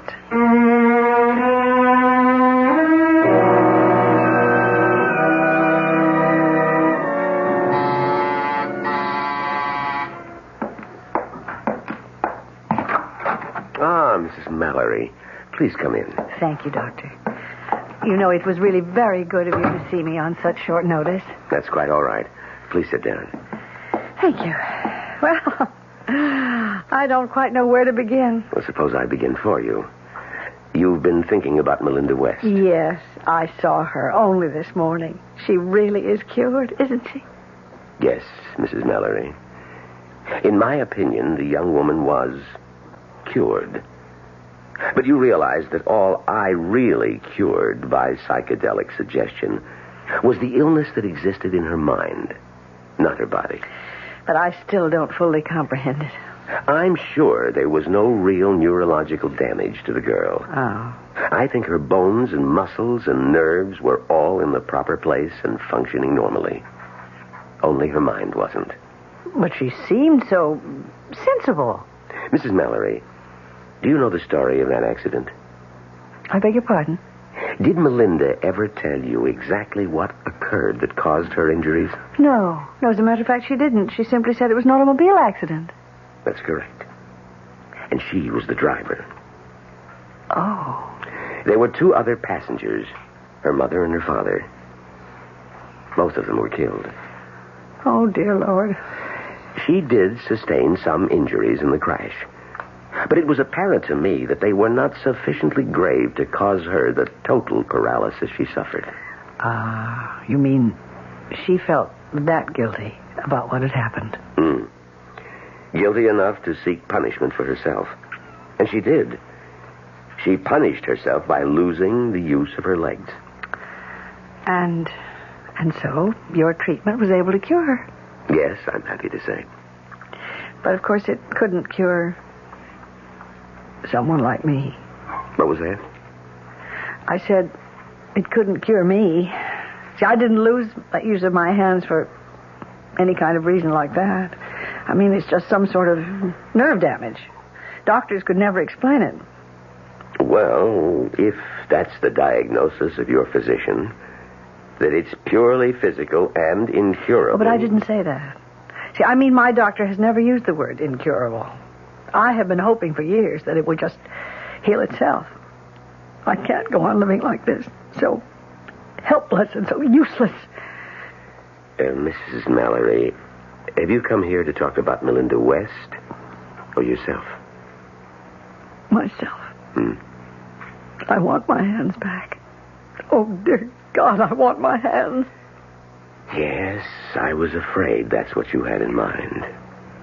Afraid? Why? Because if you had any idea of becoming my patient, I regret to say that it's not possible. But why not? I mean, you accepted her as a patient, and you cured her. I mean, you really did. Unfortunately, Miss West is the last patient I can accept, at least in this part of the world. Doctor, I don't understand. Are you... you have to go somewhere? That's correct. But where are you going? Abroad. And my plans will keep me abroad for at least a year. Oh, no. I mean, listen, if you're going to Europe, I was thinking of taking a trip there myself. No, Mrs. Mallory, my destination isn't Europe. I'm going to North Africa. A case of some importance. Well, since when is one patient more important than another? Oh, no, I didn't mean it that way. Oh. It's simply that this is a prior commitment. But maybe I could go with you. I mean, I could take up residence there. I'm afraid that's impossible, too. Why? Well, the country I'm going to is a Muslim country. My patient is the son of, well, a notable Arab leader. Oh, why would that make any difference? What does it matter? I'll be living within the bachelor section of the official residence. It's an area restricted by Muslim law. You wouldn't be allowed near the place, my dear lady, even if I were free to treat you. And I'm not. But I have money. I'll pay you. I'll pay you anything you want to stay and treat me. I mean, I'll meet this Arab leader's offer. Mrs. Mallory, the fee I'm about to receive, I wouldn't ask of any individual. I've been asked to remain with him for a period not to exceed 1 year. A year? For that year, in a Swiss bank, there will be deposited for me $150,000 in Swiss francs. 150,000? I'm very sorry that you made me reveal that confidence. No, I trust that it goes no farther. I'll pay you the same. What? You heard me. I'll pay you the same. I mean, not in a year's time, but as soon as you've cured me. I'm sorry. Your offer is very generous, but it's also conditional. What do you mean, conditional? You will pay only for a cure. That's something I'd never guaranteed a patient. Not Miss West, not my Arab friend, no one at all. All right, then. Suppose it isn't conditional. Suppose I agree to pay you in advance. Well, that, of course, would be something worth consideration.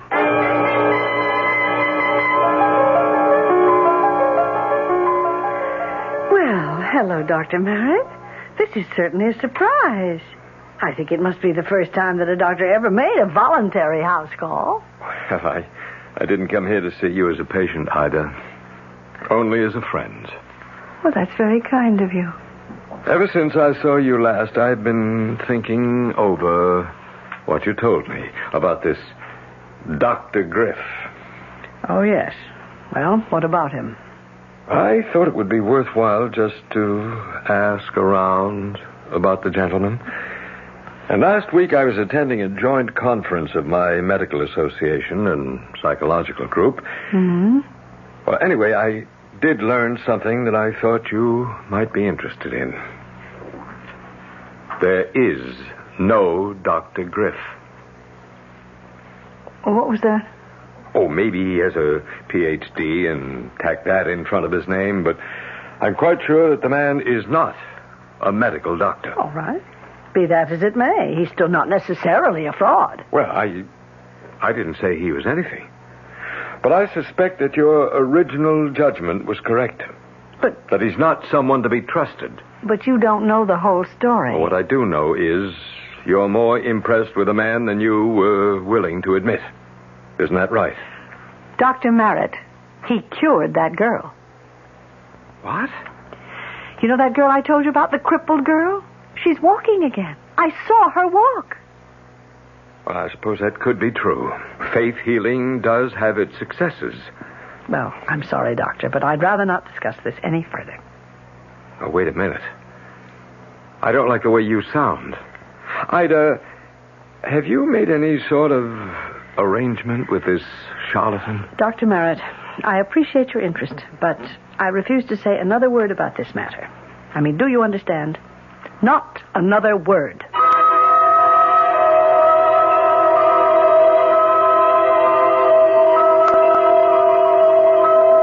That's right, Mrs. Mallory. Just relax. Close your eyes. and let the water of faith flow through your bloodstream. You can feel it tingling through your body, bringing you peace and tranquility, total peace and happiness. Do you feel it? Yes. Yes, I feel it. And now, I'm reaching out for your hand. Do you see me reaching out for you? Yes. Yes, I see you. And now... Oh, of all times. Who's that now? Yes, what do you want? Are you Dr. Helmut Griff? Yes, who are you? The name's Barry, Doctor. Lieutenant Barry, Racket and Bunko Squad, Police Department. May I come in? No, you can't. I happen to have a patient with me right now. Would her name be Ida Mallory? And who are you? I'm her physician. You might say her accredited physician. I demand to know what this intrusion is all It's about. not an intrusion, Dr. Griff. It's an arrest. What? Doctor? Oh, Dr. Griff? So, may we come in now?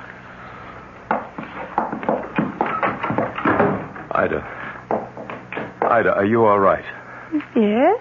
Oh, what is it? I mean, all what's right, happening? Ida. Everything's going to be fine. They've got them all now, all of them. Well, what are you talking about? Is this a lady, Doc? Yes, this is Mrs. Mallory. I don't think she's in any condition to talk. He's obviously given her some kind of drug. It's a legitimate drug, a perfectly legitimate sedative. Yes, of course, Doctor.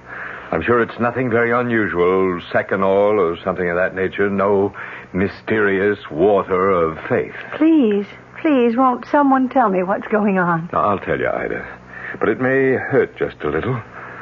You see, I told the police your story, and they investigated.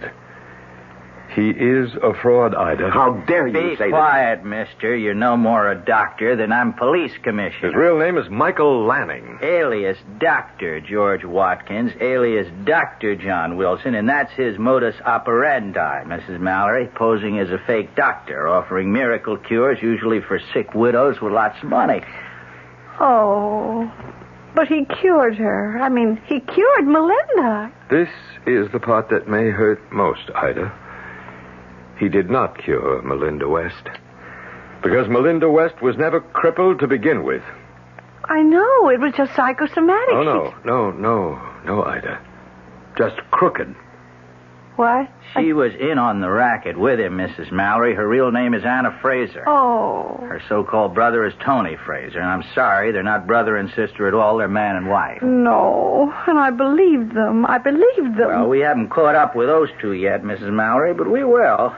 Oh, I brought some pictures for you to identify. No, I don't want to look at them. I can't bear to look at them. Please, Ida, you must. But I don't want to prosecute them. I don't. Why really. not?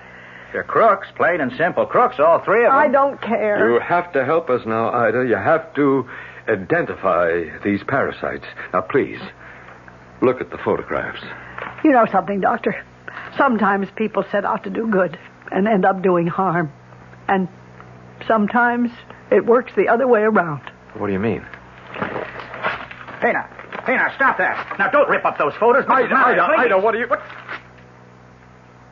Well, for the love of heaven, you're tearing up the pictures. You're tearing them up. With my hands, Doctor. With my own hands.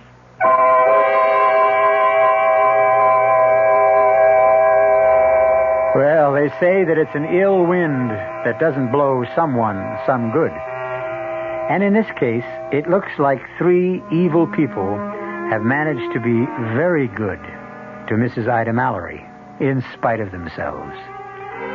If there's a moral to this tale, I'd frankly hate to be the one to say it.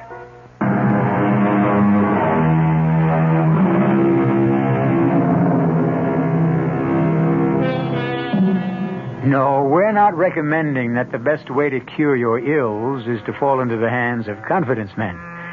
This included Celeste Holm, Patricia Elliott, William Redfield, E.V. Juster, Arnold Moss, and Leon Janney.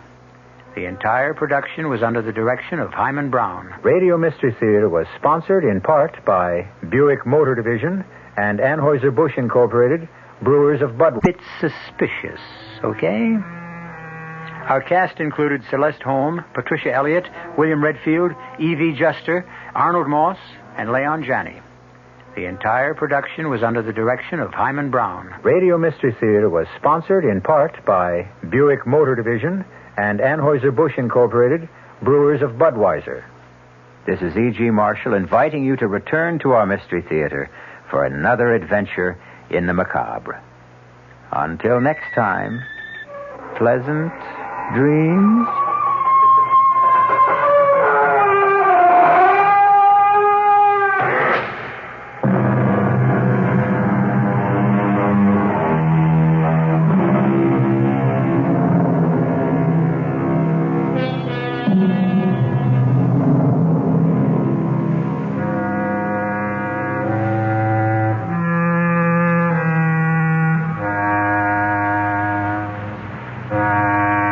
WR Mystery Theater has been brought to you by ShopRite Supermarkets, where you get a lot more for a little less, and by Suburban Savings, with offices throughout North Jersey.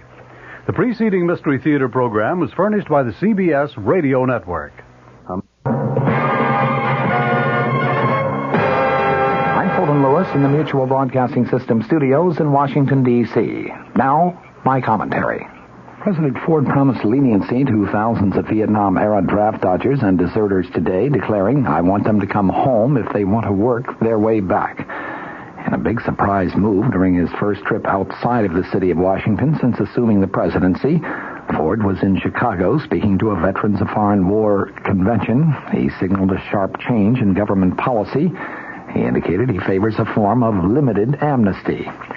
He told the VFW conventioners that one of his first acts as president was to order a complete review by September 1st on the status of 50,000 young men convicted, charged, or sought for offenses loosely described as desertion and draft dodging, declaring that, quote, unconditional blanket amnesty is wrong. He added, quote, in my judgment, these young Americans should have a second chance to contribute their fair share to the rebuilding of peace among ourselves and with all nations. So I am, Ford concluded, throwing the weight of my presidency into the scales of justice on the side of leniency. I foresee their earned re-entry into a new atmosphere of love, hard work, and mutual trust. He offered no specifics on the shape of his still developing policy regarding amnesty, but he said decisions of my administration will make any future penalties fit the seriousness of the individual's mistake. After warmly applauding Ford's declaration that unconditional blanket amnesty is wrong, the some 3,000 delegates to the VFW convention sat almost silent as he added to his prepared text the section signaling a new and softer policy toward those who left the country or their military units during America's decade-long involvement in Vietnam. The VFW, like virtually every other veterans group in the nation, has steadfastly opposed any amnesty. In his speech, Ford also disclosed, much to the pleasure of the VFW, that he was naming former Indiana Congressman Richard Rauterbush as Veterans Administrator. He pledged improvements in the agency's operations. He gave a veiled warning that he may veto a $1.4 billion veterans education bill on grounds that it is inflationary. The president said, we are all soldiers in a war against brutal inflation. America is fighting for its economic life. I will not hesitate to use the veto to control inflationary excesses. Standing in an open-top limousine, Ford was applauded and cheered by tens of thousands as his motorcade carried him through downtown Chicago. But outside the convention hotel, thousands of Greek Americans waved signs and chanted slogans criticizing his administration's policy regarding Cyprus. The demonstration in Chicago today was planned before the U.S. ambassador to Cyprus, Roger Davies, was slain in Cyprus when a mob of Greek Cypriots stormed the U.S. embassy in Nicosia. The Greek Americans who thronged to Grant Park across from the Conrad Hilton Hotel were demonstrating virtually against what they called a tilt toward Turkey and the U.S. policy regarding Cyprus. Few of the chants today named President Ford, but most of them were aimed at Secretary of State Henry Kissinger. They were calling for Kissinger to resign. Some were saying to give the Nobel Prize back. The president paid no apparent attention to the demonstrators. Ford told the convention delegates that the word of Davy's death was tragic news. President Ford adding, he too gave his life in foreign wars. Let us offer our prayers and our condolences to his loved ones for his supreme sacrifice on behalf of all America. Ford apparently drafted his remarks regarding amnesty en route to Chicago today, inserting them into his prepared text. He said when he took office, I found on my desk where the buck stops the urgent problem of how to bind up the nation's wounds, and I aim to do that. He said as Commander-in-Chief, he will work within our system of military justice, but he said that he has ordered Attorney General William Saxby and Defense Secretary James Schlesinger to consult with other governmental officials and report their unvarnished views and those of the full spectrum of American opinion on this controversial question. Richard Nixon, the man Ford succeeded just 11 days ago, had followed a firm anti-amnesty policy, vowing at one point, never, never, never when asked regarding amnesty. One of Ford's last duties as vice president was to present, after death, 14 medals of honor to the parents, widows, and children of Vietnam heroes. Ford said, as I studied their records of supreme sacrifice, I kept thinking how young they were. The few citizens of our country who, in my judgment, committed the supreme folly of shirking their duty at the expense of others were also very young. These young Americans should have a second chance. I will act, he said today. I will act promptly, fairly, and firmly in the same spirit that guided Abraham Lincoln and Harry Truman. I reject amnesty, and I also reject revenge. His announcement that Rauta Bush, a former VFW national commander and now deputy VA administrator, would be promoted to succeed Donald Johnson drew sustained applause from the delegates today. Ford said he is a man who gets things done. I am confident that he will do a first-class job. He set some guideposts for the new administrator. He said this administration is going to see to it that we still know your name and your problems. A veteran is a person, not just a digit, in a computer system which more often than not goofs up. I want no arrogance or indifference to any individual, veteran or not. Because of Richard Nixon's decision to voluntarily step down from the presidency, a long impeachment debate on Capitol Hill obviously has been avoided, and because of that, both the House and the Senate have been able to get down to other pending business, matters which, had the impeachment process continued, may well have been delayed at least another 2 months, and possibly even longer. One of these issues is House consideration of the question of continued U.S. purchases of chrome ore from Rhodesia. It is an issue which was seemingly resolved some 3 years ago when, after lengthy debate and several very close roll call votes, the U.S. Senate went on record favoring a resumption of such purchases, trade with the southern African nation of Rhodesia having been discontinued by an executive order of President Lyndon Johnson issued in January of 1967. That was an order which brought the United States into full compliance with the United Nations Security Council embargo against Rhodesia. That Security Council action, in turn, having been brought at the request of the British government in response to Rhodesia's unilateral and, in London's view, illegal declaration of independence from Britain late in 1966. The problem of complying with the Security Council embargo of Rhodesian goods insofar as the United States was concerned, a problem that was ultimately recognized by the Senate, was that our domestic ferroalloy industry, which is a vital arm of our national defense system, had grown heavily dependent upon Rhodesian chrome. Chrome ore is a vital ingredient in the production of stainless steel, and you need stainless steel in order to manufacture scores of national defense items. Rhodesia, in fact, was about the only free world source of high-grade chrome ore. The mines there are actually owned by 2 American companies.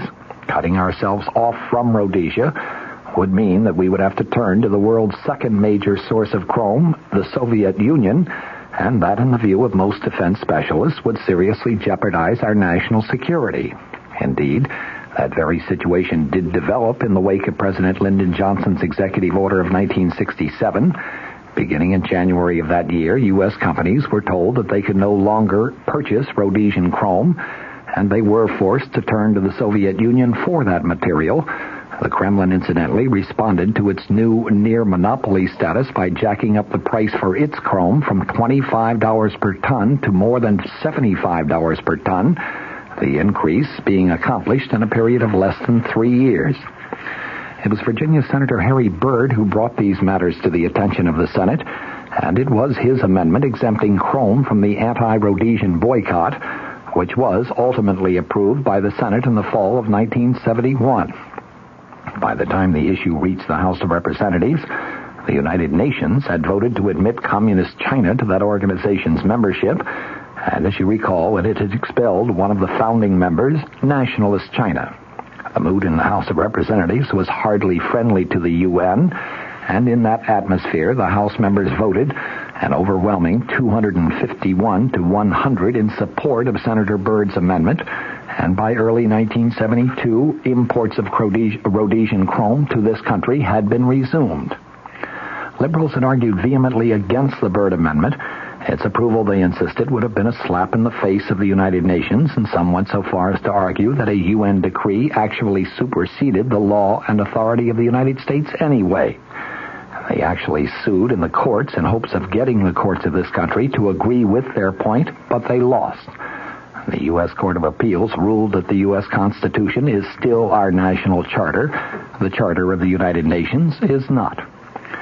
Significantly, when the vote in the House was taken in late 1971, Michigan Republican Representative Gerald Ford, then the House Minority Leader, took a strong stand in favor of the Byrd Amendment. Had he remained neutral, many other Republicans might have abstained. Several times since approval of the Byrd Amendment, congressional liberals have tried to have it repealed. Last January, they succeeded in getting the Senate to support repeal. Tomorrow, the issue comes up in the House. Regarding the Rhodesian chrome ore issue, it is to be hoped and expected in view of the overwhelming nature of the House of Representatives' last vote on the very same issue, that the House will remain consistent with its earlier stand when it votes tomorrow. Indeed, in later broadcasts this week, we're going to take a very close look at the roll call to see just which House members, if any, change their position. From the Mutual Studios in Washington, I'm Fulton Lewis, and that's the top of the news as it looks from here.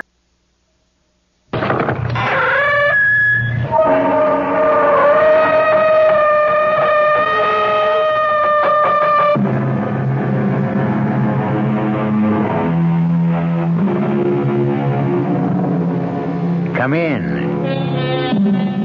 Welcome. I'm E.G. Marshall. The human brain, we are told, contains 3 areas. The conscious, the subconscious, and the unconscious. We have, all of us, experienced the effects of these areas, especially that strange no-man's land between waking and sleeping, between dreams and reality, when we are never quite sure where we are, or at times even what we are. So then, we can understand, relate to Vicky Carson's strange adventure. Our mystery drama, The Garden, was written especially for the Mystery Theater by George Lothar and stars Jennifer Harmon and Jack Grimes. It is sponsored in part by Buick Motor Division and Anheuser-Busch Incorporated, Brewers of Budweiser. I'll be back shortly with Act One. Say, do you know what happens this time of year? The swallows come back to Capistrano. Nope. The buzzards come back to Hinckley Ridge, Ohio. No. Bulldogs all over the world begin to shed. Not even close. Oh. This, my friend, is the time of year when you can get a super little deal on the practical but elegant Buick Apollo. And just between you and me, it may very well be the best chance you'll ever have to buy a Buick. I could have sworn this was Buzzard Day in Hinckley. Hey, Mom, what's for dinner? Hey, Mom, what you got?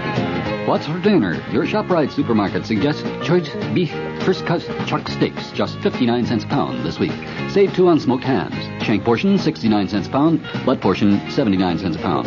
For a quick meal, try Swanson's frozen Hungry Man dinners, just 99 cents each.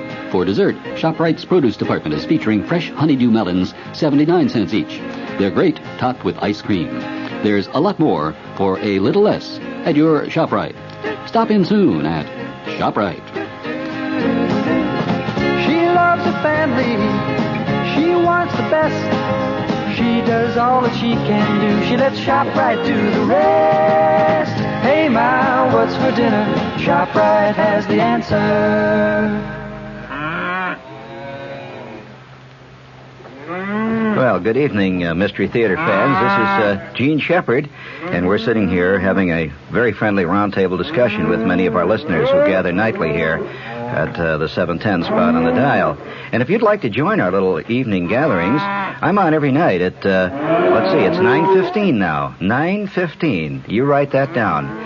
And make sure that you bring all the things you need to be prepared for a fantastic evening. I'm on every night from 9:15 until 10. Join our little group some night. We sit around and discuss the world and enjoy life and walk around in the weeds and just be people. 9:15 on WOR.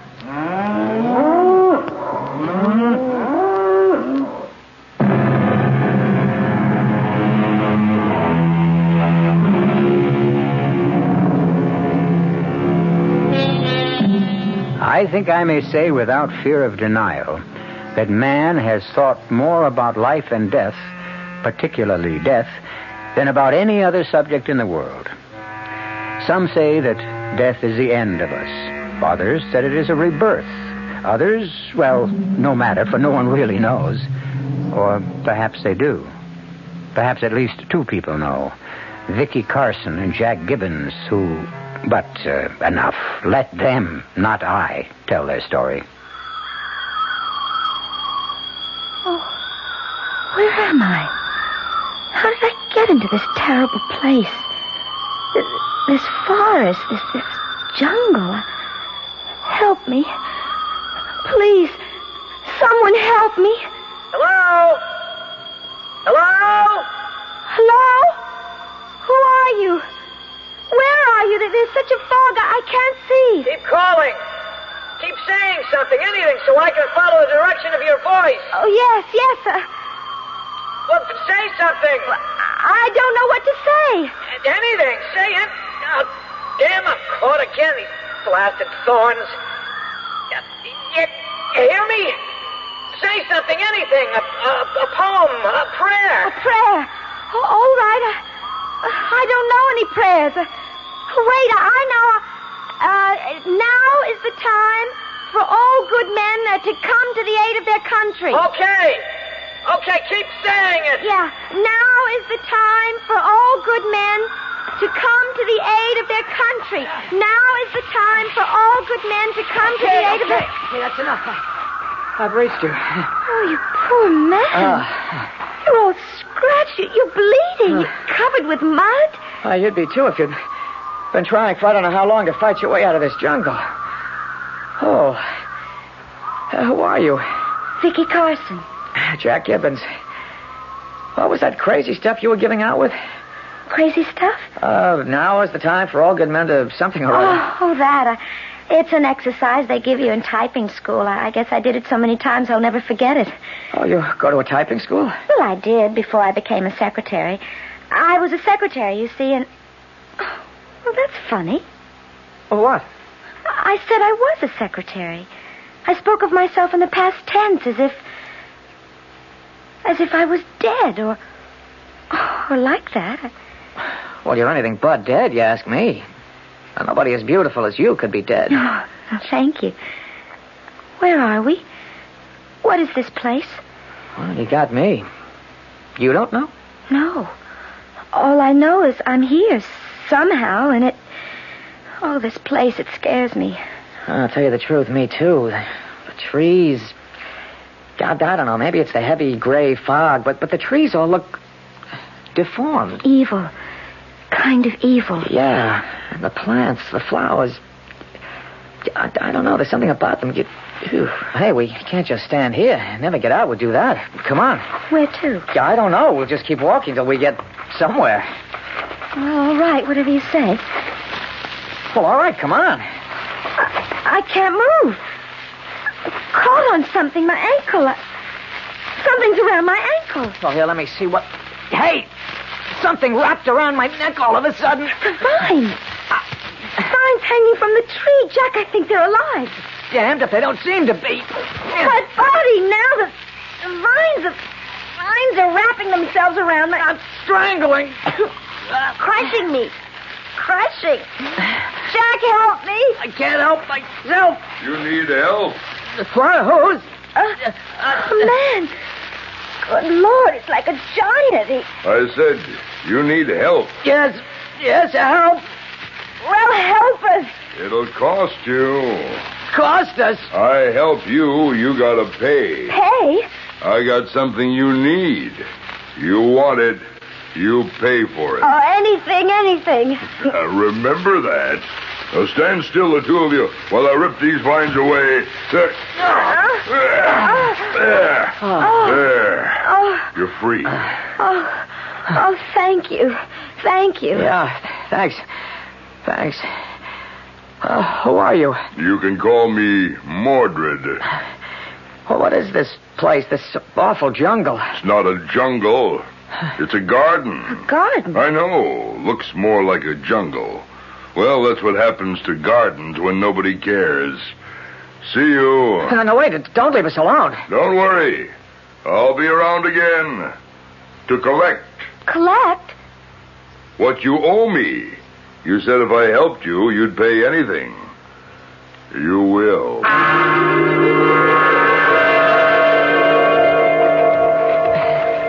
Jack. Oh, Jack, can't we rest a little? No, Vicky, we gotta keep moving. Gotta find a way out. If only that man, that ugly giant of a man, hadn't left us. Oh, I'm glad he did. The guy frightened me. Come on now, don't lose your nerve. After all, you're not alone anymore. I'm here. Oh, and I'm grateful for that. Believe me, Jack, listen. Yeah, I hear it too. Sounds. Whatever it is, it sounds lovely, charming. Come on, let's see if we can locate it. Oh, Jack, not so fast. Slow down. Yeah, it's hard to breathe. It's bad air. Oh, thorns are catching my dress. The vines are tangling my feet. Okay, we'll take it slow. Easier. Is that better? Oh, much, thanks.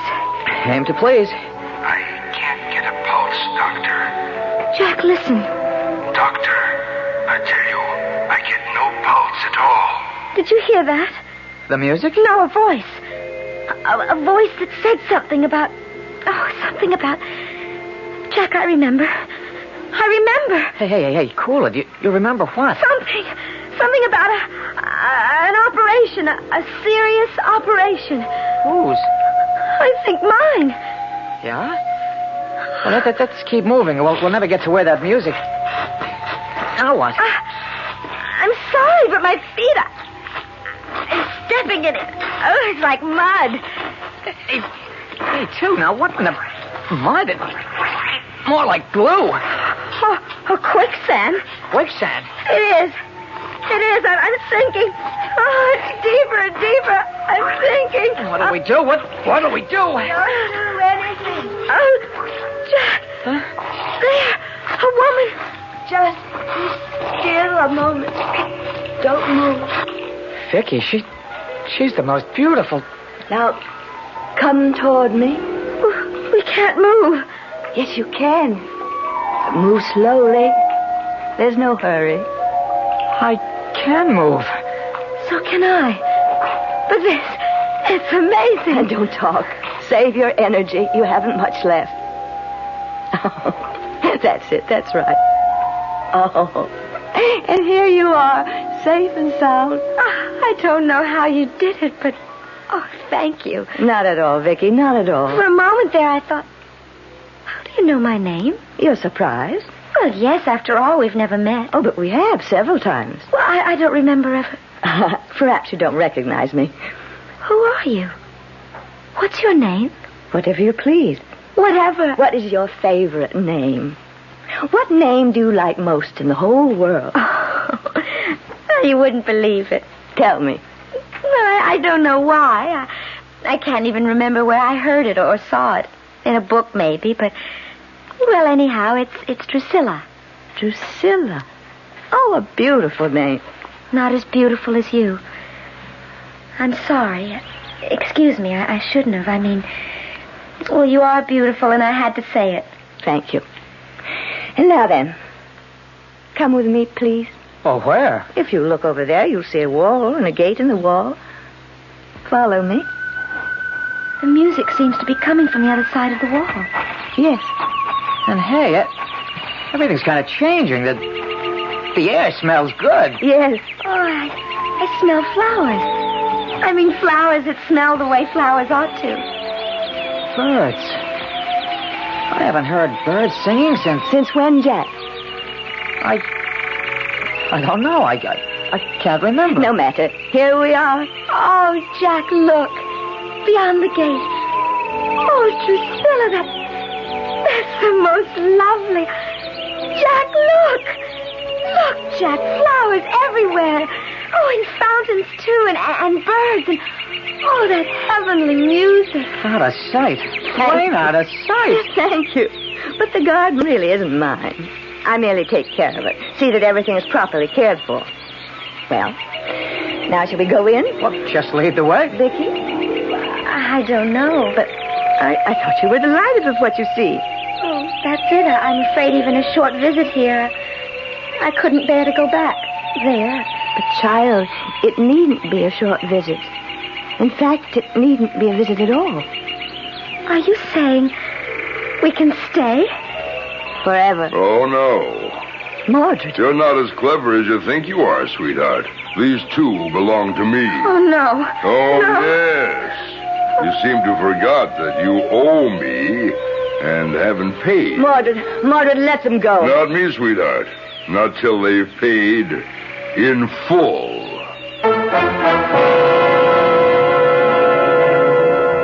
How strange the tricks the human mind can play. Is it some sort of dream Vicky and Jack are going through? A vast gulf, a bottomless abyss, lies between the conscious and the subconscious. We'll perhaps learn precisely in which of these realms Vicky and Jack are having their strange experience when I return shortly with Act 2. When you say Budweiser, when you say Bud, you've said a lot of things nobody else can say.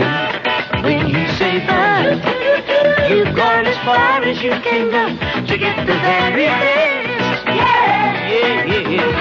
When you say Bud, you tell the world you know what makes it all the way. When you say Bud, you say you care enough to only want the king of beer. There is no other one. There's only something less. Because the king of beer is leading all the rest. When you say Budweiser, you said it all. You've said it all. Anheuser-Busch, St. Louis.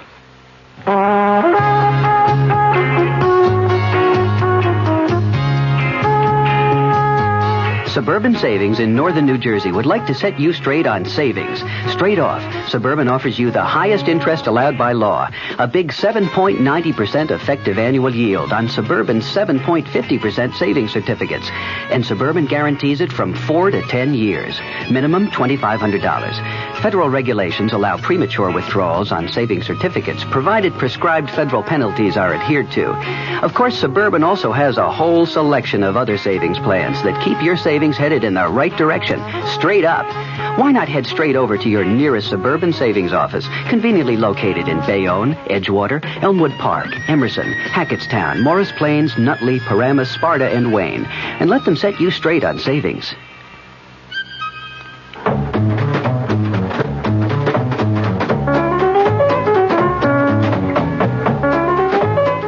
This evening, tune in for a new feature show on radio, In Conversation.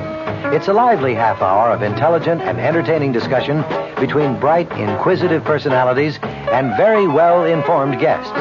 We'll be offering conversation on politics, theater, the media, sports, music, books, the press, filmmaking, and humor.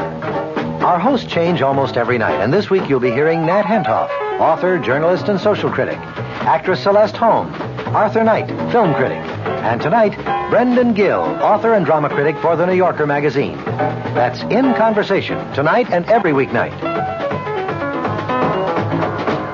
That's 2 out of 10 here at 710.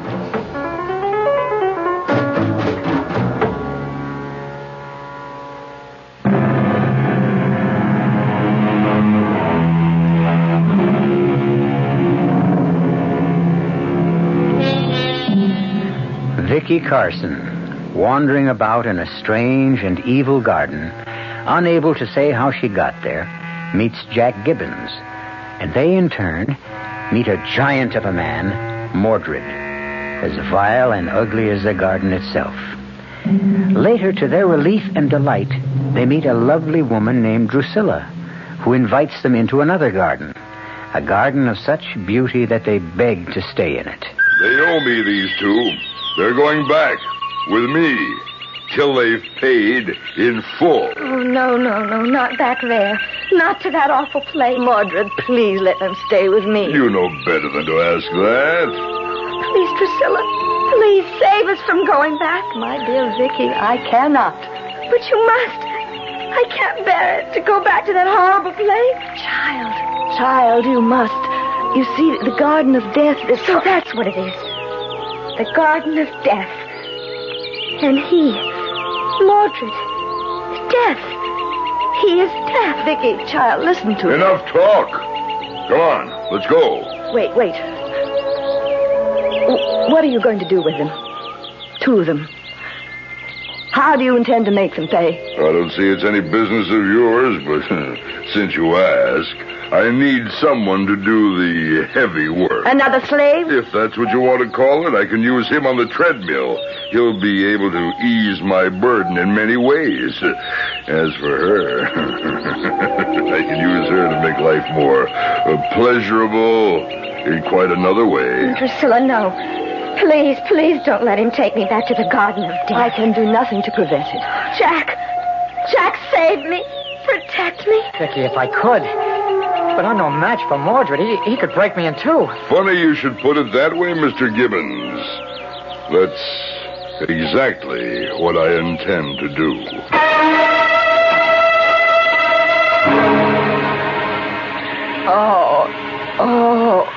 Jack.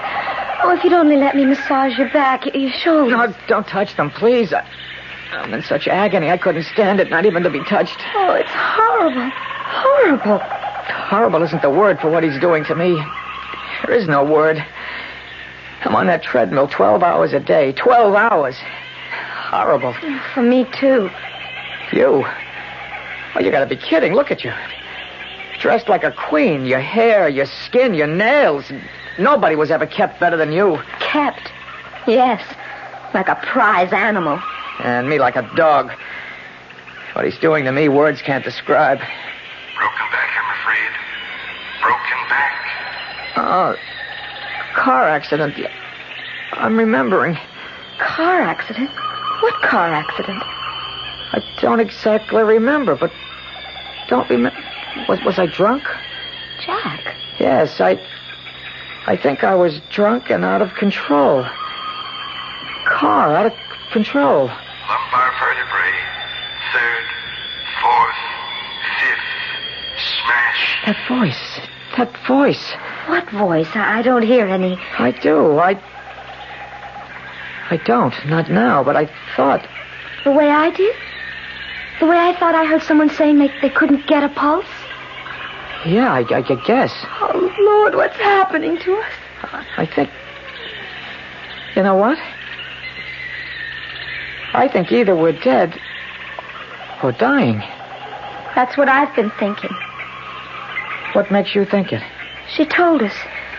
Drusilla, that we're in... She called it the Garden of Death. Yeah, that's for sure. But every now and then we hear those voices. Yeah, I can't be sure, but I get the feeling I was killed in an automobile accident. Only maybe I'm not dead yet, like I could be on an operating table in some hospital, sort of between there and here. Exactly. And I had, or could be having, right this minute having an operation. A serious operation, and I'm halfway on the borderline of dying or living. Oh, God, let me live. Let me live. Don't let me... Please don't let me stay here. Oh, come on, pull yourself together. I can't bear being dead. What can you do about it? What can I do about it? Nothing. No, there is something. I've been thinking about it. I'm going to find my way back to the Garden of Life. Garden of Life? Drusilla's. I'm going to get back there somehow. How? I don't know. I don't know yet, but I will. I'm not ready to die. Not yet. I'm going to live, Jack. You'll see. I'm going to live.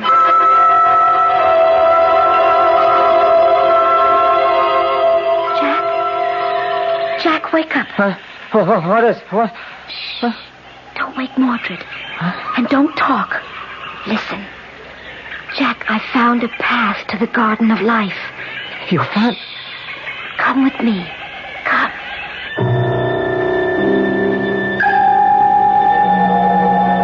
Crazy. Plain crazy, wandering around in the moonlight like this. I'll find the path. It's here somewhere. You seem awfully sure. I am.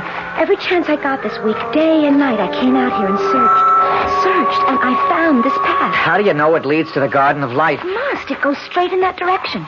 I followed it as far as a clearing, but had to turn back before I could... Jack! Here it is. Yeah, you were right. Let's not waste time. Come on.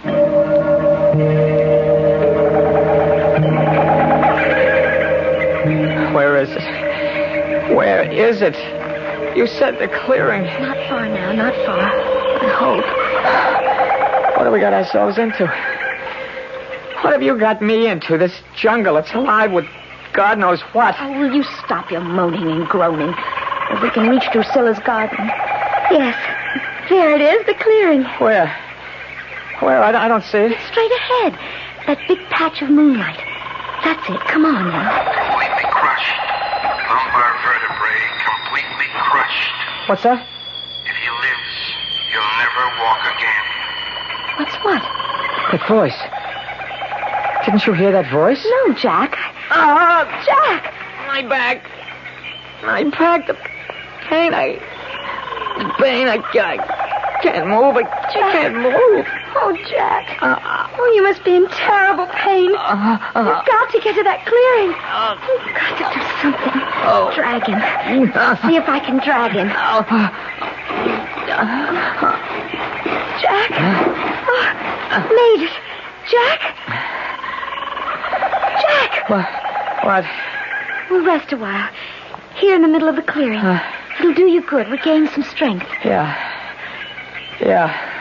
How is the pain? It's not bad now. I can bear it if it doesn't get worse. Good Lord, what was that? I don't know. Shadows in the trees, flitting in the trees, huge shadows. Birds. Big birds, monstrous. Jack, I'm scared. Oh, they're coming out of the trees. Heaven help me, I've never seen such birds. Such giant birds. They're going to kill us. That's what they're going to do. Kill us. Oh, no, they're coming for us. They're clawing at us. Their beaks, they'll tear us to shreds. Leave them alone. I command you, leave them alone. Drusilla. Go. Drusilla. It's Drusilla. Oh, thank God. Are you all right? Oh, yes, thanks to you, yes. What are you doing here? How did you find this place? I found a path. We followed it. What is this place? It has no name. It's just an area, space between the two gardens. Mordred's and mine. Neutral ground. What are you doing here? She wanted to get to your garden. Well, so did you. Don't blame everything on me. Blame? There's no blame in wanting to be in my garden. Only a fool would want to remain in Mordred's. Oh, you think so, do you? Mordred. Priscilla, don't let him take us back. Please don't. Softly, child. Softly. I'll do what I can. Which is nothing at all. They're mine, these two, and they will remain mine.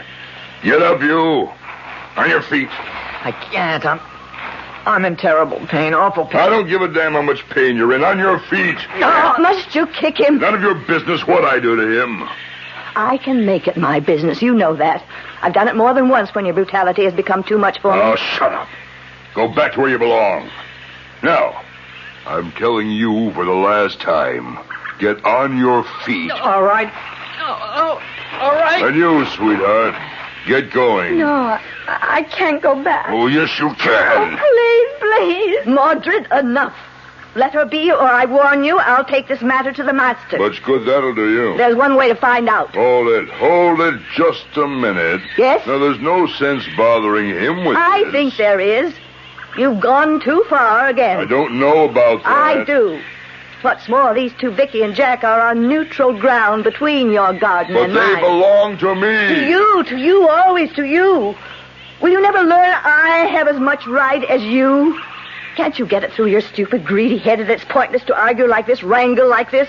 It always ends the same way. If you mean compromise... What else would I mean? You take one, I take one. Yes. I don't know. I can get a lot more work out of him. He's in frightful pain. His back, he can't work in such pain. Drusilla, don't let him take me back.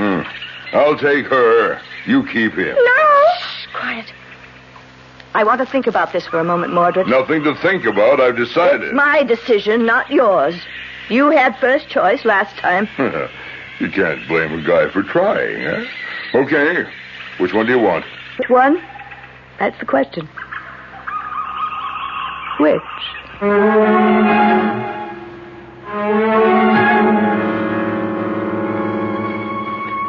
As Drusilla ponders her decision, Vicky and Jack watch her with eyes that hold indescribable yearning. For one, it will mean life. For the other, death. Which, then, will be the lucky one? The one Drusilla will choose to return with her to her garden. We'll know the answer when I return shortly for Act 3. Excuse me, sir, but do you know what happens this time of year? Right on, pal. I happen to know that right about now a freak blizzard falls on Dumont, New Jersey, and they're snowed in for the rest of the summer. Happens every year. Nope. You see, what happens this time of year is that you can get a particularly good deal on what is perhaps the most luxurious mid-size car on the market, the mid-size Buick Century Regal. Well, what good's a car when you're hopelessly snowed in? Well, that's a point. And now, with another story of mystery and intrigue, here is Commander Neville Putney to keep you in anxiety. And what's this story about, Commander? Well, it concerns a middle-aged business executive named Fremont Witherton, who, after spending his entire career with the same firm, returned home one evening with his dreams suddenly shattered. Is that you, Fremont? It's me, Erica. Fremont, you look so peaked. Erica, I've been fired. That new plant manager, he's been trying to cut me out, and today he succeeded. Well, you don't need to give me that hangdog look. Just go out and get another job. I'm through, Erica. I'm 58 years old. Nobody will hire me for half the salary I've been making. My only hope is to kill the plant manager. Fremont, I hate rough stuff, but if you've decided, your Roscoe's upstairs in the trunk. You load it, and I'll warm up the getaway car. Hey, young man, how about that for a story? Well, that was a dilly, Commander, but you just can't leave us this way. How did it all come out? Time's up for now, but tune in, Bob and Ray, on WOR 3:15 to 7, and maybe you'll find out. There is no mystery about the morning when you come rambling with gambling. Good evening mystery fans. This is John Gambling, and every morning, Monday through Saturday, here at WOR from 5 a.m. till 10, we get the crew together to try to put the morning together for you, to tell you what the weather's going to be like, whether there's heavy traffic coming into the city, whether the subways and the commuter trains are running. Bob Harris is in WOR's Weather Center every morning with all that very complicated equipment that he has to help prognosticate the day's weather. We cover sports completely with Don Cricky. In the news department, Peter Roberts, Henry Gladstone, and Harry Hennessy. And up in the helicopter, George Meade or Fred Feldman, keeping an eye on the traffic scene. So altogether, we do try to take any mystery out of the morning. And just to brighten up the beginning of your day a little bit, I think we have some kind of nice, listenable, and tuneful music. So tune in tomorrow morning or any morning for Rambling with Gambling. Now, back to the mystery.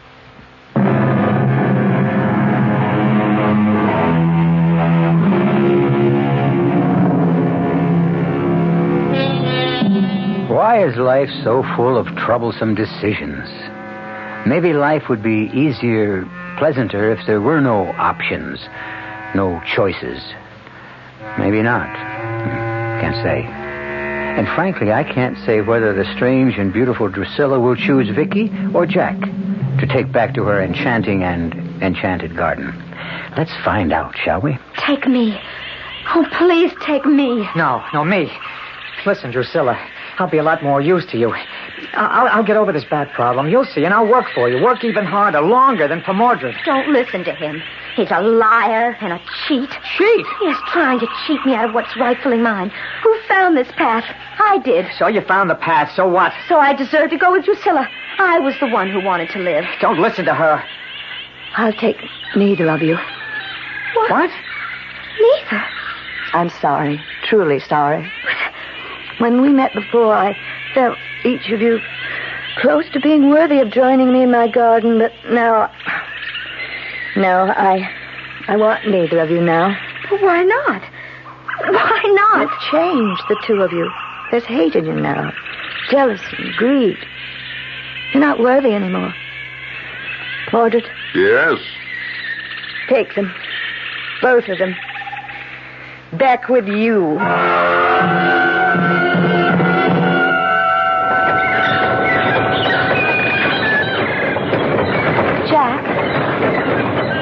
Jack, you hear me? I know you do. What do you want? Stop that thing a minute. I can't. It's a treadmill. You get on a treadmill, you stay on it. For some reason. Well, can you hear me? Listen. Drusilla was right. We've become greedy, selfish, full of hate. When it comes to hate, believe me, I am full of it. That's what I want to talk to you about. I've found a way to get back to the Garden of Life. Oh, not again. Yes, again, and this time we'll make it. It's simple. All we have to do is get the greed and hate out of our systems. Get to be more like we were when Drusilla first met us. Hey, you know, maybe you have got an idea at that. Of course I have. There's just one problem. What? How do we do it? How do we get rid of hate, for instance? Like, I hate you for getting me into the mess I'm in. I got you. Yes, and more than that, you were willing to sacrifice me to Mordred so that you could be with Drusilla in the Garden of Life. I hate you for that. I mean, I really hate you. How do I stop? You can't stop. Mordred. Fools. The two of you. You can't stop hate. It's too strong to be stopped. Too powerful. The most potent force in the human race. And who told you to take a rest? Come in. No! Here's another across your back so you don't forget. No! You. Yes, Mordred. Come to me in an hour. Yes, Mordred. I could only stand up to him. I didn't have his back. I had more strength.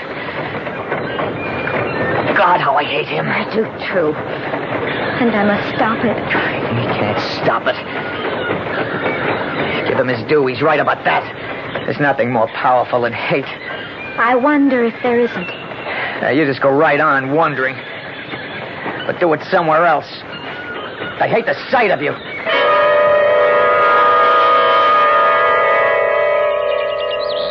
Hello? Drusilla, can you hear me? It's Vicky. I'm at the garden gate. Drusilla? What is it, Vicky? Oh, I didn't know you were standing there. I wasn't until now. May I come in? Please, just for a moment. I'm sorry, no. You must stay on that side of the gate. I think she's gone, Doctor. No pulse at all. Well, perhaps for a moment. Did you hear that voice? Yes. What did it say? Well, you heard it. I keep hearing it. Now and then. But I can't remember a second later what it said. What is it you want, Vicky? I've come to tell you I don't hate anymore. Oh? I hated Jack and Mordred, but not anymore. So may I stay? Why do you look so sad? Because I am. When people lie to me, it makes me sad. But I'm not. All right, I lied. But only because I can't stand it anymore. I've got to come here. I'm just dying to be with you. Yes, I know. But I can't have you in my garden until you've put hate out of your heart. I can't. I've tried. I keep trying, but I can't do it. Not alone, no. But I am alone. No one in your world is alone. They just forget who's with them. Always. Who? God. God?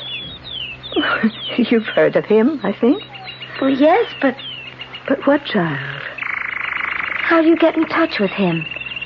Easily. Just think of someone else for a change. Do something for someone else. I don't understand how. There's nothing to understand. Just do it. Massaging the heart is doing it, Doctor.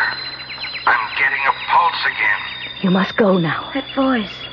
I heard it again. So did I. Go now. Quickly. But I don't want to go. Oh, I can't go. Not back to Mordred and Jack and all the awful things back there.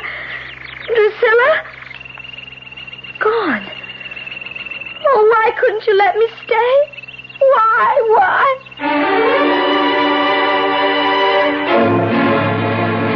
Gun? Jack, that's a gun. Yeah. Where did you get it? There's plenty around. No sweat. What are you going to do with it? What I should have done long before now, and you're going to help me. Help you? Help you do what? Kill the dirty, rotten swine. Kill? Mordred? I don't know why I never thought of it before. I guess he had me so scared the thought never crossed my mind. But it has now. It's the one way, the only way of getting free of him. And you want me to help you? Well, you will, won't you? Jack, that's murder. I'd call it justice. It's murder. It's killing someone. It's taking a life. You can't do that. Oh, yes, I can. Jack, listen to me. You want to be with Drusilla, to live in the garden of life as much as I do. And to murder someone, there can't be anything worse than that. I hate worse than that. Murder Mordred and you'd be barred from the garden of life forever. All I want is to be free of Mordred. And I'm going to be whether you help me or not. Now, will you or won't you? Oh, Jack, Now, you listen to me. You've got no more chance than I have of living in Drusilla's garden. You've got as much hate in you as I have in me. So much that neither of us can ever get rid of it. Well, we can at least get rid of Mordred. Be free of him forever. After that, well, life here won't exactly be a picnic. But it'll be a hell of a lot easier and happier. I'll play it smart, Vicky. Help me. Vicky? All right. What do you want me to do?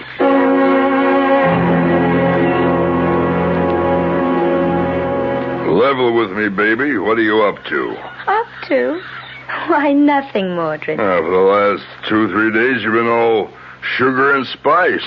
A big change from the hellcat you were. Now, you said you'd tame me, darling, and I guess you have. I could use something to kind of pick me up. Like what? A drink. A drink? You don't drink? Well, there's always a first time. Well, what do you know? You are changing. Well, sure. What'll it be? Champagne. Right on. Now, let's see. Here we are. But, sweetie, it'll take a while to chill. Well, can't we drink it warm? Warm champagne? Well, why not? Never had it that way, but like you said, there's always a first time. Hey, now I know why they chill it. Warm champagne goes all over. Hey, quick, give me the glass. It's all over the place. Here you are. There. Now, what do we drink to? Us. Yeah, sure. To us. Here, bottoms up. Bottoms up. Oh. Not bad. Warm champagne's not bad after all, huh? Again? Sure. Yeah.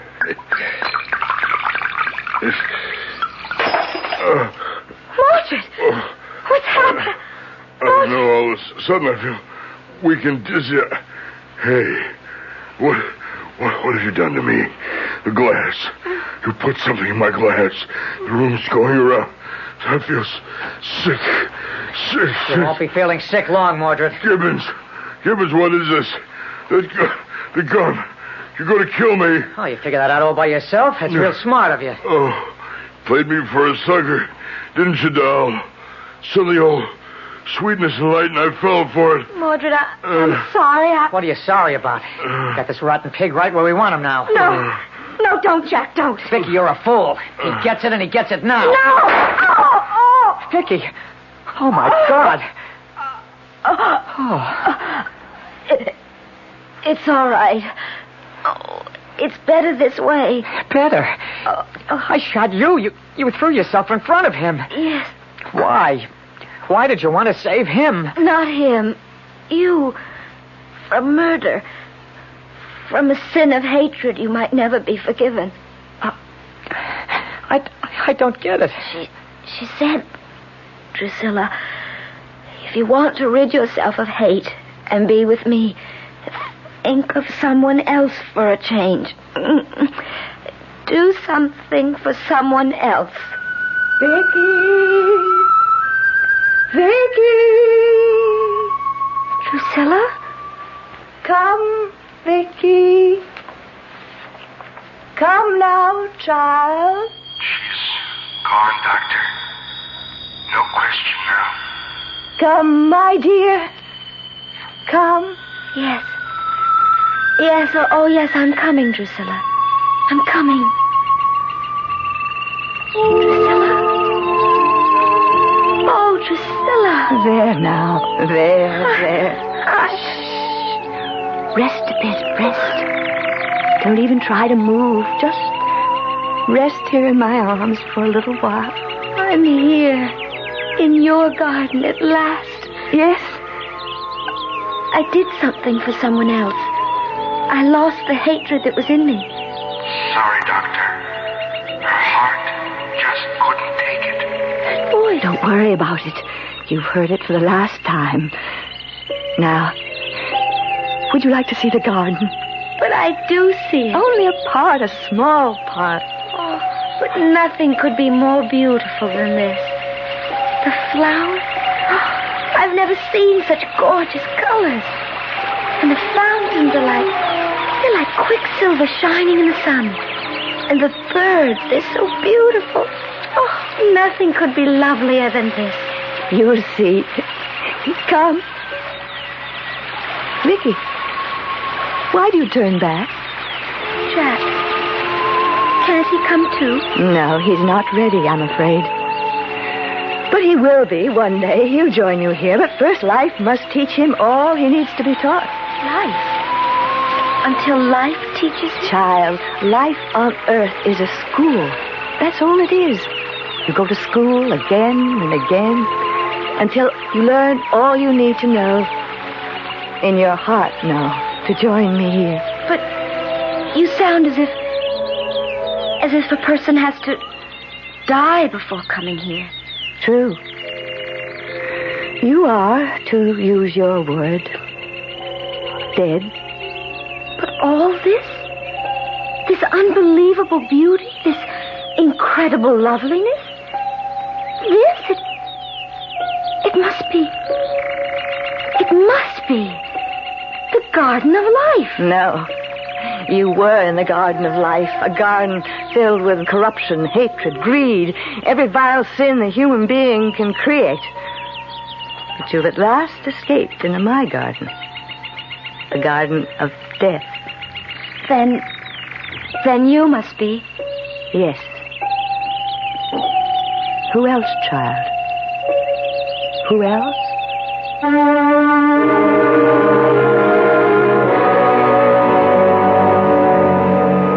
I've never thought of death as being a beautiful woman, have you? Birth, life, death, only words, really. Symbols we use to express the unfathomable. Who is to say that life is not really death? Or death, life? And birth, a state somewhere in between. Who is to say? Not I, surely. I'll be back shortly. There is no mystery about the morning when you come rambling with gambling. Good evening mystery fans. This is John Gambling, and every morning, Monday through Saturday, here at WOR from 5 a.m. till 10, we get the crew together to try to put the morning together for you, to tell you what the weather's going to be like, whether there's heavy traffic coming into the city, whether the subways and the commuter trains are running. Bob Harris is in WOR's Weather Center every morning with all that very complicated equipment that he has to help prognosticate the day's weather. We cover sports completely with Don Cricky. In the news department, Peter Roberts, Henry Gladstone, and Harry Hennessy. And up in the helicopter, George Meade or Fred Feldman, keeping an eye on the traffic scene. So altogether, we do try to take any mystery out of the morning. And just to brighten up the beginning of your day a little bit, I think we have some kind of nice, listenable, and tuneful music. So tune in tomorrow morning or any morning for Rambling with Gambling. Now, back to the mystery. Hello.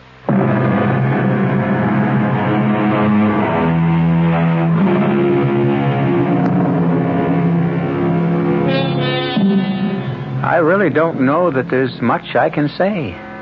You heard, and what you heard has surely given rise to thoughts you may not have entertained before. As I said at the outset, there are those who believe that death is not death, but birth. That indeed what we call life is in itself a death we go through to find the reality of life. I wish I knew for sure. Our cast included Jennifer Harmon, Jack Grimes, Nancy Coleman, and Joe Silver. The entire production was under the direction of Hyman Brown. Radio Mystery Theater was sponsored in part by Anheuser-Busch Incorporated, Brewers of Budweiser, and Buick Motor Division. This is E.G. Marshall inviting you to return to our Mystery Theater for another adventure in the macabre. Until next time, pleasant dreams.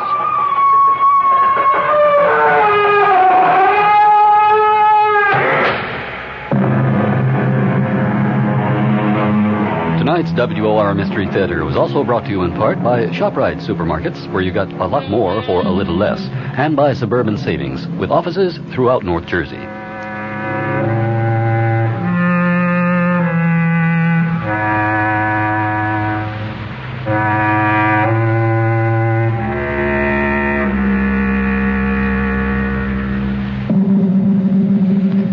The preceding program was furnished by the Columbia Broadcasting System. An exhibition of hooked rugs and the folk art tradition is now on display at the Museum of American Folk Art, 49 West 53rd Street in Manhattan. This is WOR New York, an RKO General Station. British Research Institute says Reds hold lead over the United States in long-range missile potential. Senator Stennis says our Navy is better than theirs. Jaworski subpoenas former President Nixon in the Watergate cover-up. It's 72 degrees in mid-Manhattan. The man says partly cloudy tonight, partly sunny and mild tomorrow, chance of showers tomorrow night. This is John Scott with the 8 o'clock edition of the news featuring the Financial Review. A British Research Institute reports the Soviet Union is leading the world in a number of long-range missiles it possesses, and China is slowly but steadily building up its nuclear capability. In its annual survey, the International Institute for Strategic Studies states the Russians have nearly 600 more long-range nuclear missiles than the United States. The Institute's experts estimate that under present building plans, the American nuclear arsenal won't catch up with the Soviets for another 5 years. The chairman of the Senate Armed Services Committee has denounced speculation that the U.S. Navy is inferior to that of the Soviet Union. Democrat John Stennis of Mississippi called such talk false, alarmist, potentially dangerous. In a Senate speech, Stennis declared that on a Navy-to-Navy basis, the Soviet Navy does not match the capability of the U.S. Navy. He also said the Soviet Navy has no significant sea-based air power and no major amphibious assault forces. Special Watergate prosecutor Leon Jaworski has subpoenaed former President Nixon to appear as a witness in the Watergate cover-up trial. Lawyers for the former president today ask that subpoenas in 2 civil cases stemming from the Watergate break-in be killed. And for the first time since he resigned from office, Mr. Nixon claimed executive privilege in behalf of his presidential tape recordings. Informants say Jaworski issued a subpoena to the president reluctantly. He considered it the only known way to get 33 presidential tape recordings introduced into evidence at the trial, scheduled to begin October 1st. Among those facing trial are former Attorney General John Mitchell and former top White House aides H.R. Haldeman and John Ehrlichman. The Foreign Minister of the Republic of Ireland, Dr. Garrett Fitzgerald, said tonight, there appears to be increasing evidence of more understanding among the Protestant working class in Northern Ireland of the problems and needs of the Catholic working class, and this could be a hopeful sign toward halting the bitterness and the violence in the North. Fitzgerald also appealed to Americans of Irish descent not to contribute to the outlawed IRA and other militant groups, whom the Irish official blamed for prolonging the strife in Northern Ireland. Questioned about possible unification of the North and the South, the Foreign Minister had this comment. We believe there can be no reunification and should be no reunification of Ireland without the consent of a majority in Northern Ireland, that it is neither possible nor would it be right to attempt to coerce Northern Ireland into a union with the Republic.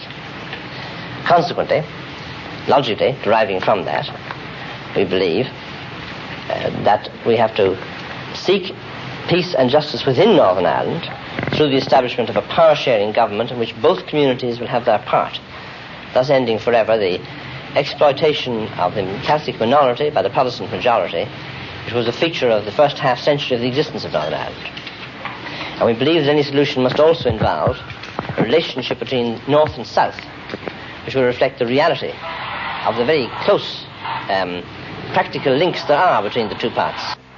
The Senate has refused to order a final vote on a bill giving the consumer an official voice in the federal government, but sponsors in a turnabout said later a fifth attempt may be made to shut off a 2-month filibuster that's blocked final consideration of the bill, creating an independent consumer protection commission. The attempt could come next week. Senate and House conferees on campaign finance legislation have bogged down over the question of using public funds for congressional elections. Because of the deadlock, the conferees broke off negotiations for at least 10 days. The delay could prevent final action by Congress on campaign financing legislation until after the November elections. The new chairman of President Ford's Council of Economic Advisors made an unpopular suggestion at a government-sponsored mini-summit in Washington on inflation. Alan Greenspan was asked by trade unionists in the audience if the Ford administration wasn't making the poor suffer a bit more to make life easier for manufacturers and the upper-income people. Greenspan replied, the people hurt most by inflation are the Wall Street brokers. He added, I mean, their incomes have gone down the most. Many of the 180 delegates of the meeting jumped to their feet, giving out with catcalls, boos, jeers, and hisses. The WOR News Time, 5 minutes past 8. Coming up, the Financial Review and more late news. This is Mary Helen McPhillips. I'd like to invite you to join me tomorrow morning at 10:15. My guest will be Werner Klemperer. Remember Colonel Klink of Hogan's Heroes fame? Well, Werner Klemperer is a charming man. I think you'll enjoy him. Tomorrow morning at 10:15. The white police officer who shot and killed a 14-year-old black youth last Sunday has been stripped of his guns. Police Commissioner Michael Codd says the action was taken following a lengthy meeting in City Hall between Mayor Beam, top city officials, and a group of residents of Brownsville where Claude Reese died. A mistrial has been declared in the federal court trial of New Jersey State Treasurer Joseph McCrane. The former treasurer is charged with violations of the campaign laws for allegedly helping businesses make donations look like tax-deductible expenses. The mistrial interrupted the proceedings in their second week. It was declared after a juror revealed that he and 5 other panelists had seen a newspaper article about the case. During the last few weeks he was in office, former President Nixon nominated Governor Thomas Meskill of Connecticut to serve on the federal bench. But that nomination has been under fire for weeks, and Meskill faces an uncertain future. WOR's Dan Riley reports. Connecticut Governor Thomas Meskill says he's encouraged that he will be confirmed as a second U.S. Circuit Court of Appeals judge.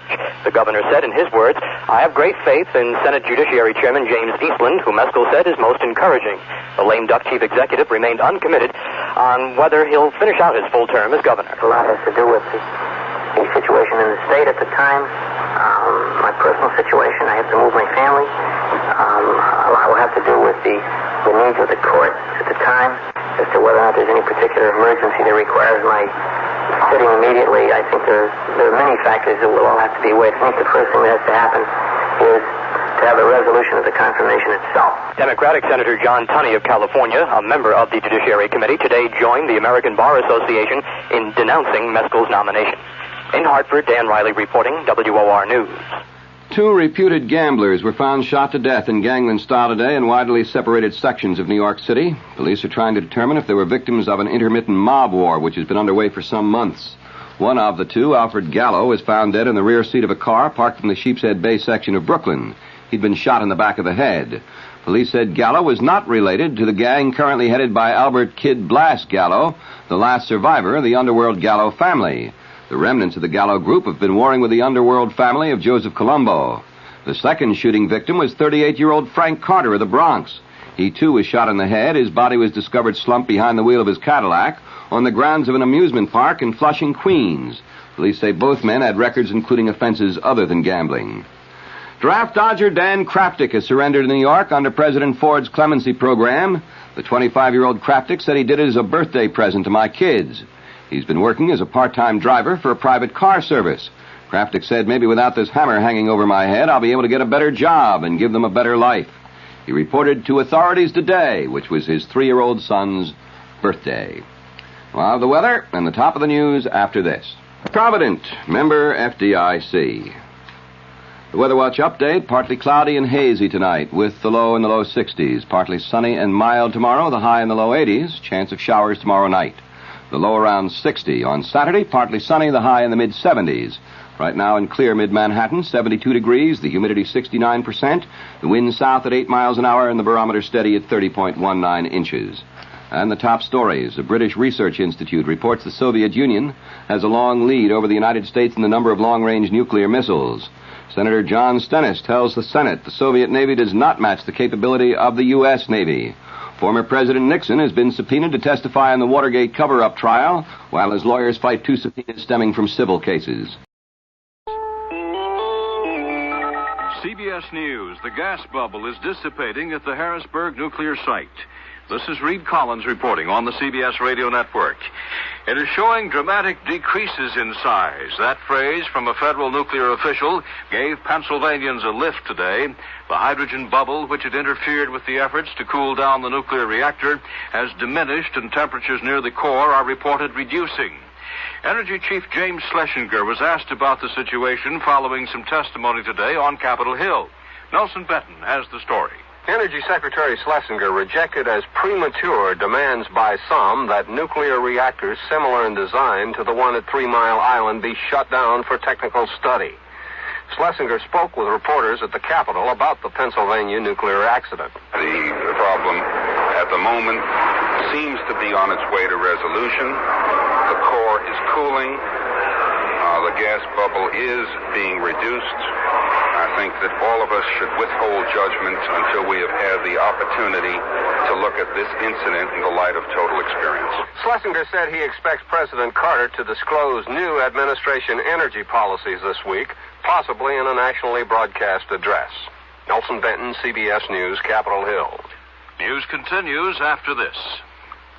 Denture wearers, if you're tired of switching from paste to powders and back again, try something different. Ezo denture cushions. Unlike pastes and powders, Ezo cushions are a soft, pliable, all-natural product that form a cushion between gums and dentures. They don't dissolve like pastes or powders, so they hold all day without afternoon slippage. And Ezo denture cushions leave no bad taste or odor. For temporary relief until you see your dentist, try Ezo denture cushions. That's Ezo, E-Z-O. When you have a lot of surfaces to clean, grab your partner, Fantastic, the multi-surface spray cleaner. It cleans fiberglass, stainless steel, porcelain, plastic, enamel, vinyl, chrome. Fantastic spray cleaner. Clean surface after surface. Republican efforts to cool down federal spending collapsed today in the House of Representatives. Treasury Secretary Blumenthal wrote a letter to the House Speaker warning that some $8 billion worth of Social Security checks already in the mail would bounce unless Congress approved a new and higher debt ceiling and did it right away. Treasury sources also were saying that Blumenthal had ordered a halt to the mailing of the income tax refund checks. The House, faced with the possibility of a mini default by Uncle Sam, quickly abandoned the argument over balanced budgets and sent the ceiling raiser to the president's desk.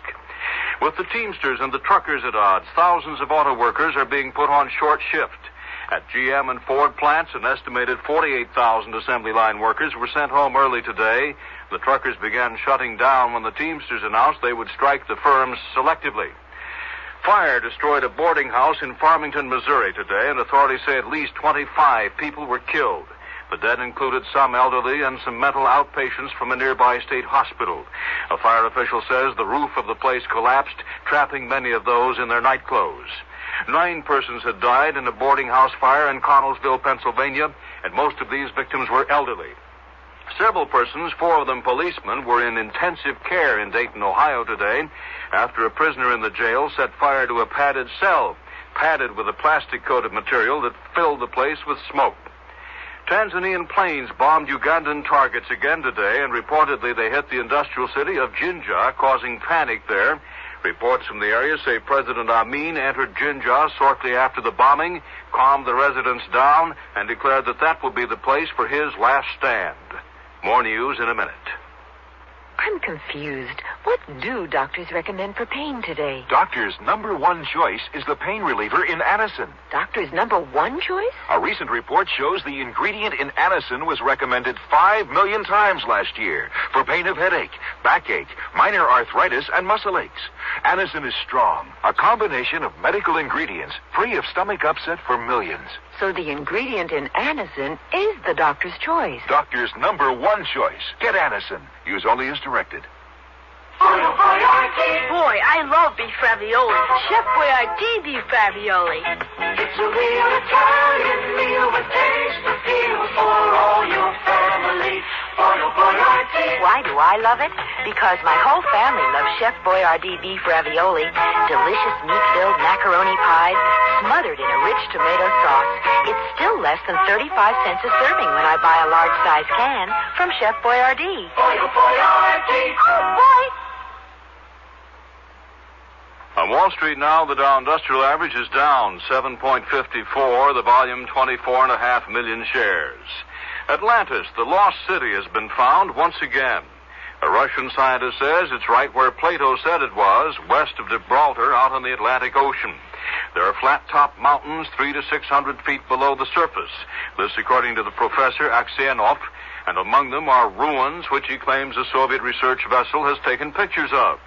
The professor is writing in a Russian magazine. He himself now said to be out on the scene west of Gibraltar, exploring what he says could be Atlantis. Reed Collins, CBS News. Presents...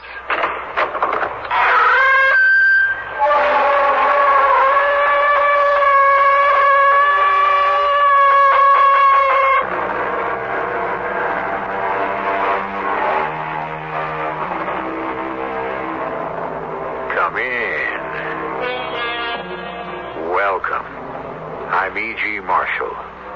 Welcome to the world of tomorrow.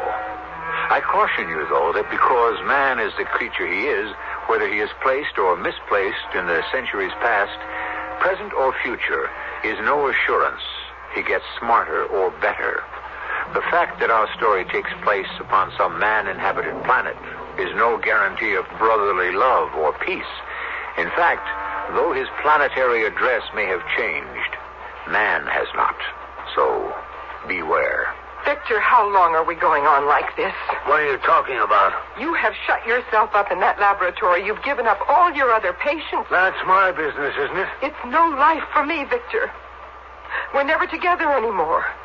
All I do is bring you pounds and pounds of baby food 3 times a day. We could feed an entire nursery on that amount. I want to know, what have you got in that laboratory?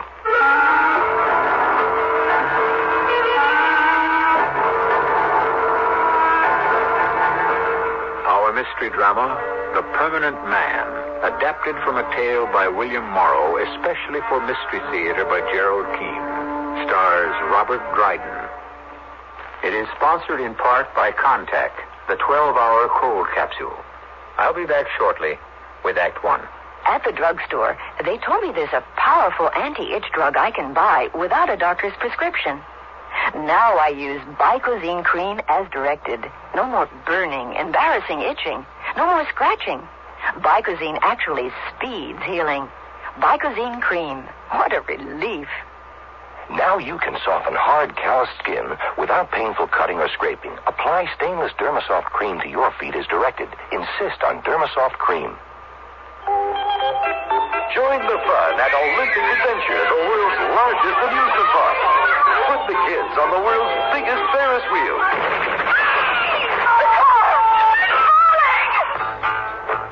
Read Amusement Park, the novel that takes you into the beds and boardrooms of those men and women whose manipulations turn a day's fun into a nightmare of death.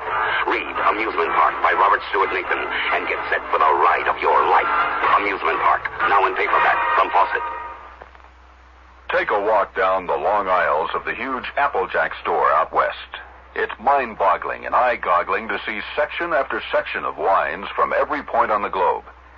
Nowhere, and really nowhere in the Rocky Mountain area, will you find the selection offered at Applejack. And this week, Applejack Liquors will receive the largest single shipment of wine from any vineyard in the world to any single retailer. 5 semi-truckloads. These are famous Sebastiani wines. On sale this Thursday, Friday, and Saturday. And only a volume buy of this magnitude can offer you such a large savings. Check Thursday's Rocky Mountain News or Denver Post for a list of varieties and prices. Then put a bottle of California history on your Easter dinner table with Sebastiani from Applejack, a veritable supermarket of palate-teasing emotions. Out west at 32nd and Youngfield, just off I-70 at exit 264. The special Sebastiani sale ends Saturday.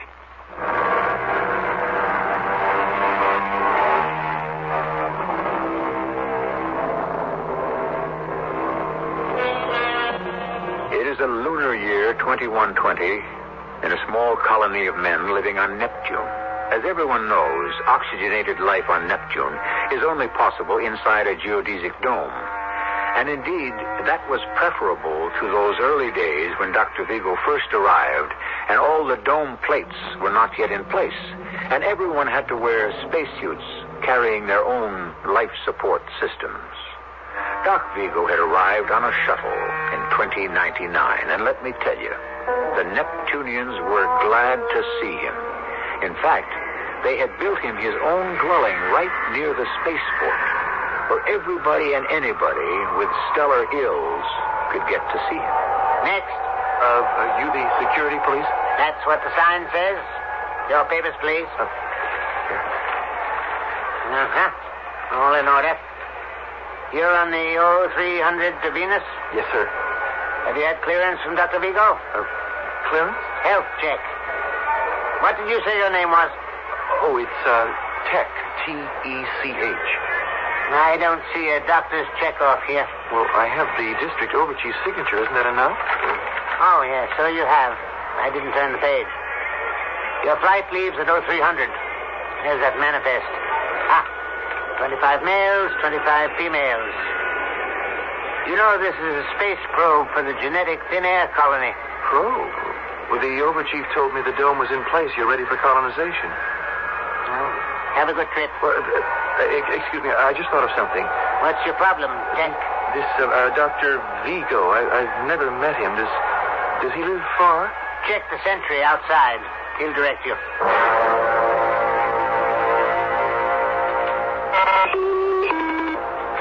Who is it? My name is Tech. Face the lens. Don't turn away. I'd like to see Dr. Vigo. What about? You don't look sick. Well, it's a little hard to explain being outside and talking into a camera lens in the door. I can't take any more charity patients this month. Well, I'm not asking for charity. I have 300 credits in my account. Well, why didn't you say so? Just a minute.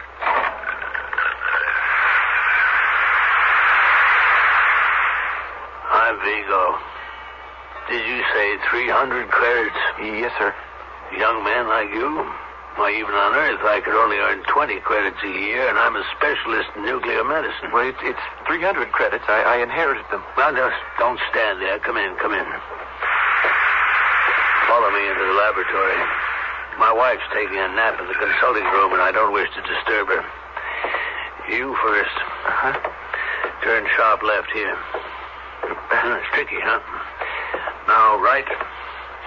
Now, hold it.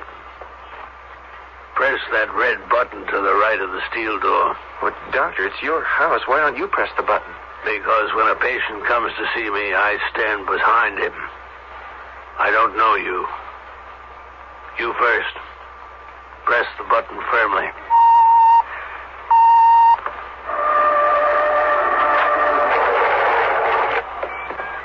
Go to that chair you see facing the marble desk and sit down. Right. Hey, excuse me while I take a look at this scope. What is it? It's an adaptation of the heat-seek installations. Well, what does it show you? That you're not armed. Doctor, don't you trust me? On Neptune, I don't trust anybody. Well, you're clear. So suppose we find out what's troubling you. Doctor, I'm 25 years old. I was born on Neptune, and I shall die on Neptune. No doubt.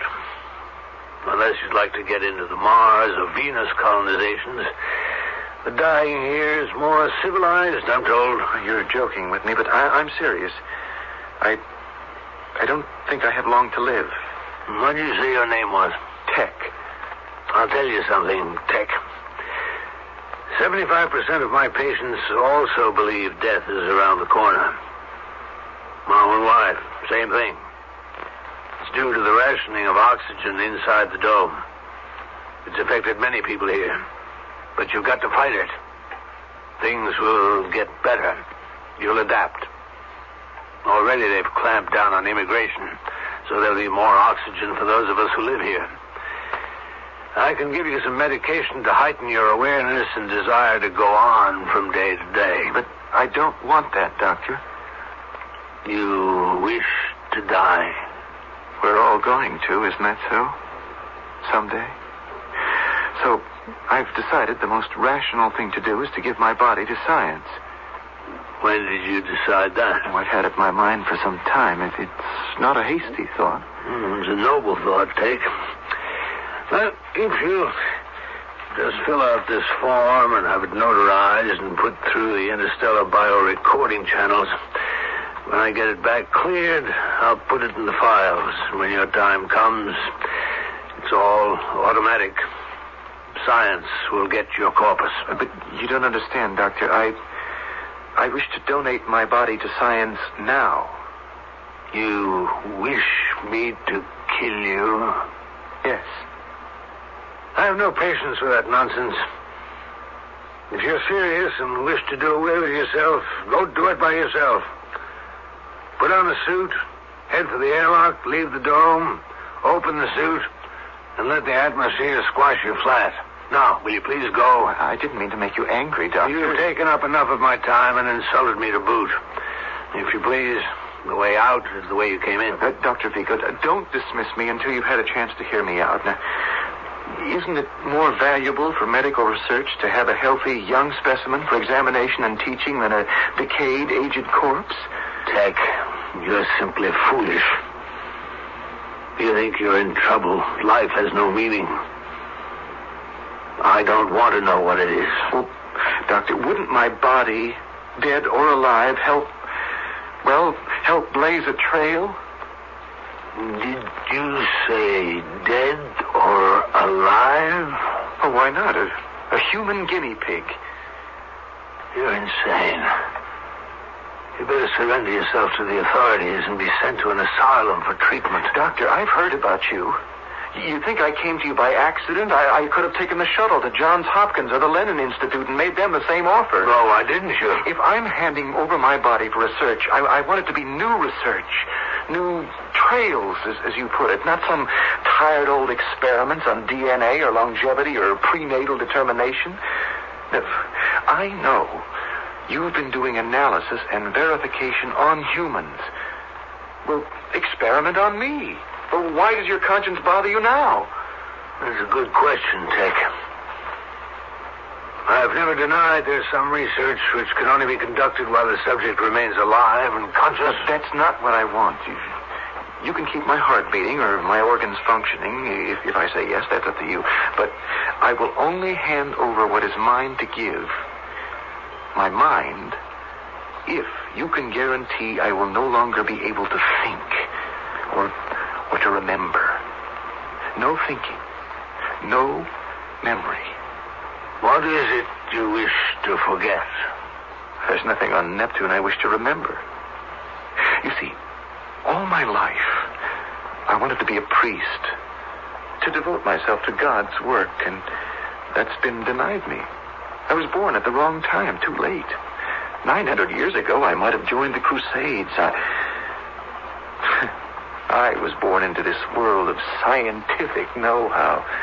No room for the spirit, no room for miracles or devotion to a deity. So, I hope that if my brain no longer has to deal with insignificant man, perhaps God will rescue me and take me to a world no rocket can reach. Doctor, I'm willing to take that chance.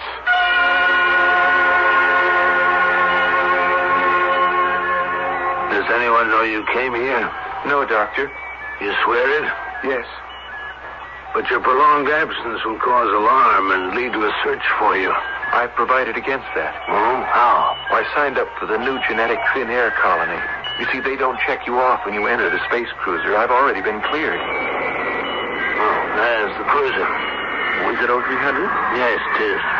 Well, there's your answer. Whoever I know thinks I'm on it.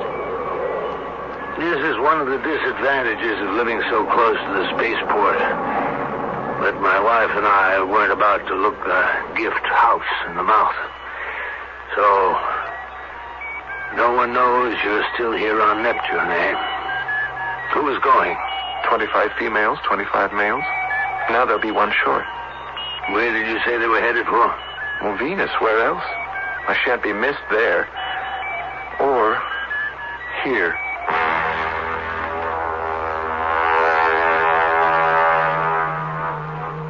Tell me, how is your heart? No, don't tell me. You wouldn't know. Lie down on that couch and we'll soon find out. Give me your wrist. Are you taking my pulse? Be quiet. 5, 6, 7, and 8. Fine. 85. Quite good. How did you figure that? Count for 6 seconds and multiply by 10. Good, strong pulse. Have you ever had any heart irregularities? Well, none that I know of. But I don't understand the question. I mean, if you're going... I don't wish to inflict any unnecessary pain. Now, take. Before I begin, think again. Coldly, calmly, dispassionately. You have absolutely no desire to change your mind? None whatsoever. What's that liquid you're pouring in that glass? The first liquid you must drink. Take. You've asked me to rid your mind of its present state. You've told me if it means death, you don't care. But you won't die. I can promise you that. Right, here. Drink it down.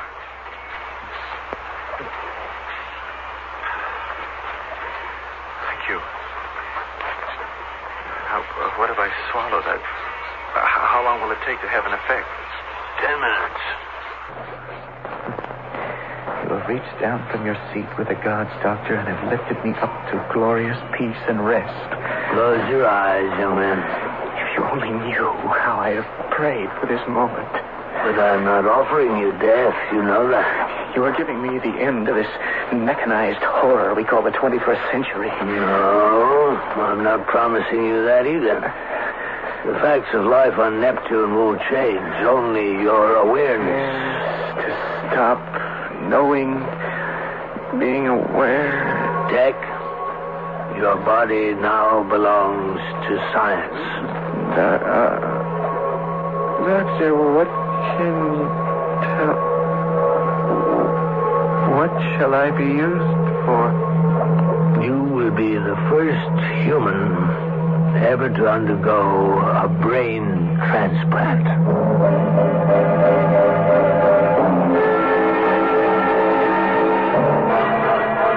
Life-taking or life-giving.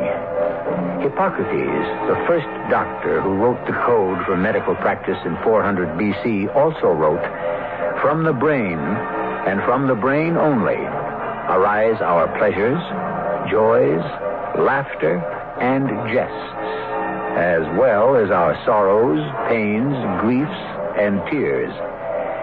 Tech, the 25-year-old 21st century man, can no longer burden his brain with struggles and unhappiness, and soon shall know them no more. I shall be back shortly with Act 2. Take your contact, take it now. Give your code to contact. I'm going to change your mind about nighttime cold medicine. You see, of all major medicines, only one works up to 12 hours against the cloggy virus symptoms that keep you awake. Only Contact. One capsule's release stays with you all through a long night's sleep, no matter what cold virus attacks. Only Contact. Give your code to contact. Take only as directed. Fellow Americans, if you're still shopping here and there and everywhere for shoes, hold it right where you are. Put your feet together, stop running around. Just step around a Kinney and you'll cover the ground. Anywhere you want to go, head your feet in our direction. Kinney's got an oracle. Wow, what a store. What a great American shoe store. If I want to make sure I buy the right thing, then I look at a magazine. I look at the consumer magazine. I do a lot of price comparing before I buy. Well, if I'm thinking of buying a certain refrigerator or air conditioner, I ask around. I see what experiences people I know have had with that manufacturer. I found it best to check with my friends who have the product I want to buy. When I have to make a decision between two items, I just toss a coin. I just let my wife decide. I always buy things on Wednesday. I think that's my lucky day. People have lots of ways to buy things. Some are good, and some are not so good. But one way that really helps is to read and compare warranties, just as you would price or quality. The law says on purchases of $15 or more, warranties must be available for you to see before you buy. You'll find that some are full and some are limited, so compare. A tip from the Federal Trade Commission. It's good to read warranties before you buy. And don't be bashful, because it's your money.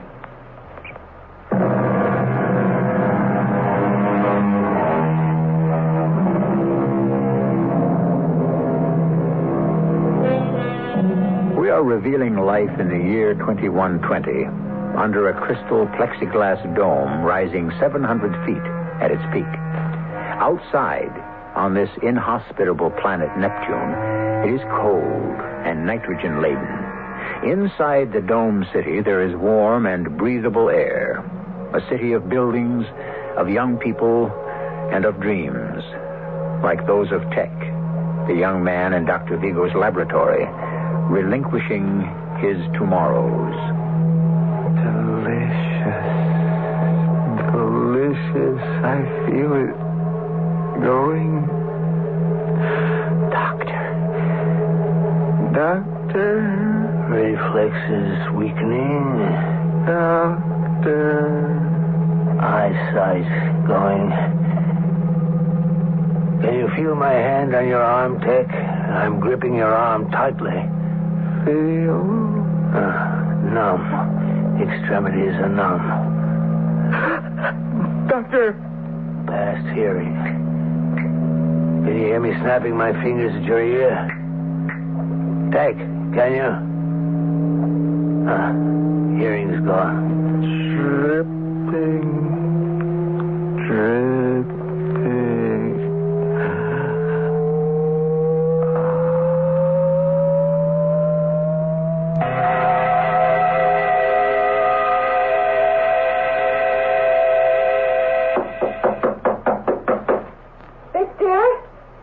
Victor, are you in there? Go away. Victor, I must have fallen asleep in the consulting room. Are you in there? Well, of course I'm in here. I'm busy. Victor, please come out. I'm worried. What is it, Vivian? Victor, don't make me stand out here in the hall. Let me come in and sit down. I'm so tired. Now, you know no one is admitted into my laboratory. Why am I always so tired? Because you haven't adapted. Because you don't do the prescribed exercises. You don't do one thing to help strengthen your lungs. Don't be angry, Victor, please. Fine example you set. The wife of the doctor. I keep making excuses for you all the time. Now go away and let me get back to work. Victor, I had this terrible dream. I woke up with this ominous dread. Did someone come in? Someone? In here? In the house? Could it have been my dream? But I heard... What did you hear?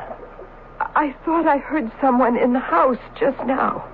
I don't know. I was sure I heard footsteps. Walking up the stairs. 2 people. Yourself and someone else. Vivian, I'm shutting this door. I do not wish to be disturbed. If the security people call and they need me, tell them not today. I can't see anyone today. I don't care how many space travelers need health clearances. Understand? Oh, yes, dear. You'd better go to bed. You're dead on your feet.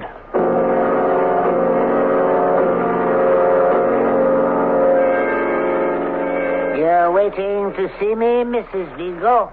Yes, sir. Are you the security police for this district? Yes. What's on your mind? May I talk to you privately?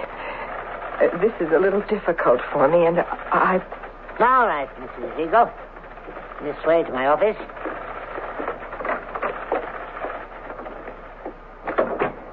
Please do seat yourself. Does, Dr. Vigo know you're here? That's just the point, sir. He doesn't. Oh? Can I ask you, sir, what I'm going to tell you, that you'll keep it confidential?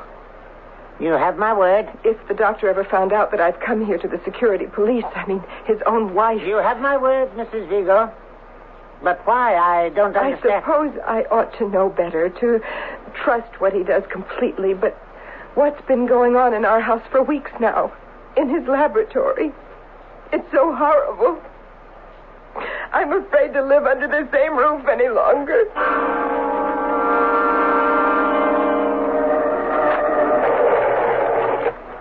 Vivian, where's our dinner? I mean, my dinner. I'm coming. Steps get harder every day. Just hand me the tray as you always do. Here. Oh, so much food I could barely carry it. But nothing spilled. Thank you. Breakfast at the usual time. Good night. Victor? Yes? Now what is it? Victor, how long are we going to go on like this? What are you talking about? You have shut yourself up in there for 2 months now. You've given up all your other patients. You don't give health clearances anymore. That's my business, isn't it? Victor, it's no life. It's certainly no life for me. You've moved into the laboratory. We're never together. I've never seen so much food as I bring up here every day. Baby food. Nothing but baby food and sandwiches for you. We could feed a whole nursery of babies on what I carry up here. Are you quite finished with your complaints? Don't you think my animals eat? That's what experimental surgery is all about. You've got to keep them fed and healthy. But I never hear them bark anymore. Victor, there's something going on in there. And I wish you'd level with me.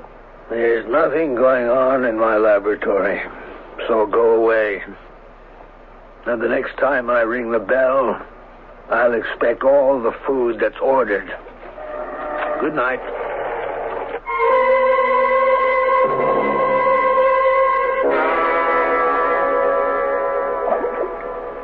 Here we are, my dear Tech. Spinach and carrots and... No, let's see what's in this dish. Oh, you'll like this. Oh, nice hot sweet potatoes all mashed up so they'll go down easily. Oh, my dear Tech, I know it's annoying for you to be tied down so, but it's for both our sakes. I'll have to tie down your arms if you carry on like that. Now put them down at your sides. There's a good boy. Now, we'll just open up this nutrition hatch in your neck. And there goes your food. Good, isn't it?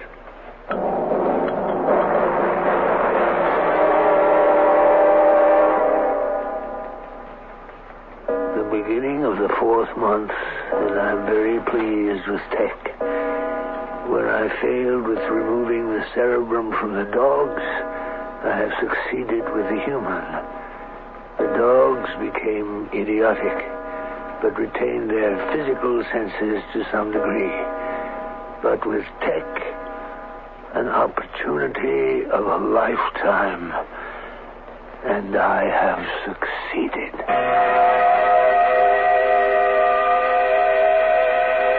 An opportunity of a lifetime, and I have succeeded. Miss Vigo, you say these are your husband's actual notes? Yes, they are, sir. He had to go out in a hurry this morning, and he didn't lock the door to his office. If it weren't that I was so frightened, I wouldn't have brought them here. Well, where did the doctor have to go this morning? There was a call coming in from Calypso 6. He said he wouldn't be back for a few hours. Please, can you read it and tell me what it means? Well, I'll try. In the cerebrum, the intellect and the affections. In the cerebellum, the senses and the motor forces. In the medulla oblongata, control of the diaphragm. Oh, Mrs. Vigo, this is all very technical medical stuff. It certainly doesn't appear to me that anything strange is going on. May I suggest you go home, put your husband's notes back where you found them, and forget all about this? He's had a big steel door put in outside the laboratory. The windows where the dogs were kept are all boarded up, and I don't hear them bark anymore. Something he doesn't want me to know about is going on. Oh, I don't doubt it, Mrs. Vigo. Washington wouldn't be calling him on Calypso 6 if his work was to be general knowledge. But, excuse me. Yes, hello, District Chief George speaking. District Chief, this is Dr. Vigo. Yes, just a moment. It's your husband, Mrs. Vigo. How did he know I was here? What can I do? No, calm yourself. He doesn't know you're here. He won't see on the picture phone. I won't switch on the resistant lens. Now, sit quietly. Yes, Dr. Vigo. Are we alone? Well, if you mean just you and I talking, why, yes. Has there been any report into your district office in the past hour about my wife? Your wife, Dr. Vigo? Why should there be? I'm at the Earth Consuls. I've been here all morning. We're waiting for a call through on Calypso 6. I've activated the receivers at my house, but there's no answer. Was that so unusual, Doctor? Couldn't your wife have just gone out? That's just the point. She never goes out. Oh, no, we haven't had any report on her. Well, the reason I was so concerned about my wife is that, I fear she is losing her reason. She imagines things. And I wouldn't want her wandering about the colony, you understand? She might do herself some damage. In an age of space and space travel, of planets connected by jet shuttles and interplanetary ferries, there comes a point where mechanisms are shut down and man prevails. Life, as we are picturing it, may one day exist in the remote regions of distant galaxies, yet the human element will always remain.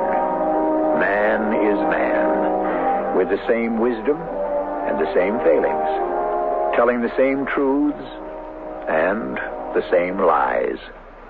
I shall return shortly with Act 3.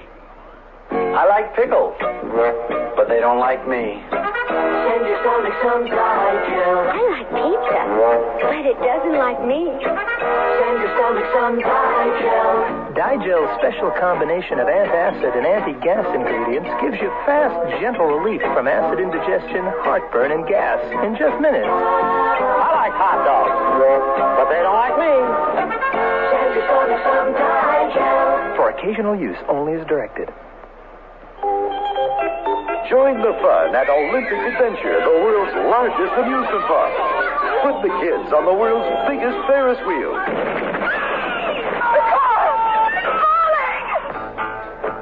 Read Amusement Park, the novel that takes you into the beds and boardrooms of those men and women whose manipulations turn a day's fun into a nightmare of death. Read Amusement Park by Robert Stewart Nathan and get set for the ride of your life. Amusement Park, now in paperback from Fawcett. You've changed, Bernard. You're not the man I married. What do you mean, Francine? Remember the way you were, vulnerable. You made mistakes. But now look, you're confident. Everything you do turns out right. It's that book you sent away for. It's just a catalog from the Consumer Information Center. It lists more than 200 federal publications you can send for on building, fixing, eating. Buying, selling, working, playing, living. And more than half of them are free. Yes, Francine, the man you married is gone for good. All right, Bernard. But would you make just one more mistake for old time's sake? All right. For you, I'll just replace that window glass like I used to. Whatever you do, learn to do it better. Send for your free catalog. Just write Consumer Catalog, Pueblo, Colorado, 81009. Francine, send for their publication on First Aid. What was that address? Pueblo, Colorado, 81009.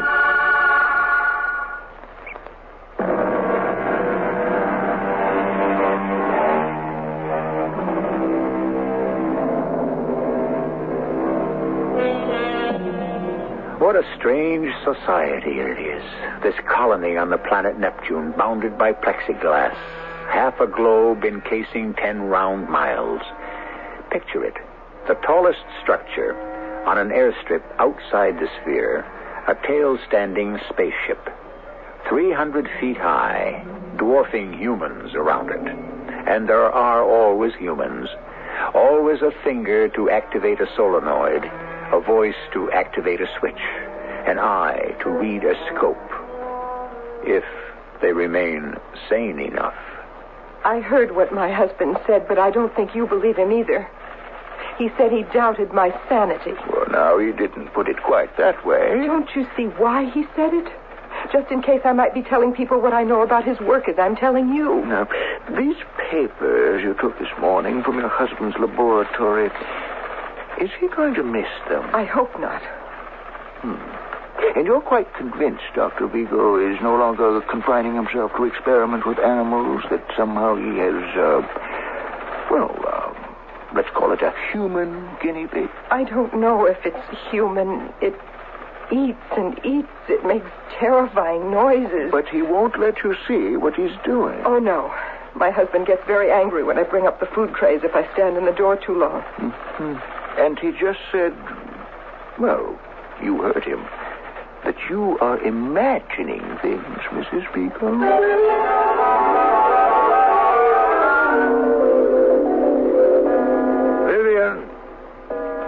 Vivian, where are you? Vivian, I'm back. Oh, look at the time, 6 o'clock. Where is she? I better hustle up some food for Tech or I'm in deep trouble. What's in this pot on the stove? Looks like some sort of cereal. Oatmeal, maybe. Well, Tech, it's oatmeal for your supper, old boy. Don't blame me. Which burner is it? She's back. Stupid, forgot her key. Coming! Dr. Vigo? Who are you? Oh, we spoke a few hours ago, District Chief George. Oh, yes. Come on in. I thought you were my wife. Well, it's about your wife I've come to see you, Doctor. You know, part of my job is to smooth troubled waters, especially if they concern our important colonists. You found her? Yes. As a matter of fact, we're holding her right now. Yeah, but I need her here. I'd better get her. No. I can't leave right now. Would you please bring her along? Doctor, we're inclined to agree with you. Your wife does talk a little irrationally. Yes, I know that. I told you that. But right now, I need her here. Well, I was going to recommend... does Mrs. Vigo have any relatives on Earth? You mean still alive? I don't know. I think so. Well, I was going to recommend... Dr. Vigo, do you smell something burning? Great galaxies, it's the oatmeal.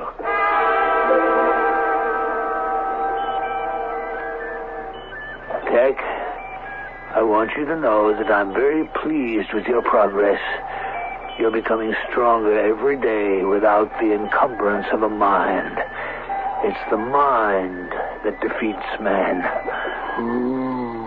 Oh, you agree. I admit I haven't done a perfect job on you. The nutrition hatch is imperfect. I know you're getting air into your stomach, and that causes discomfort. I'm going to replace it with some kind of valve. But the silver vent pipe to your lungs works fine. And you're getting to make intelligible words by breathing air through it. Now just try to speak more clearly. More clearly.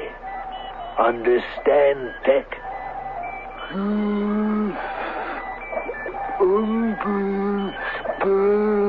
Excellent. I knew you'd master speaking. Purely a matter of sound vibrations and resonance. That metal plate on your chest is your ears. A diaphragm which vibrates to all sounds, voices included.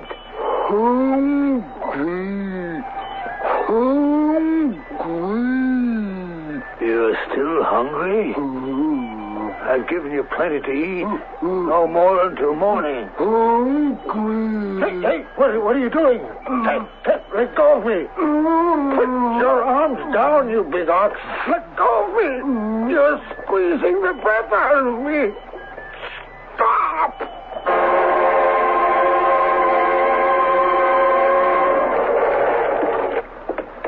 Victor?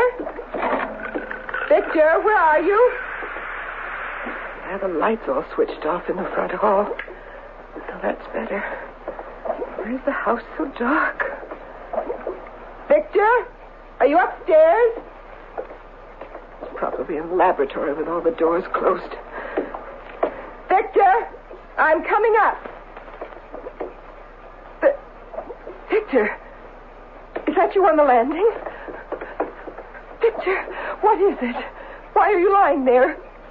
What happened to you?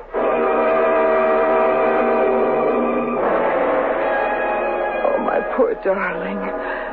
How do you feel now? I'm all right. I must have fainted or something. You're overworking, that's why. Vivian, will you promise me something? Anything. Oh, Victor. Do you realize this is the first conversation you and I have had together in months? It wasn't about bringing food to the laboratory. And you won't tell a soul until I'm ready? I promise. What time is it? Midnight. I think he's asleep by now. I'm going to show you something, Vivian.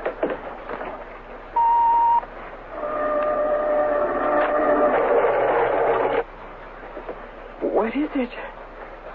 It's so dark in here, I can't see anything. No. I don't want to turn on the lights. He's very susceptible to radiation changes, and even the low level of amperage into a lamp would disturb him. Him? Try and adjust your eyes to the dark. What is it? Is it alive? Very much so. I see it. No, it isn't. A giant.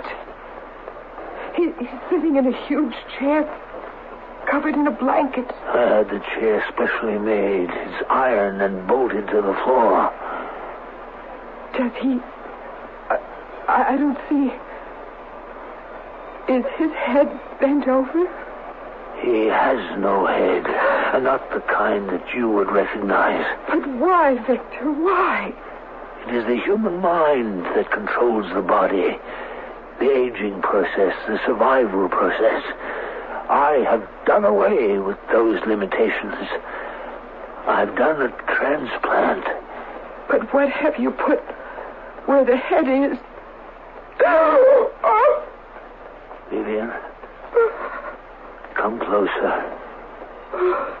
Now, can you see what I've done? Oh, the poor creature. But why?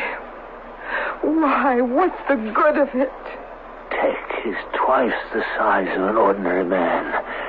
You are looking at a boon to mankind. But that thing up there where his neck was... hair, ears, cheeks, nose, mouth, they're all useless appendages. They stop up, they sag, they interfere. Hearing and sight are not necessary. Tech can tell everything, respond, and obey by reacting to vibrations. He can be ordered. He will fulfill. Now, he won't hurt you, Vivian. In fact, I think he likes you. He's so enormous. It's so frightening. He won't wait now. He keeps eating and growing, and he needs his sleep. I'm going to light this kerosene lamp. Electrical current wakes him, but fire does not. Now, I'm holding it high. Hear that? Can you hear him? What is he doing? Breathing through a tube. Now you can see his head plainly. No. No, a round metal ball on top of his shoulders. And that's all. My research and discovery. The silver tube on his right is what he's breathing through. And here on the left, the nutrition hatch leading to his stomach. Those gigantic arms and fingers. Was he a real person once? He was Tech.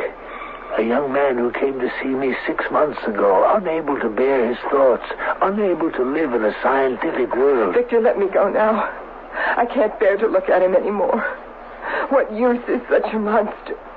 Didn't I tell you, Vivian? Tech, my own Tech. If he is housed and fed, he could live forever.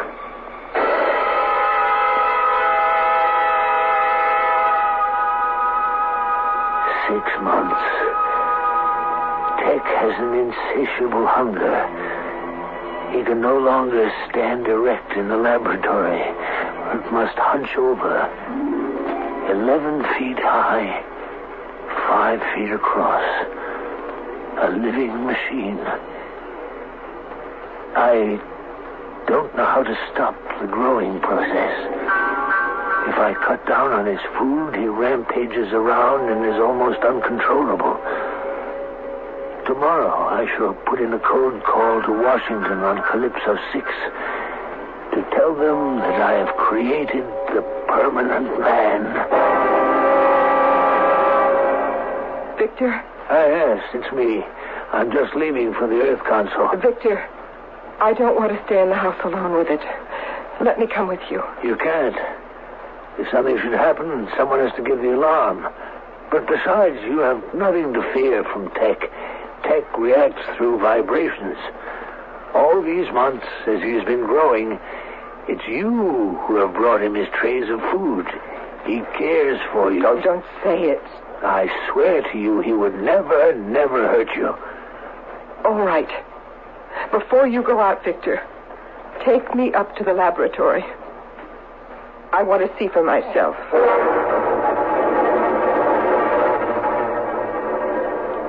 Good morning, Tech.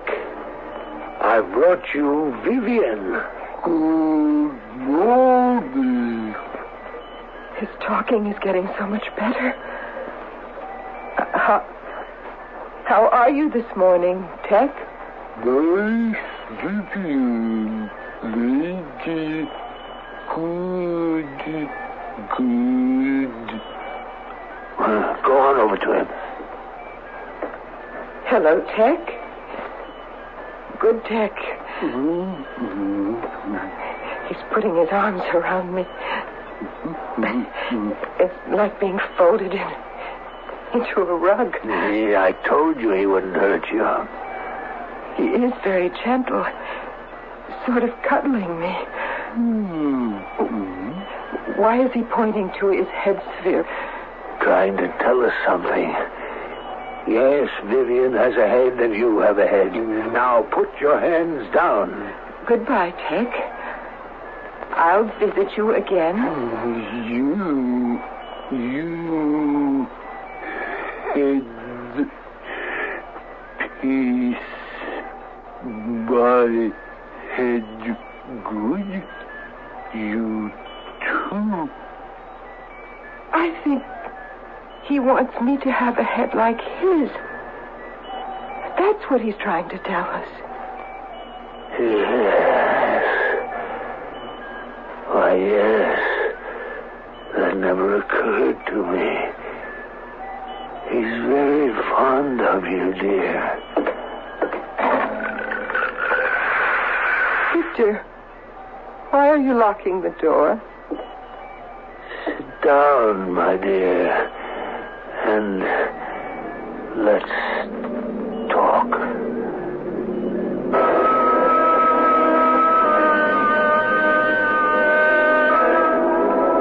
The space age of Horizons Unlimited began over 20 years ago in October 1957, when the Russian Sputnik orbited the Earth.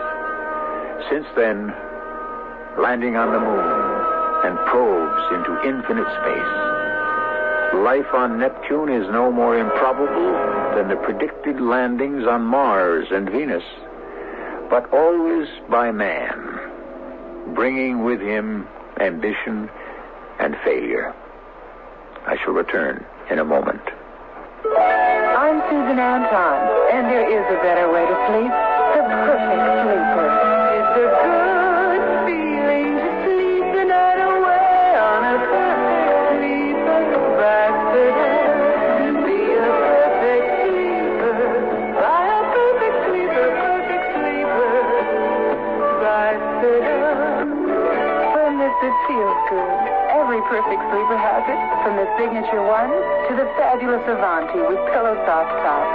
Choose from a full range of comfort and firmness combinations and enjoy firm, deep support for your back and luxurious comfort on top for you. Be a perfect sleeper. Buy a perfect sleeper, perfect sleeper. Be a perfect sleeper. Buy a perfect sleeper, perfect sleeper.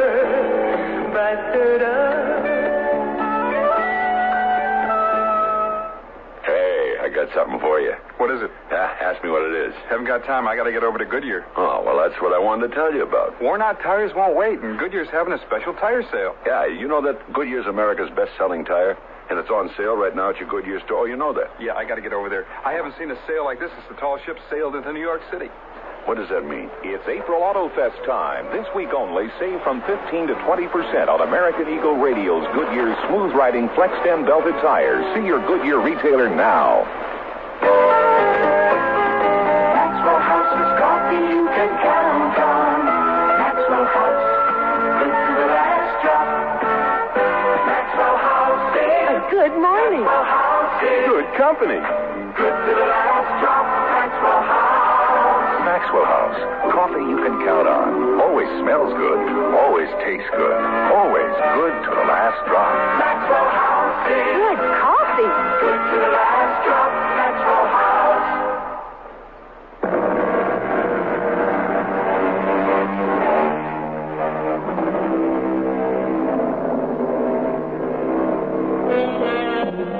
The line separating fantasy from fact becomes thinner and shorter with every passing year.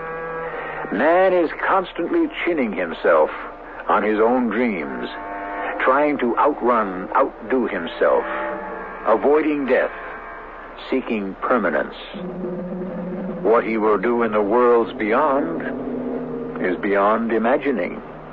In the meantime, we of Mystery Theater will try to guess. Our cast included Robert Dryden, Terry Keane, and Russell Horton. The entire production was under the direction of Hyman Brown. This is E.G. Marshall inviting you to return to our Mystery Theater for another adventure in the macabre. Until next time, pleasant dreams.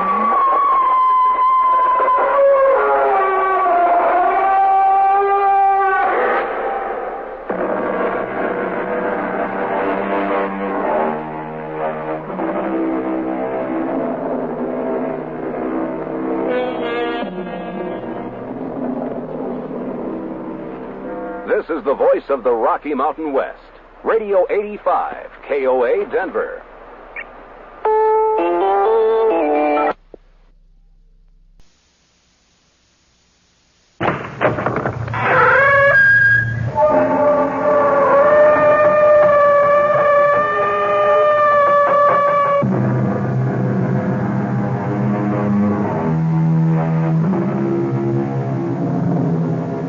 Come in.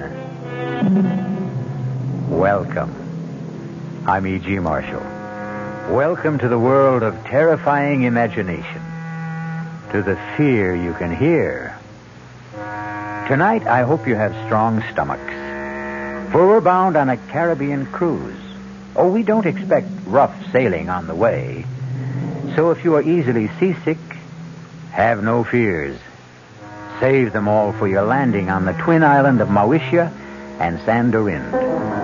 For it is the home of voodoo and the living dead, the soulless legions of men who are called zombies. That's it, compadres. That's the coffin we seek. Scrap away the earth so we can get the lid open. Soon we can steal another corpse for the witch doctor. That's it. Now break open the lid. And swing it back. Muy bueno. Shine the light. Oh, must have been strong as an ox. He'll make a fine zombie brother for El Generalissimo's elite guard. Está bien, Señor Ongan. Here is another carcass for your living dead.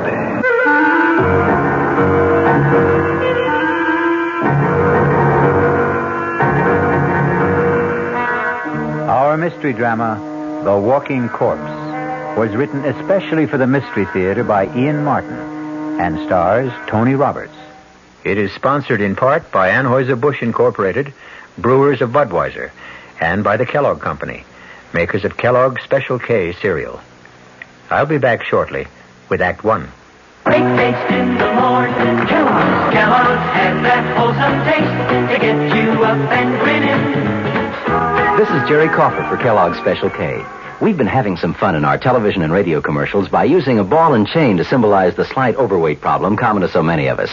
We point out that being a few pounds overweight is just a little more difficult for you. Climbing stairs, just walking around, even sitting down can feel, well, like you're wearing a ball and chain. In case you missed the message, it's this. If you really want to get rid of that extra weight, you really have to work at it by exercising and with sensible meals like the Special K breakfast. A 1-ounce bowl of Special K, America's favorite high-protein cereal, 4 ounces of skim milk, tomato juice, and coffee. Less than 240 calories. Nutritious and, by the way, delicious. So why not begin each day with a Special K breakfast and then keep up the good work? Special K can't help you lose weight all by itself, but it really is a good start. Hey, Mom, what's for dinner? Hey, Mom, what you got? What's for dinner? Your ShopRite is featuring ShopRite or Shenandoah brand Grade A Rock Cornish hens, a real family treat at just 47 cents a pound. What's for breakfast? Listen to these ShopRite values. ShopRite Grade A large eggs, 59 cents a dozen. ShopRite sliced bacon, 1 pound package, 79 cents. ShopRite Grade AA butter, 1 pound brick, 69 cents. Crown Top white bread, 22-ounce loaves, 3 for $1. Save on every meal at ShopRite.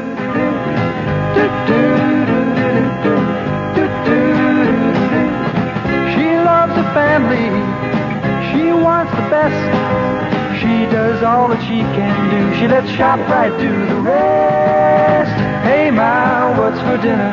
ShopRite has the answer.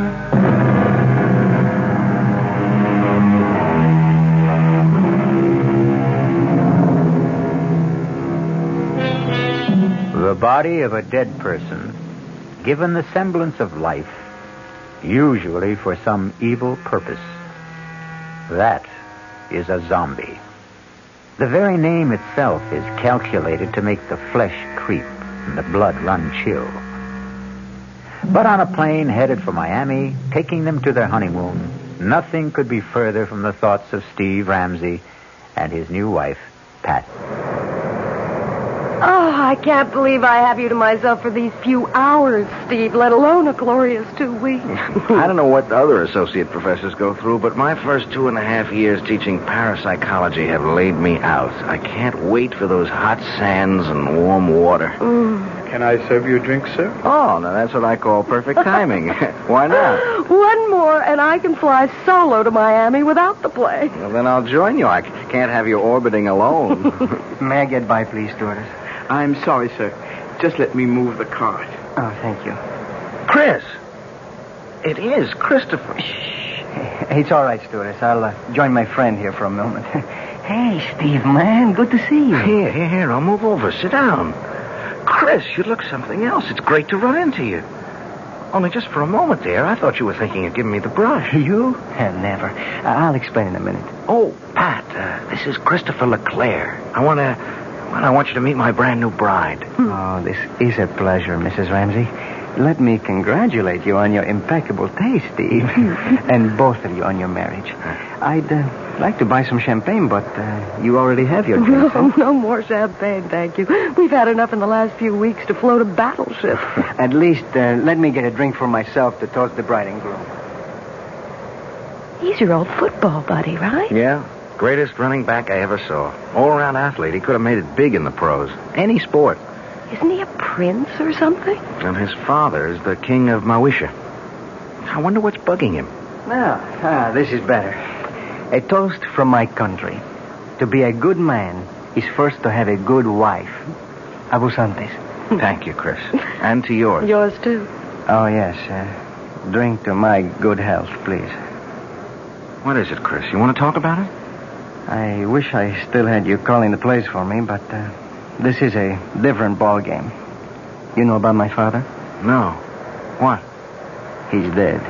Oh, no. What can I say? Hang in there, man. Oh, I will be tough, all right. Was it recent? The day before yesterday.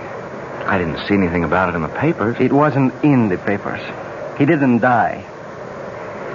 He was assassinated. Oh, no. Any idea who did it? There is no proof, but I know. Who? Oh, maybe not by his own hand, but at least on his orders. Hernando Trujillo. The Generalissimo? But I thought he was your father's best friend. And my godfather.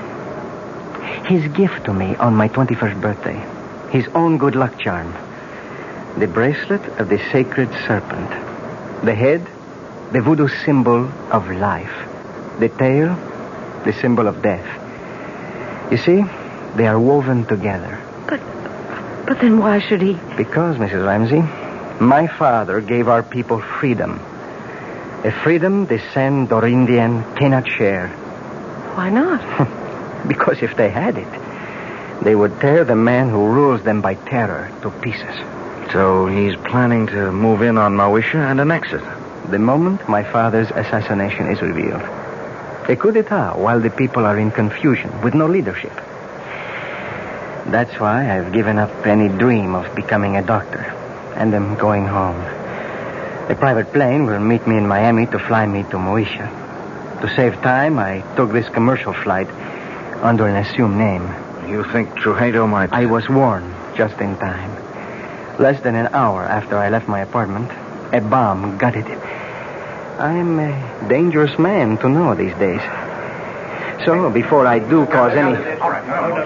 Oh, my God! Steve, what is it? Two hoods with machine guns.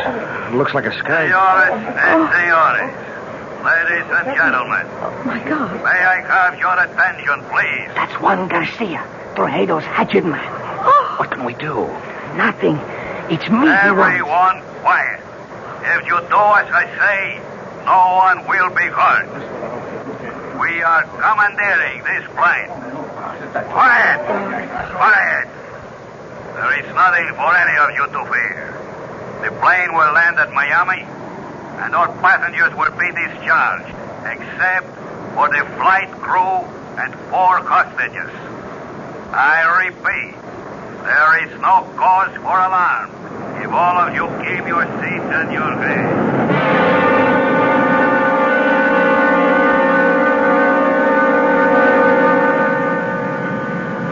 Hold still, everybody. Just follow orders. Anyone who doesn't will be shot. Okay. All right. You 3.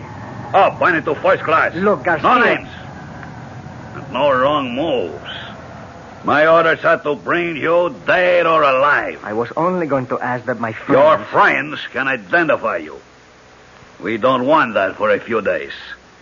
They will only be held as hostage till we are ready. If they do as they are told, they will be released unharmed. Now move! Join the other hostages you were staying with in first class. Steve, I'm so sorry. It's not your fault. You okay, Patricia? Ready, unwilling, but able. That's my gal. Let's go. Just walk ahead of me, nice and steady. Muy bien, mis amigos. Zanka, Roban. Nobody moves till I come back. Okay? Inside. That's it. Go sit by him. Gato, don't let them move till I come back. I'm sorry I got you into this. We'll make out. Are you okay, honey? Well, a few butterflies in the stomach. What does he want? To move in and sit down, I think. Better keep him happy. He's a surly character at best. Why don't we sit in these four together? Our friend's a little deaf. If we keep far enough away, we can talk safely. If we keep our voices down. Why are you being held hostage? Any number of reasons. I'm U.S. government. I know who you are. They took a dim view of me for carrying a gun, and they have a pretty good idea of who I am, too. Well, who are you? Hawkins will do. Bill Hawkins. What branch of the government? Well, I think I won't reveal that. I was assigned to see that you cleared the country safely, Your Highness. Someone slipped me a knockout drop in the coffee. That's when I lost consciousness and my gun. You were asleep when I came back. This is Mr. and Mrs. Steve Ramsey. How do you do, Steve, ma'am? Yeah, hi, Hawkins. How do you do, Mr. Hawkins? Any idea what their plans are? Refuel, clear the rest of the passengers out. Then we head straight for San Dorinde. That's the notion. So, the moment they get our friend Christophe here to San Dorinde, he's a gone goose. He'll just drop out of sight suddenly and for good. Now, my guess is they'll set up one of these goons as a fall guy, have a big show trial, and in the meanwhile return the plane with us aboard. Only, somewhere on the way, we'll all disappear in a puff of plastic bomb smoke. We're just as long gone as the king here. What's the alternative? Distract Ugly there long enough for one of us to disarm him. Garcia and his other boys can only get at us through the narrow passageway between tourist class and here. I can keep them pinned down till you get out the emergency exit. He's a big guy. Better let me... Okay, no time to argue. Now, how do we distract him? That's my job. Pat, please, stay out of this. I'm in it just as much as all of you. Watch this. Hey, mister, come here a second. Well, okay, then, I'll come to you. Take it easy. I just want to ask something. Well, if you can't hear me, I can't speak any louder. Oh, please, come closer. That's it. I just want to ask where the ladies... Watch it, he's strong as a bull. God, he's broken my arm. It's all right. I have the gun. Stay where you are. Don't let him near you. I'll shoot. What are you waiting for? Stop him! No! Just stay like that. Don't move. All right, Kilo. Bring up your gun. Chris! You shot him, Garcia. You killed him. They talking dead or alive. It makes no difference. But that other man, Chris shot him twice. Point blank. It should have killed him. Quito? Oh, no. Don't you know you can kill a zombie?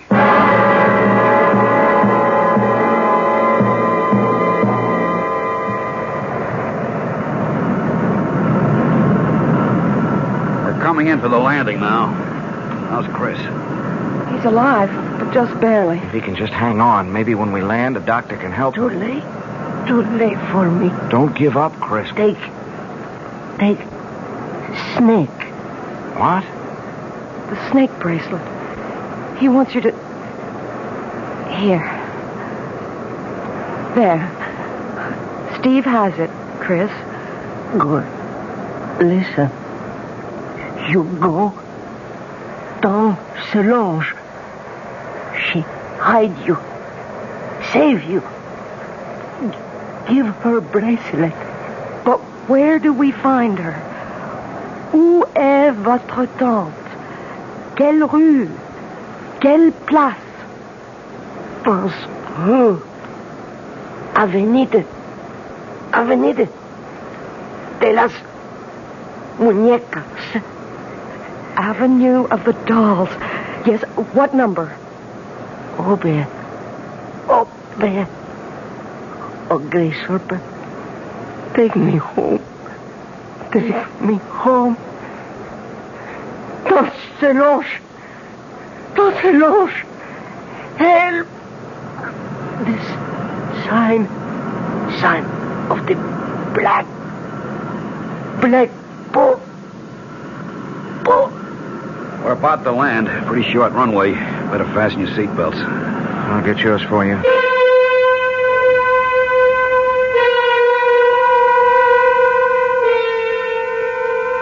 Not the most promising way to begin a honeymoon, particularly when it seems there is more than a little chance of ending it, even before it's begun.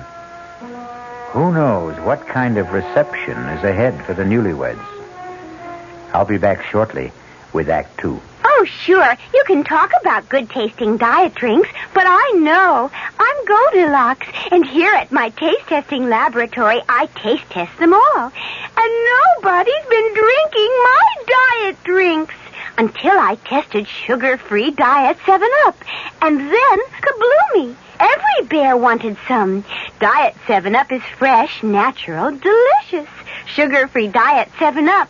This one's just right. There's a very special deal going on at all offices of Suburban Savings throughout North Jersey. It's called Suburban Special Interest Deal. And you'll be especially interested in these savings you get. A top 7.90% effective annual yield on Suburban's limited issue 7.50% savings certificate. And Suburban guarantees it from 4 to 10 years, minimum deposit $2,500. Early withdrawal prior to maturity is subject to a substantial penalty. Suburban compounds interest continuously from day of deposit, paid quarterly. So you not only get interest on your savings, you get interest on the interest. And Suburban offers you the highest interest rate allowed by law. Here's your chance to get a great savings. A top 7.90% effective annual yield on Suburban's limited issue 7.50% savings certificate. Why not deal yourself into Suburban Savings Special Interest Deal in Bayonne, Edgewater, Elmwood Park, Emerson, Hackettstown, Morris Plains, Nutley, Paramus, and Sparta. There is no mystery about the morning when you come rambling with gambling. Good evening mystery fans.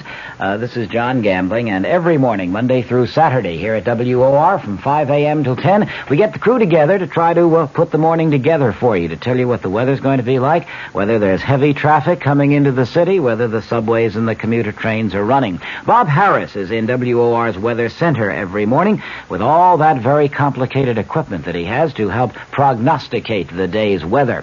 We cover sports completely with Don Cricky. In the news department, Peter Roberts, Henry Gladstone, and Harry Hennessy. And up in the helicopter, George Meade or Fred Feldman, keeping an eye on the traffic scene. So altogether, we do try to take any mystery out of the morning. And just to brighten up the beginning of your day a little bit, I think we have some kind of nice, listenable, and tuneful music. So tune in tomorrow morning or any morning for Rambling with Gambling. Now, back to the mystery.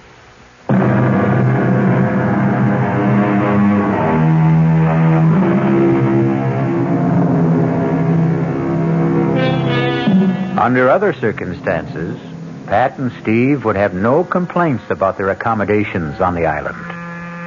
Drained and exhausted, the silk-sheeted bed in an expensive suite is an alluring invitation to sleep. Except, even if you're dead to the world, who wants to become part of the world of the dead? Oh, Steve. Is it possible? Could there really be such a thing as a zombie? No, of course not. It's just a superstition. But you saw Chris fire 2 bullets right into his body. Yes. And he didn't even flinch. Cogito ergo sum. What? I think. Therefore, I am. Pat, look, under any other circumstances, I'd be fascinated. But, I mean, this is my field. And you do believe that there are walking dead? Do I believe that a man can be exhumed from the grave and life breathed back into his corpse? No, I can't accept that. That's beyond my credulity. But I've seen things in parapsychological experiments and in psychic research that, honey, the power of supernatural belief is beyond belief. The right subject, particularly one of low mentality, under hypnosis, is capable of incredible feats. Superhuman strength, no sensation of pain, no shock reaction. Oh, Lord. Now what? The knock wasn't at the door we came in. It's that one over there. Wait a minute. Stay where you are, Pat. Yes? Who is it? Bill Hawkins. I'm in an adjoining room. Is there a bolt on your side? Yeah. Half a sec. Hi, Bill. Listen, we've got to talk. What's the sense in talking? Hello, Pat. Hello, Bill. How's your arm? Feels fine. They did a real good job of patching it up. I just wondered before we all turned in if you had a radio in here. There's one right over there. Good. Mind if I turn it on and see if I can catch some news? Uh-oh. Only one band. Well, let's see what it's got. Hey, I see they provided you with a meal, too. I never even noticed. Pretty good grub. You should try it. I wouldn't touch it. Nor I. Look, I don't see how well. All right, we can cut the comedy now. This place is bugged. The radio ought to block us out. Now, we've got to plan some kind of escape. How? I may have that lined up. It's where to hole out after we bust from here that's got me stumped. I've got a possible answer to that. What? Saint Solange. Who? Chris's aunt. She lives here. Where? Avenue of the Dolls. It's a long, winding street. Any idea where? You know it? Well, I spent 6 months on Secret Service here before we closed down our embassy. Did he give you a cross street, a number? He was pretty incoherent before he died. When I asked him, he just sort of rambled on about the great serpent and the black bull or something. The serpent is the basic symbol of the voodoo religion. Black bull I never heard of in this liturgy. Wait a minute. The chicken in the Obia cult is a sacrificial animal considered to... Maybe it was the black pull. He was trying to say black pullet. Does that mean anything to you, Bill? Yeah, wait a minute. It's sort of a souvenir shop. You know, a typical tourist trap with straw hats and dolls and voodoo drums, you name it. Yeah, well, could you find it? Sure, it's not far from here. But how do we get out first? You got slacks on. Good.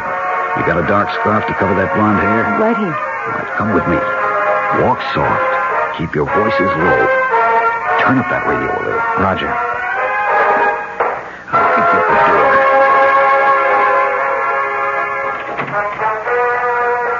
Good. Come on. Leave it open.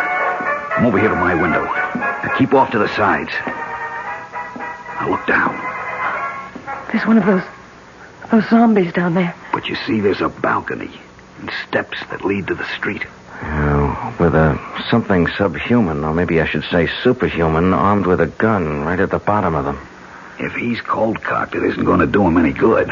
Bill, you have a lot of guts, but you're no Muhammad Ali, and the only strength I have is in my brain. Hold out your hands. I'm going to give you the equalizers.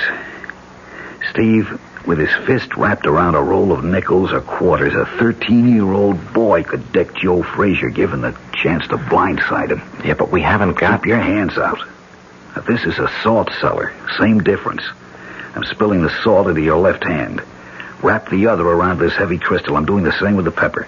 Now, you, Pat. Oh, I wouldn't know You're how going to cover us by making a diversion. Pick up that glass water pitcher there. Too heavy for you to throw? No. Throw where? We turn off the lights, turn off the radio, make like we're turning in. Then we sneak out the French windows onto the balcony. You go off to the right, opposite end from the steps. When that zombie reacts to the crash of that pitcher on the flagstones on your side, Steve and I go down the steps and take him out. Then we go look for Saint Solange. No, but he'd see you. Of course. So we wait until dark. And that won't be long now.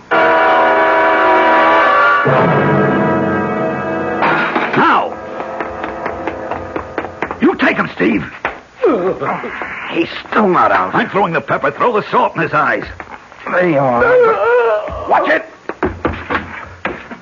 I think I killed him. Well, don't stop to find out. The light's going on. Come on, Pat. We'll have to run for it.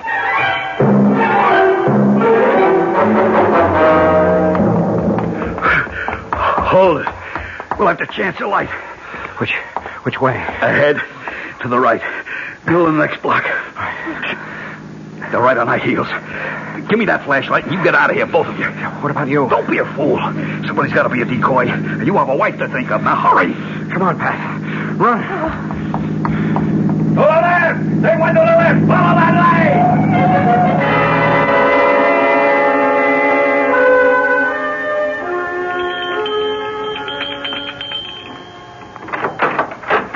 Yes?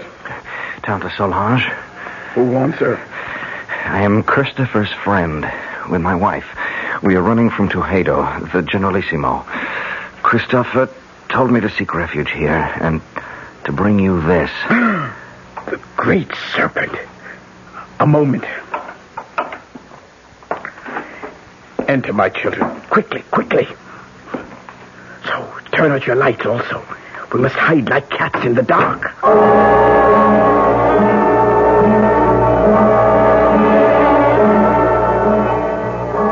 So, they have killed little Christophe. First my brother, then his son. Well, he will be made to pay. An eye for an eye, a heart for a bleeding heart. Now shall the tyrant bleed. Now at last my curse shall enter his vitals. Now will the great serpent uncoil and strike Hernando Trujillo dead. Oh, it wasn't the Generalissimo who shot Chris. It was a man named Garcia. Garcia! That jackal puppet dangled by the strings. That less than nothing with no mind or will of his own. Is he a zombie, too? What do you know of zombies, my child? Nothing, except what I saw on the plane and what my husband tried to tell me. Oh, you are a teacher in college, Monsieur Ramsey, no? Yes, and much of my studies are in the supernatural. You believe in zombie? Well, no, not altogether. Very well. We shall put our beliefs to the test. It's a doll, like the ones you sell in the store here. Not quite the same. This one is like the souvenirs of El Generalissimo, with this difference. I've been a long time making him. You see, the straw is from his favorite horse's stall. The beard is made from the combings of his hairbrush. The eyes, J-chips from a dress coat button. The boots from the fingers of an old glove. This is a voodoo doll. All of him is made with things that once belonged to Trujillo. Only one last thing I needed to make the spell work. The weapon. Now at last I have in my hand the instrument of destruction. I straighten out the circle, turn the head to the sky, and death. The tail towards the ground, and strike! What have I done, Mr. Ramsey? You drove the bracelet like a knife straight through the doll's head. From temple to temple. Hernando Trujillo will be dead by midnight. And we will all be free. You still do not believe. Let us find how strong your science holds against my faith. What's that? Trujillo's men. The doll. They must not find the doll. Help me pin it under my skirt. Oh, my hands are shaking so much. Bon, just in time. So, we meet again, Senor Ramsey. How did you find us? Your friend Hawkins. He gave us away? Senor Ramsey, every man will give anything away with the right persuasion. Senor Hawkins took longer than most. He was very foolish. What do you mean? Since in the end he told, why was it worth dying for? Vamos, we must not keep the Generalissimo waiting.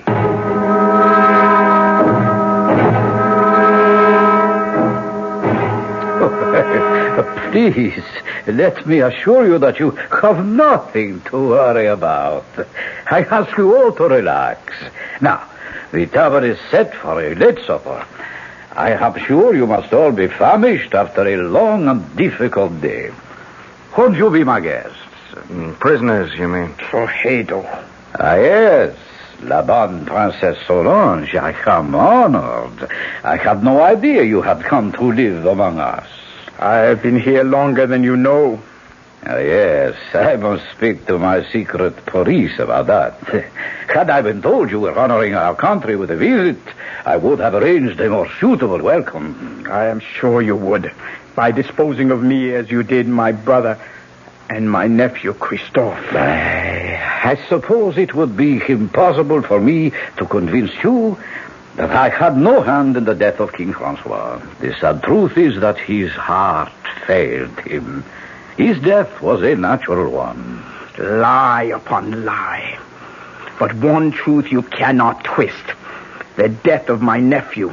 Did you see him die? There are 2 witnesses before your desk who did. Excuse me a moment. Garcia, are you ready? See, now. We must wait for a moment. For what? You will see. Senora Ramsey, let me ask you a question. What? Did you see Christophe Leclerc die? Yes. And you, senor? Yes. You are quite sure? Of course. Yes. Look, what are you trying to prove? Not I. I will let him show you that for himself. You see? Chris. Monsieur Baby. Steve. He's alive. It's Chris. Chris. Is it really you? Sure, man. Sure. Don't you know me? There is no mistaking the tall, lithe figure, the regal bearing, the proud, handsome face. All those belong to Christophe Leclerc.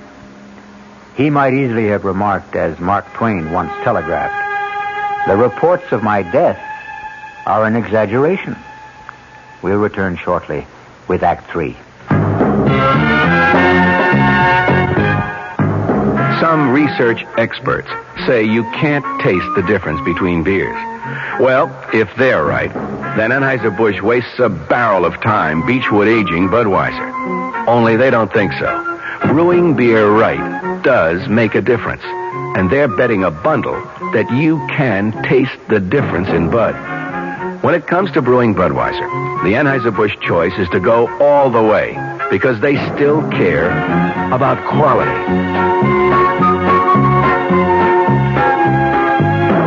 Look at it this way. If the Bud people have a choice between what some experts say and what beer drinkers say, well, you'd better believe they'll go with you beer drinkers every time.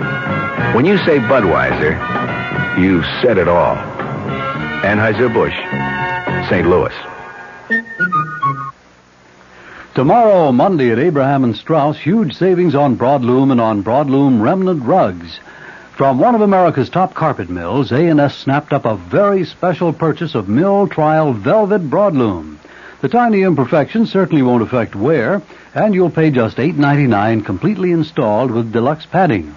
$8.99 a square yard for lush all-nylon pile velvet broadloom. If perfect, the price would be $14.99, so you save $6 on every square yard. Save on other fried fine broadlooms, too, like a fabulous all-wool pile gold shag broadloom, reduced from $21.95 to just $11.99 a square yard installed. Plus a huge A&S sale of room-size remnant rugs, all at one single sell-out price, $69. Take your pick of a tremendous assortment of nylon pile rugs in room sizes up to 12 by 14 feet. Originally $99 to $119. Tomorrow, your choice, $69. Tomorrow, Monday, at your nearest A&S store except Garden City. Come early.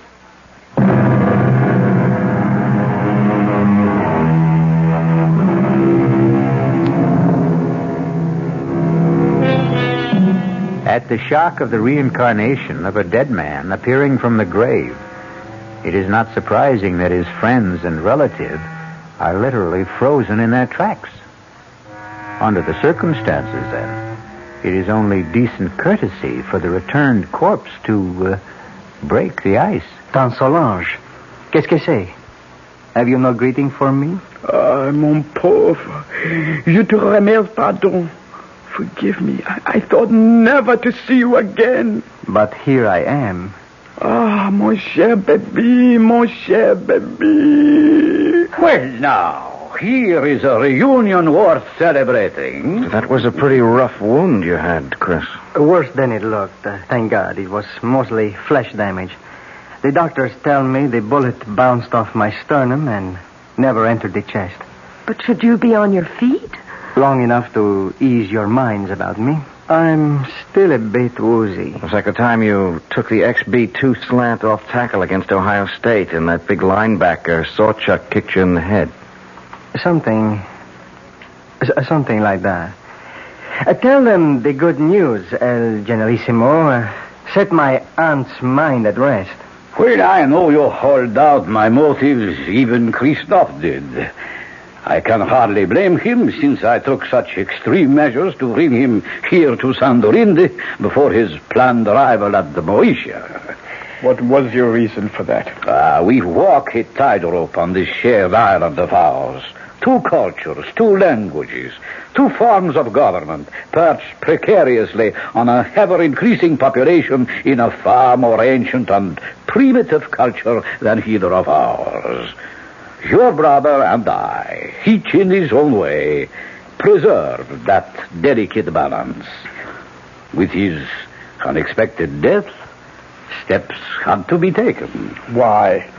You know his plan was to return the government to the people. That would not have worked, not even for them. We would have ended, both of us, in anarchy. Fortunately, my godson was perceptive enough to realize that. We have worked out between us a better plan. A compromise? I would prefer to call it an entente. Tell them, Christoph. It's quite simple. Tomorrow, together, my godfather and I shall proclaim a union between Mauritius and Sandorinde. A trilingual state with one government. Ruled by whom? By the Generalissimo and myself. I as president, and my godfather as prime minister. Trujillo in second place.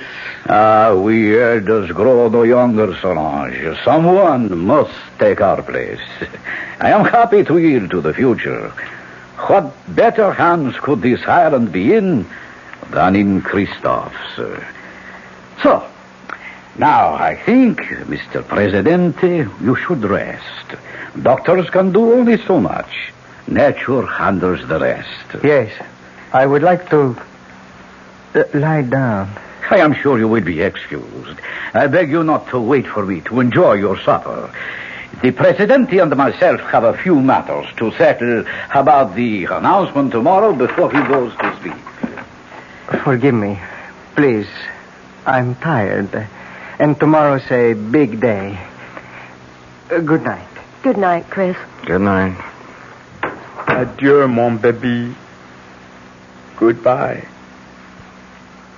Forever. What is it? What's the matter with you two? You saw? You know? Do you now believe in zombies? What are you trying to say? That wasn't Chris who was here just now. I don't understand. You don't know him as I do. First, he never would accept this deal. The guy's too decent, too honest to be part of it. But there are other things. What? Well, first off, our school never played Ohio State. Second, Sawchuck was no linebacker, but a running back who murdered us on the only loss we had together. Third, XB2 wasn't a run play, but a deep pass play that had nothing to do with Chris except as a decoy. I don't understand the things your husband says, but I tell you, that was not Christophe Leclerc who just left. Not my nephew. They have stolen his soul, and that I cannot allow. Well, what can we do about it, Tante Solange? It is a very few minutes to 12. I told you Hernando Trujillo would be dead by then. Remember? Yes? Here is a conjured doll which will make his death. I place it on his desk so he can see it. For it is by his own guilt he must die before the end of this day. But if he doesn't return? He will return. It is written in the dust. Oh, nobody feels like eating, Well, I don't suppose I can altogether blame you. Shall I have you shown to your quarters for the night instead? Where is Christophe? Oh, I should never really have allowed him to overtax himself after being wounded. He was absolutely exhausted. I saw him to bed. And you return to suggest the same to us. I think we are all tired. Whatever discussion there may be between us can wait for tomorrow. For you, there is no tomorrow. What do you mean? Liar, cheat, thief, murderer. Look on your desk. A conjured doll. Your image. Made piece by piece from your belongings. Fashioned in your likeness. Christened in your name with the blood of the black pullet. Your own bracelet of the sacred serpent driven through its brain. Do you think I could buy such childish superstition? I am no savage. What a man thinks is what he is. This primitive mumbo-jumbo will have no effect on me. Are you sure? How large is the bag of guilt you carry? Will nothing convince you, woman? Your nephew and my nephew, Christoph. Christoph is dead. How can you say that? You have just seen him. I saw a walking corpse. More idiot superstition. Like my conjured doll? Of course. You don't believe in it. No. And you believe in zombies. You know the power of voodoo can create them. You know the power of voodoo can kill. What is it you want? Too late for that. I will give you anything. I offer you and these two safe transport now. No strings attached. How can you guarantee it? I am head generalissimo. My power is infinite. Not anymore. The clock is ticking your life away. No. 12 o'clock. Only a few seconds left. Help me. Help me. I cannot help. The die is cast. No. You cannot even help yourself. I will give you money, jewels, anything. Name it. What do you want? But you cannot give me what you stole from my nephew. His soul. I want yours in return. Then die. By the power granted me as an obeah woman, vested in my hands by the uncoiling sacred serpent, to take the place of the voodoo doll. As it should to all tyrants, so comes a violent death to you. I condemn you to everlasting fire and death by the serpent writhing in your face. No! I cannot die! I am the dictator! I am supreme! I am the law! No one can touch me, do you hear? No one! You condemn me! Why, all I have to do is raise this pistol and you...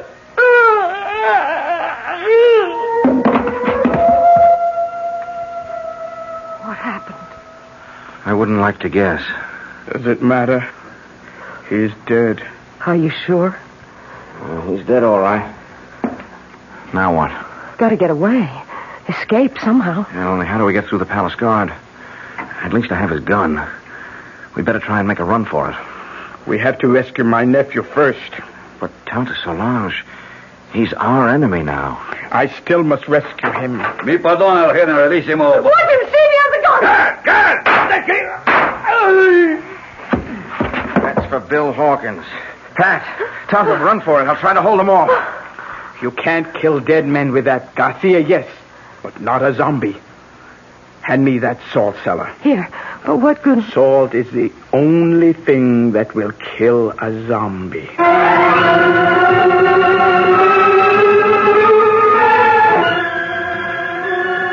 Chris. Lying on the bed. Is he... No, he's still breathing. He's just asleep. Leave me alone with him. Go if you want to, but leave me with Christoph. Will you be long? As long as it must take. Go. Well, we can't find our way out of here without you. We'll wait. Oh, great serpent who coils about the sky and holds our world together. Help me now. Help me to break the black magic that chains my baby to a living death. Help me to bring his soul home to you. Christoph. Listen to me. It is Tante Solange who speaks. You know me as an Obia magician. My magic is greater than the magic of the Hugan who made you what you are. He summoned you from the grave and stole away your soul. Now I must summon you back to the grave. Back to the dead.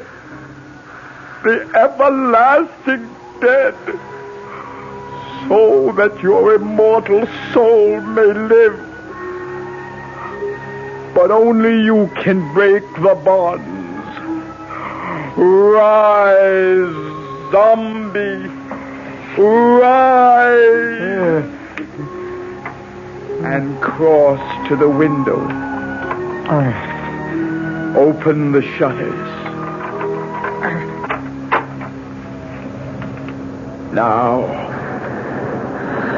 Now, open your eyes and look at the sea. No! In the name of the great serpent, I command you, open your eyes. Tante, I'm going home. My baby.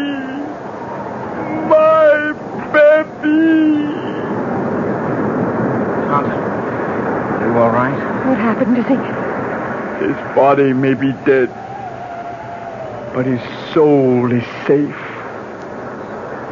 Christophe is home at last.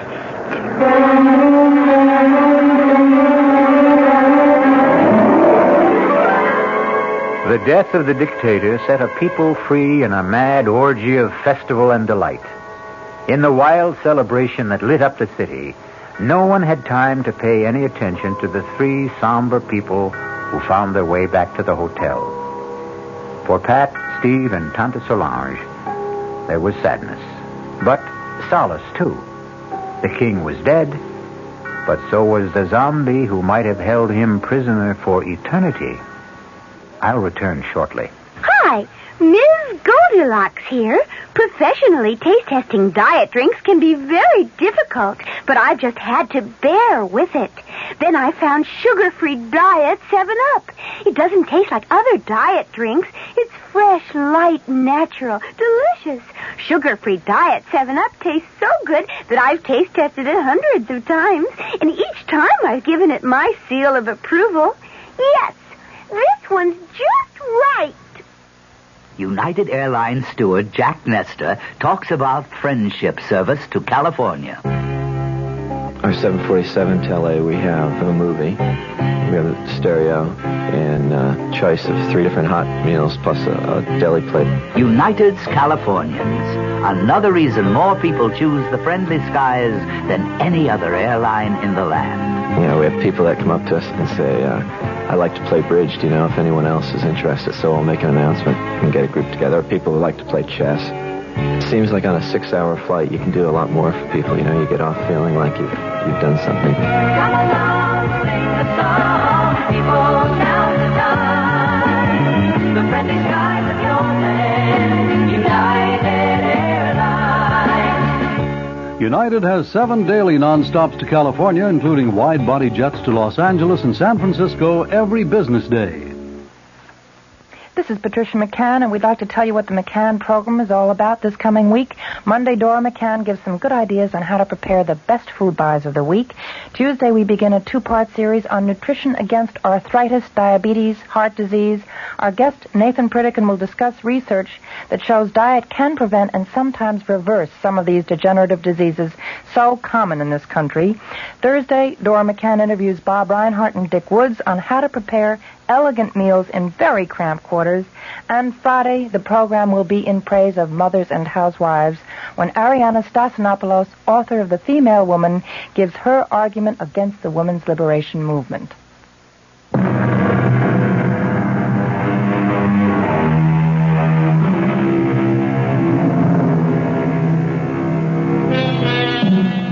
of suggestion, hypnosis, superstitious fear, overpowering guilt complexes, terror of the unknown?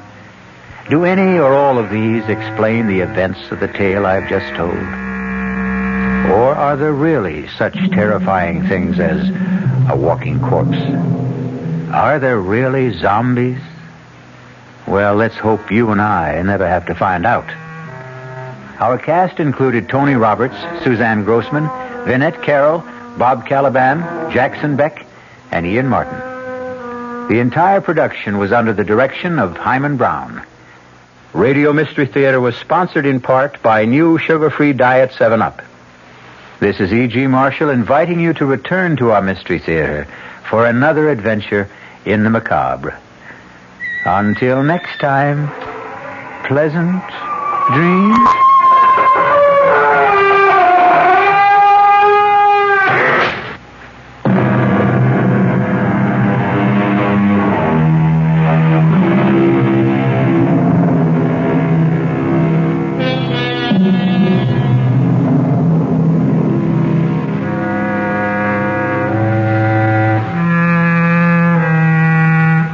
WR Mystery Theater has been brought to you by ShopRite Supermarkets, where you get a lot more for a little less, and by Suburban Savings with offices throughout North Jersey. The preceding Mystery Theater program is furnished by the CBS Radio Network. Thank you, Bruce Elliott. Good afternoon. It's time now for the latest news in brief from the WOR newsroom. President Nixon today rested at his mountain retreat in Camp David, Maryland, as the House Judiciary Committee prepared for the start of impeachment hearings. That panel is expected to begin assembling information on Tuesday in its quest to determine whether to bring charges against the chief executive. A survey by the Gallup organization says that the White House apparently gained little or nothing in the way of public support by releasing transcripts of Watergate tape recordings.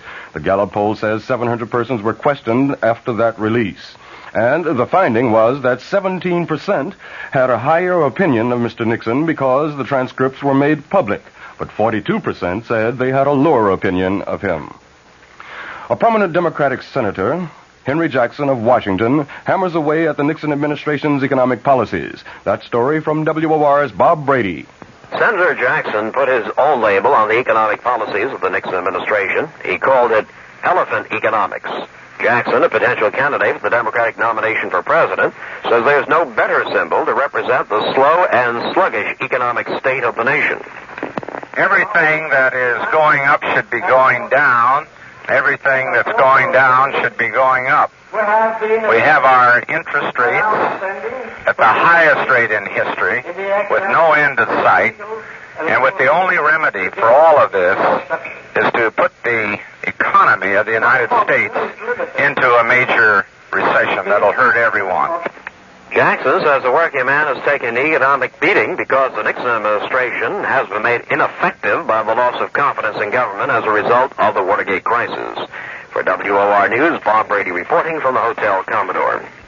The senator is in Manhattan to speak before a meeting of the League for Industrial Democracy. If computer projections are accurate, France will soon have her first non-Gaullist president in 16 years. The computers say that the communist-supported socialist candidate in today's presidential elections will come up with the most votes, but not enough to win outright. The projections, that is, say that François Mitterrand will get about 44% of today's ballots. A conservative candidate is projected to run second with 33%, and the Gaullist hopeful is running a poor third. On the basis of these projections, Mitterrand and the conservative will face each other in a runoff 2 weeks from now. Top diplomatic officials of the United States and Russia were at work in the Middle East today. State Secretary Kissinger flew from Jerusalem to Jordan's capital city of Amman. There he is briefing King Hussein on details of recent negotiations for disengagement of Israeli and Syrian troops in the Golan Heights.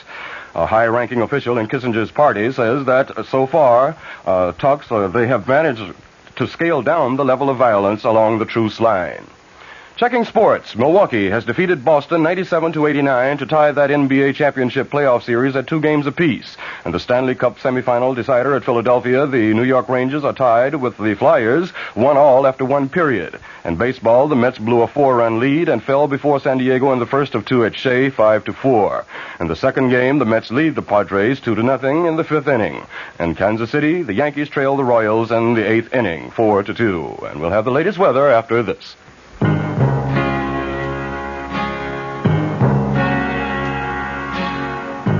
Someday you'll own, someday you'll own, sooner or later you'll own Generals. With so many new kinds of tires coming out and so many claims being made about tires, maybe you're puzzled about making the right choice. There's a solution. It's your General Tire Specialist. He's trained to handle all your tire needs and automotive service problems, too. So if you need new tires, he'll be glad to spend a few minutes explaining which General Tire is the best for you, your driving, and your budget. Your General Tire Specialist is just one reason why, sooner or later, you'll own Generals. Look him up in the Yellow Pages today. Sooner or later you'll own Generals. Sooner or later you'll own Generals. Here's the latest forecast for New York City and vicinity. Cloudy and cool tonight, with rain likely developing towards morning. The low tonight in the mid-40s. Tomorrow will bring periods of rain into tomorrow night. The high in the mid-50s tomorrow. The low tomorrow night in the mid-40s. Under cloudy skies in mid-Manhattan, the temperature 52 degrees. Humidity 38%.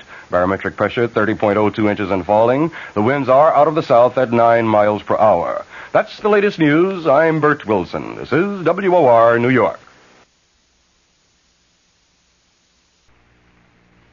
The CBS Radio Mystery Theater presents...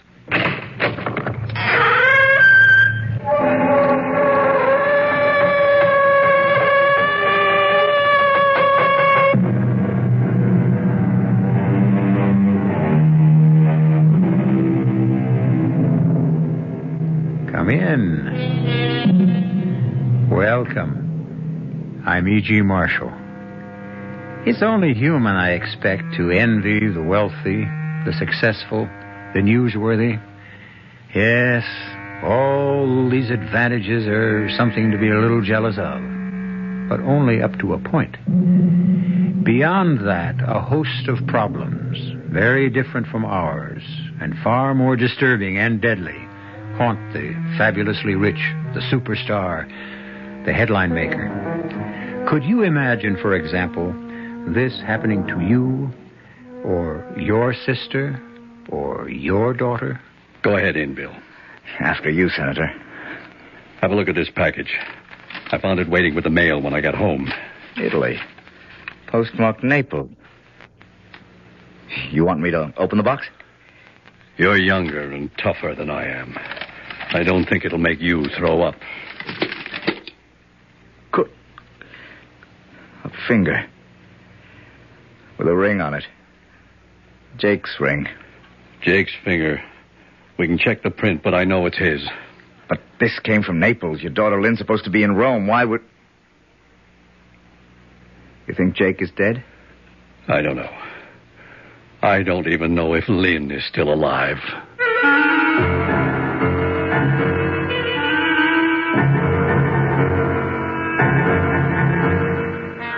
Our mystery drama, See Naples and Die, was written especially for the Mystery Theater by Ian Martin and stars Michael Wager. It is sponsored in part by Buick Motor Division and Anheuser-Busch Incorporated, brewers of Budweiser. I'll be back shortly with Act One. When you buy a mid-sized car, you expect certain things from it, mainly a reasonable combination of comfort and economy. Well, friend, Buick has a mid-size to meet your expectations. The 1975 Century Regal.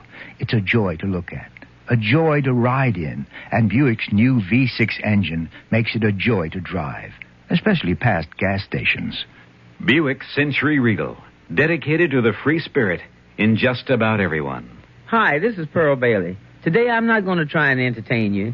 Instead, I'm going to put before you the distressing story of the needy children of the world. They need your help.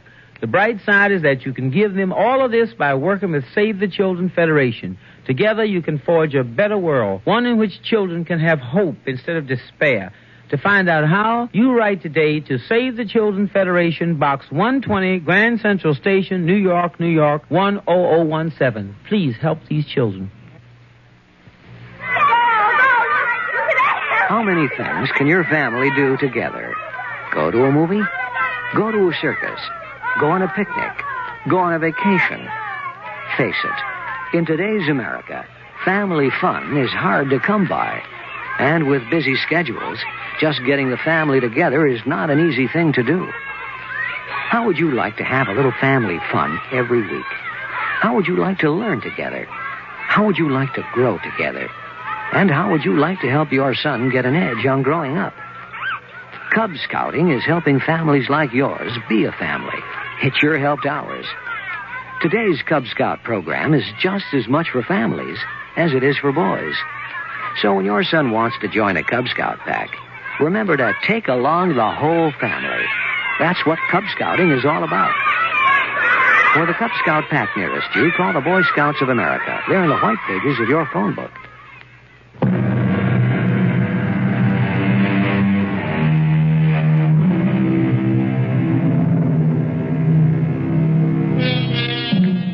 Senator Henry Chalmers Winstead, born 1918, of a wealthy and distinguished family, which contained in its history 1 Secretary of the Treasury, 8 congressmen, several judges.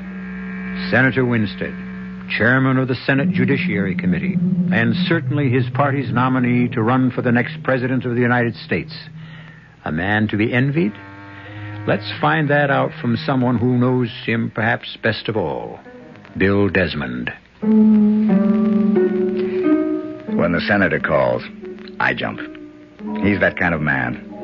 He never orders, just asks. You never refuse. Not out of fear or ambition, out of respect, admiration. And if you'll accept the word in its proper context, love. That's why I was there, looking with a churning stomach at that grisly present from Naples and listening to the phone ring. I want you to listen in on this, Bill. Take it in my study. But don't let her know she's being monitored. Senator, if it's Lynn, Please, Bill. Everything I have in the world may be at stake. Okay, sir, I'm with you. This is Senator Winstead. I want to talk to Miss Beth Chalmers. If there's any question, tell her that her father insists on talking to her. I hurried into the senator's study and picked up his extension quietly without any telltale click. You learn a lot about that sort of thing these days in Washington. They had just started to talk. Lynn? Yes, Daddy? There really isn't anything funny about this, Lynn. Why did you refuse to take my call? Well, I thought you might be some smart aleck reporter that had... What's the phrase of choice today? Cracked my cover. Blown it. Oh, is that all? What else?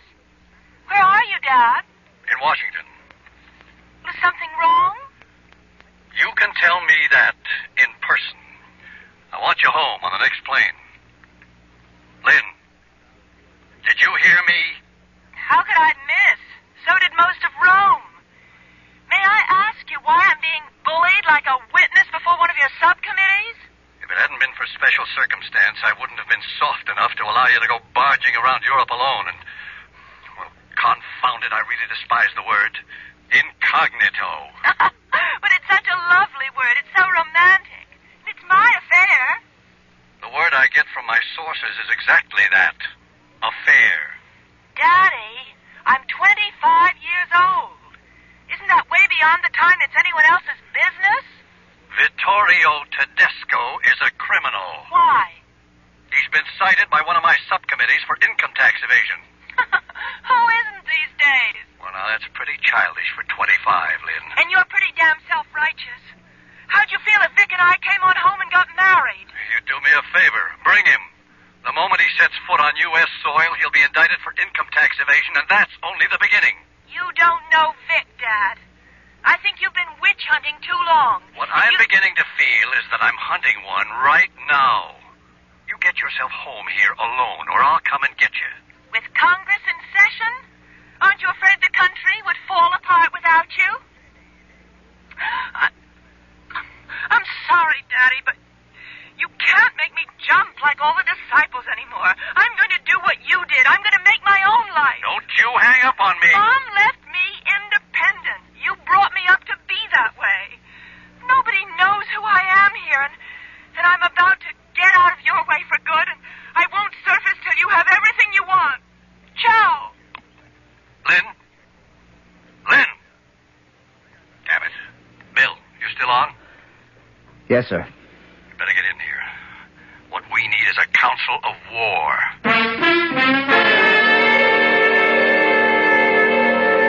Why didn't you tell her? What about Jake? She had no idea I sent Jake off to keep an eye on her. Well, we're not going to sit here and do nothing. Of course not. There's more to that box than that obscenity I showed you. Here, read this. I find your daughter irresistible. Also, fortunately, she feels the same way about me. Since I feel I'm a little old for her, I hope we never have to use that lever. Why don't you let me go right over now and take care of that dirty... That's what I want, Bill. But I couldn't be the one to suggest it. Maybe we'd be better off just hollering copper. Finish the note. What evidence, what proof do we have? Well, the note came with the finger, didn't it? Oh, no. Completely separately. Read. I think you might want to reach me after you read this. Any evening between 12 and 1 a.m. Washington time, I will try to reach you at Rose's hideaway. The phone is safe. Marriage, naturally, is not the only option. Unless we can make a bargain. I hope Jake put his finger on that. No signature. And typed. And no doubt who it's from. Vittorio Tedesco. Yes. What's his price? Quash the income tax indictment against him, I suppose. Could you? I can't, in all honesty. Are you even considering this proposition? Jake Muldoon was my sergeant at the invasion of Truk. If it hadn't been for his hand in the way, a Japanese bayonet would have cut my throat. My daughter is all I have left from a family that once had a wife and 2 sons as well. I lost them all to violence. Ellen to cancer. Jim and Grant in 2 wars, Korea and Vietnam. I have no family left but Lynn. And you and Jake. What else can I do? Push the button. Call in everyone, including the Marines. Well, it's a consideration. Except they already have Jake. But not Lynn. You heard the phone call, Bill. I can't stop Lynn from marrying that gangster if she wants to. Oh, it would raise such a smell your whole candidacy would go out the window. I can't quash the indictment against him, nor would I even try. Except for Lynn. Oh, Lord. What am I going to do, Bill? Stall. What good can that do? Give me time to fly to Italy. 48 hours. Oh, risk my last friend. I don't know. Bring it all out in the open is the right way for me. No. Not till you take that phone call. The witching hour. Well, let's head for the witch at Rose's hideaway and check out just what Tedesco really expects to get. Senator Winstead, in spite of his prominence and enormous know-how, is a babe in arms when it comes to the dirty work. That's my department. I was halfway to being a lawyer when my folks tangled with a truck. There was only enough insurance to bury them, and I had a kid sister and brother to bring up, so I became a cop. 8 years later, my kid sister and brother were independent, and under the police program, I got my lawyer's degree. While I was getting it, I met Lynn Winstead and her father. It was a case of love at first sight all the way around. What we all should have had was second sight, to see where it was leading us. Don't be shy, fellas. Just waltz on in. This is a friendly inferno. And just super hell for kicks. The door on the left's my office. Just head for there.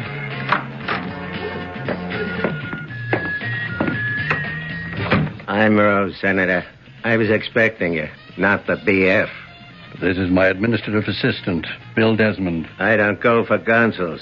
Except on your side. No rods in here. I have a license for it, Rosebud. Well, don't let my name at a club fool you, Mac. I wanted to, I could take it away from you. No need. We're only here for a phone call. The Senator, not you. Bill is in on all of this. I brought him in. I don't know, but... Hold it. Just remember, this is my territory. No funny moves. Like otherwise, the morning paper gets a tip. Senator Winstead was frequenting a gay bar. You'll forget it, Bill. Yeah. No, that's fine. Put it through. Then switch it on my office phone. A certain party looking to reach you, Senator. Now, the next time this phone rings, he'll be on the line from overseas. You want to tell your bully boy here to join me at the bar for a drink so as you can have some privacy? Think I'll be safe? As long as you're under Mother Rose's wing. Go with him, Bill. I'll take the call. But I want Bill if I need him. You hear that? Yes, sir. We'll handle him with TLC. Tender loving care, sir. It's the nurse's credo. But it better be the way you're handled. Hello? A call from Naples? It's your call, Senator. Come on, Desmond.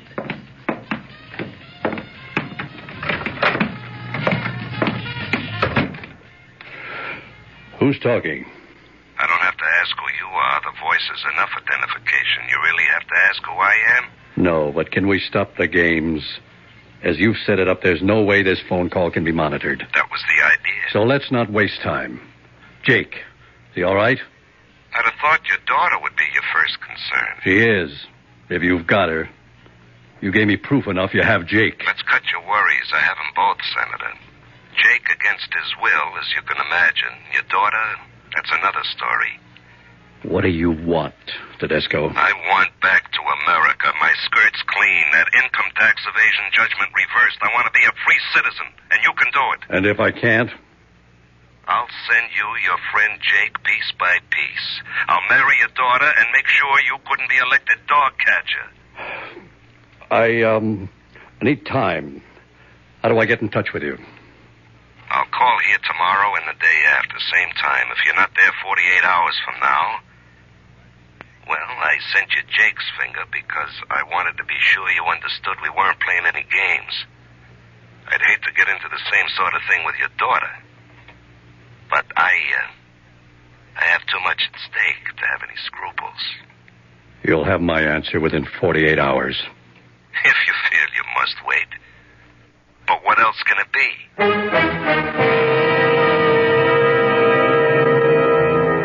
This wouldn't or couldn't happen to you or me. Ordinary people are not called upon to make extraordinary decisions normally. But how will Senator Henry Chalmers Winstead react? Which of his lives, public or private, is the more important? We'll return shortly with Act Two. Hi. Hi, I'm in nuclear research. Nuclear research? Uh-huh. Hey, wow. I took you for a salami. I beg your pardon? A salami salesman, I thought for sure. Nuclear research. Yeah. And so young. Doesn't that take years and years of college? Not necessarily. Well, today you can have a college grad's career with only a year or two of technical education. Look, it's all here in this free book, 25 Technical Careers in 2 years or less. It tells you how you can get into programming, chemistry, architecture, community service work, forestry. Forestry? That would be great for this friend of mine. He loves to play in the woods. Play in the woods? Where do you get this free book, 25 Technical Careers? Just Right Careers, Washington, D.C., 20202. Careers, Washington, D.C., 20202? Yeah, send for it. It tells you how you can have a college grad's career without 4 years of college. A public service message of this station and the Advertising Council.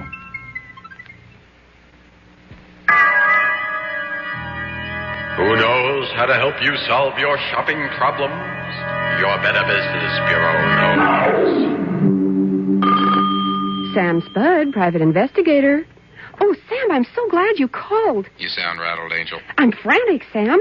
I went to buy the carpet for the office, and I got so confused. There are too many kinds. I didn't know what to ask or what to buy. I'll help you, young lady. Mercy, who are you? I'm the man from the Better Business Bureau. Now, when you're choosing carpet, make sure you pick a long-wearing one that'll go with your walls, draperies, and upholstery. Beware of so-called fantastic bargains. And don't buy a carpet that isn't labeled as to fiber content. Oh, Sam, now I know what to look for and ask before I buy a carpet. You floor me, Angel. Just another helpful tip from your Better Business Bureau.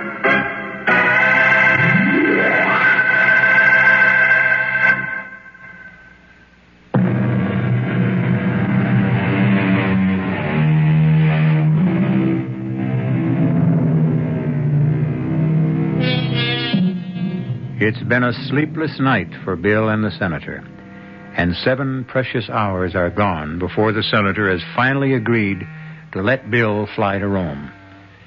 It's a slim chance because Lynn has already checked out of her hotel with no forwarding address. Now, waiting at the airport to catch the first plane out, Bill is joined unexpectedly at the airport. What are you doing here, Senator? I threw a little weight around last night and dug up the number Tedesco called from. Naples. Spezia 54368. Got it.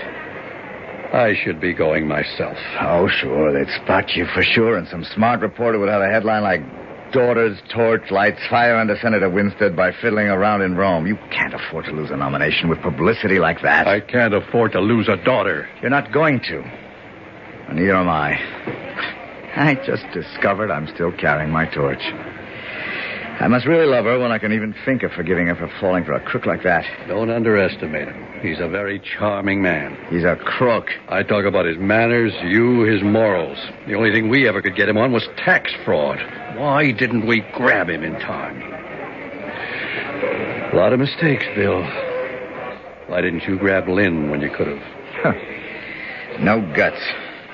My daughter scared you? Enough. But not all the way. You. Me? You're a large legend to live up to, Senator. Anyone in your family lives in a glass cage, which isn't much protection. How do you expect to locate Lynn? I'm heading for that Spezia telephone number in Naples. I got some channels of my own. Watch your step, Bill.